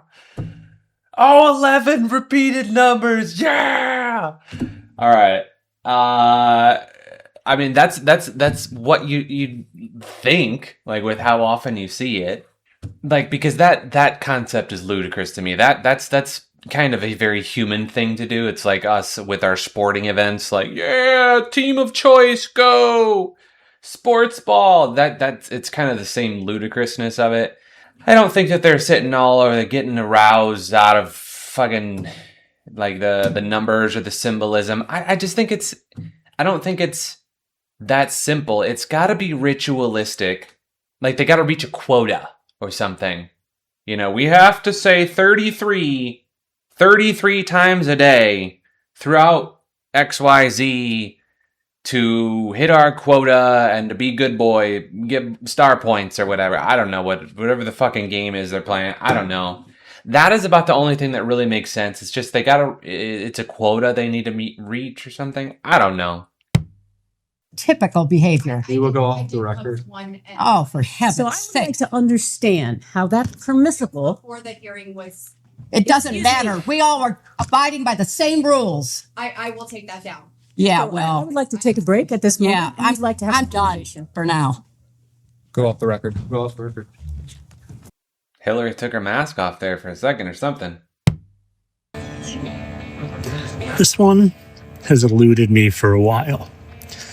And the beautiful thing about having a lot of followers now is that people reach out and other people see things, not just me. And I had a follower reach out and give me a clue. And it's a good one. And I can admit when I was wrong and I wasn't sure about this one, especially once I realized that Paul became Tim Ballard, aka the Sound of Freedom guy, who is not on our side. But guys, my beautiful, awesome subscribers, I got him. He came on the scene awfully suddenly around 2023, and as you know, these people pop up out of nowhere on the world stage, and they didn't just pop up out of nowhere. They were repurposed either, from one of those fake things, or in this case, they made a nice excuse that someone was in jail. And I'm sorry, I'm outside and I'm talking quietly because I have house guests. So, but for you guys, I'm just spilling the beans and giving you this stuff. And I'm putting this video here first because it's a little sensitive, if I'm being honest, because of the jail time. Do you know who went to jail not too long before that? This guy, Josh Duggar. You know, from that show that I really didn't even know about where they have like 19 kids. Yeah, he supposedly did some bad things to some underage kids, which a lot of that stuff is nonsense. Yeah, they're bad and pedos and stuff like that, but a lot of it is nonsense. So they can be sentenced to jail. So they go bye-bye and we forget about them and then they take on a new role. Notice how his name is Josh Duggar, aka JD. Boy, they sure use their hands alike and have a similar little, just excited grin. And they certainly have a similar hairline and talk similarly. And, oh, what's that? Make sure you do it 3 times there, JD. I saw a video the other day, just yesterday actually, when I was researching this. My buddy did a video on how he's wearing eyeliner all the time. It's hilarious, especially that people don't notice that. Oh, yeah. And before we get to the smoking gun hour, I just wanted to show how amazing it is that even his unhair plug hair matches up perfectly, just like everything else. I mean, I don't even think they changed his nose. That's the same nose. I'm sorry I'm being so casual. Just, it's you guys. So you get it. You don't need to be entertained. You just want the facts.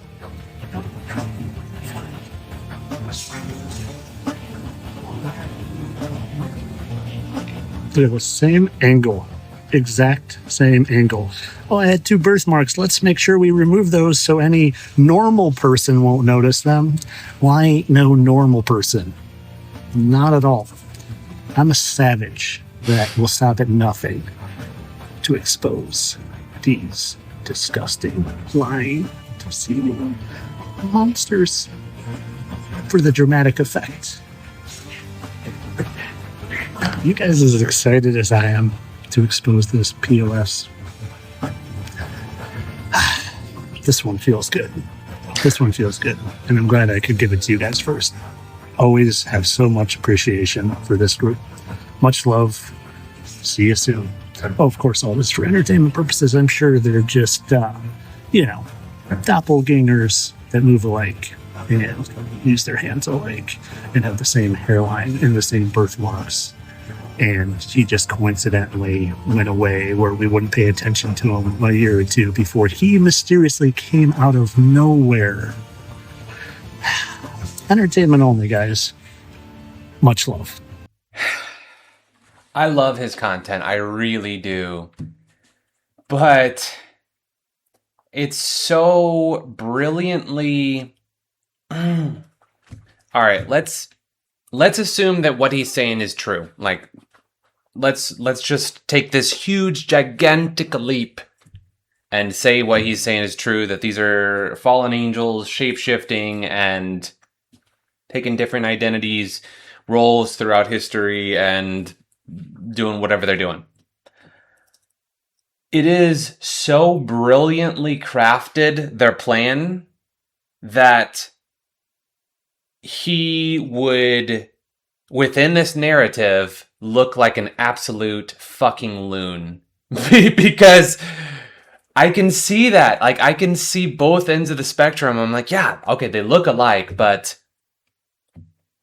this is ridiculous. Like, the notion is so fucking outlandish that it's really hard to take it seriously. And it's such a hard ask for people to believe. It's so hard for people to believe because it is one of those things where it's like extreme claims require extreme proof. something along those lines. I can't remember the expression, but it's essentially the more weird the claim is, the more proof is required, and the more the more there needs to be to show that it's real. And the thing about this narrative or this conspiracy is that you can't prove it. It's right up there with flat Earth. Like, it's such a vast conspiracy, and it's so unprovable one way or another, and it requires faith in whatever belief. It's just such a fun conspiracy. I'll leave it at that. It's a fun conspiracy, and I like his work, so I'll just leave it at that. Like, I couldn't do what he does, so props to him for that, if nothing else.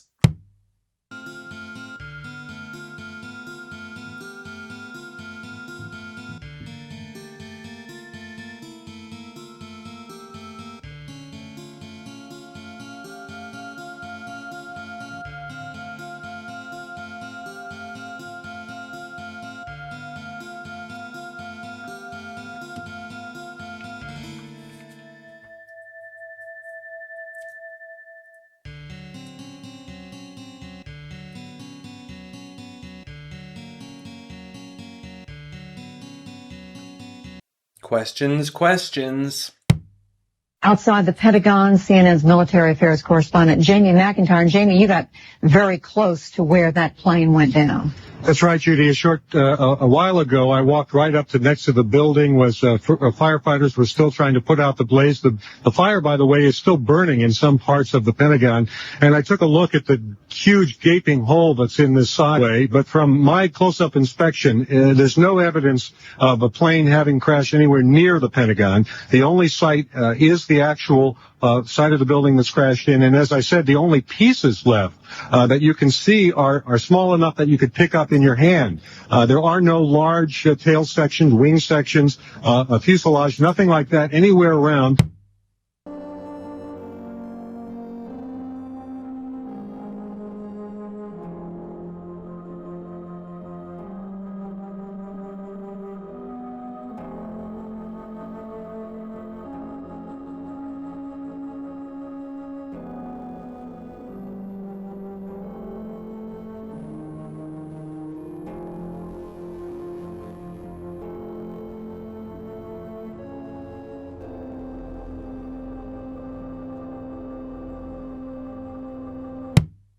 I'm going to play this video for you. This is Palm Beach Pete, and there's just a lot of weird stuff. I mean, think about this.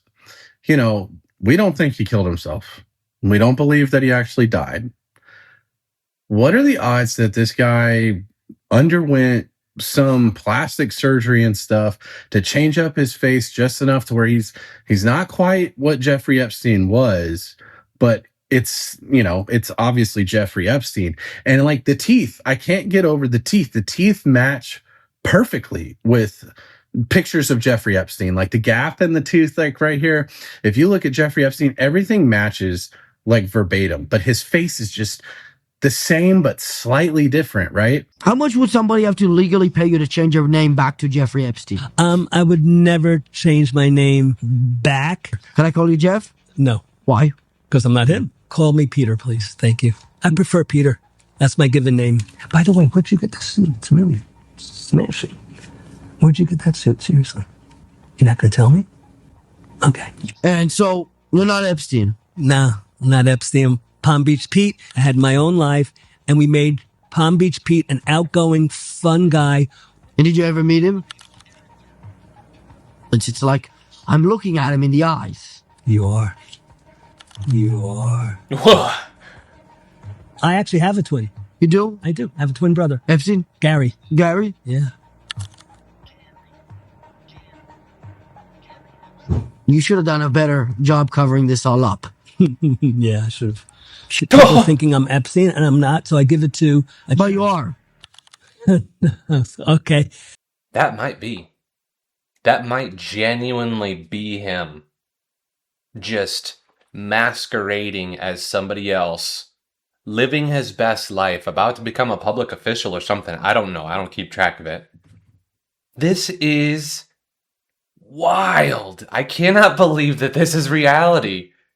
Yeah, it's a partial, like, sick to my stomach and partial Like, and impressed by the gall. The carefree mentality that, what are you going to do about it? We're going to make this blatantly obvious. And what are you going to do about it? Ugh.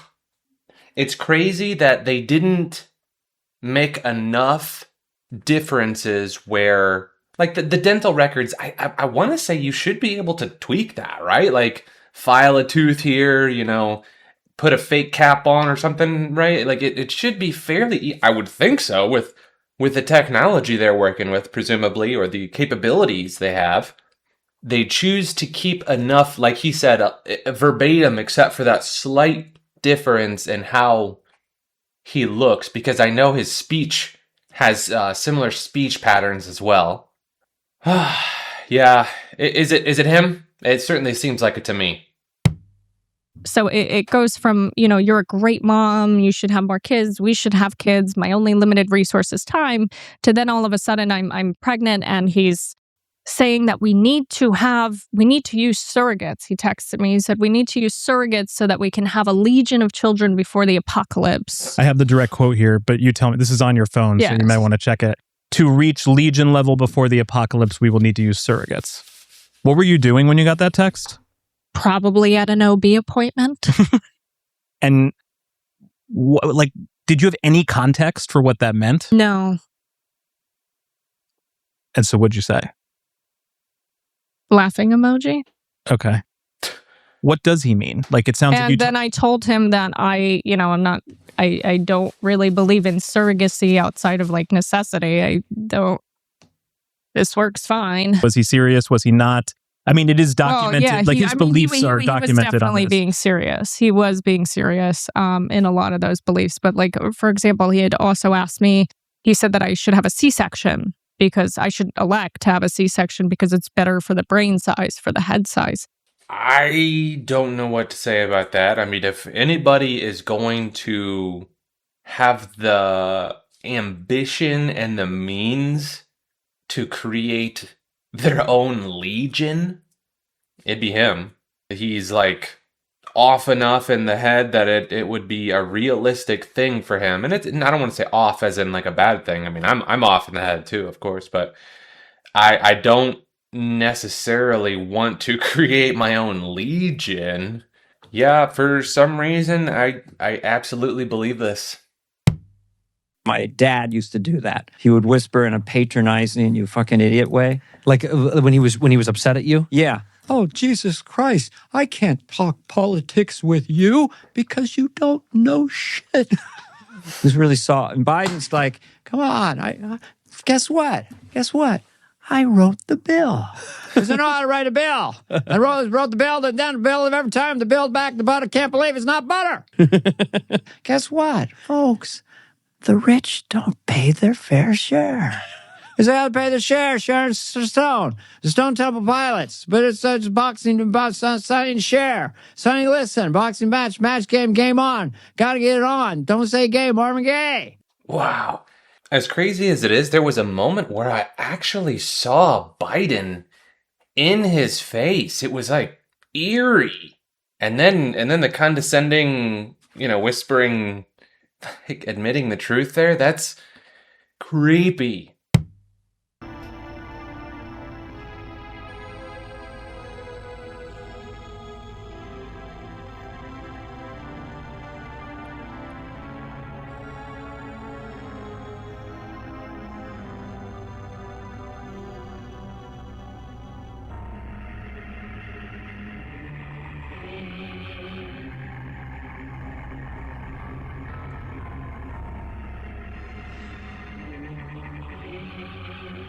What is that? Yeah, I have no idea. Can they not show the video?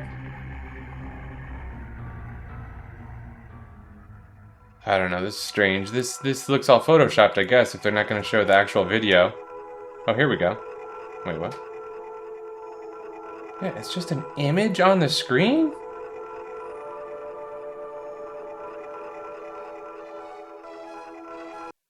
I don't know what this is.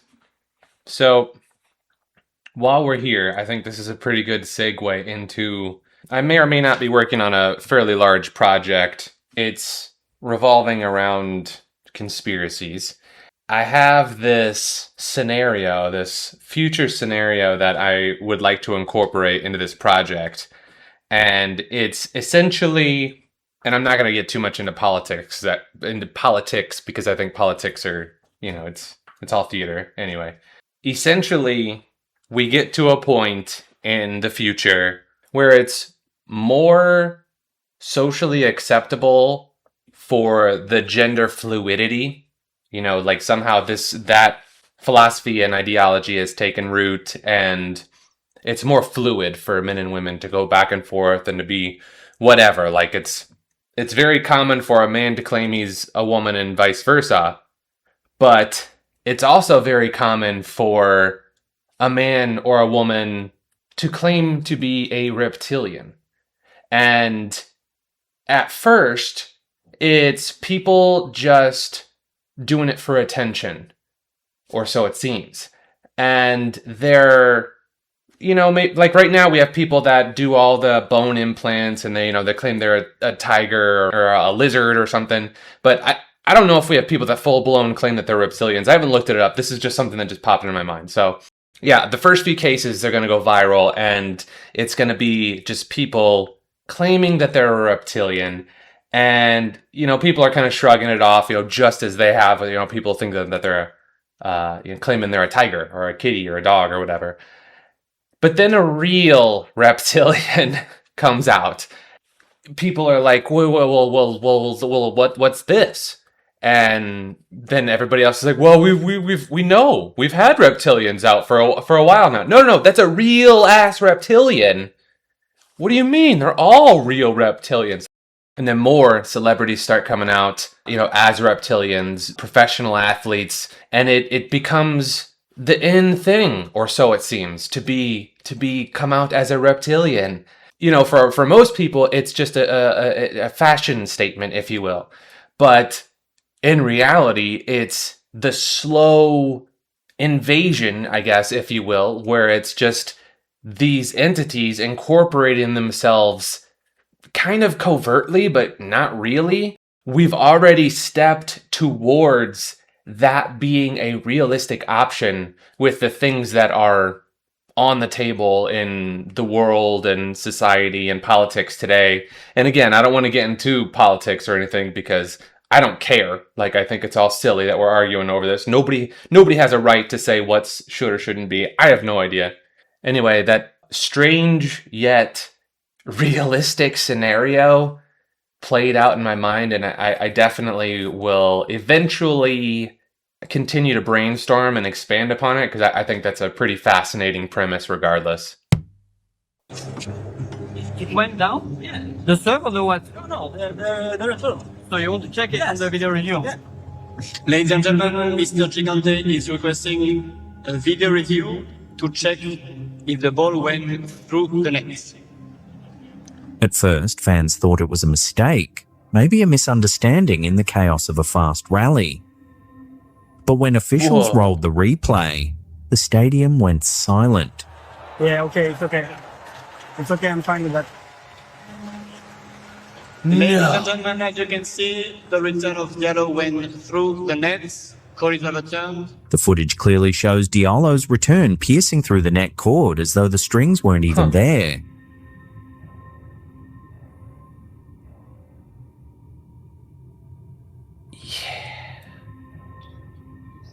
What?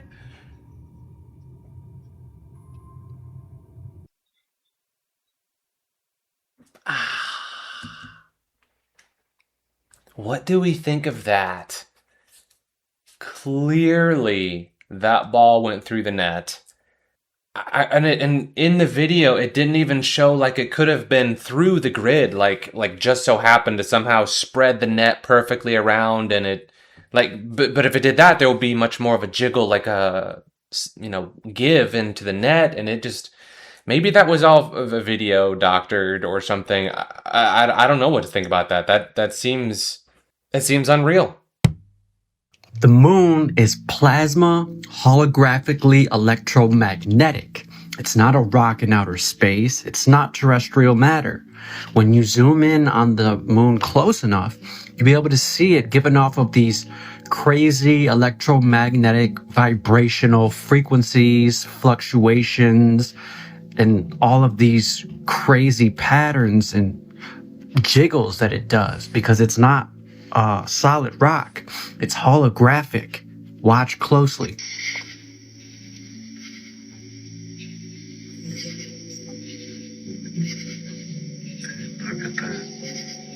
Can you see the line? I see why they always take pictures, show you still images, so you don't see those little craters, those little bubbles blinking and moving around.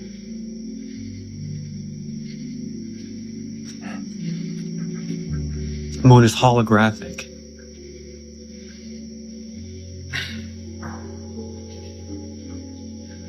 I keep shooting it down, goodness.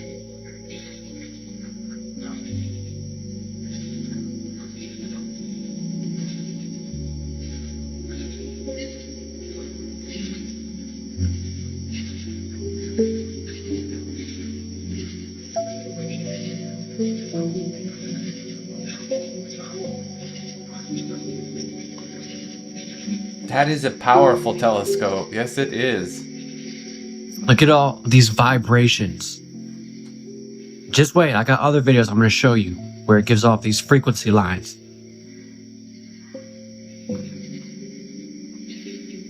Check this out. When you zoom into the moon close enough, you look at it vibrating like this. Look at it giving off those fluctuations. The vibrational fluctuations. But you have to zoom into the moon close enough. Look. Does that really look like a rock in outer space? There it is, coming down from the upper right, lower left, and here comes the second wave. We're going to take another view. Here it comes again, coming in from the upper right. There's the first wave. This may be the best view. I've brightened it quite a bit. And there is the second wave. And we're going to take a view of it with the grid so you can see how tilted the wave is. There's the first one. And there's the second wave. Now,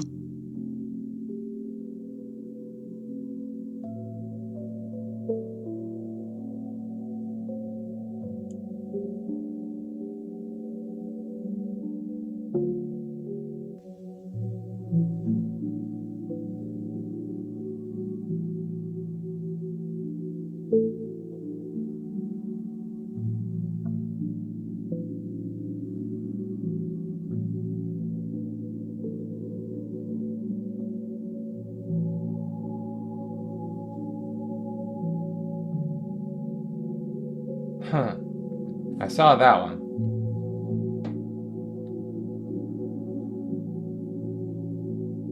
Yes. Okay, cool.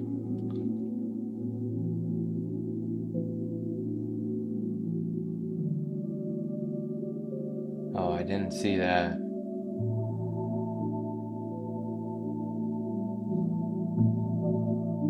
Oh, I guess I didn't see that one either. I don't see what he's talking about. I don't know, I'm not close enough, I guess.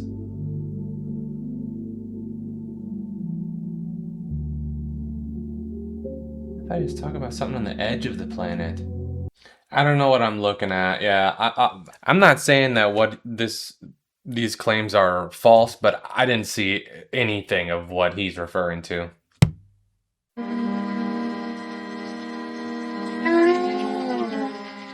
A way will be found to vaccinate bodies so that those bodies will not allow the inclination towards spiritual ideas to develop, and all their lives people will believe only in the physical world they perceive with their senses. Look around in reality today, it's actually the case. A baby will be born, and as soon as it's out into this world, it's pumped full of hella vaccines. You're spraying the skies with chemicals. What you're eating is filled with chemicals. Everything has been poisoned. Why? Because it's disconnecting you from your spirituality. Even look at religion. Religion is not really about spiritual truth. It's about control. Everything here is about control. Once you connect with your spiritual self, once you start perceiving reality from the truer lens, you become a threat to the system. You see that you don't want to be a part of the system because it's a fucking facade and it's not making you happy. And they don't want that, obviously. But it's happening. People are waking up and they cannot stop this shit.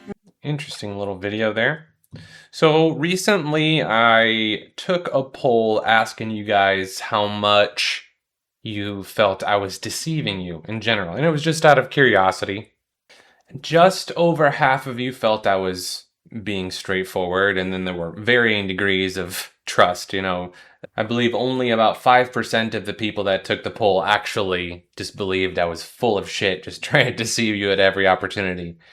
After watching this video, it really makes me think that I do have an interesting position where they will either perceive me as a threat or a potential ally if I continue long enough and I hit the right nerve and I gain enough traction. Eventually, it's really inevitable. I have an opportunity to verify I guess I could say the inauthenticity of it all. If it is all, false and, people are bought and paid for and the system is rigged. And on one hand, it makes me a little bit concerned that I could be a potential target. But on the other hand, I'm also super excited about the prospect of it. Like, even if they black bagged me or whatever, right before I go out, like, I knew it. I fucking knew it. I was right all along, damn it. I don't know. We'll see. If I disappear one day, you know what happened, folks. According to the CEO of Flock, he says that if you try to track his cameras in your city, you're a terrorist. There's an organization called DFlock, who are semi-well known now, I guess, if you're interested in this stuff, who take a fairly aggressive approach in terms of counting the number of cameras and having a Discord channel where they talk about potential, activities to move against Flock and stop it expanding. Now, if you want to be a part of that DFlock, you go right here into my bio in my link tree, and it's the first link. Go ahead and sign up and be a part of that. And then, unfortunately, there's terroristic organizations like DFlock, whose primary motivation is chaos. They are closer to Antifa than they are anything else. This is absolutely crazy, coming from the same guy who says that he plans to put hundreds of thousands of cameras across the country. But to your point, we have really three broad buckets of technology. We have devices that detect evidence. So we mentioned a camera that focuses on a car. We have cameras that focus on people. We have gunshot detection. That's really like things that capture that evidence. And then we have AI that decodes it. So one of the problems that we create unintentionally is, well, if you have 100 license plate readers, you now have a lot of information. And then we have a third bucket of software and hardware that is really how do you deliver and respond faster. So we manufacture drones. So when a 911 call comes in, instead of having to wait for an officer to show up, boom, you click a button. The drone is there in 30 seconds. And they're not even hiding the plans for a surveillance state anymore. They're literally building it right in plain sight. But it gets worse. The CEO openly admits that his own customers don't even know which type of Flock cameras they have. Customers have no idea what version of camera they're on. They think they have the Flock camera. We're on version like 4.6 or whatever. And this is actually important because some of these license plate readers don't just track your license plate. They track audio and they also collect digital signals from nearby devices. This particular device does not have a camera in it. It has a very sensitive microphone connected to AI. It listens for, quote, sounds of distress. The only way it can detect sounds of distress is if it's always listening. And then what is the threshold for a sound of distress is a matter of policy. Today, Erica Kirk faces the man accused of killing her husband Charlie Kirk in court for the first time. But while the media focuses on the trial, many Americans are less than convinced by the official story. From the high-caliber round that somehow didn't pass through the soft tissue of his neck, to the crime scene being paved over the following day, an aggressive silencing of Charlie's closest friend Candace Owens, when she began questioning the strange inconsistencies in the official story. Adding to the suspicion, while Charlie had long been a vocal pro-Israel voice in politics and was heavily funded by Jewish donors, he openly stated he was abandoning the pro-Israel cause in the last days of his life, claiming the donors were beginning to resemble every negative stereotype he had once rejected. Charlie was also opposed to a war with Iran, calling it on multiple occasions Israel's war, and was even heard arguing with top Trump advisors in the White House against such an action. Just days later, he was assassinated. Turning Point USA wasted no time in replacing Charlie with his wife Erica, a woman who comes with her own long list of controversies and questions, including running a foreign orphanage in a country she's been banned from. Erica has openly and publicly demanded that Candace end her investigation into her husband's death, famously saying, "Stop." Keepy USA has been in damage control since they failed to successfully ship Erica to the public, even releasing an AI video of Charlie Kirk saying, I appoint my wife to run Turning Point USA if something happens to me. Erica would do a great job. And when the public called them out, TPUSA attempted to sell the story that they were trolling the public with the video, and that we were never meant to believe it was real in the first place, which is less believable than the video itself. Many questions are left without an answer, and it is clear that Turning Point USA and Erica Kirk are doing everything within their power to keep it that way. What a massive rabbit hole.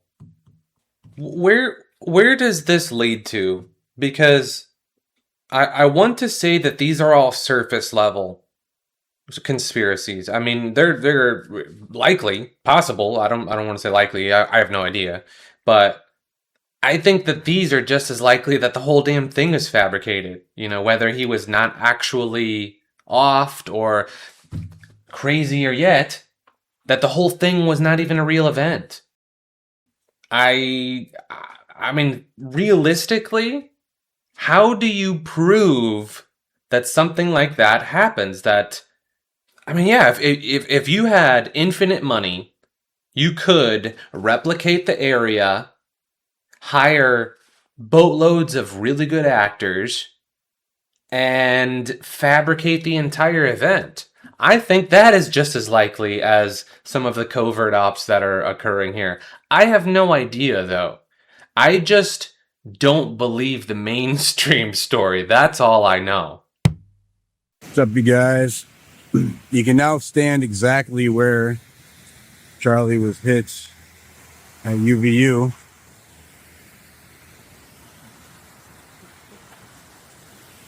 So, I believe it was right here. You can see that ledge right there above the button of my hat. That's where the person was prone. We still don't know who that is, but yeah, this is no longer barricaded. So, sad place, man. Weird vibes. I heard a theory that the event, they had Kirk raised in a platform so he wouldn't be able to see outside of the tent or whatever, the canopy that they had above him. Essentially, the canopy was too close, so he couldn't see the rooftops. You know, potentially it could be to, you know, keep the shade out of his eyes, or keep his eyes in shade. But rumor was that they had lifted him, raised him specifically so he couldn't see the silhouette of an individual up there. But who knows? I don't even recall seeing the raised platform, so who knows? Weeks before he died, and I'll never forget it. There was just some annoyance that was, you know, in our way, and we needed to deal with something. I can't even remember what it was, and I just remember going, hey, you know, we could just tell them XYZ. In translation, we could just, you know, a little white lie and it'll go away. They'll understand. And I remember seeing the dots. He was typing right away. Right away. We don't lie. You heard that.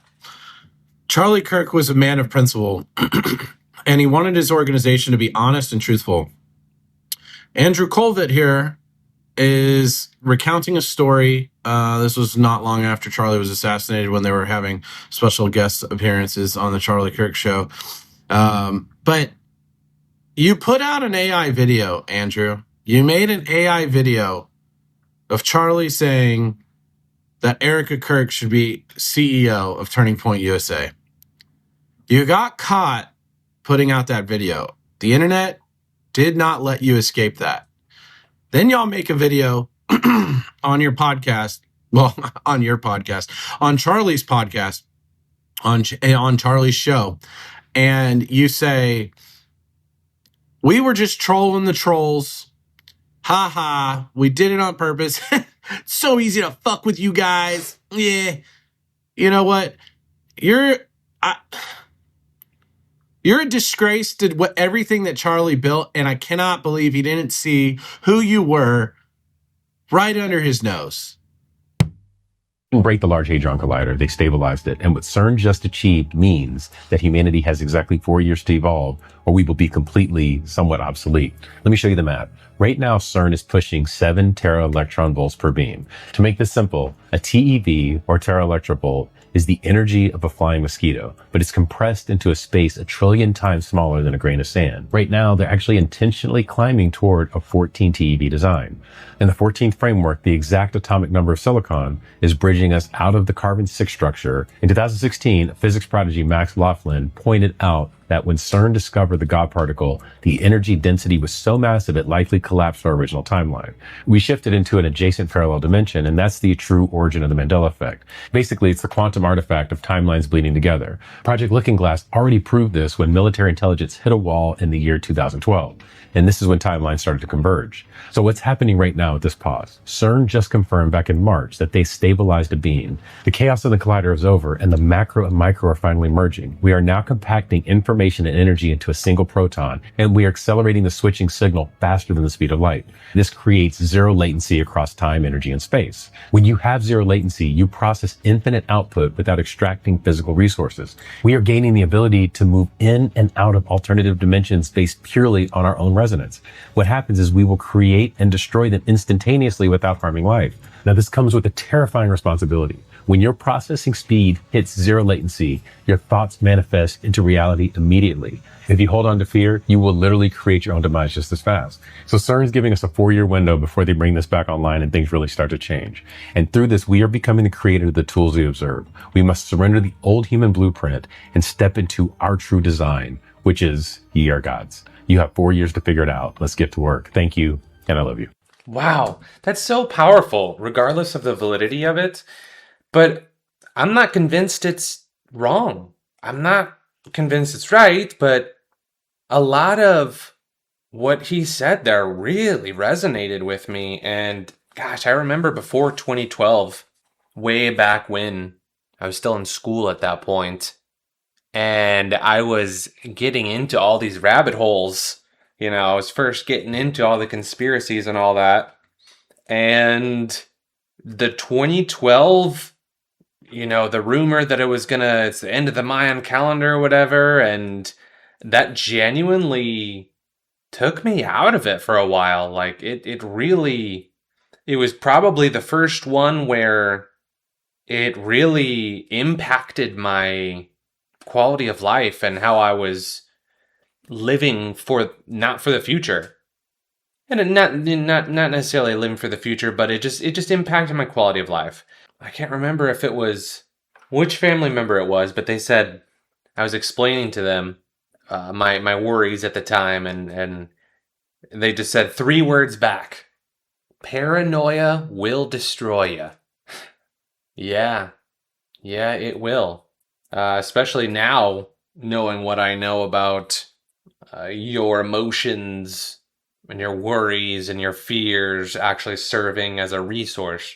So if our original timeline is destroyed, well, that would make sense why the 90s felt the best then. And honestly, the early 2000s weren't bad. The early 2000s weren't bad up until 2012, really. I wonder how much would have changed. Like, how much of our crazy backward clown world is a result of changing timelines, and how much is just the natural progression of humanity.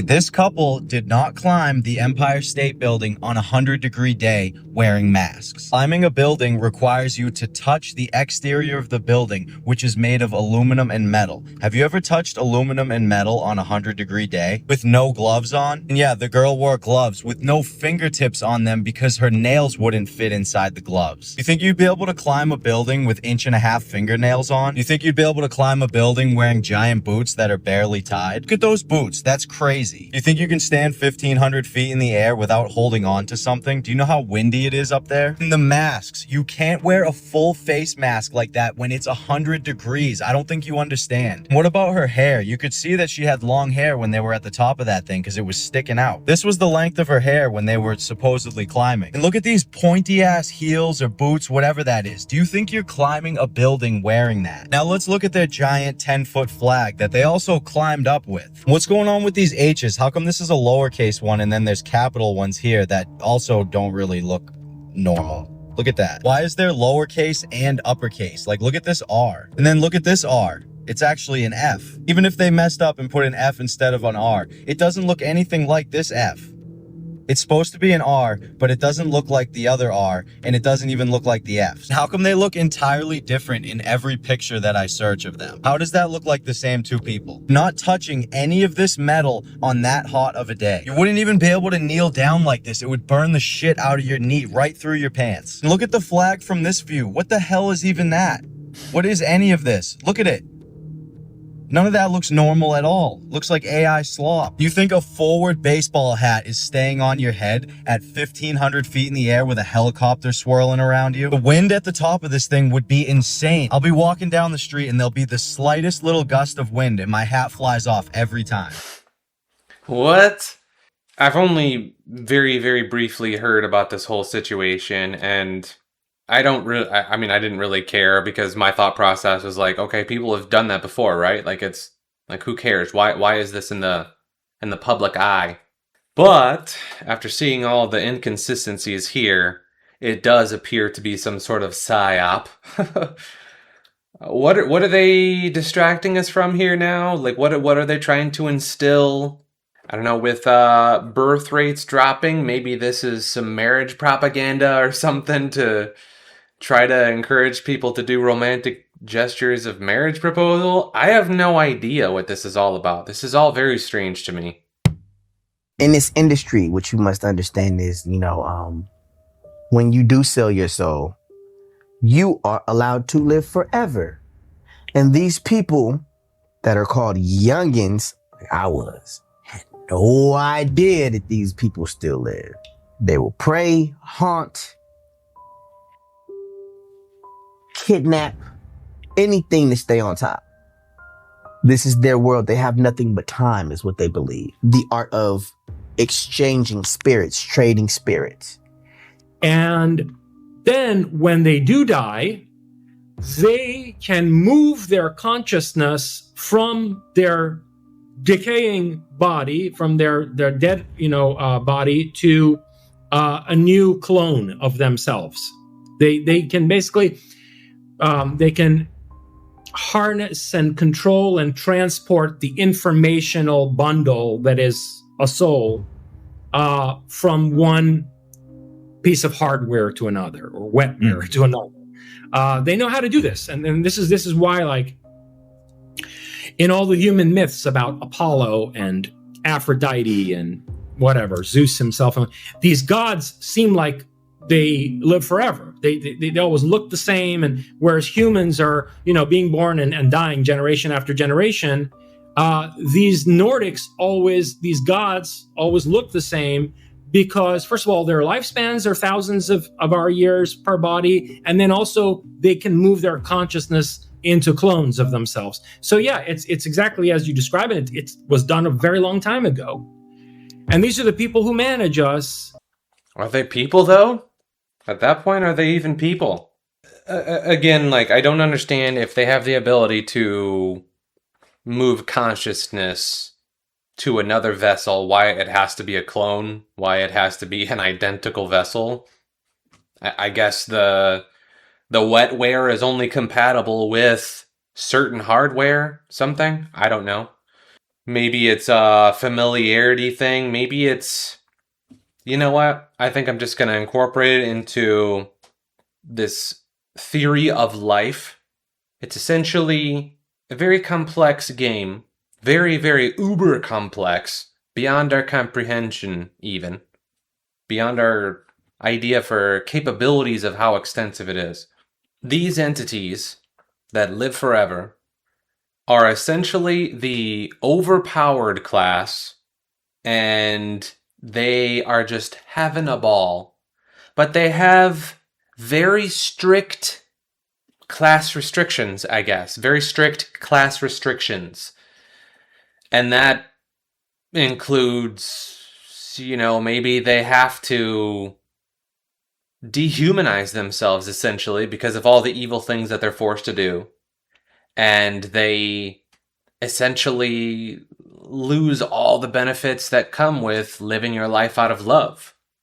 But, with that said, the human beings, whatever I'm playing, presumably is the weaker class, you know, as far as its capabilities, as far as its knowledge, as far as its stat points. They're not as high as the entities, but we are capable of love. Or whatever that is, that positive emotion, vibration, frequency, whatever it is.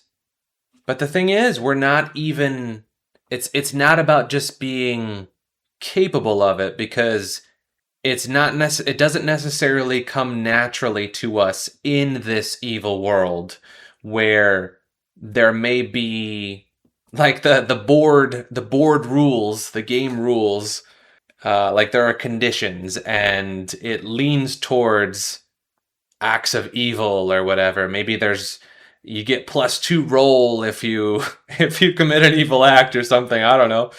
But that goes against human beings, you know, to spice it up.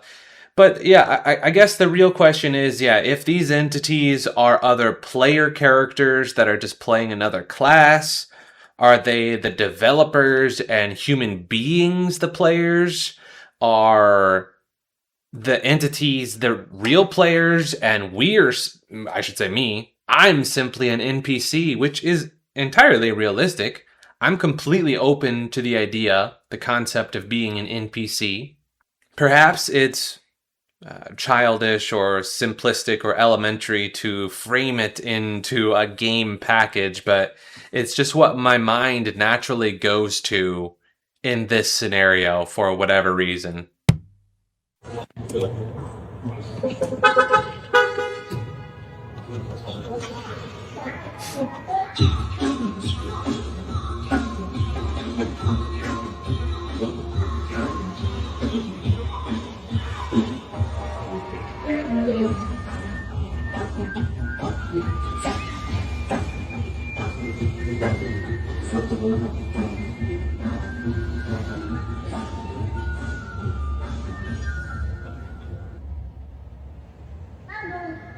So this is what it looks like when cars take over or technology takes over. This electric car decided it was going to start blaring music, and the owner was trying to turn it down. All the electronics started going crazy. It self-parked on its own after the owner escaped the car because it couldn't handle the embarrassment of this car. That's it.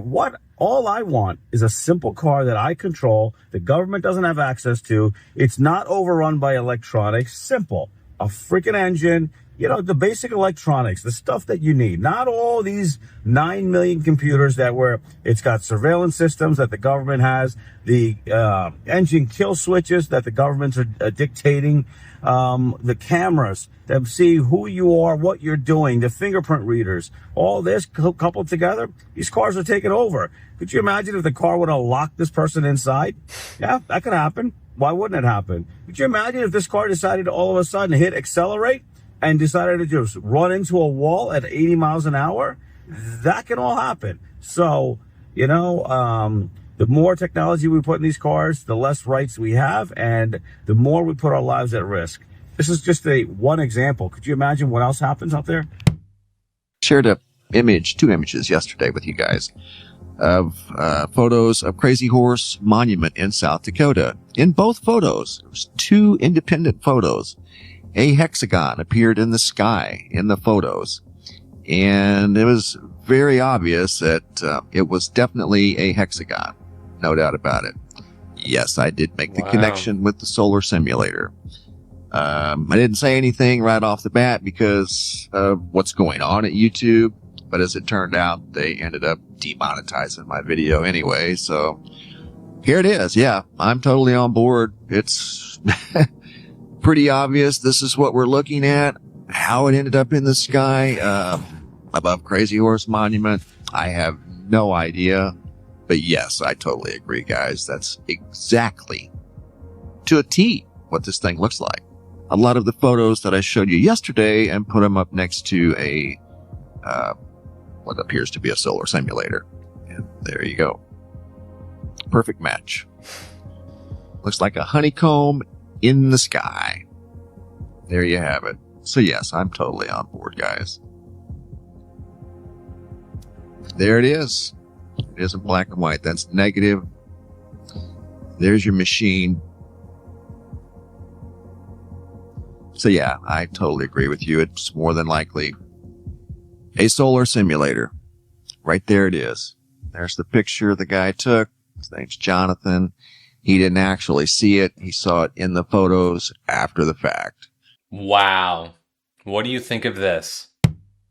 Y'all remember back in the 2010s when Nana was being played everywhere? Every artist, every singer, every rapper was using Nana in their songs. This is what I mean.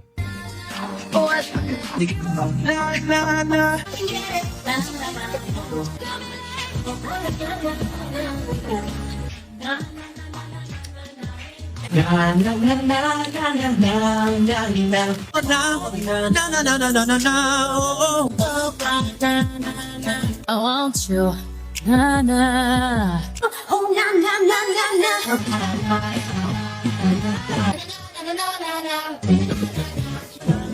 Just be careful, na na. We got me singing na na na.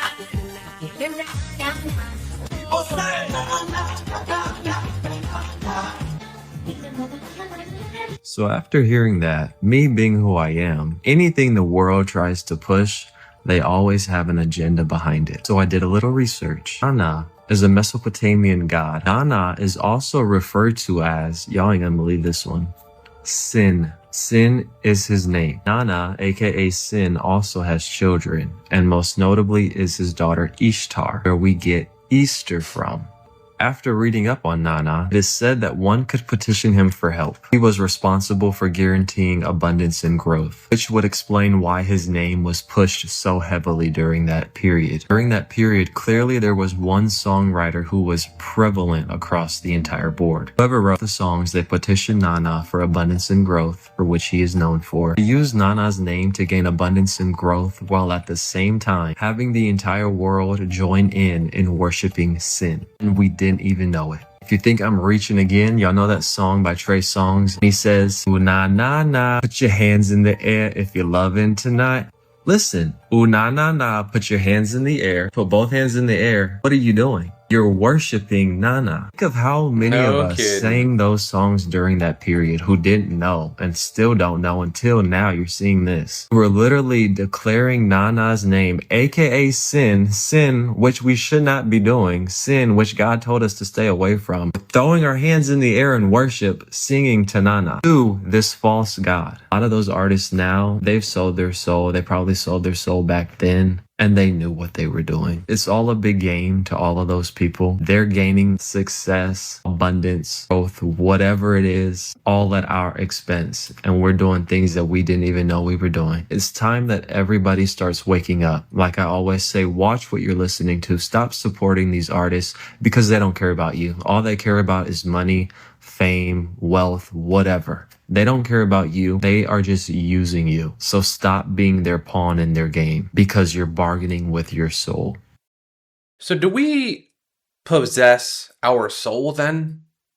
Because that's always been the objection I've heard to this whole concept of selling your soul, is that you don't have a soul to bargain with. And we could really even go down to what is the soul anyway.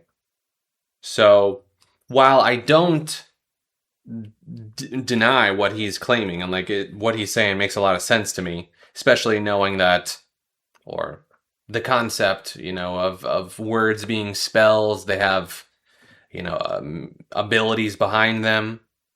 A lot of this makes sense. The crazy part is, like, if this is real, then this goes way deeper than we can even imagine. What if dragons weren't just myths, but something history tried to erase? During a renovation of a cathedral in Naples, something strange was discovered. Hidden beneath a painting was artwork depicting creatures that don't fit the modern historical narrative, beings that look like dragons. Supporters of alternative history say this discovery raises an uncomfortable question. Why hide it at all? For centuries, they've tried to cover up the existence of giants, dragons, but their attempt was so sloppy that they ended up dismissing them as mythological. Think about it. The Chinese zodiac features only real animals, except for one. And it's no coincidence that cultures worldwide share similar depictions of dragons and giants. Artists painted what they saw, and even now you can still find remnants like the Dragon Head Cave in Egypt. This world is not what they've told us. And why hide dragons? The answer is the same as why they've lied to us about so much of our past. People who don't know their true origins are far easier to control. Dragons could even explain some of those melted castles no one talks about.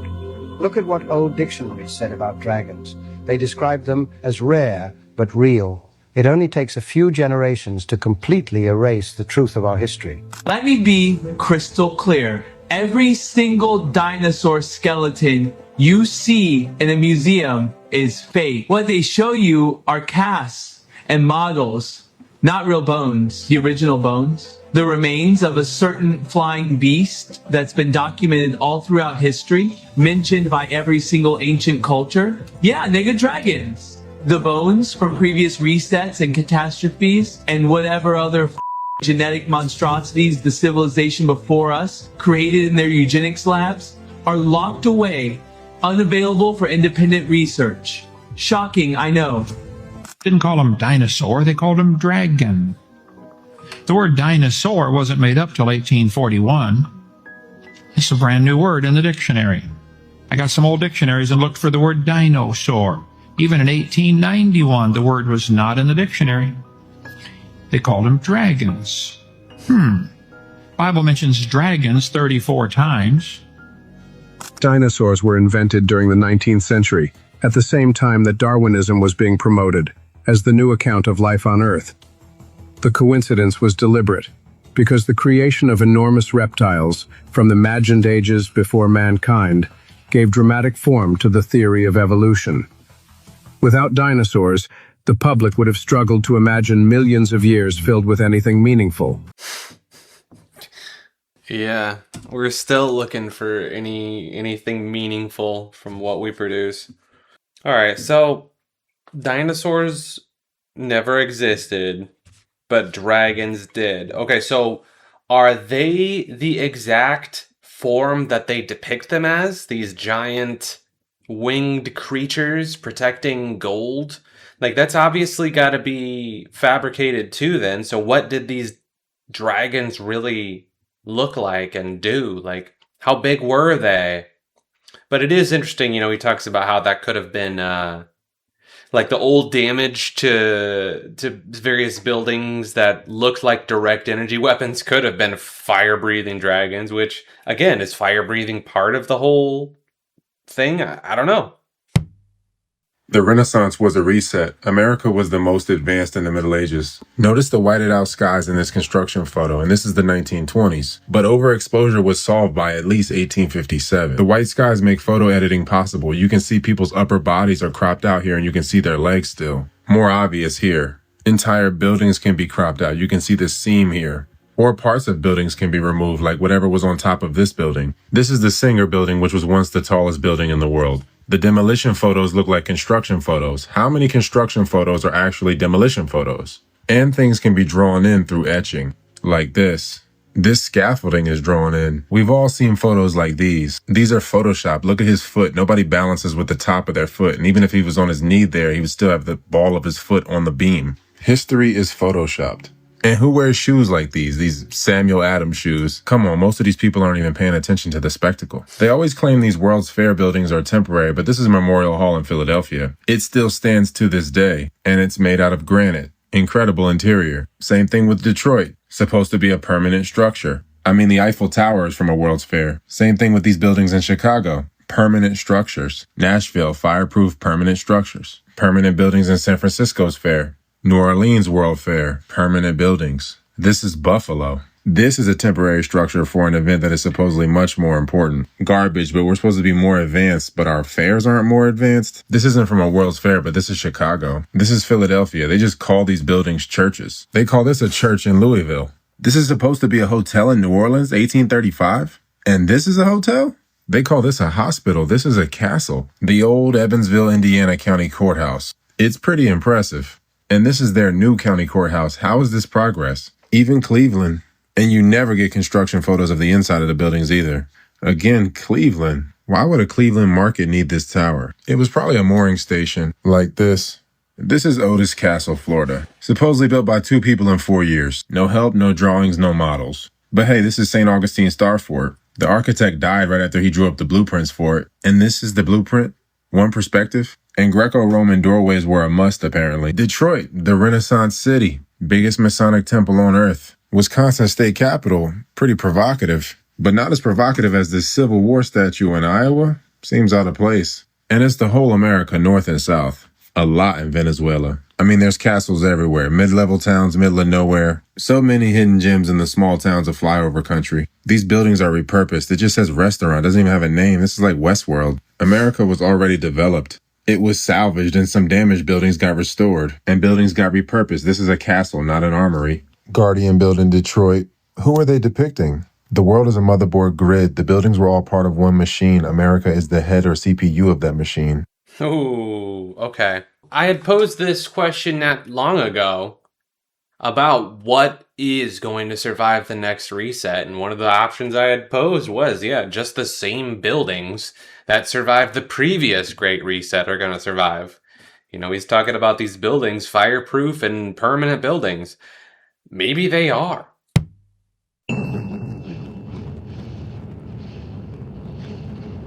Watch them closely. 3 Super Hornets just released 103 autonomous drones at once from their flare dispensers. Not remotely piloted, pre-programmed, autonomous. This test happened in October 2016. Pentagon kept it classified for 3 months before anyone outside the program knew it existed. Here's what makes it different from anything that came before it. There is no leader in that swarm. No drone in charge. Every single one communicates with every other one at the same time.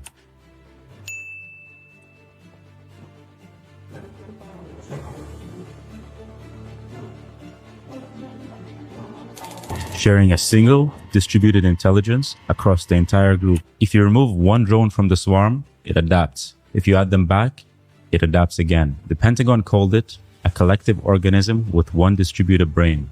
Each one of these drones has an 11.8-inch wingspan, smaller than a piece of A4 paper. It weighs just over 10 ounces. It was 3D printed using commercial components. The body was designed by MIT engineering students. They were ejected from those Super Hornets at Mach 0.6 in temperatures of -10 Celsius. Then they formed up, coordinated without any human input, and completed 4 separate mission objectives. The 4th mission was a wide rotating ring formation. No one programmed that formation in advance. The swarm decides how to achieve it collectively.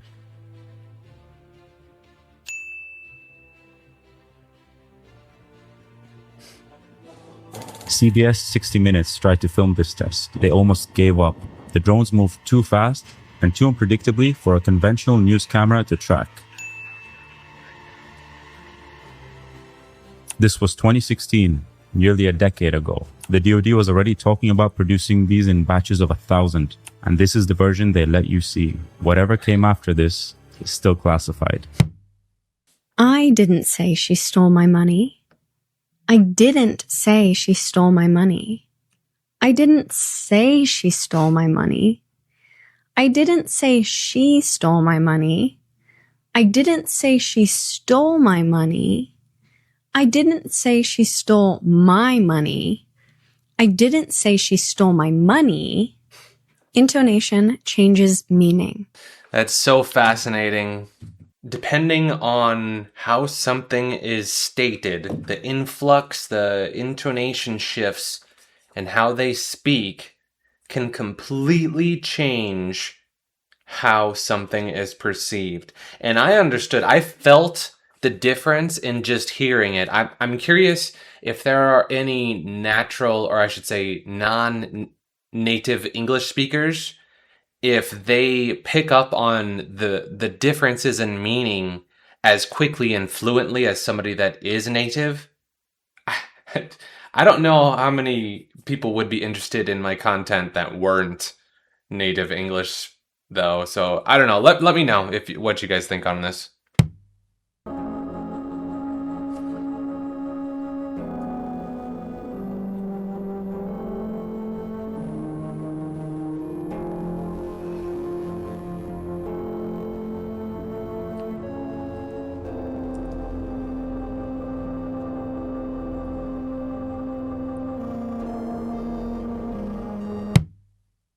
Record this. This is a mind-blowing situation, man.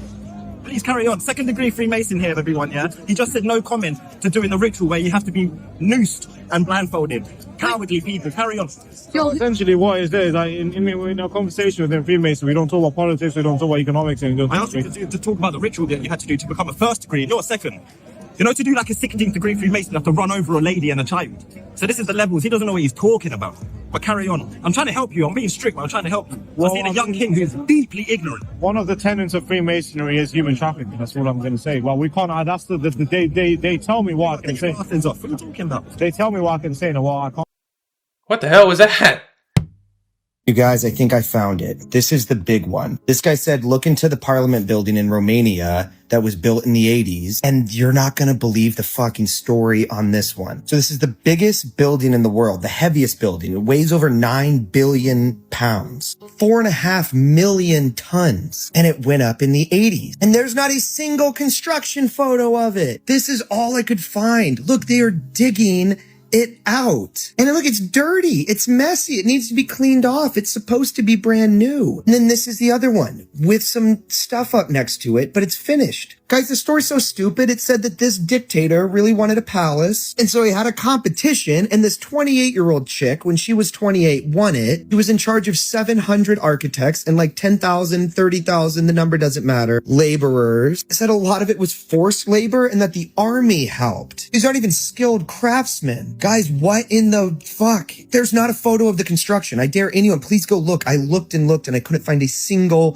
photo of the construction of this magnificent place they say was built in the 80s. Do you see what I'm talking about? They just print shit. They just lie in front of you, and they have guns and you don't. And that's all of our history books. We're like, they couldn't pull the wool over our eyes. We knew what was going on into the 20s, the 30s, the 40s. You don't know shit. You didn't know about the biggest building in the world and that there's not a single construction photo for it other than the one of them digging it out. I think this is the smoking gun of smoking guns, unless someone can prove me wrong and say, no, they absolutely built this palace for parliament under a sociopathic dictator. Had this chick built? What are we talking? How is she not celebrated? How is this not the most talked about person on earth? You all know about Mr. Eiffel. This chick rivals him. What a ridiculous, ridiculous narrative. I like that guy. I like the cut of his jib.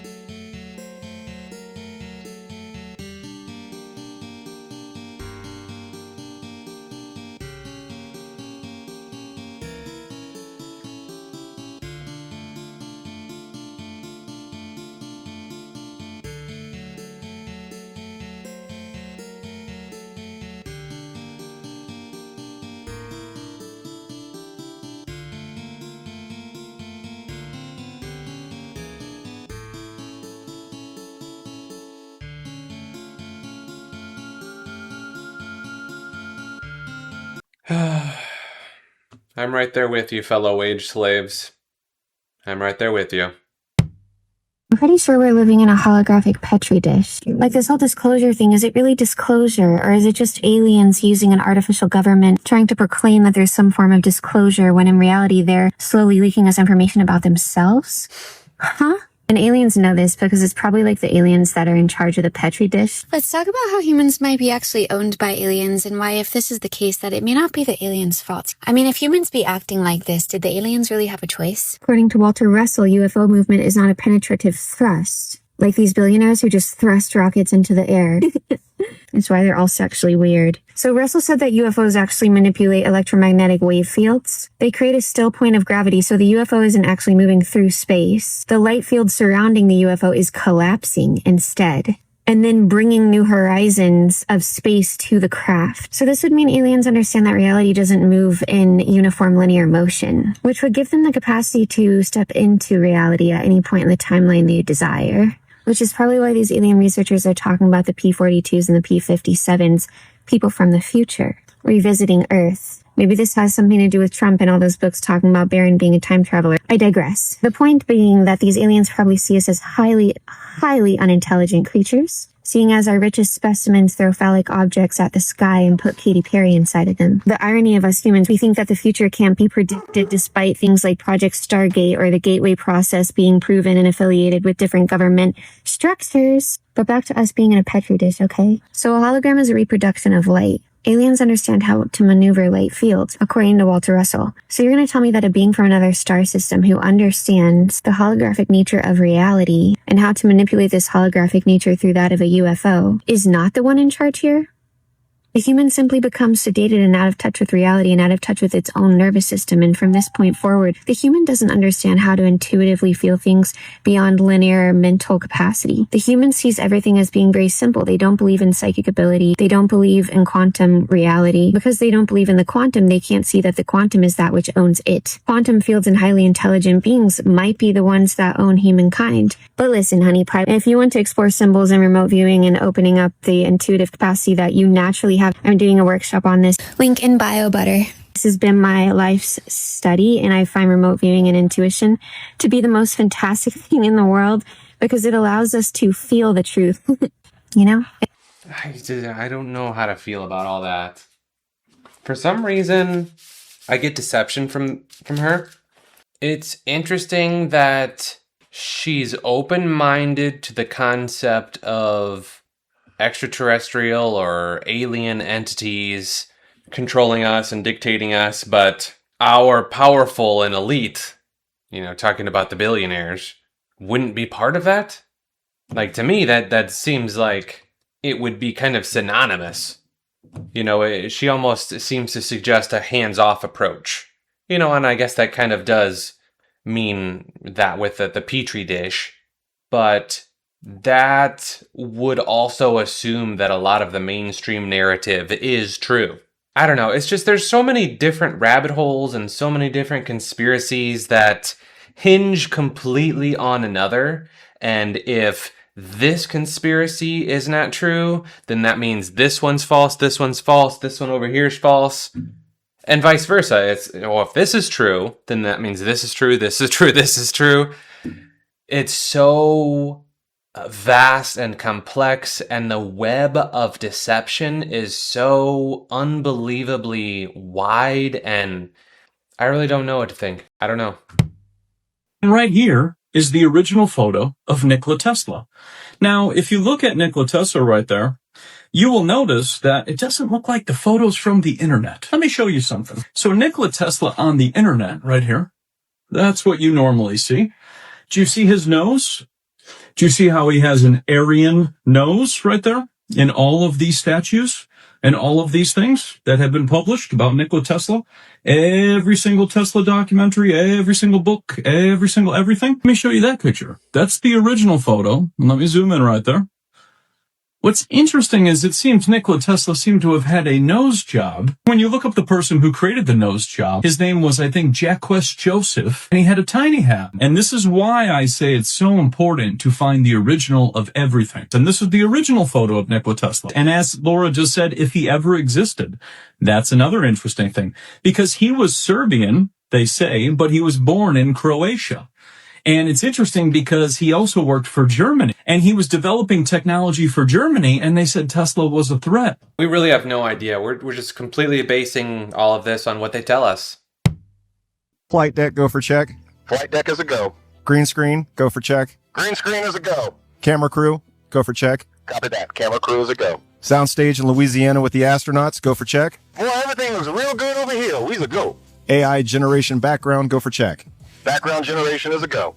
If there is one rabbit hole that I absolutely love, it's did we really go to the moon in the 1960s? When you go to the Johnson Space Center, you walk the tour and you look at all of the gear and the technology that they used in the Apollo and the Gemini missions, you quickly realize that it is extremely purpose-built. It is utilitarian as fuck. There is no room for embellishments. There is no room for anything that does not serve a purpose. Much like on a sailboat. Every line that you see on a sailboat, every curve is purposeful. There is nothing on a sailboat that does not serve a function. I can't tell you how many times I see a painting, a drawing, a graphic design of a sailboat, and the rigging is wrong. Why? Because the artist doesn't really own a sailboat or know how to sail. They just sit on the side of the shore, watch the boats go by, and paint. Ain't nothing wrong with that. But you get an actual sailor who knows how a boat needs to be rigged, and they'll tell you where all those lines need to go. Now, Hollywood tends to get things wrong. You watch any science fiction movie, any non-science fiction movie, you will find blatant mistakes. My favorite being this most recent Jurassic World movie. Oh, look at that. They're on a sailboat. Oh, the sailboat capsized and now it's upside down in the water and the family is waiting for hours for rescue? No. You see that big old fin on the bottom of that there sailboat? That's called the keel, and on that size boat, it probably weighs about 10 to 12,000 pounds. That is what keeps the wind from knocking the boat over. So if you're on a sailboat and it's capsizing, all you need to do is just hang the fuck on, because as it rolls over, it's gonna roll back over and right itself. Basic physics. So you see, it's this kind of shit I think about when I think about a Hollywood crew, no matter how talented at making movies, faking a moon landing. There would be some obvious bullshit. It needs to be more than some shadows. Hollywood cannot make science fiction without fuck-ups. Go for main engine start. Party on. Roger, Tranquility. We copy you on the ground. You got a bunch of guys about to turn blue. We're breathing again. Thanks a lot. Reality is a stage, the world is a stage, it's all fake.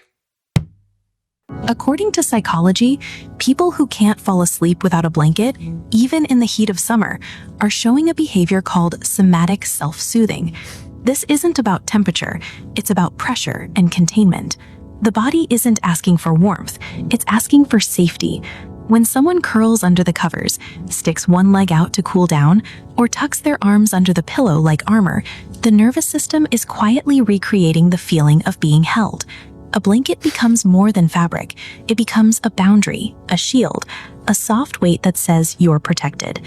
Psychology shows that even light pressure can calm the autonomic nervous system, lowering stress hormones and mimicking the comfort of a hug.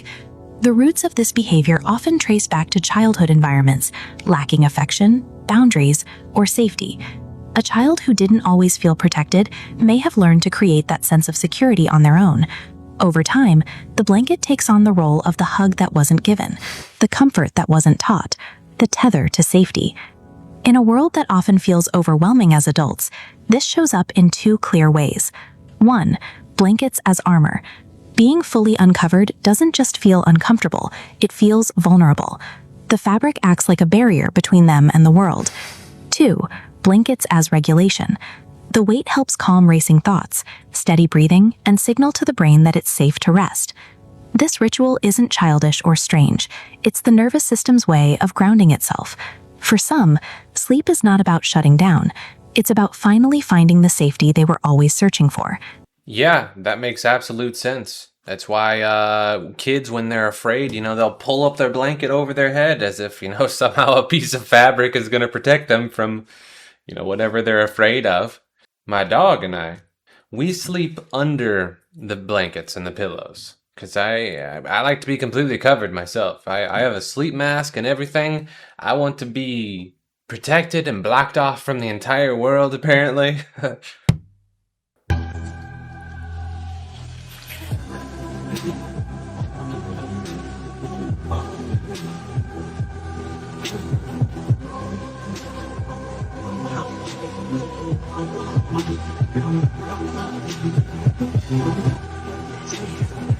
That was a damn griffin. How cool would that be? I mean, what if all of those magical creatures from Dungeons and Dragons and all the Warcraft and all of these crazy creatures like the griffin, that's a big popular one. What if they were all real, based on real creatures, not necessarily from our neck of the woods, but perhaps other realms? Cool. Michelle or Big Bro are talking trans this week on their podcast, and she's all in for they, them. Just so proud of how you are being a role model for dealing with a child that's transgender. Absolutely. And that's, that warms my heart, particularly as a Black man. We've sacrificed a lot over this issue. She might have been just saying, particularly as a Black man, talking to the guest, whoever she was talking about, because they did kind of cut that off there, but that did kind of sound like she was admitting to be a Black man. Who knows? This thing is monstrous. Look at the guy. Look at the healthy pigeons, because they don't eat the crap our government feeds us in America. Look at this thing, 1700s. Come on. Sound off. Tell me how they did this. Oh, scaffolding and pulleys? Look how big these things are, man. That's my hand, right? These things are monstrous. Monstrous. Come on, man. Who does this make sense to? Who does this make sense to? I know I keep saying that because I'm trying to be on your thought process. The Eiffel Tower lurking out of my head. I just wanted to prove how big these doors are. I'm 6'2". Look how big these doors are. How? Come on, man. How? Listen, I'll give you a scaffold and pulleys, and it looks like there is some mortar there, but those are clean cuts. Come on, man. Where is it? Even if the perfect chisel every time? Is that possible? I built my mom's house. Anyone who doesn't think I know about any construction, that was years ago. But sound off to anyone who does construction. Can you chisel thousands upon thousands of perfect blocks and just be able to stack them for hundreds of years? Come on, man. Make it make sense. Someone please explain this to me. I want it to make sense. And who are these guys? Parisians? Hey, what do you want from me? I'm just here to make it make sense. Damn right. Tells me wise bitches, wise not yours, mesmerize I all along. I've only maybe I just had to fall. I find a new baby, a new baby that's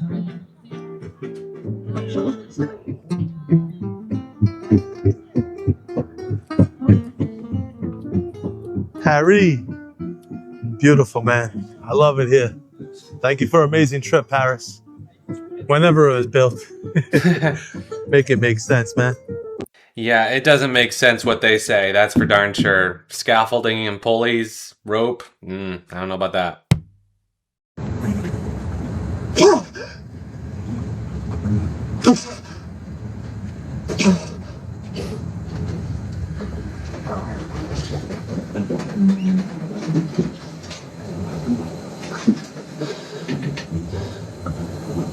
Blimey!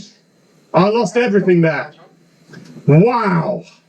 Yeah, the difference there is pretty stark. Pretty stark difference.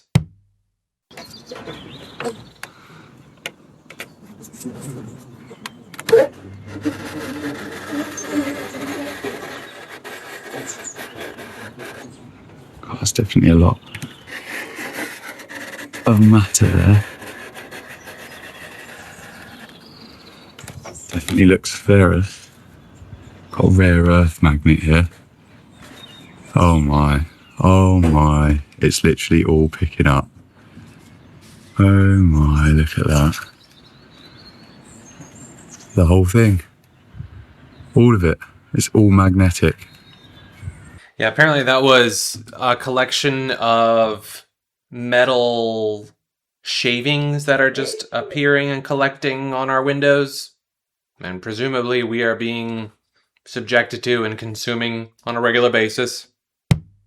Do not take this lightly. What you're seeing right now is something we've literally never been able to see before. This is a plant breathing. Literally. Look at it under a microscope. It's literally taking in air, breathing out air, more alive than we've ever seen a plant. But there's something much deeper here. Creation has never been silent. Never been silent. Everything that has breath, praise the Lord. Everything. And here's your, oh my, fact of the day. Did you know that plants will be praising God in heaven too? Literally, everything will. The mountains and the hills will burst into song before you, and all of the trees of the field will clap their hands. Plants, everything that has breath, guys, which means plants are literally praising God at every second. Shouldn't we? Oh, Flasher. For sure. Oh, Flasher. Oh, What up, dude? What up? thank you. Flasher. Yeah. Yeah. Keep it going. Thank you. Thank you. That one's cool. Yeah. Because it's literally just sitting in one place. Like, how do you explain that? Like, that's the one. Yeah, I love when you can't explain it just as like, oh, that's a satellite. It's like there's like two spots of it. Yeah, it just did a loop-de-loop. Look, it's like there's two. Yep. Bright red. Dancers. Oh, he just moved. It's totally like lighting up with the laser. Dude, I got you. Yeah. This one just got super bright. It is 9:57. This is interacting with us. Dude, can you slow down your flash? Holy make it maybe a little brighter. That is crazy. I What like is how that? it's changing direction. All over the place. Yeah. Can You see the red flash that's like inches off of it? Yes, there's like two of them. Oh my god. Is it two of them? Oh my god. What is that, guys? There's one to the right, but he's just kind of leaving.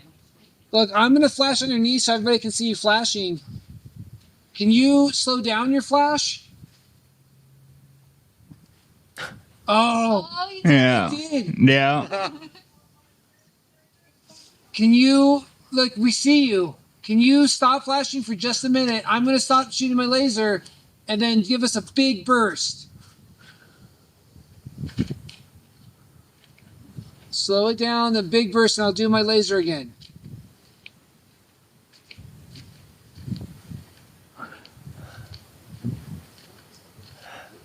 That's just super weird. That's just Yeah, I've never had an experience like that. Well, there has been one time I recorded flashing in one area of the sky for 12 minutes. So I guess I have seen this, but it was probably about it got super bright. almost 3 years ago.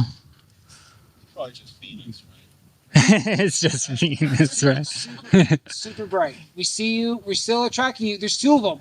There's definitely two of them. Or it's jumping. Yeah. Something. It's like higher up, and then it was just lower down a minute ago.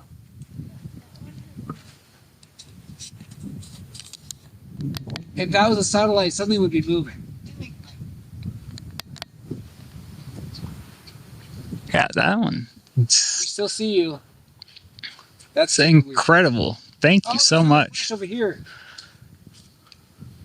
Wow. So the communication there with the intention and it's fascinating. Assuming it's real, which, I mean, I don't see why it couldn't be. And I've heard plenty of cases of this being a thing. It truly makes me think of a few fish in a fish tank in an aquarium, and a human being comes up and taps on the glass, and the fish are like, "What is that? I don't know. Just look at it." You know, they're doing their primitive whatever the fish are thinking or whatever, just watching the human being trying to analyze and interpret it, what it is. that is kind of what it makes me think of. Like we don't have the intellectual capacity to understand what it is that they're communicating with, much like a fish in an aquarium. That's exactly what I see. I grew up believing as a kid that Ice Cube was a gangster till I grew up and realized Ice Cube produced movies. He was an educated, articulate guy that wrote raps pretty much for the whole group. Eazy-E was a drug dealer who couldn't rap. They turned him into a rapper, but he ended up becoming one of the biggest rappers. I didn't know Tupac was a poetic kid, went to a performing arts school, Magnum School. Mother disciplined him, just got off on drugs. He never sold drugs. He was an avid reader. I didn't know he wasn't gangster. I didn't know he didn't move keys until I grew up and looked at his life after death. So it wasn't until I got grown that I realized that rappers aren't really gangster. It's interesting when individuals give a glimpse behind the mask, because he's essentially saying either he is a gangster, as he puts it, or he's saying maybe I'm faking it too. Interesting. As sad as it is, that's probably the closest we're going to get to see these underground whatever they are, presumably. I mean, they looked mostly underground. But it does make me think how fascinating it would be to go on one of these uncharted missions and discovering who knows what, whether it's ancient technologies or who knows. I mean, that's the beauty of it, is imagining what could be. And we're very limited with this AI as far as, because it makes me think, what prompt are they putting into this generation to yield these results? If it's AI creating it, if like make a video of something you would find underneath of this, or is it make very detailed and the user creates the prompt? I mean, in reality, it's probably either super boring and mundane discoveries or unimaginable, just unthinkable creations and different things. That would obviously be the more fascinating of the two. And I'll prove to you that the Earth's tides could not possibly be caused by the moon rotating around our globe. According to the mainstream model, the moon is spinning around the Earth, and the moon's gravitational pull is pulling the water and causing the tides. And you could say that makes sense if every single body of water was affected by this, but your bathtub doesn't have a tide. There's all of these bodies of water, lakes, rivers that don't have tides. And the only bodies of water that have tides are the ones that are directly connected to large oceans, or the large oceans themselves. Like if you were to go to the Bering Sea, the tides are all over the place because the ocean currents are so strong. So they don't even match the moon's position most of the time. And if you were to go over to the Mediterranean Sea virtually has no tide. But why is that? Well, that's because it's hardly connected to the outer oceans. So how is the tide affected by the moon if such a large body of water like the Mediterranean Sea, it only gets its tides from the Gibraltar Strait? And then if you go a little bit over, the Black Sea has been known to be the sea with no tides. How is the moon not affecting this? That's because it's not affecting it. So the North Pole, which we cannot go to, apparently has 4 rivers that come out of it, and that is the source of the tides, because it vortexes in and vortexes out, almost like a heart pumping. It's like the heart of the earth pumping the water in and out. So that's why if you go to the northern seas like the Bering Sea, it's so strong and so catastrophic. Interesting. Yeah, it just goes to show, really, we know nothing. I know nothing, at least.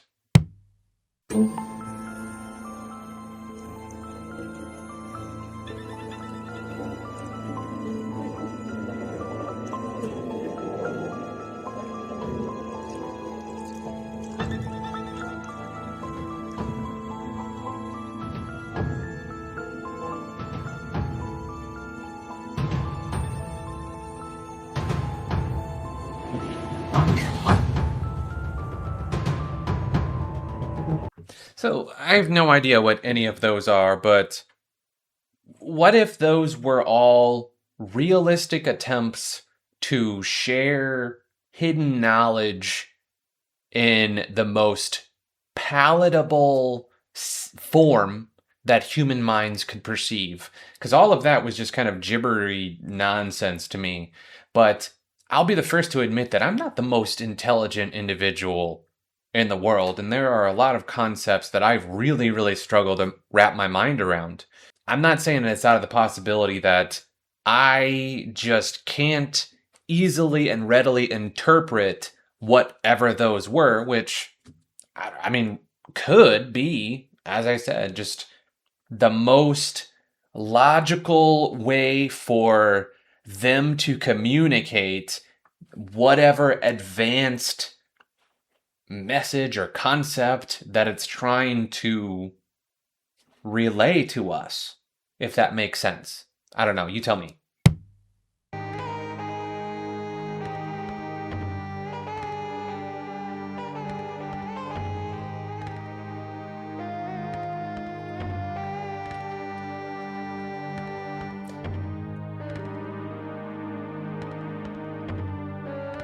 Huh.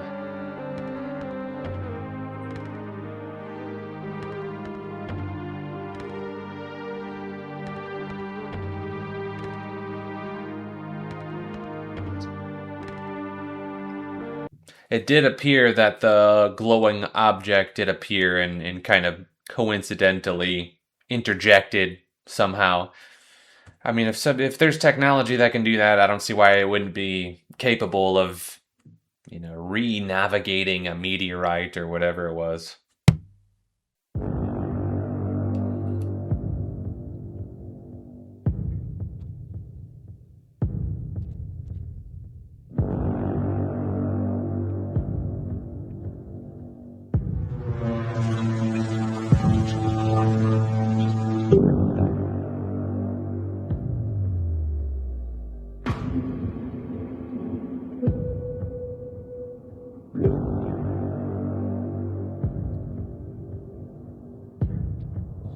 And people were claiming it looked like a giant doorway, which potentially, but it...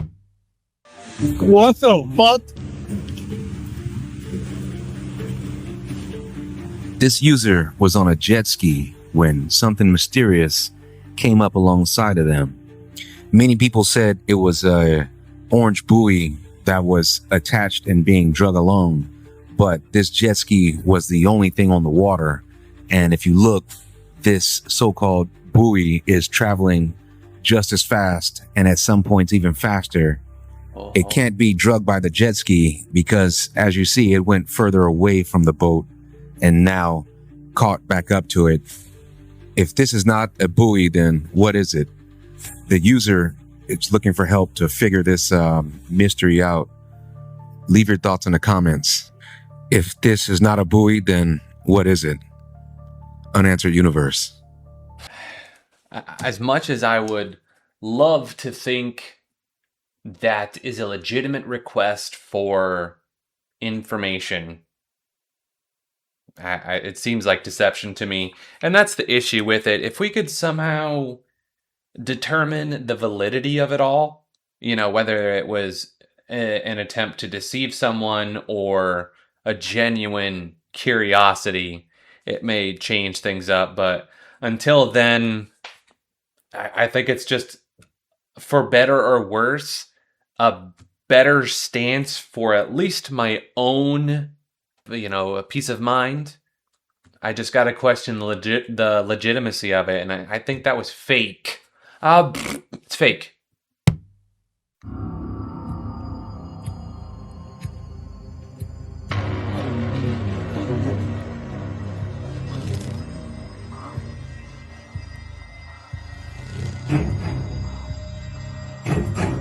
How you doing?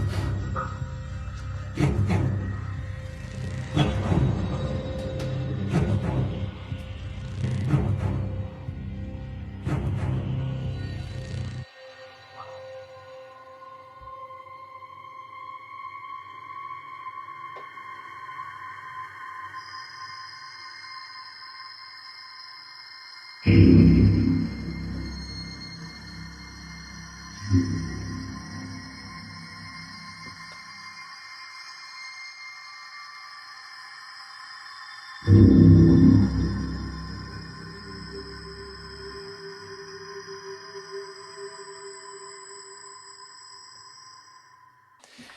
heard this theory for a long time, and the thing about it is genetic mutations can happen.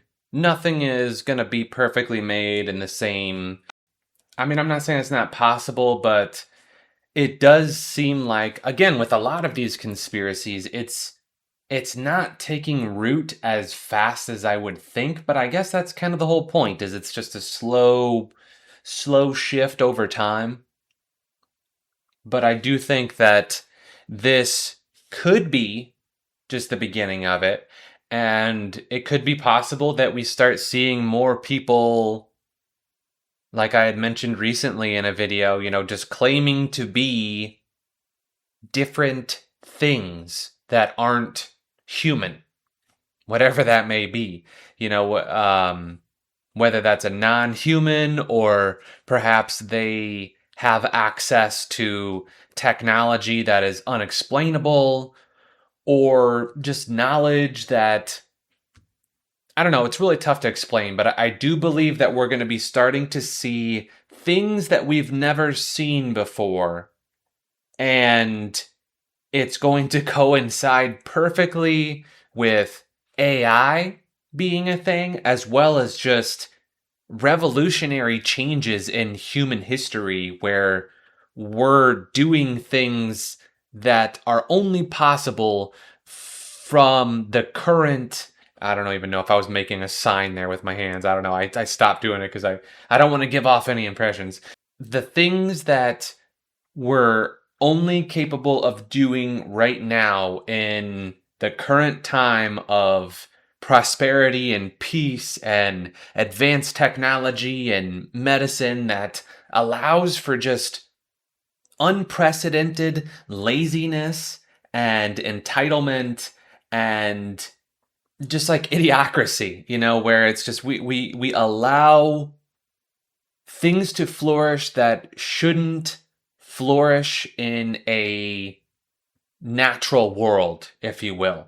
And I don't want to get into politics too much because, again, I don't give a shit.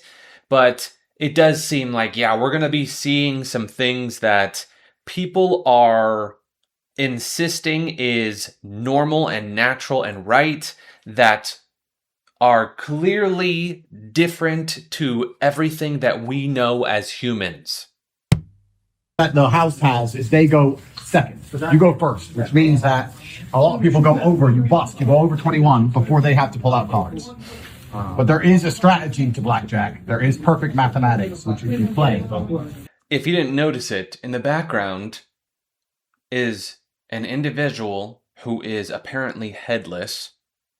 So I'm going to rewind it a touch and see, we'll start it from the very beginning and we'll analyze it. An individual is headless in a room, and we'll go from there. House has is they go second. You go first, which means that a lot of people go over, you bust, you go over 21 before they have to pull out cards. But there is a strategy to blackjack. There is perfect mathematics, which you can play. You can get the house edge down to like 0.6%. It's the best game in the house besides that. The back rack's onto the Chinese. So unless you're going to have slanted eyes, you're going to end up paying. So you don't get really, early on, you don't get any real good footage of them. But I do want to note, nobody seems to be glancing or making a deal of it. This is gambling knowledge. I'm telling you, that's how it works. So you gotta look at the card they have showing, you gotta look at your card, and you have to decide if you hit or stick, depending on the probability that they bust. Unless you're Chinese. Or, for you, Nigel, try to get 22. If you can. If you land bang on 22, you win. When's the last time you ate rice? There. No hands, too, it looks. Was that his? Advantage that the bang on 22. That looked like his hand. When's the last there, time you right? ate rice? Yeah, it looked like a cuff sleeve with no hand there. What is this? Is this deception? Or is this potentially perspective faults? We're somehow seeing it differently than what it is? Because it looks like a damn... like a black version of this, and there's no head. Yeah. I don't know how to explain this. I would guess it is viral marketing? It does look like a headless individual. I don't know what to say about this. Nobody's making a fuss. I mean, it's not possible to be a live person with no head, right? Maybe it's somebody like a deformity of some kind? You have like an inverted head? Is that possible I don't know. I don't know what to think about this. So this is a wild book to look into. Do you know all the earthquakes? Nikola Tesla Earthquake Machine with the original Tesla patents and new blueprints to build your own working model by Dale Pond. Yes, that's where the earthquakes came from. Earth waves. And it says right here, an oscillator small enough to put into a pocket caused a small earthquake in Tesla's lab in New York in 1888. It drew a lot of attention, people got scared, and it only took 5 pounds of pressure to topple the Empire State Building. A larger machine can do even bigger things. And then let's think about 9/11, right? Everybody knows about 9/11. And yeah, imagine if you attach one of those right to it. Something to kind of think about. I just experienced one of the craziest technology glitches that I have ever heard of. This is a vibration plate. You stand on it and it vibrates and it has Bluetooth. I wake up at 1 a.m. to this thing saying Bluetooth device connected. And I look at my phone, my Bluetooth is not on, so I don't know who's connected to it. But I was like, yeah, sometimes random people can connect to your device. That's normal. But what I heard was not normal. This was not music. This was not a phone call. I heard 2 people talking to each other in the same room next to their phone. Like, I could tell that this wasn't a phone call, and the phone was sitting down and they were talking, and I could hear them both through their phone as background sound. Like, how is that possible through Bluetooth? Like, this shit is so creepy. I'm gonna try to get a video of it, but I'm telling you, I don't understand how this is possible. See, you can hear the people.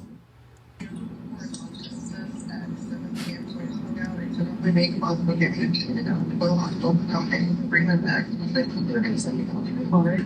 hate bitches like this.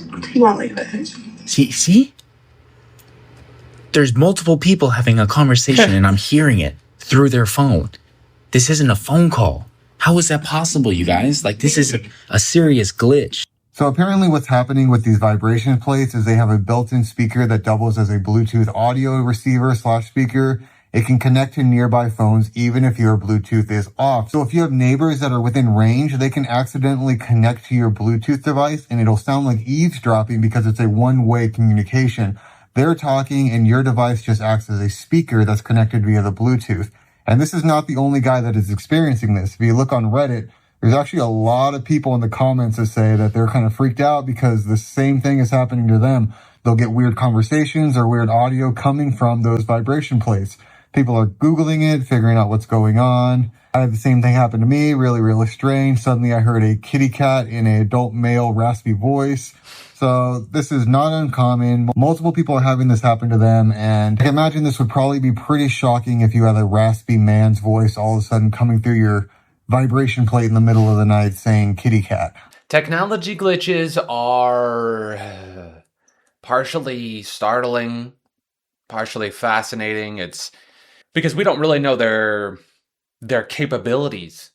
Let me share my story of my easily the most unexplainable wild technology glitch I've ever experienced. And I'm going to go into decent detail here to fully illustrate the point in the story here. So years ago, practically decades now, I was, actually it might have been decades now because it was very primitive technology at that point. Maybe even flip phone stuff. It was definitely the 3 numbers spam where you'd have to, hit 222 to hit C. I can't, I'm describing this horribly, but I can't remember exactly what it's called, but you had to type the numbers a few times, hit the numbers a few times, and that was your texting. It wasn't, full keyboard style at that point. Anyway, it was during that time. I was texting my girlfriend at the time. I was texting exactly, because I remember how wild this was. I said, "Hey, do you want to go fishing?" And fishing was our code word for smoking the Chiba, which we were young at that point and keeping it on the down low. Didn't really want to have our text log, coming up with anything that we don't want to, detail. Anyway, so I text her, "Hey, do you want to go fishing?" Maybe like 20 seconds later, short, just after I sent it, I was expecting a response, net yay or nay. She runs out of the house. She was with her friend at the time. They both run out to me and my friend out there who were just about to start sparking up. She's like, oh my gosh, what are you talking about? Why would you say that? And I said, what are you talking about? I just asked if you wanted to, smoke. And she said, no, you said because I broke up with you. I was like, no, like, obviously there's no talks of that. It was not discussion at all. She shows me her phone, and sure enough, it says, because I broke up with you, just randomly. Like, no context around it. It was just what I had sent, because I grabbed my phone, and sure enough, I said, hey, do you want to go fishing? Her end received, because I broke up with you. No other time in my history of texting has a message just completely transformed into something different. And it was applicable too, because it was my girlfriend who I eventually broke up with, or she broke up with me. So it was applicable to that. Like it could have been to anybody else, my friends, my family that were not applicable. It was just, I don't know, just easily the strangest technology glitch I've ever experienced. 1960s, the U.S. Army had a plan to bore a tunnel into the wall, but they didn't have a boring machine that could handle the super cold temperatures, so they had a whole testing project in Greenland where they developed ice tunnels and invented new boring machines that could operate in super cold temperatures. So this was back when they were going into forming NASA and all the other things that were kind of strange, the Antarctic Treaty around that time, pretty close to it. And he says, like they did this whole big thing in Greenland for just practice. So it was like they were practicing to bore into the sky ice. And once they had the new boring machine figured out, they brought it to the wall in Antarctica. He said that the machine bored a tunnel like 5 or 10 miles into the wall, but that they never broke through the other side of the wall, and that they still don't know how thick the wall is even to this day. First, the floor of the tunnel was solid rock, but after a mile or two in, the floor was sky ice, like it was sky ice underneath after a certain point. And apparently the wall slowly builds itself back up after you cut it, because after a year or so, the tunnel had shrunk smaller all by itself, like a self-healing wound. It starts closing up. They had to leave the boring machine inside the wall because the tunnel shrunk too small to get it back out. And after a few decades, the tunnel was completely gone. Like the part of the wall was solid again. He said that now the scientists were trying to use technology to figure out how thick the wall is. He said something about putting earthquake sensors all along the wall, and that somehow you could measure the signal from an earthquake to see how thick the wall is. But I didn't think it was a big deal at the time. But then a few weeks ago, I saw a map of the wall in Antarctica, except the map was all flat and crazy looking, and it showed the wall going all the way up over the whole Earth. So the concept of the wall healing itself and shrinking up, for some reason, it makes me think of the human body's capability of regenerating and healing itself. So I don't know, maybe that's just the planet's own healing mechanism of its skin version, its equivalent of skin, the ice wall. I don't know, that's just what comes to my mind. Stop using forks. Did you know these forks are ruining your digestion? When you eat, your body needs to touch the food to activate the digestive system, or else it will be reduced. Humans possess trichromatic vision, meaning our brains are wired to seek color because our brains are wired to seek fruit, which is food.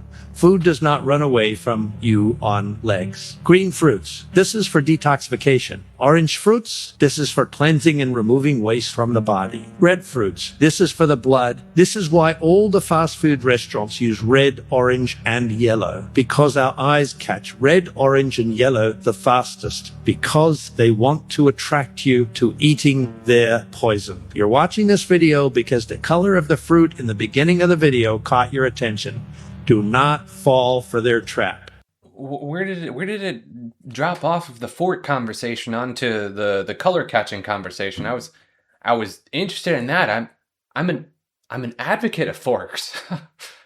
When I go out to get some pho or something, I'll eat with chopsticks, but most of the time I'm a proponent of forks. Okay, so we've got an American dollar under a microscope. This should be interesting. I'm going to try and move my fat head out of the way. Let's have a little peek. See what's going on here. I'm sure there's going to be plenty of bacteria. Think how many hands this has been exchanged between. Okay. Nothing too stressful yet, right? Oh. Oh.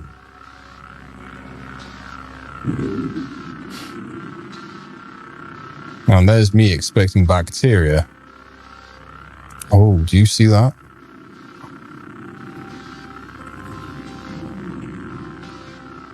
Well, well, well.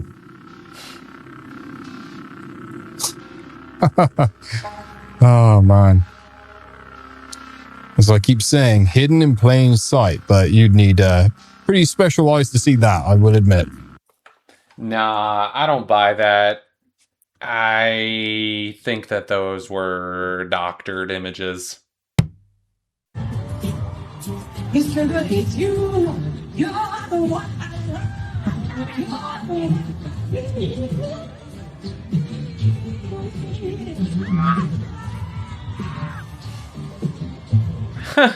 Just outright they're doing it.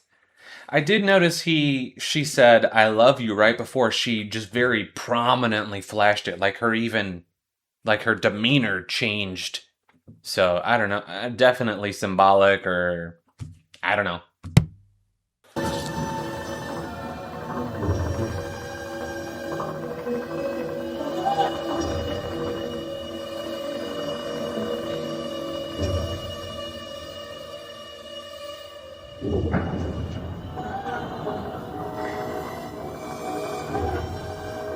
I wonder if, because, we're very well aware of deep underground military bases, but I wonder if there's a branch of them deep underwater military bases, because we don't know much about the deepest parts of the ocean either, so I think that's realistic too. I'm wearing gloves for this one, and I'm going to need you to stay with me because AI can now steal fingerprints from a photo taken from 5 feet away, 10 feet away, and it could still recover about half the print. This isn't theoretical. In China, a researcher did a live demonstration on TV, and in 2025, criminals tried to use a photo that someone posted to get into the smart lock on their home. Now, I know what you're thinking. How do I delete this app? I'm right there with you. But good news, this would have to be a highly targeted attack. So your brunch selfie, probably fine. Also, the quality of the photo, the blur, the lighting, all of that's important. But if you notice peace signs, thumbs up, and the little hearts going into retirement, now you know why.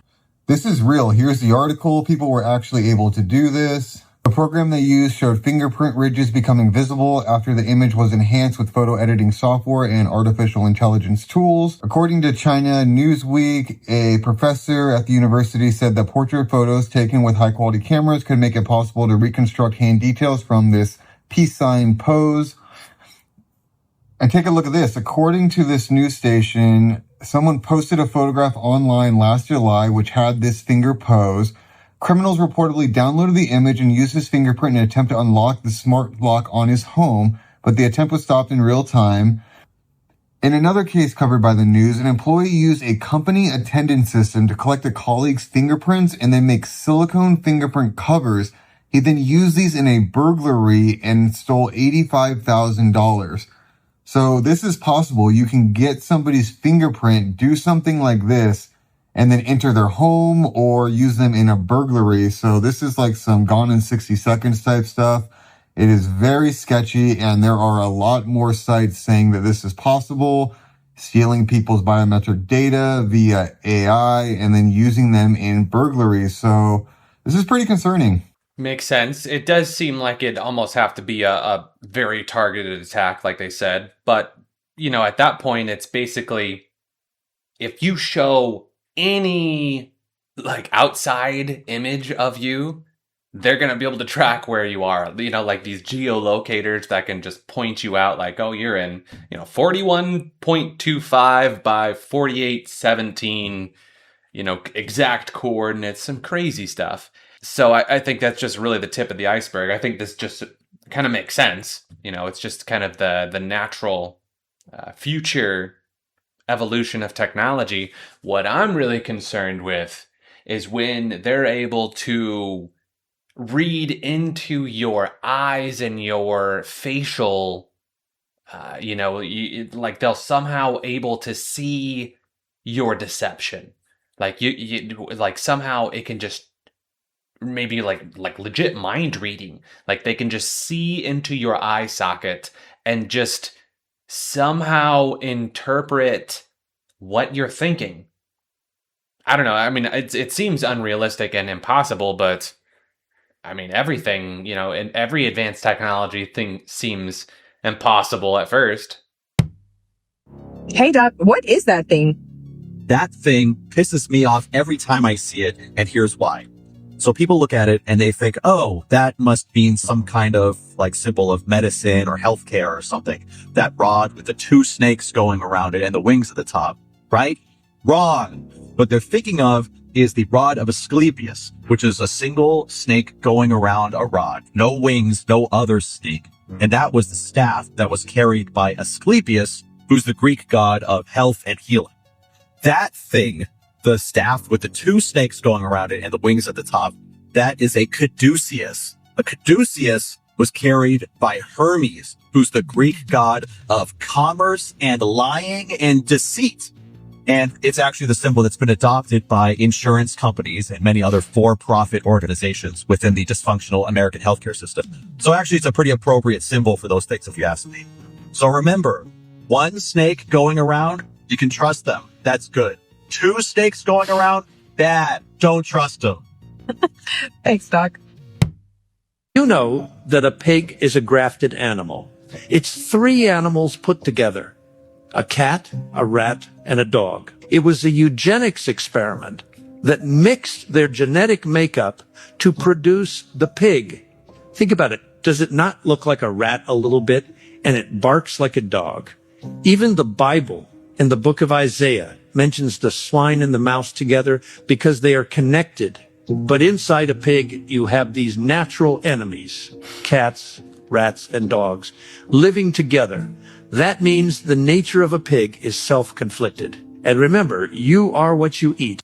I don't see the similarities between a rat and a pig, like he said. He said, doesn't a pig kind of look like a rat? No. Where did the nose structure come from? That seems kind of unique to itself. I'm not saying it's impossible, but it does seem to be a little bit of a stretch. I don't know. I'd almost hate to see the theories of what human beings would be a mix of at that point. Did you guys know that the word dinosaur never existed until 1842, coined by a guy named Sir Richard Owen in England?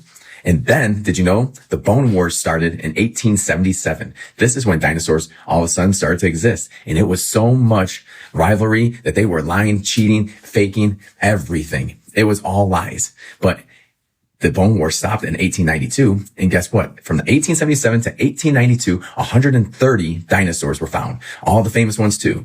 But guess what disappeared during that time? Dragons. They got rid of the term dragons that existed for thousands and thousands of years, and they moved it to dinosaurs. Folks, dinosaurs never existed. It was always dragons. And they just made up so much BS, just like all these other things that the government does. And then I'm not sure why society decided, let's just go with these and decide that dragons don't exist. It's very strange, but I'll tell you what, I teach dragons to my kids and I'll never teach dinosaurs. Dinosaurs didn't even exist. Look in dictionaries of early 1900s. The word dinosaur didn't exist, but dragons did exist. It literally didn't even get into the dictionary until the early 20th century. Dinosaurs are not real, folks. Let me know what you think. And of course, for entertainment purposes only. I know dinosaurs are real, dragons are fake, and I should believe what I'm taught. Okay. All right. So maybe the story he's given is accurate. You know, dragons were once upon a time real. Dinosaurs were not once. Like, who cares? Like, they're not around right now anyway. Like, it's arguing over semantics at that point. Neither of them are around right now. And it's just like, which version of history do you choose to believe? You can't prove it either way. Like, we have no say of what, like, for instance, when I'm casually talking to my friends, you know, I'll throw out a conspiracy as a joke. You know, I talk about this often. I say it as a joke, but I also, you know, I'm half serious about it because, I recognize how possible a lot of these conspiracies really are. I don't say them as factual, like a lot of, like this individual, I teach my kids dragons were real and dinosaurs weren't. And it's like, okay, but how do you know? How do you know that? I don't understand the point in believing one thing like that so adamantly, whereas that could be a complete fabrication as well.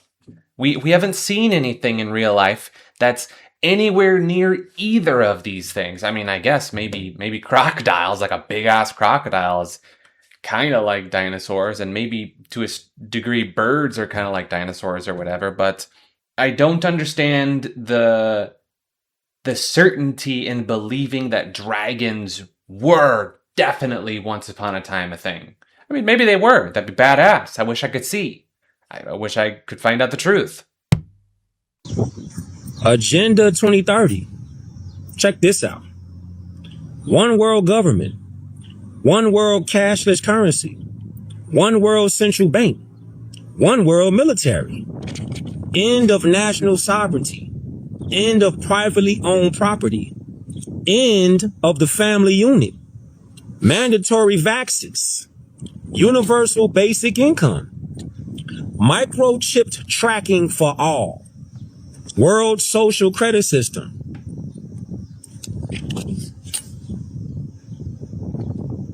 Thousands of FG towers. End of private transportation. End of private farms. Business owned by government.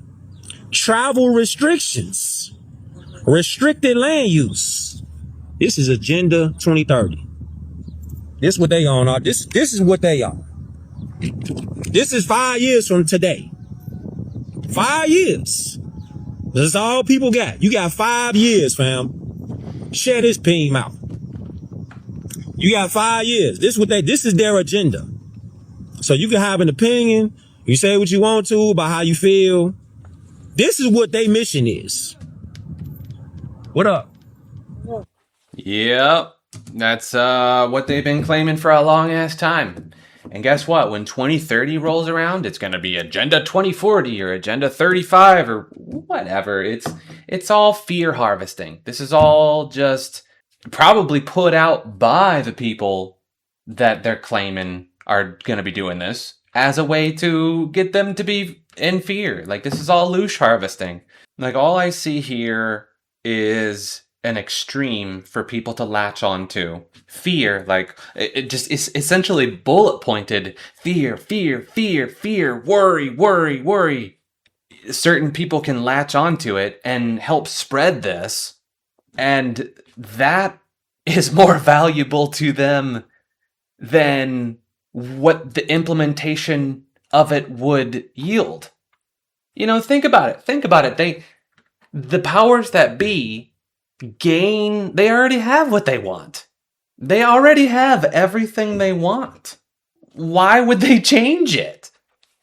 You know, like, does that make sense?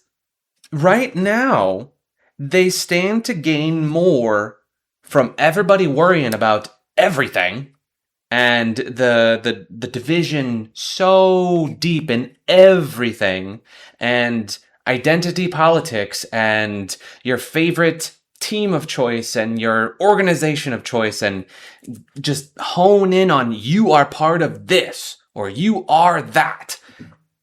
And therefore, you are not something else. And the division is so deep. It's wild. Maybe I'm just overthinking it and I'm a paranoid schizo, but it really does seem this way. You ever seen this map from 1587? Like this one with the bird carrying an elephant? It's quite crazy. There's so many crazy drawings and depictions here. And I'll go over a few of them with you and let you comment on them, but it was quite interesting. All the depictions, and as you'll see, there's no ice and there's land all the way around. And then up in the Americas, they have a griffin up there, which I thought was pretty cool. But there are drawings everywhere. I mean, everywhere, where you have this character here, which is really interesting. And then down here you have everything really close, which it's not like that anymore. And we'll go ahead and kind of go across here so you can see more of the craziness. Another large, wild-looking bird. Sea creatures. There's your mermaid on the side here. Here's where they have the dates. And then they have sayings all throughout here, all the different territories. And all along this area, they have all these different depictions like this. Or like that. Or like that. Just wild. And it keeps going. There's more and more. It just doesn't stop. This is probably one of the most interesting maps I've ever seen. And as you'll see here too. Oops, let me just do it the other way. Sorry. As you go further, you see even more interesting characters all throughout.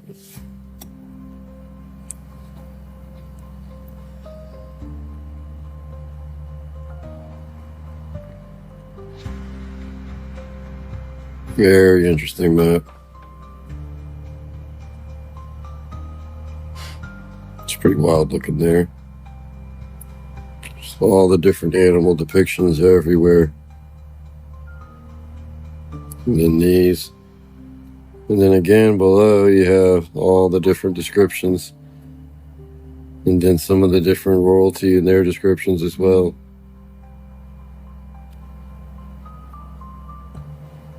It's pretty wild. Here, we'll flip it again so we can see some more stuff.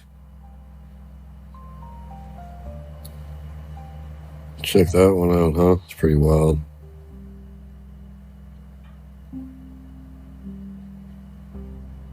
Anyways, just wanted to share this map with you. There's so much more to dive into. We're just on the outskirts of it.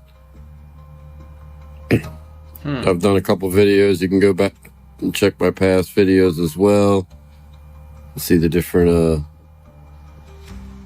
videos I've done on this. But it is quite interesting. Anyways, as always, I'll do some more videos of this. Stay curious, y'all. It does make me curious on whether or not these are depictions of fiction or not, because they do say, a lot of these ancient creators, they painted or they depicted what they saw. And yeah, that's entirely possible, but does that mean they don't have an imagination as well? Maybe they didn't have imagination way back when? I don't know. It's tough to say. I guess I would have to take a look at the context, because you would presumably be able to find out whether or not it was an overall work of fiction or a real, authentic way to document real life. I don't think dinosaurs existed. I think the Matrix made them up completely. So the Matrix is telling us that these creatures lived from 240 to 66 million years ago. All right. And they got wiped out because an asteroid hit the Earth and created an ice age. And you guys understand that this is fake information, right? This is evolutionary propaganda. And also, they created these creatures in order to hide the fact that giants existed because they found giant, bones in these burial mounds. And the Smithsonian was like, you know what? We need to explain away why these giant humanoid bones are here. So let's just say these reptile creatures lived millions of years ago. And that'll solve it because they believe everything we say. They'll take that, okay? LIES.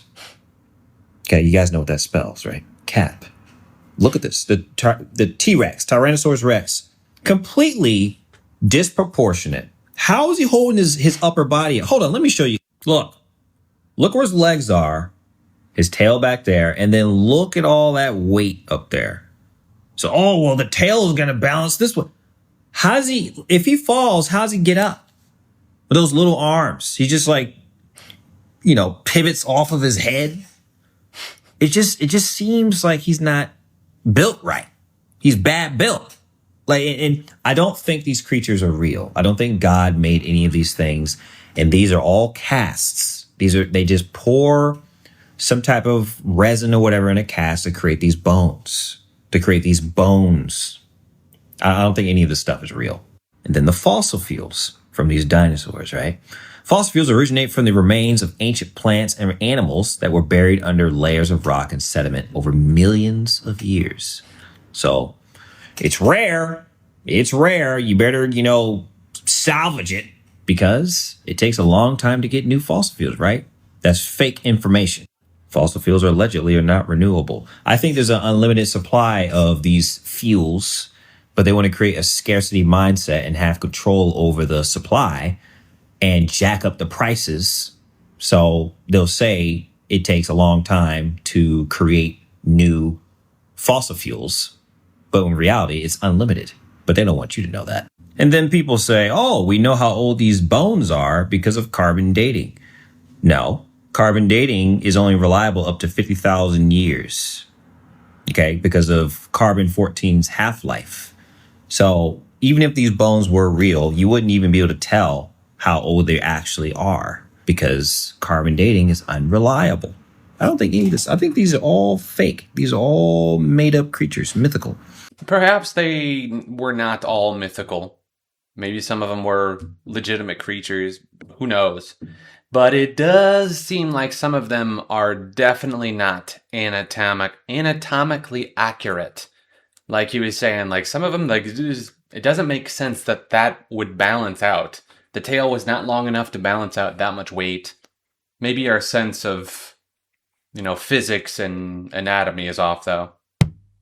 They were in charge of the genealogies, the knowledge, and the technologies, and they would kidnap people. People say they are responsible for taking people through portals, disappearances, missing 411. So when we look at the different types of elves, these are the dark elves. White elves are part of the pale white bloodline. It's an allegory for the giants. So when they show up in the Lord of the Rings, these are the royal elves. They have these very pale skin. They have red hair, blue eyes. Are these genetic offspring of the Watchers, or are they going to be part of what we consider to be sort of like the angelic race? They would be subject to the same issues that the giants. When their body dies, that spirit is released. It doesn't go to heaven. So there's like a vast variety of demons. It's the elementals that are obsessed with DNA and keeping their bodies alive, whereas the giants disappeared into our race. That guy seems like he'd be a blast to have a conversation with.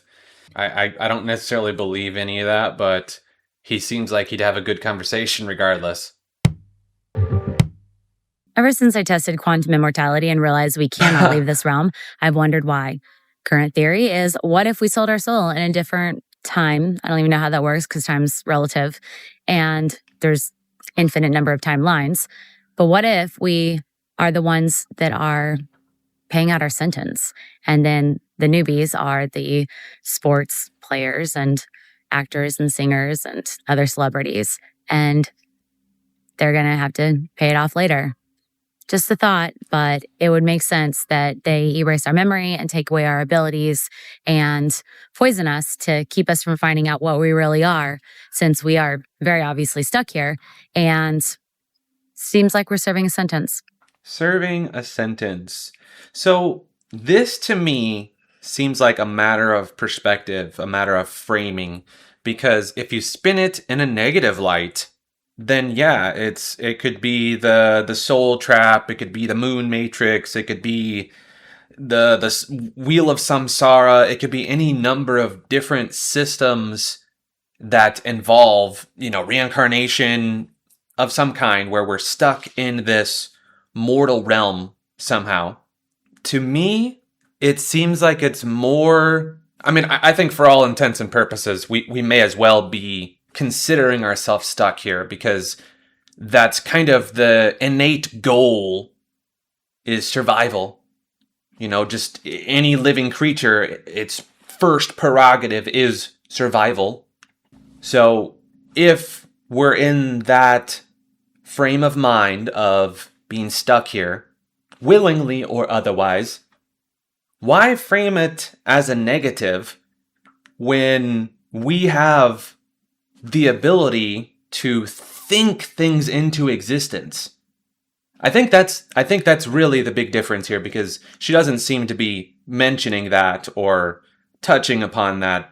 Because if we can repeat to ourselves and frame our reality as a positive, as a good thing, as an enjoyable experience, if we reinforce that enough, it takes root. I used to be really unhappy, like damn unhappy. I got it from my family, I guess, from growing up. Big reason why I wanted to get away from it all as soon as I could. Everybody's just always unhappy.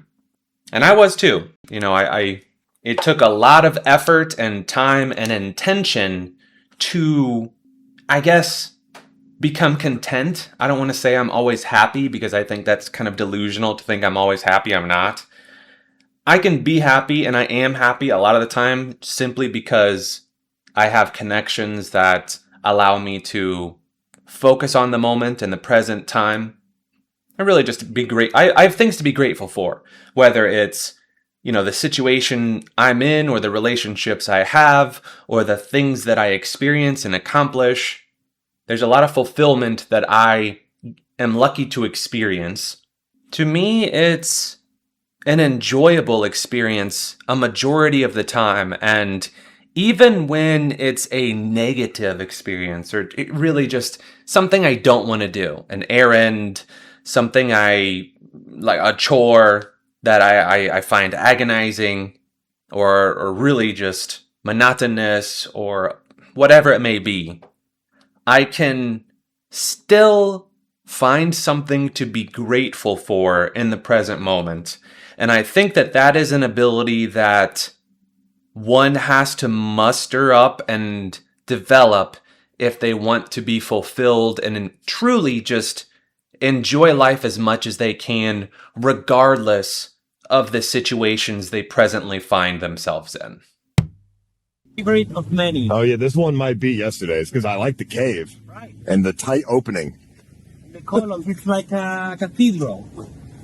This is natural. Wow. That's right. Because look at the way the ice spikes out. That looks like it's intended. Yeah, it looks like the cathedral. There's a Yeti in there. No, it's natural though. Is it really? Yeah. What, the cave is new? The cave, yeah. How new? I would say 3 weeks. That's 3 weeks. So we're like one of the first people to see this. Yeah. Wow. Yeah. I mean, that's sick. Patagonia is truly the most beautiful landscape I've ever seen. Yeah, so that's pretty wild. What kind of device or situations create caves like that? Is that naturally occurring somehow? Or is that just some sort of device or technology that I'm completely unaware of? Admittedly, I don't exactly educate myself on devices that would be necessary to core out of a situation like that. But Regardless, interesting stream. I believe that sounded like Ice Poseidon. And yeah, he brought up some good points. It did indeed look like it was kind of used as a defensive structure, but really, who knows? I know nothing about all this stuff anyway. Like a tornado, right? It's a small tornado over water. They better move out. Yeah, that's what I thought. It's gonna happen. Oh, it's coming this way. I'll be honest, if I saw a waterspout or perhaps a mini tornado or a mini hurricane of some kind, if I knew that I wasn't gonna be hurt, I'd probably just let it blast me too, if I'm honest. Just to experience Mother Nature, just to bro fist her, you know, like, hey, that was cool, that was interesting. Respect your power. Many people have tried to say to me that the video I posted of the Argentina flag showing the Masonic symbol was an edited version of the live match. Well, this is from the actual match. And as you can see, when it next shows the players, right now, it comes up with a Masonic logo. As you can see right at the start, it shows you the logo with the sun, exactly like the Argentinian flag. That it's very clear that when it next shows the logo, that it's got a very different, familiar symbol. The Free Masonic logo. I mean, it's not like I've shown you this numerous times, like the Football Association that was Hold on. The Free Masonic.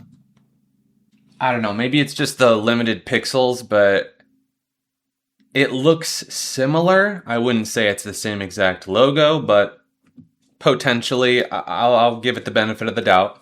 Logo. I mean, it's not like I've shown you this numerous times, like the Football Association that was formed on the proposal of Ebenezer Cobb Morley at the Freemasons Tavern, which stood on this site. The modern game of football was born on this day in 1863. Masonic Tavern. See, what they really don't want you to focus on is these big bastards that are data centers. They're consuming around the world right now 264 billion gallons of water every single day. Apparently this is for AI. And apparently that somehow is the Argentinian flag. Okay then. Just for entertainment though, I'm as fictional as a dinosaur, baby. I don't really know what to say in response to this. Yeah. I'm going to show you something weird that your brain does. Describe in just a few words what that person is holding in their hand. There's no trick here. Most of you probably said something like, it's a little red ball. But if you had a friend for whom English was not their first language and they said, it is a red little ball, you would probably correct them and say, well, no, we say it the other way. We say little red ball. And they may be confused because they were not taught a grammar rule about what order the adjectives had to be in. They were just taught adjectives, noun. So then they would say, okay, so the rule is that the color comes second, like little brown dog, and you'd say, sure. But if you try to add another adjective, you realize that there are even more rules, like let's say that the ball was made of rubber. And you say, sure, it's a little red rubber ball, no problem. And they would say, okay, so the material the ball was made of has to come last, because if you say it's a rubber little red ball, that sounds like you had a stroke.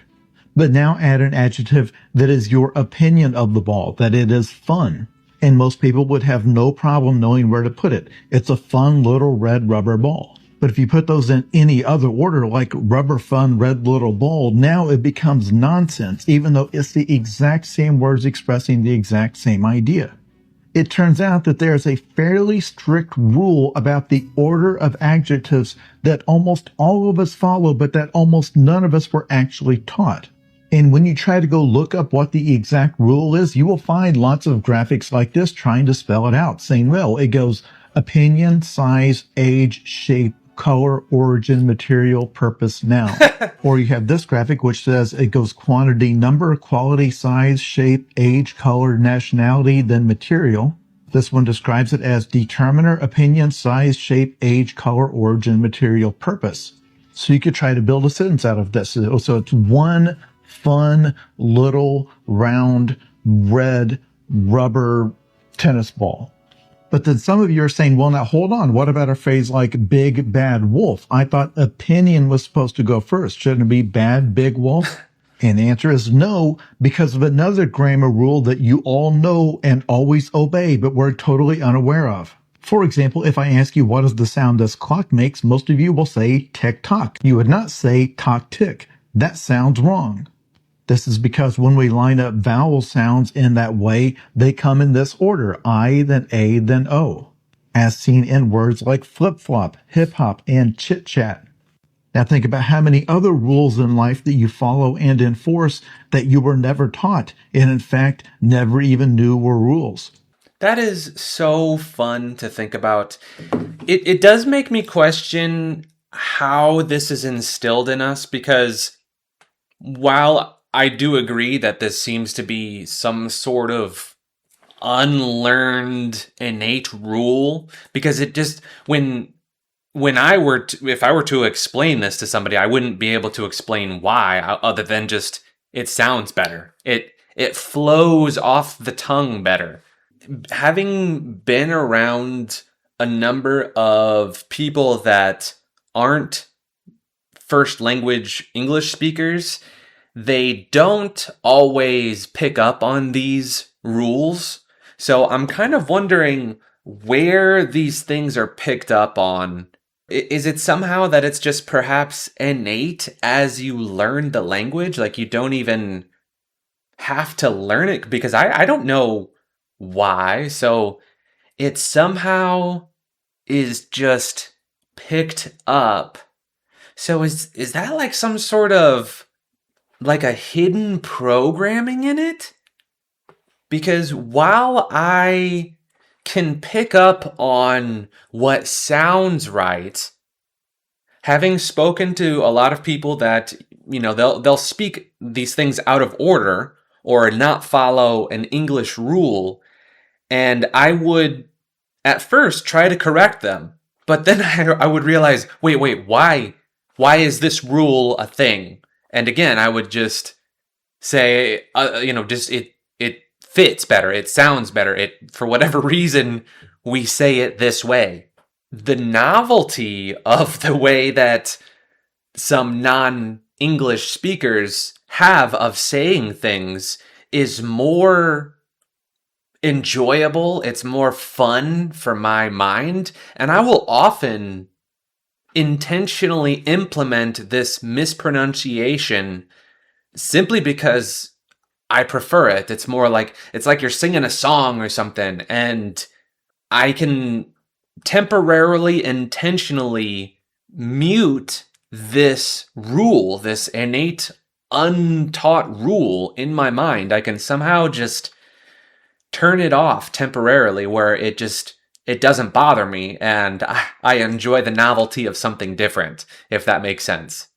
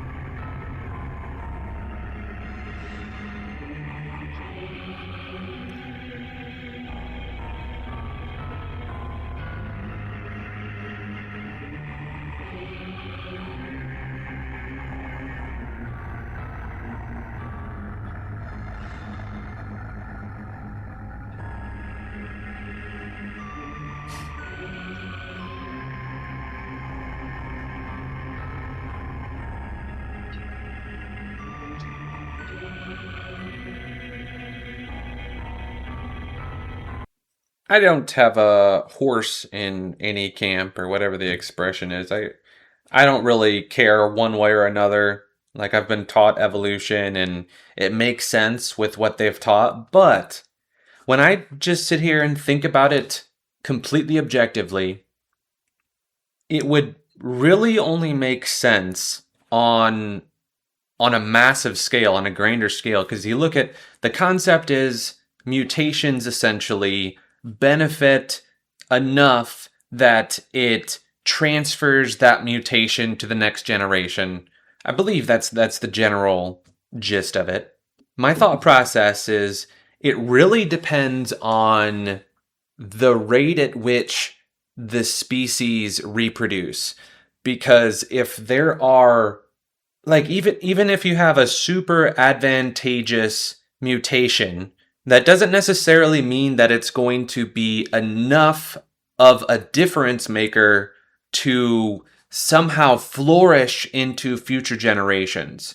If you look at how slow human beings reproduce and how, especially with the low dropping birth rates now, but if you just in general imagine how difficult it would be for some genetic mutation, let's say somehow somebody grew a third arm and it was just strictly advantageous to them, or I don't even know, like, what would be enough of a genetic mutation that would somehow, I guess, intelligence. And you know what though, this brings up Elon Musk. He's got 1 billion kids out there or something now. I don't know what he's doing, but I hear about it occasionally where people are saying he's trying to make a legion. Maybe he's trying to, maybe he genuinely believes that he's a genetic mutation in intelligence or something. And he says, well, I need to be the spark in evolution and get a bunch of future geniuses out there or something. I don't know, it just randomly came to me. But on the other hand, if you're a species that could, if you were a type of being that could somehow create hundreds of thousands of future entities, and your single maybe what if that was your genetic mutation? You were the one that could somehow produce exponentially more. There we go. That seems like perhaps the only thing that would prompt a evolutionary diverge drastically enough to show up on the evolutionary tree. The book 1984 by George Orwell exposes the fact that the rulers of our world are lying about what the stars are. Here's a passage where the main character Winston is talking to a government agent named O'Brien.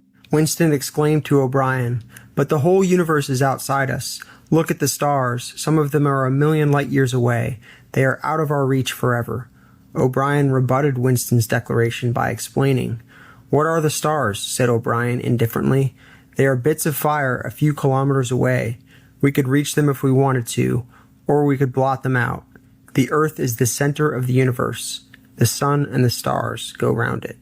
O'Brien continues on, saying, "Do you suppose it is beyond us to produce a dual system of astronomy? The stars can be near or distant, according as we need them. Do you suppose that our mathematicians are unequal to that? Have you forgotten? Doublethink." They wanted Nelly's daughters or his sons. Nelly didn't want to give up none of his sons or daughter, but he gave up his bodyguard. And if y'all want to Google that, it didn't make headlines, but we knew in the Lou what was happening. Nelly's bodyguard got shot in the head, but that was a sacrifice. Nelly sacrificed his bodyguard, and his bodyguard was like family. See what I'm saying?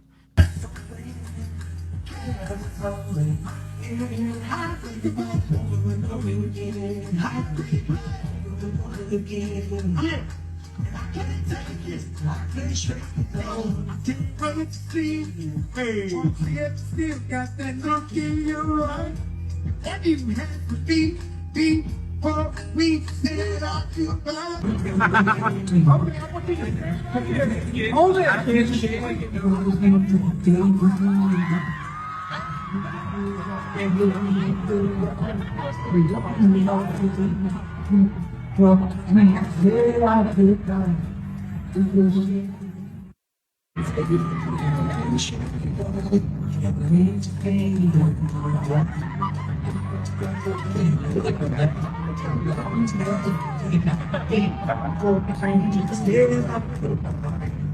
What in the hell is going on here? I presume that was at a concert, but who brings young girls that age to a concert and let them go up on stage like that? That's maybe the entertainers provided the girls. I mean, who knows, man? That's some weird stuff.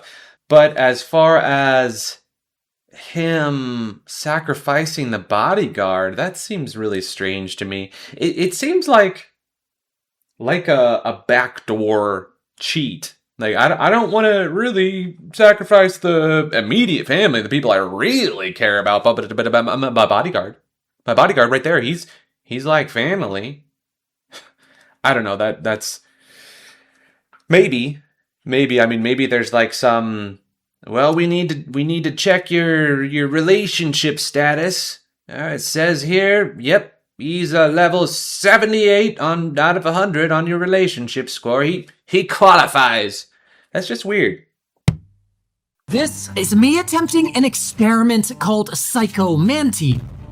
Holy sh! That's like my biggest fear. Which is a psychological experiment that creates intense hallucinations. Oh, Christ. By staring into a mirror for just 10 minutes. So let's see what this does to me after 30 minutes. Essentially, Psychomantium works because your brain fills in surrounding areas when you fixate on a certain point. You can try it for yourself by staring at this point, and the surrounding faces will seem distorted. Okay, that's really weird. Looks like my face is like skeleton-like. My face began to shift entirely, and after about 20 minutes, this happened. Holy sh! I thought I saw a black figure move across the wall behind me. So this is one experiment I don't think I'd want to do. I've probably done it in the past, and that's probably why my brain's like, yo, don't do that. But in all reality, when I'm working intensely hard on a project, just focused, my horse blinders are on, I'll sometimes see stuff in my peripherals, especially because I have glasses and then there's an outer rim there, and I'll often see little something or another's. Either that or I'm seeing things from another dimension. That's always possible too.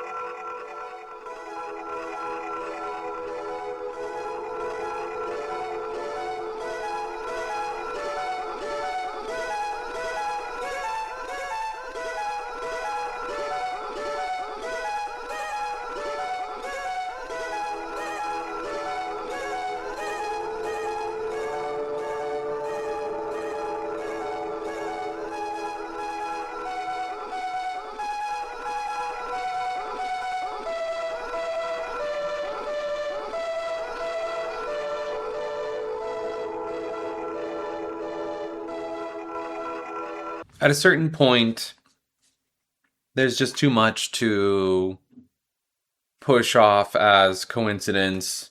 It's just too weird, too much to write off. You go over of the option, well, what if it is all real? What is the ultimate goal?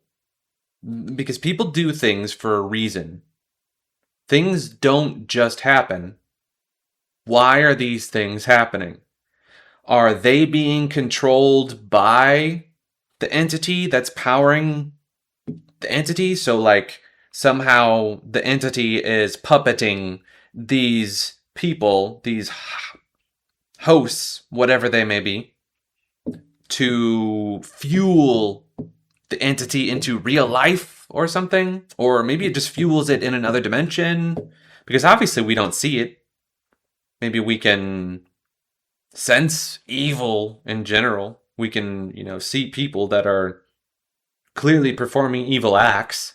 What's the reasoning behind all of the tributes, behind all of the rituals? Does it give them power? Does it give them fulfillment, joy? Does it meet an obligation of some kind? What's the reason behind it all? And understand that there is corruption, there is rape, there is pedophilia, there is child trafficking, there is human sacrifice, there is cannibalism. And all of these things are happening because there is a hidden elite that actually uses these behaviors as part of their religious sacrament. It actually doesn't matter whether you believe that these people exist or not. The bottom line is that they are actually advertising themselves constantly. They do it in movies. There's a whole set of symbols that you can look for in movies that show their influence. They do it in video games. They do it in television shows. They do it in music videos like crazy. They do it in awards ceremonies. And it's always in your face.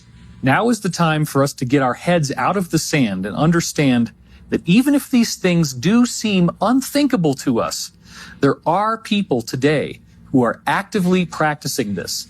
The evidence is voluminous, and really what it boils down to is that people don't want to look at the evidence because it is so upsetting. Is it really just as simple as fame and fortune and whatever other perks that come along with it, but presumably the big ones are fame and fortune, in exchange for idolatry, worship, and these acts of sacrament? Is it really just that simple?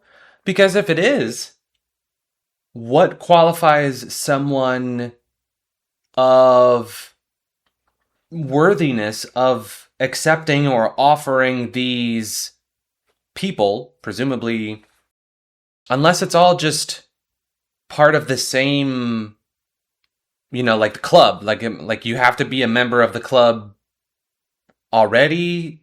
Maybe you have to be vetted by somebody, because I would think that I've been doing content in this niche for a while now, and I would think that I would be approached by somebody.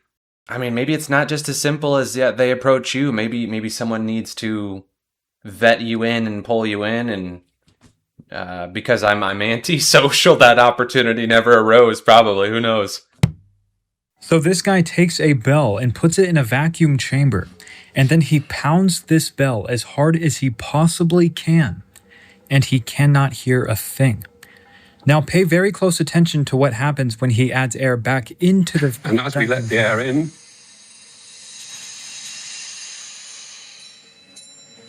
now I think you can hear the bell quite clearly.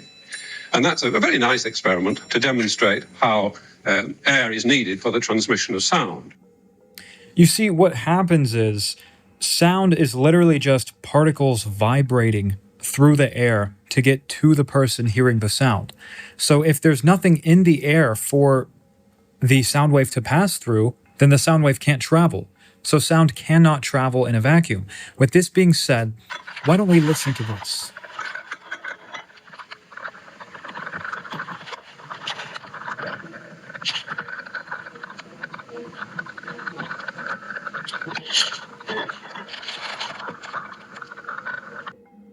So he's in the void of outer space, but you can literally hear him like clanking metal up against the ISS.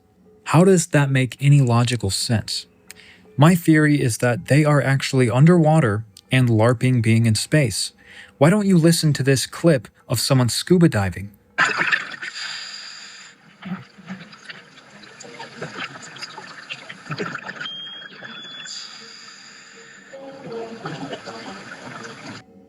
It sounds exactly the same, doesn't it?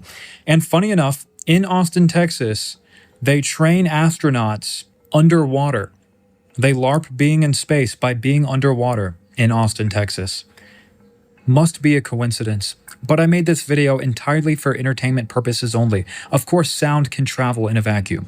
So I'd never seen that experiment done by that professor-looking individual at the beginning, because I've always heard countless times that sound doesn't travel in a vacuum, but I just, because I'd never seen it, it never clicked with me. So seeing that, and then that was just a really powerful display, and honestly, it made my stomach sink a little bit, just because it's so blatantly obvious after you see it all and piece it all together like that. Ugh. Like, why wouldn't they modify the sound? Because that seems obvious once you hear it, and sad. This is a language I created over a year ago called Creekage that I made up with my friends while we were hanging out in PE. Because we needed a language to speak to each other with personally, and I needed a language for my book. Gotcha. So I decided that I could knock two birds out with one stone, so I created this. It's inspired by Chinese symbols and Egyptian hieroglyphics. Okay. That's kind of like a paragraph you wrote in the language, which is pretty cool. Yeah. This is the AM project. Uh-huh. And what this says is, it's not finished yet, but what this says is the All-Mother is a bird-like creature that lives in an underground continent. Ooh, we need to retake that. You take that. It's good. That's super impressive, especially if this is all strictly original language creation, because the amount of rules that go into all of the intricacies of a language, both written and spoken. Regardless, really an impressive use of your time. Like, props, massive respect. Yeah, he still has both sides. Look at that one too.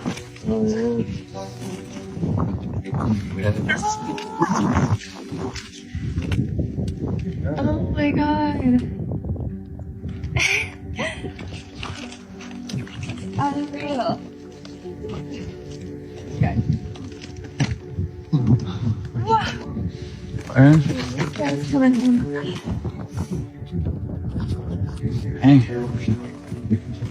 I think those things come up with evaporation and rain, don't they? The number one mistake that you make is that you think they wear jewelry just because they are rich. Firstly, the crowns are made out of gold and other gemstones like crystals, which all contribute to amplifying the frequency of your energetic field. Usually they wear purple to symbolize royalty. They wear this on the head because the head is connected to your crown chakra, your highest state of consciousness, which is purple. A lot of ancient cultures used to be decked out in jewelry. They used to hold canes with metal on the bottom and the top because the earth produces magnetic energy, and by grounding, you are actually amplifying your field. When the body is producing a high frequency because of the amplified field, they would be able to sync up with a higher consciousness. This is why you should fill your spaces with precious metals and crystals, because the atoms that create these metals and gemstones are resonating on a high frequency. I need to get me a cane. I think that's kind of badass too. This is one of the biggest mysteries in the world. Each of these stones are up to 50 tons. It's very weird. They were all carried from the other side of this valley on this mountain. They're all made out of granite.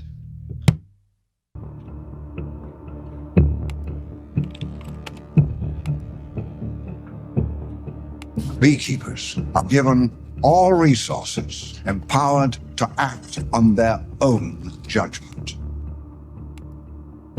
Outside the system.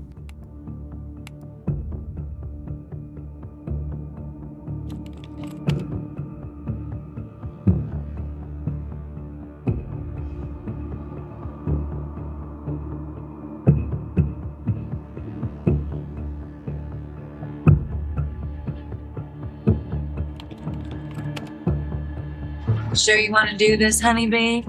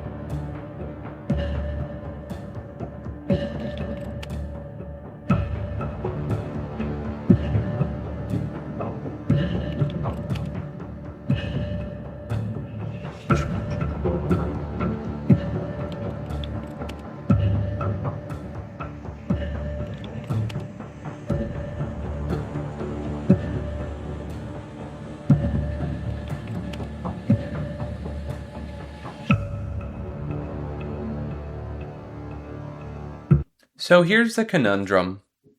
Presumably, if this is all true and there is this giant conspiracy and they're leading breadcrumb trail clues, this obviously means that they want people to know, right? Because obviously we have this individual, this content creator, and many others that are informing people of these insane conspiracies and how deep the rabbit hole goes. How are they allowed to share it otherwise if these elite power that be control the world as extensively as they do? How are they letting him get away with it? Obviously, they want people to know. Or he's working with them. He's somehow fulfilling an agenda, pushing an agenda, teaching certain ideas. I mean, misinformation agents are real things. Has there ever been a situation that you were in where you've gotten confirmation of government's involvement with human alien hybrids? Yes. Okay. From a credible source, you could say. Yes. They know about the hybrids. Yes. I mean, gun to your head right now, you would say absolutely. Absolutely. Yes. They were able to collect DNA from aliens. John Ramirez, former CIA officer, 25-year career. CIA had a program to trace this alien DNA in certain families, and particularly their children were of interest to CIA. The CIA was tracking the activity of hybrids, human alien hybrids in the United States. That and going back in their lineage. In that 25 years, did you encounter anyone you knew for sure was read into one of the deeper programs? Yes. Did you have a lot of interactions with this person? Yes, I did. My name was submitted for that particular compartment. And the Pentagon came back and said, no, we're not going to read John Ramirez into that. No way. You specifically? You specifically cannot be read in. He said, you don't understand, John. This program is the highest secret, top secret in the entire United States government. This top secret information exceeds that of Manhattan Project. His branch did operations under the sea, retrieving things. Bob, one of my engineers, was looking at one of the manuals. It's that thick. And he left that on his desk. The title was UFO Propulsion Systems, Manual of Operations. We were flying something that wasn't a satellite. What did it look like? It looked like an egg. I personally had only one, I would call bad, but not demonic, experience. And that experience was with a reptilian-like being that showed up in my condo when I lived in Washington, D.C. And the other, I can't identify because it was shrouded. It was wearing a cloak. A hood. A hood, yeah, a cloak and a hood. And they showed up one night and they just, I woke up and they go, oh, don't mind us. We just want to let you know that we know you moved. And then I went to medical services. I had something done here. And can I get those records? And said, sorry, your medical records are classified. You cannot have them. Okay. Wait, they classified your own medical records? Implants are real. Yeah. It's not a conspiracy theory, and hybrids are real. That's not a conspiracy theory. Damn, I need to watch that episode of Area 52 for sure. So this is what all the fuss is about. This is the first synthetic species. And how long did it take you to make this? Well, if you count the total time from the conception, about 15 years. And how many millions? About $40 million over that entire time period. In practical terms, it's about as useful as the mold that grows in a bachelor's refrigerator. But scientifically, it's a milestone. The bacteria, which is similar to one found in the intestines of goats, was designed on a computer, manufactured in the laboratory, and gets its genetic instructions from a synthetic chromosome made by man, not nature. And it's alive. It's alive and self-replicating. It means it can indefinitely grow and make copies of itself. Did you design this to do anything in particular? No, we designed this just to see if we could do this whole experiment using synthetic DNA. And now that we know we can do it, it's worth the effort to now make the things that could be valuable. Just how valuable remains to be seen, but Venter believes this is the first baby step in a biological revolution, one in which it will be possible to custom design and reprogram bacteria and other organisms to churn out new medicines, foods, and clean sources of energy. What you're doing is programming cells, like somebody would program software. DNA is the software of life. There's no question about it. And that's key to evolution of life on this planet. And now the key to the future of life on this planet is understanding how to write that software. So you see bioengineered fuel, for example. I see in the future bioengineered almost everything you can imagine that we use. How far off is some of this? The first things will start to come out in the next few years. I think possibly next year's flu vaccine could come from these synthetic DNA processes. Instead of months to make a new vaccine each year, we could do it in 24 hours or less. Look at that thing on top. Yeah, they were just better than us. Make it make sense. Yeah, we just don't build buildings like this with all those people. Yeah, because that's what people looked like back then. And these huge structures, you know? Look, right across the street. Lion faces, like we're in Rome. Gonna go home and watch Gladiator tonight. Art Deco, Roman Renaissance, bullshit. Make it make sense. Just so we understand. You got, and I know these are important buildings because they said they were important. They found them. Look at these. All so next to each other. That's the Manhattan Municipal Building. Look at that thing on top. Yeah, they were just better than us. Look at that. Attention, look at that. On the roof in 1912. Those huge windows that they filled in right there. Look at that. They filled those in. Those weren't 3-decker windows. Those were wide open. What was the Brooklyn Bridge doing right behind it? Huh? Make it make sense. Come on. People, stop. This isn't a 3-story building in Rockaway. This is a lot of work. Oh, they had cranes. No, they had derricks. They call them derricks. They had steam cranes.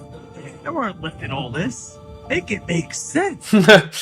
I love that guy. His reaction is perfect. I love that he's questioning things like that. You see, that one, those are what they're spraying in your sky that creates those clouds.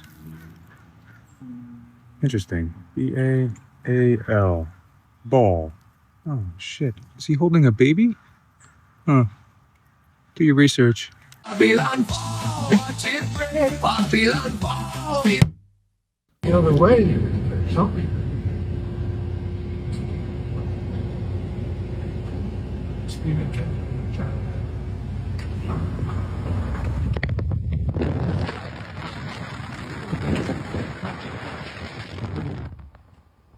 I think if I saw that, I would be feeling some panic set in.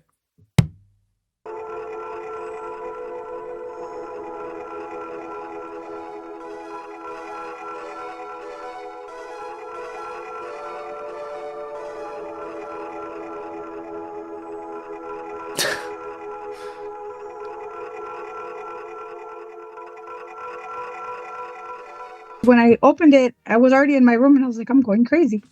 I'm literally going crazy. Like, I'm losing my mind.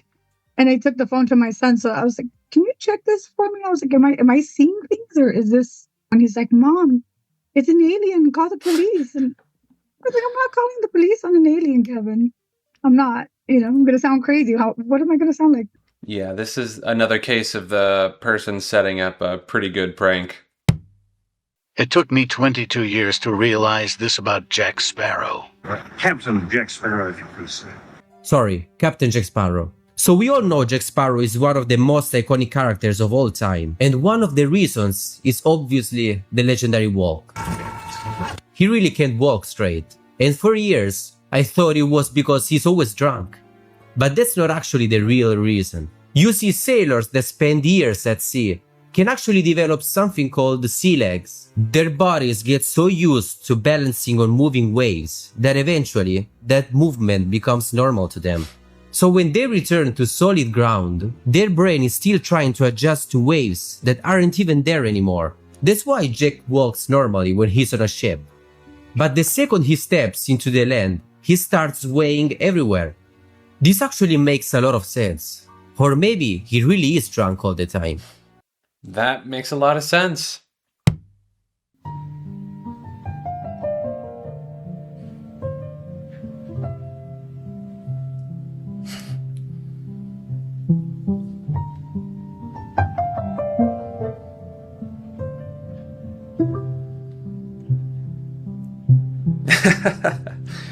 Leave a light on in the wild.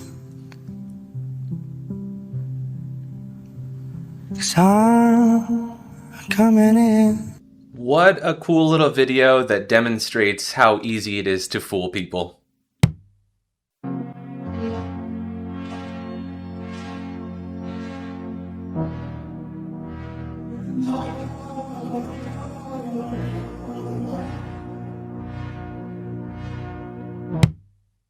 This is Mike, everybody. You can see he's a legit sniper.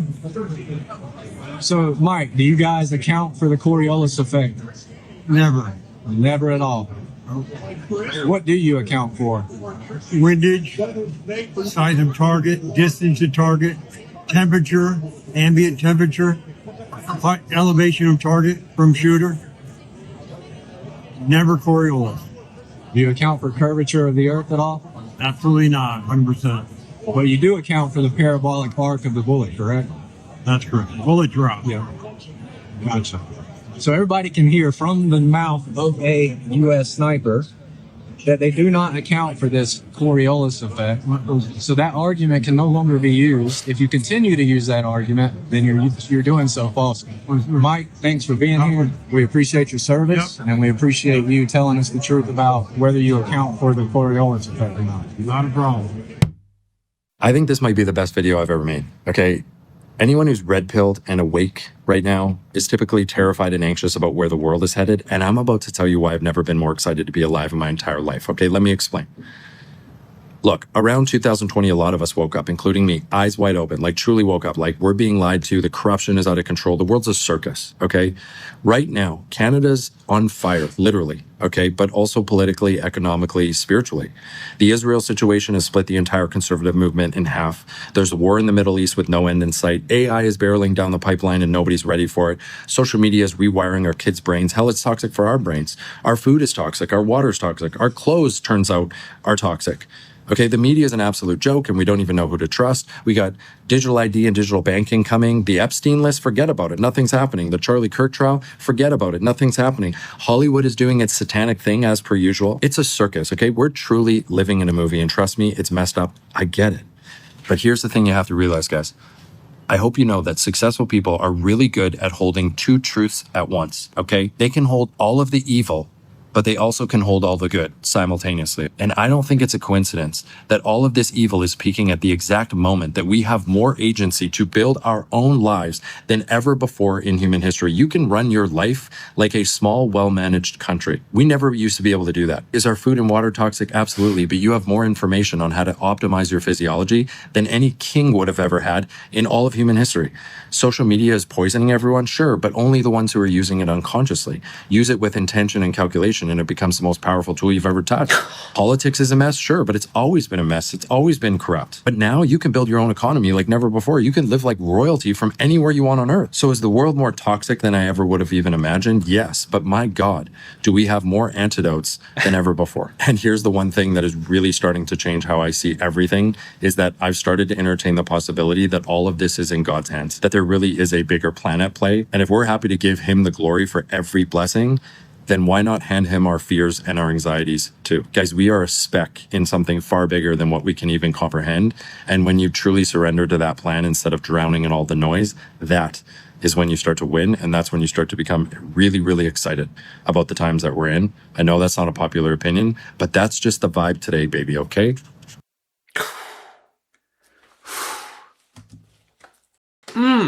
I love that.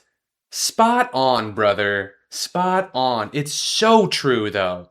We have more opportunity than ever before, but we also have the most evil of times, people committing horrendous atrocities. The world is in awful shape politically and otherwise, but we have the ability to do things that were never possible before. Opportunities, capabilities. I often think about, I've never been close to anyone in my family, but perhaps my grandfather that died a decade plus ago was the only one that I somewhat connected to. But I often think about, he was an entrepreneur as well. I often think about what he would think of the world today, because it is just, it's a wild world. Like he said, it's like a movie. It's crazier than a movie. Yeah, I mean, it's a conundrum, really. Because, yeah, social media can be an absolute poison to the mind, but it can also be the greatest boon and completely change your life overnight. It's really fascinating, and no matter where we stand on how we feel about the present situation in the world, it's undeniable that we are living in times that are unprecedented in history, and we are incredibly fortunate to even look at it for the briefest moment. Because the truth is, no matter what you or I or anyone is presently going through, no matter what it is, there are people that have endured everything that you're going through exponentially worse. Through over a duration that's much longer. Everything's already been done in humanity throughout history. So why fear? Why worry? Why victimize it and glorify, give it attention? Why escalate that at all, when in reality we're so fortunate to see this crazy time? Like, we're all going to die eventually, presumably, but at that point, all of the pain and the worry and the fear and all the negatives that we're going through won't matter anyway. But we can look back on it, just before the end and say, damn, that was a cool ride. That was a wild ride. Here's the highly debated flat earth map from 1892. It was Gleason's new standard map of the world. On the projection of modern college, scientifically and practically correct as it is. Interesting how they said this and talked about this. Please comment and let me know what you think. We're going to dive into this map. Also, if you'd like a link to this, please throw it in the comments and I'll shoot you the link to this map so you can check it out yourself. Really interesting here. We'll start with the area I always like to look at, Tartaria, which shows all as the Russian Empire. And then you have Mongolia. Interesting. But, I mean, more importantly, let's go check out the Antarctic area. Well, first off, the Arctic area looks pretty wild. Check that out. It's like a big black hole, right? The inner Earth, maybe? Who knows? I don't know. Thought that was pretty wild in itself. But I have maps that show, like, used to have land around there. Thought that was crazy. But more importantly, you'll see where they've kind of mapped out here from 1890s, areas that they have land they could actually land on. And then there's areas that they couldn't land on. So we'll go through. You'll see like this big area here, South Victoria land. But then right here, it was a barrier of ice. So they weren't going anywhere around there. It was just ice and then appearance of land. I don't know if they could get to the land, and then it just stops from there, going around. And then more land that they had found when they were around the big islands here. Not the islands, continents here. Yeah, thought it was really interesting. I'd like to know your thoughts on this this map and it being a depiction of the Earth being flat, showing all the different countries. They also say this is the way it makes more sense when you're trying to take a flight. They've shown the flight paths. I remember seeing some videos on that as well. So I'll even go down here and show you where they show the moon. It's in their solstice and showing where it's out. I mean, not the moon, I'm sorry, the sun. And where the sun is out on the December solstice. And then you go to the other side and shows the June solstice where the sun's end closer to the Arctic Circle. It's very interesting. I find this map very interesting. It also received a patent, so the patent was actually allowed. Oh, that was kind of wild. Anyways, comment, let me know what you think. Again, this was the a map from the Gleason's map that's highly, highly debated. You know, before I let you go, let's just take a peek at the USA and see what we got going on here. Anything out of the ordinary real quick? Not seeing too much out of the ordinary. Alright, well anyways, thanks for watching, thanks for listening, and until next time. To me, yeah, that makes complete sense. From the flight logs, it makes a lot more sense when you see there's direct flights around. It also makes sense that that big chunk of Antarctica wasn't necessarily charted and mapped, because that was literally just the farthest away from any landmass. Perhaps they just scouted to see, all right, that Arctic wall goes all the way around. There's no need to go all the way out to it and plot it all out. We just know that it's all there, and they just kept on going. Or they just always knew somehow that the wall goes all the way around, but perhaps because it was so far away from the land masses that it was a lot harder to map and chart. Yeah, he's already running back here. He climbs up that wall. I mean, this wall's almost as tall as I am. Can you see me now? Yeah. We can see you now. Yeah, so I was showing a picture. Okay, how much of a pain in the ass he climbed up right here and then through that loose rock, and just so he could get this vantage point, right? It's make it make sense. And he does the weirdest selfie video. Oh, they shot Charlie. They just shot Charlie. They just shot Charlie. They just shot Charlie.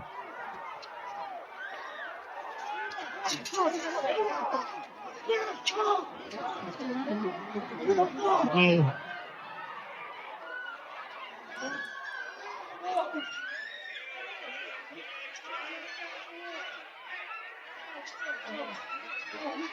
They just shot Charlie.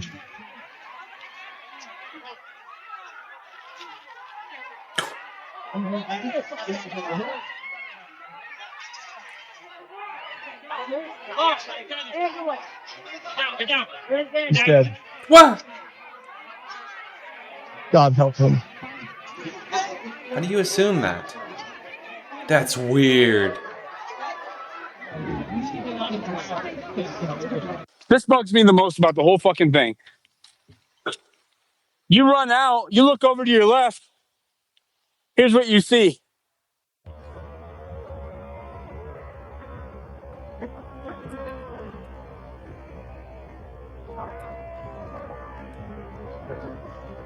As you're running out.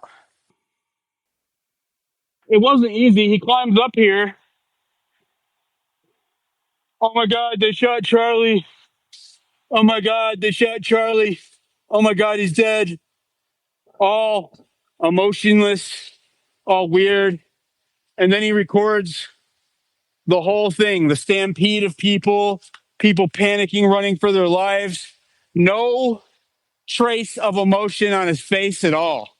That, for me, is like the biggest red flag of all, is that his staff, in the moments afterwards, acted with a preordained manner, right? Like it was planned. He knew to climb up here. He knew this was a good vantage point, right? He is a camera guy. He came up here The body hadn't even hit the ground yet. He comes over here, takes the selfie video, and records Charlie getting dragged out and says that he's dead before he even knows it. Again, the only thing that makes sense is that there were some things that were organized and planned. What that is, I have no idea.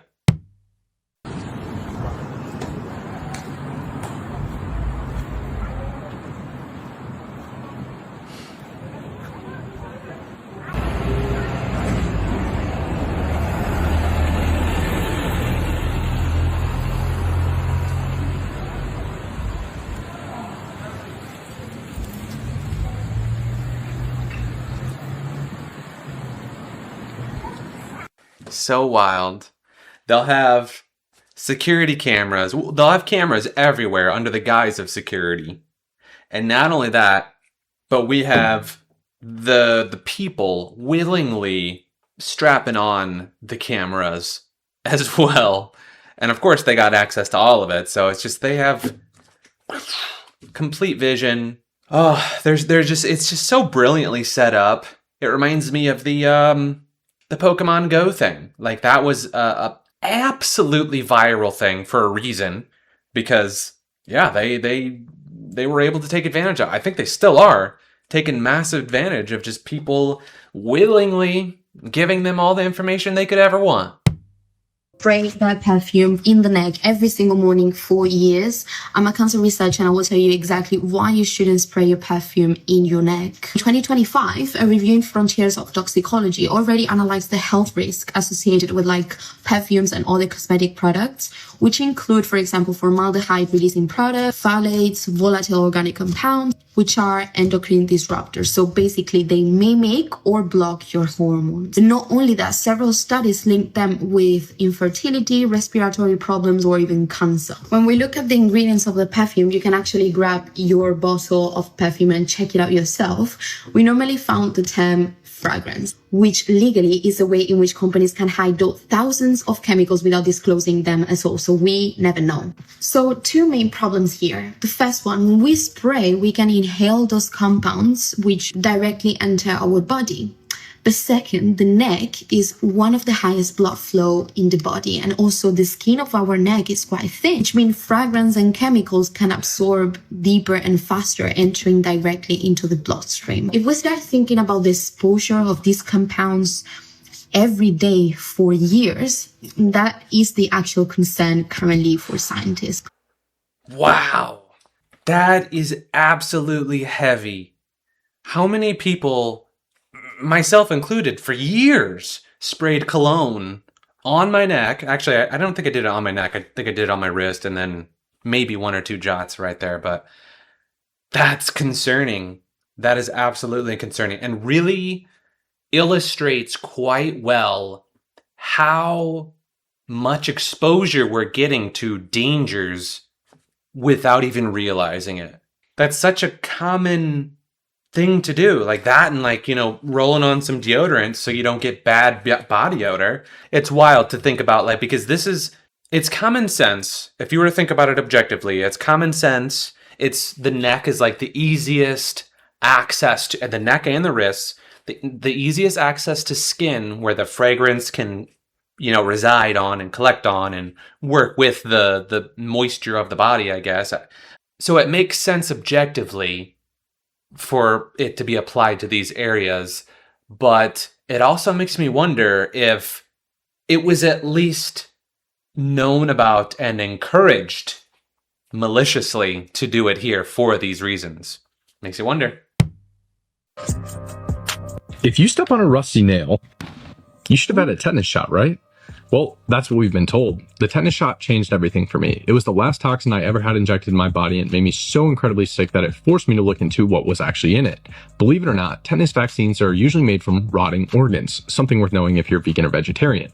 They use cow heart and boil it in water to create an environment for Clostridium tetani, the bacteria that produces the tetanus toxin, to grow. They then neutralize the toxin with formaldehyde and mix it with aluminum adjuvants. No wonder it made me feel like death. Another thing that people should know is that tetanus doesn't even come from rust at all. It actually actually comes from a bacteria that lives in horse or cow manure and sometimes soil or dust. So unless you're working on a farm or walking barefoot through manure, your risk of tetanus is extremely low. And if you have a milk allergy, the tetanus vaccine contains casein and can cause fatal anaphylaxis, yet most people are never warned about this. Getting the booster every 10 years is also another vaccine schedule joke, as studies have shown that there's no difference in protection between people who get the booster every 10 years versus those who receive it every 30. But here's the wildest part. Even if you're one of the less than 30 cases in the US each year and you actually get exposed through a deep oxygen deprived wound, an additional shot, which is the protocol, wouldn't even help you because it takes 2 to 7 weeks to build antibodies after the shot. If you're already infected, it's too late. Instead, just take 1 gram of vitamin C, preferably from a whole food source, for 5 to 7 days. In a clinical study, this approach resulted in 100% survival in children with tetanus and significantly reduced mortality in adults. We don't need more vaccines. We need more truth and a little more vitamin C.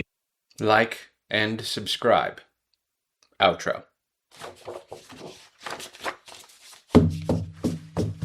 Outro.